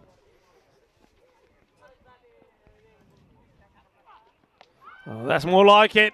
And he stands in his ground and he puts this away. He goes all the way as well. Manos arriba from the arbitro. Put him up like you just don't care. This is 6 runs. Good shot. Yeah, Maximo time. And it was third time lucky, wasn't it, for Tahar? He's able to get under this. He gets down. Once again, doesn't bounce a lot. But, yeah, well judged. And, yeah, Maximo seemed to earn his way back into this. I mean, the run rate required at the moment is 16.4. Yeah. So it's not even past my point of no return, especially with, you've got a hitter like Tahar at the crease if he gets on a heater. And this is 6, and you can forget this one as soon as it leaves the bat. This one is out of the building. That's gone over everybody. Maximo! Slightly overpitched, I think, by Alizai. Tahar, he might have missed out in the first couple. He doesn't miss out in this. This is right out of the middle. Tahar is what you say to that. Adios, Balota. That's gone a long way. Beautiful hit. Look, isn't that lovely shape from Tahar? Sometimes he totally loses it, but when he keeps his shape, Vinny, what a powerful hitter of the ball he is. It's also right into the slot, really. Tahar and Alizai actually pretty similar batters, I think, in their style. This time he gets the top edge, and this one's going to fly. In fact, it's going to fly all the way. So Maximo, 6-6-6. And just when you think the game's slipping away from Botchirka, they find a way to fight. This one was accidental. It was a backwards Maximo, but it counts. 6 to the total, 3 overs down now, 38 for 1, as that over ends up going for 19. There was only 1 single off the first half, but then 3 sixes to bring it home, and Tahar hitting his team back into the contest. Well, Kinna Sona, that's what you're talking about. And Tahar, well, he was saying Tahar to Alizai. Alizai is a good bowler, but just went a little bit too short a couple of times. Couldn't get the right line to him. Well, 38 now. 1 wicket down. And it's certainly on the move. All right, they're still behind, but you just feel that if they can keep going, anything's possible. Hard way to do it against Azam Khalil now. Yeah, exactly. Here's the moment. We're going to have to go after Azam Khalil. And they try. This one's more up than far. It's going right to the line. The fielder holds on, takes the catch, and there's Qureshi out there. He holds on. He makes sure he falls forwards, as he did have a bit of room to move. I'm not sure he was sure exactly where he was, but he takes the catch. So Azam Khalil, who's had such an outstanding tournament, he does it again. This one off the bat was hit pretty firmly, but it went up into the clouds. When it came down, it came into the safe hands of Qureshi. So Khawaja falls for 17, and it's 38 for 2. Well, this is a big hit, and if there's one man that saved them on so many occasions, taking big catches, is that man there, Taz Qureshi. And when that ball goes in those hands, he wraps those fingers around it and say, you are not coming out. And what a lovely moment was there. And I don't know if we have it on a replay, but when the wicket's taken, Azam Khalil is not celebrating so much, but he's spending a good time. Spends about a few seconds, 10, 15 seconds, just talking to the batter that he's just got out. And he's probably saying, look, well done, great effort. That's the sort of guy he is. Yeah. Well, we're going to see Ahmed Zulfikar, of course, he'll be on strike. No crossing on catches. Those days are long gone. Zulfikar swings and misses at the first ball. And that is quite important because Tahar, who's just hit his last 3 balls for 6. In the old days, they crossed on that while that ball was in the air. And so it would be Tahar on strike. But now Zulfikar having to face up. He can hit the ball a long way though. He tries. This one will be dragged. And that is some more work out there for Qureshi. And so, yeah, this will be the contest, I think. If there's any chance, Tahar has to win this battle with Azam Khalil. He's hit 3 of his balls for 6, and the last 3. This one is on the pad slightly, and this is another huge Maximo. Khalil gets a little bit leg stump, and Tahar's ready for it, stands still, and that is his power zone. Another 6. He's now hit his last 4 balls for Maximo's, Rico. Well, there's a song that goes like Ikatara Bajda. Hey, Ikatara Bajda. Well, there certainly is a Tara there that's making a lot of noise, and it is firing, and it is firing 6s at the moment. If he can keep going and he can get somebody who can support him and keep him on strike, this match is not over yet. Yeah, he's going to have to keep going. Azam, he's still smiling. Takes a lot to take the smile off his face. Just gets the line wrong there. I think you've got to get more off stump. You've got to get more off stump and outside to Tara. Make him fetch it. This one's pushed through a bit quicker. They want 2 here. Is it worth going for it at this stage? They decide against it as Xavier Niasi comes in and does keep it to a single. That's the other thing. I think the more Albizami can keep Tara off strike, the better. And now last ball of the over, I think he's saying, look, we don't want a single here. Yeah. I think that's what he said. He's got a free swing at it. And either that or you're going to go for a 2. Tara might have said he's coming back no matter what. In fact, whatever he said, he probably didn't follow it because he does take the single, and so it will be the end of the over.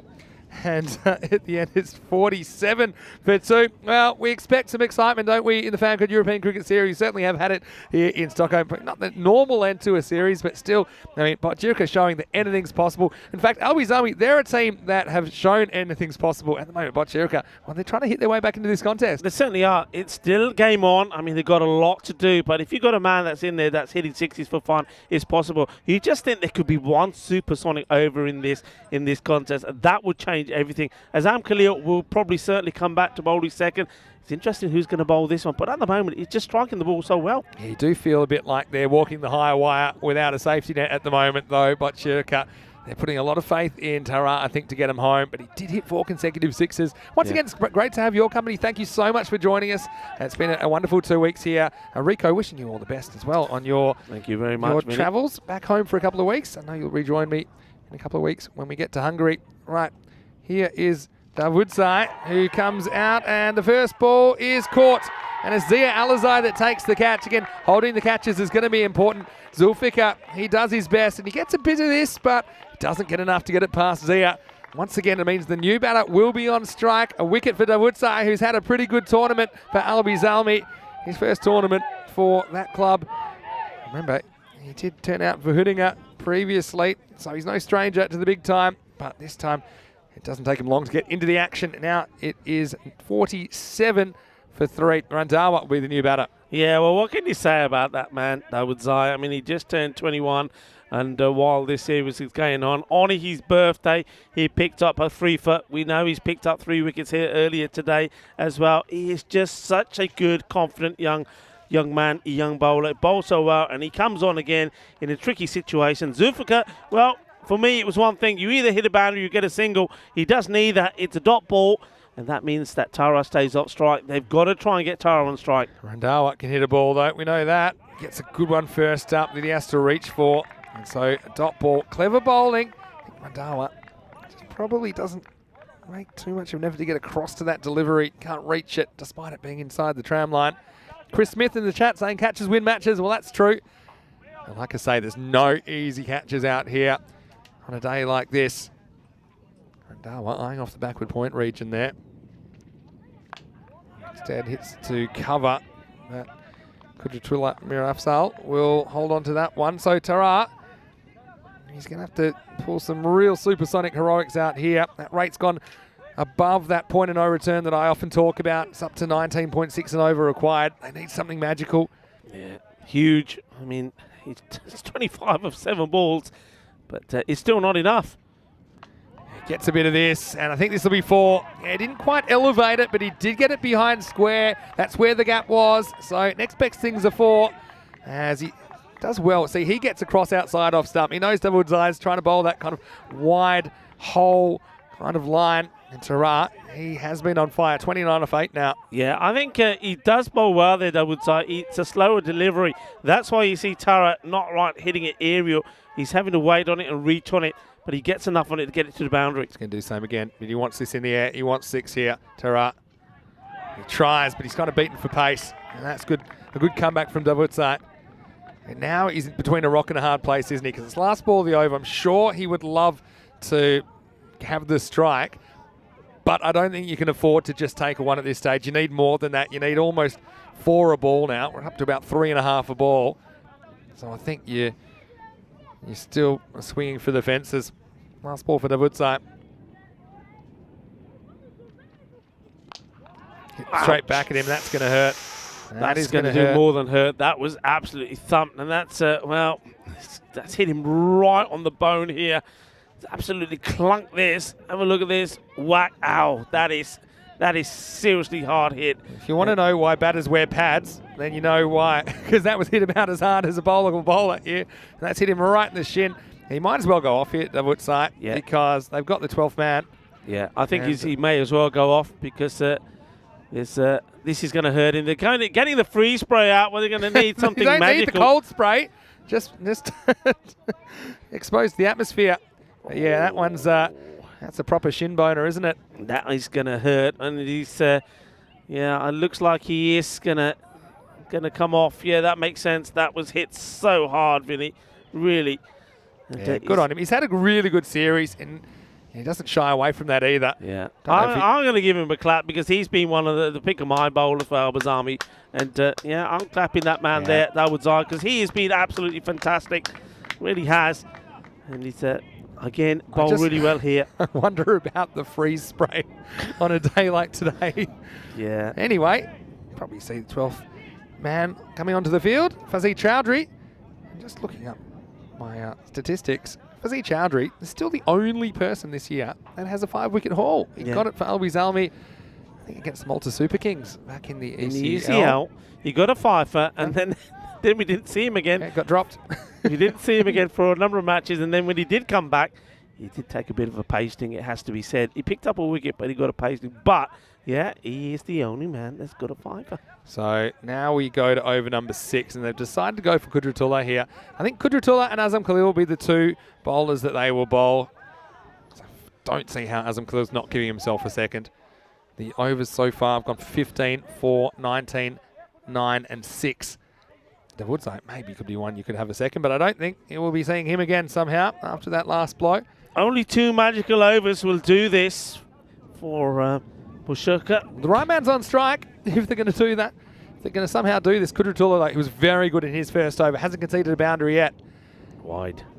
And no, he's not going to take the single. Yeah, good call. Yeah. You can see, I mean, the non-striker wants it, but Tara's got to stay and strike. Yeah.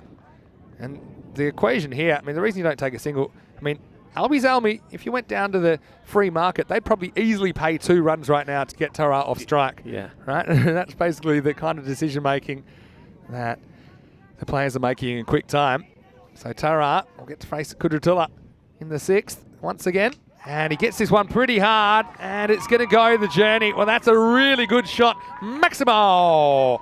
Effectively, that's 7 off the first ball, and this is good footwork to get across. That is his go-to. He doesn't always hit it, but when he does, Rico, they go a long way. Oh, this is nice. Here he goes. He winds himself up, and he goes, boom, shakalaka.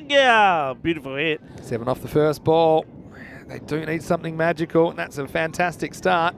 Kudratullah Mirafsal, he's bowled really well today, but he gives him length. That's the thing. You can't give him any length. You've got to get in the block hole. If anything, you'd rather be too full. Got the line right. Just get his length right. This could be a wider thing. Even though he takes a step, I think it is quite wide. Yeah, Vinny, I reckon next time we come to Sweden, or especially when we come to Stockholm, I reckon forget T10, let's play T7s, because they score far more runs in a lower over contest than they do in 10 overs. That's a really good point. Now this is flat batted, and they want 2 here. I don't know if they'll get it, because they'll go the long way. Zia's got to have to go a long way, and they get there. So that was smart running. Tara, yeah. It's now or never, isn't it? He thinks if he gets off strike, he might never come back, and he's going to enjoy it. Giving a high 5 to Randhawa, saying, well run. Yeah. And so he does get back on the rack. He says, you've done so well, you can have your cap back. But, yeah, you can leave your cap on. In he comes. Next delivery. He hits this, and it's really high, and it's a catching opportunity for Azam Khalil. Goes back and holds it, and he makes it look so easy. What a cricketer he is, and he bows to the kids. He bows to the fans. Oh, he's a special person. He's a special cricketer, and that was a fantastic catch. Tara, what a great innings from him, but he's going to have to go for 38, and a nice moment there between Khalil and Tara, because that was a brilliant innings as he attempted the impossible. We have seen it happen before when it concerns the Swedes, but Khalil, he finishes the sideshow, now 63 for 4. Yeah, you know what was so good about that? When that ball goes in the air, Zia Al-Azhar just stands there and he knows that he's out because there is no way that Azam Khalil, even in these conditions, is going to drop that. He is such a good fielder. We have seen some tremendous fielding here in Stockholm, as we did in Landskrona in Sweden. Sweden has been great. The fielding's been great. The bowling's been great. But that man there, he leads by example, and it's no wonder that he leads this club, Al-Bizami, to so many great occasions and great victories. And this could be another one in their history. They're looking to remain the champions here in Stockholm. Oh, what a brilliant catch that was. New batter on strike, goes whack, but could be trouble. It's Alizai, and he'll hold on to the catch. So Kudratullah is on a hat trick. The wheel's falling off, and you can't really blame Osama Qureshi for going after the very first ball. He gets a fair bit of bat on this, but he can't clear Alizai at long on. So Bochirka, they've been so brave in this chase, haven't they? As they have been trying to whack their way to the win at the moment. That's 2 in a row that they aren't able to hit out of the park. 2 wickets now for Mir Afzal, 63 for 4. Yeah, I mean, Qureshi, you got to, what can you say? He's got to go out there. He knows it's almost mission impossible. You've got to get boundaries somehow or another. And the bowling is good. The fielding, 2 fielders. Well, when you got somebody like Zia Alizai, who's makes catching look so easy, and Azam Khalil, there's no easy shots there at all. So this is a hat-trick ball. Here we go. And, well, it's well bowled at the stumps, but they'll take just the single. Yeah, so well, I've got to say, Bochirka, they've had a really good tournament. They're a team that went 5-3 in Group A last time, and they lost on quarterfinals day to Hudinga. But they have won their way through.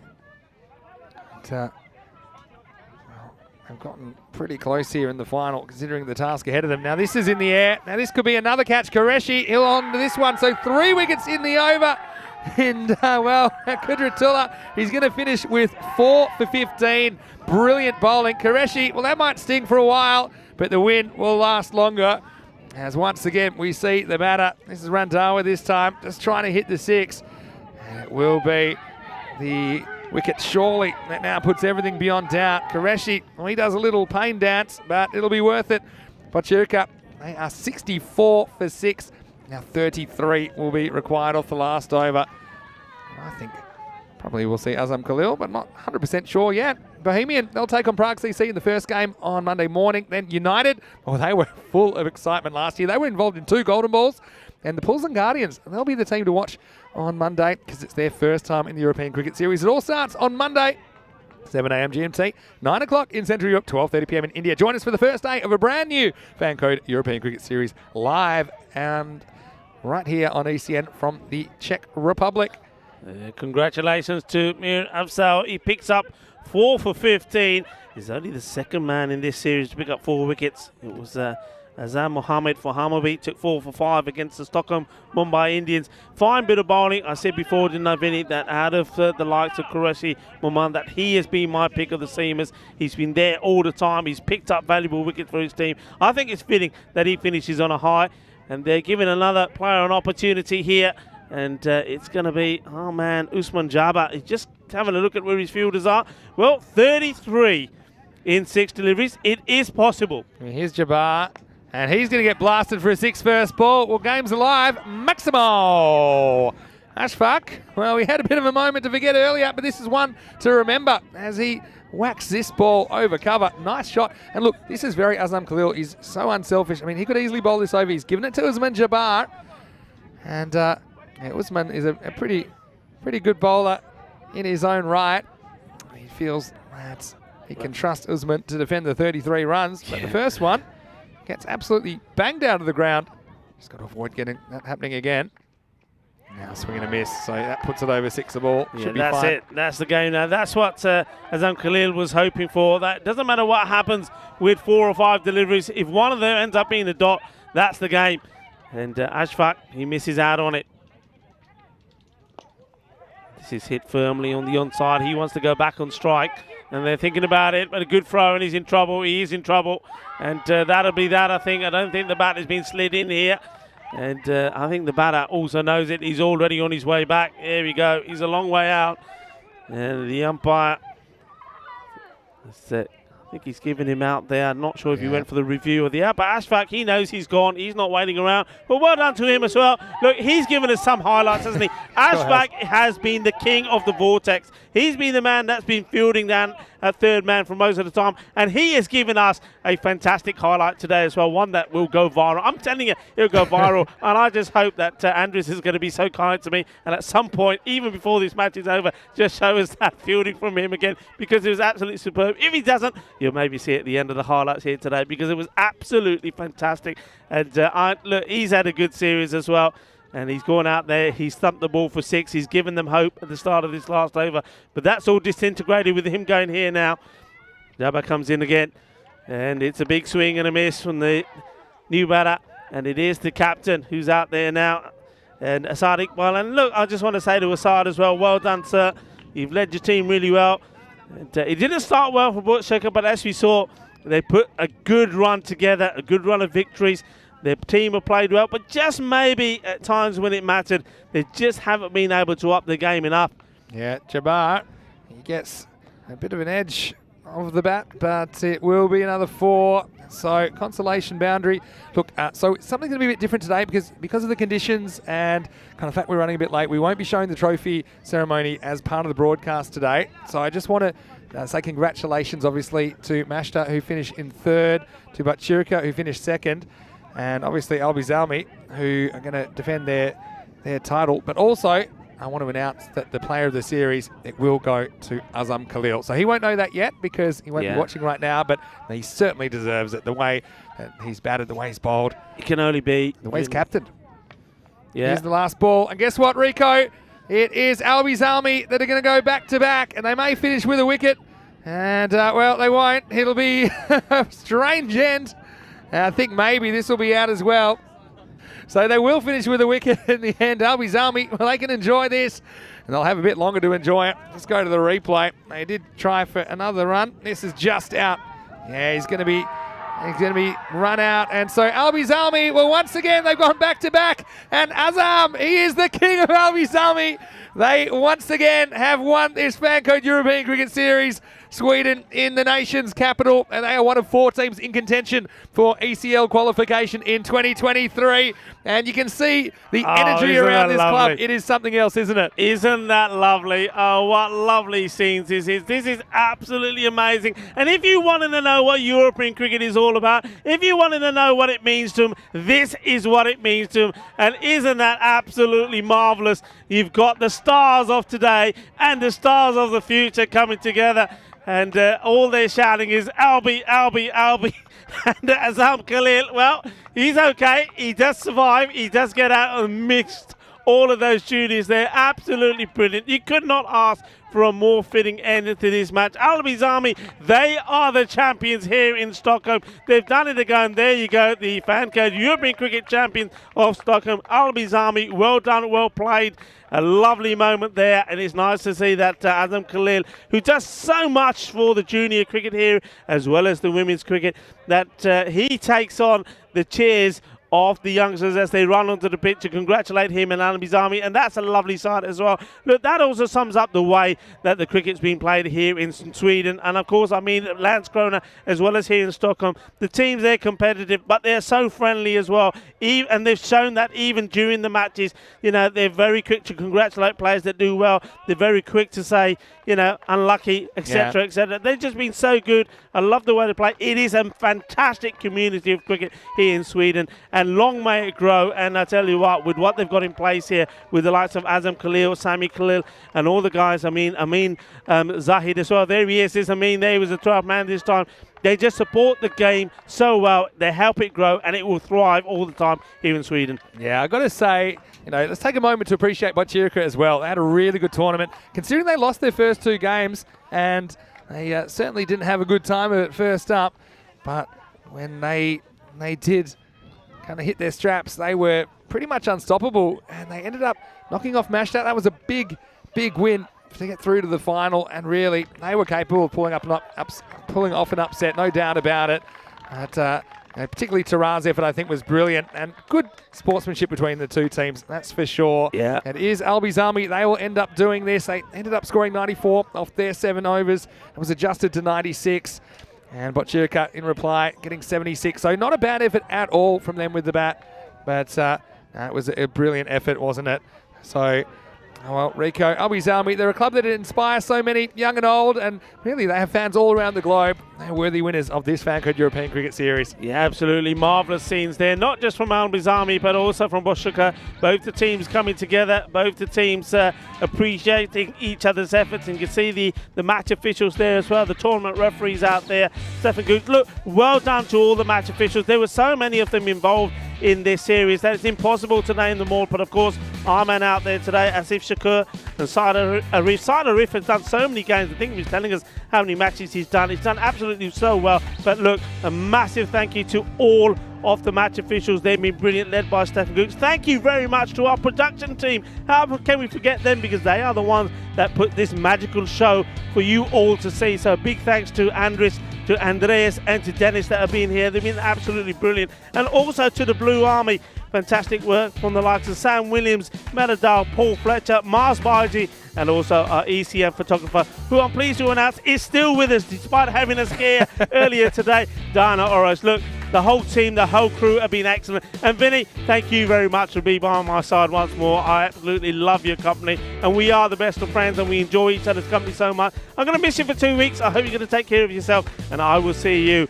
when I come back in Budapest. Yeah, well, I'm looking forward to that. See the scorecard there. Tarat battled hard, 38 off 13.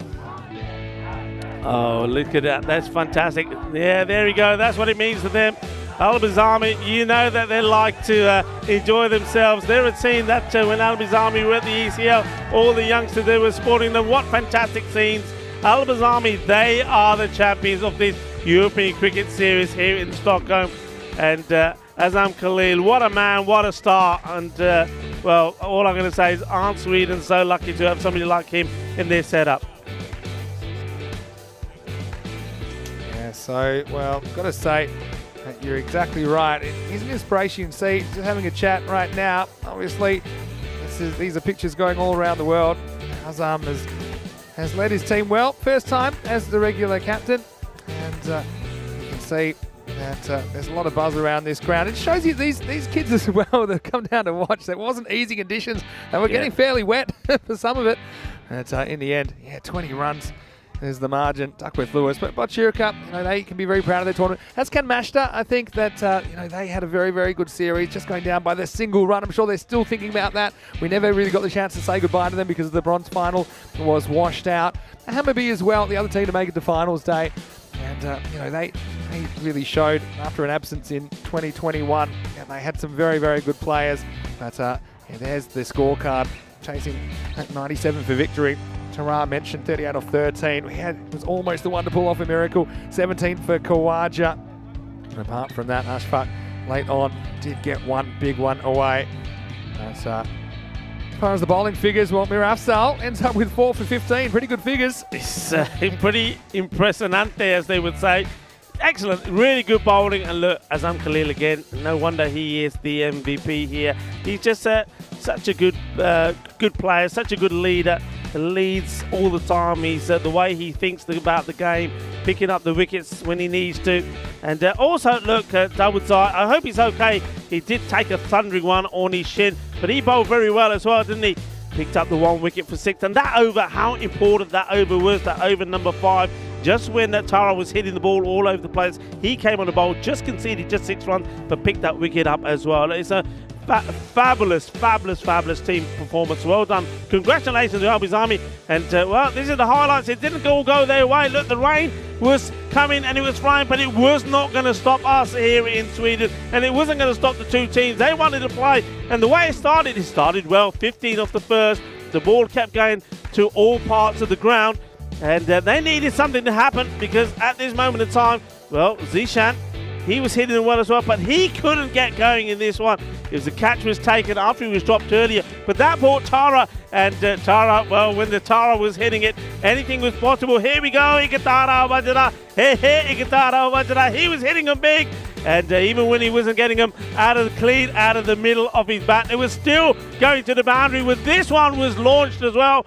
But you knew there had to be a twist, and there's the twist. There was a catch. First, it was Qureshi. What a good catch it was. That really did take some of the pressure off them. But, well, man, he still kept going. He still kept believing. He knew, while I'm here, anything is possible. And this was the one that was important. This was Zia Alizai taking the catch. And, of course, well, when you're talking about taking catches, Azam Khalil has to be in there somewhere. This was the one that really crunched Dawood Zai on the shin at the end of his innings. This one was also blasted the boundary.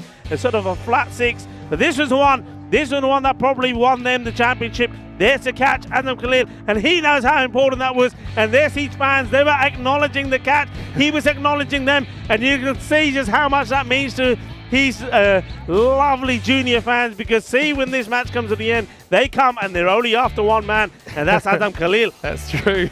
He's got some good fitness in there as well. Qureshi, he was dancing a dance of mixed emotions, wasn't he, Ashfaq? This was a nice one that got over cover all the way for 6. And in the end, it was a bit of a chaotic. It's one of the weirdest last balls, I think, to a series I've ever seen. Qureshi smacks it in, and eventually there was a run out. And yeah, this is the last one, the last over, second last ball. I think it's just got nicked away to the boundary. Ultimately, it's Azam. He comes in. We just said he's in the MVP, and then he gets this throw in. It was too hot to handle for the keeper.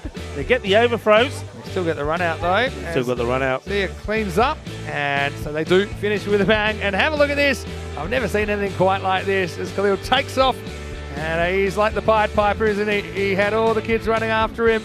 And well, they were just thrilled with the result. But it's been a really successful series here in Stockholm over the last 2 weeks. And Ulriko can't wait for Monday to do it all again in the Czech Republic. Oh, look at that. That's such a lovely moment. And there's only one word that comes to mind here. European cricket stronger together. And Alba's Army, they're certainly stronger together. Hello to everybody. And we're excited. We've just seen a fantastic conclusion to the series in Stockholm. What a finish, what a final, how dramatic and how thrilling and how entertaining. Look, it really was. It really was. And so, look, just if you missed the announcement before, because of the conditions today and the fact we are running a bit late, that we won't be televising the trophy ceremony today. But of course, Mashta, congratulations to them for finishing in 3rd place. Congratulations to Botchirika, who finished in 2nd, and they get silver. Albi's Army, of course, they are the winners, and they will receive the trophy on behalf of our partners at Local Lifestyle. And I would like to say a big thank you also to Hammarby, who made the Final 4, to all the teams that didn't quite make the finals day as well. We really appreciate the sacrifices they make to make the European Cricket Network tick. So, look, it's been a wonderful series. Thanks again to everyone for looking after us here. Thanks to you, Rico, for your work, and I've really enjoyed working next to you. We did get 47 of the 48 matches on the park, which is a great result considering some of the weather we had to deal with, not just today, but slightly earlier in the tournament. For the most part, we had blue skies. Look, big congratulations as well. The player of the series is Azam Khalil, so he deserves that for sure. Yeah, he certainly does. Yeah, well done to Azam. All the best to him. And also, look, you've got to just say, it's not just all about how he does and how he did in this series, about how he played, but everything he does behind the scenes. Thank you all. Thank you for looking after us here. He's done an absolutely great job. And here we go. Here's some of the... No, he doesn't. He's camera shy. There's so many kids here. They're running around all over the place. They're having a marvellous time. And... it's, there you go. All the players here just enjoy. Yeah, it's been. I just love the way that the players all mingled together before and after the matches. I love the way that it is a huge community here. Cricket is so important to them, and they're so passionate about it. Yeah. And that's why it's growing here all the time. That's why they're getting the sport also like here from the Butcher commune. I mean, they can see the benefit of the cricket because it's bringing a community together. Yeah. The community is growing together, and it's giving so much back into this town and all areas around Sweden. Yeah, it sure is. So we now know that Malmöhus and Albi's Army, they are 2 of the 4 teams that will take part in the ECL playoffs, which will be probably towards the end of June. So they are the 2 of the 4 teams that will have a chance to qualify for ECL 23. I'm sure Albi's Army would love to qualify again. Won't be easy though. They've still got 2 quite difficult matches, and they're going to be one-off T10 matches, semi-final and a final to qualify. So I'm really looking forward to Czech Republic. Once again, Rico, have an enjoyable couple of weeks off. Thanks to all of our viewers again. We have the best viewers in world cricket. We're so lucky to have you as part of our team. But for now, this is Vinny Sandy, Mr. Maximo, on behalf of the European Cricket Network and the European Cricket family. I'll be seeing you in Prague on Monday morning. You'll see Rico in a couple of weeks in Hungary, and we hope you have a happy and safe weekend. We'll see you on Monday for more FanCode European Cricket Series. Here's some highlights of Finals Day. It's goodbye for now. Adios, mi familia! Standing just behind, pressure is creeping in. Some give it flight and some give it grip as the ball really starts to spin. And our batsman's alert with the crack of a bat. The ball flies over for 6. Cricketers, European cricketers, share your passion for riding flag with the world. Cricketers, European cricketers, time to cheer and show the world what you got. Master blasters turn on the style. Cricket's a beautiful game. Smiling faces and celebrations as the champions enjoy their fame. European legends breaking records, making their own dreams come true. Watched by millions, European cricketers show the world what they can do. Now picture this, 10 runs needed to win off the last over of the match. Fielders are on fire, sliding and diving, want to take that world-class catch. Tension building as the ball runs in. Will it be short, a yorker or slow? A 6 will win it, 4 to tie into the golden ball we go. Cricketers, European cricketers, share your passion for riding flag with the world. Cricketers, European cricketers, time to cheer and show the world what you got.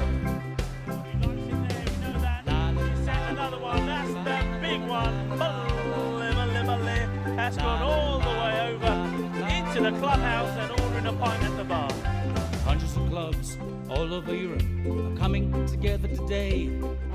Thousands of cricketers want to be stars, show their talents when they play. We've got commentary, action-packed cricket frenzy. You're hooked, you can't deny.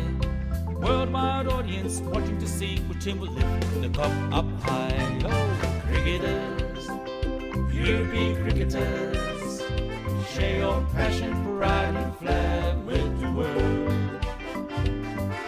Cricketers, European cricketers, time to cheer and show the world what you got. La la la la la la. There he goes, he sent that pack in but the shaka 6-4. Oh, cricketers, European cricketers, share your passion for riding flag with the world. Cricketers, European cricketers, time to cheer and show the world what you got. Time to cheer and show the world what you got.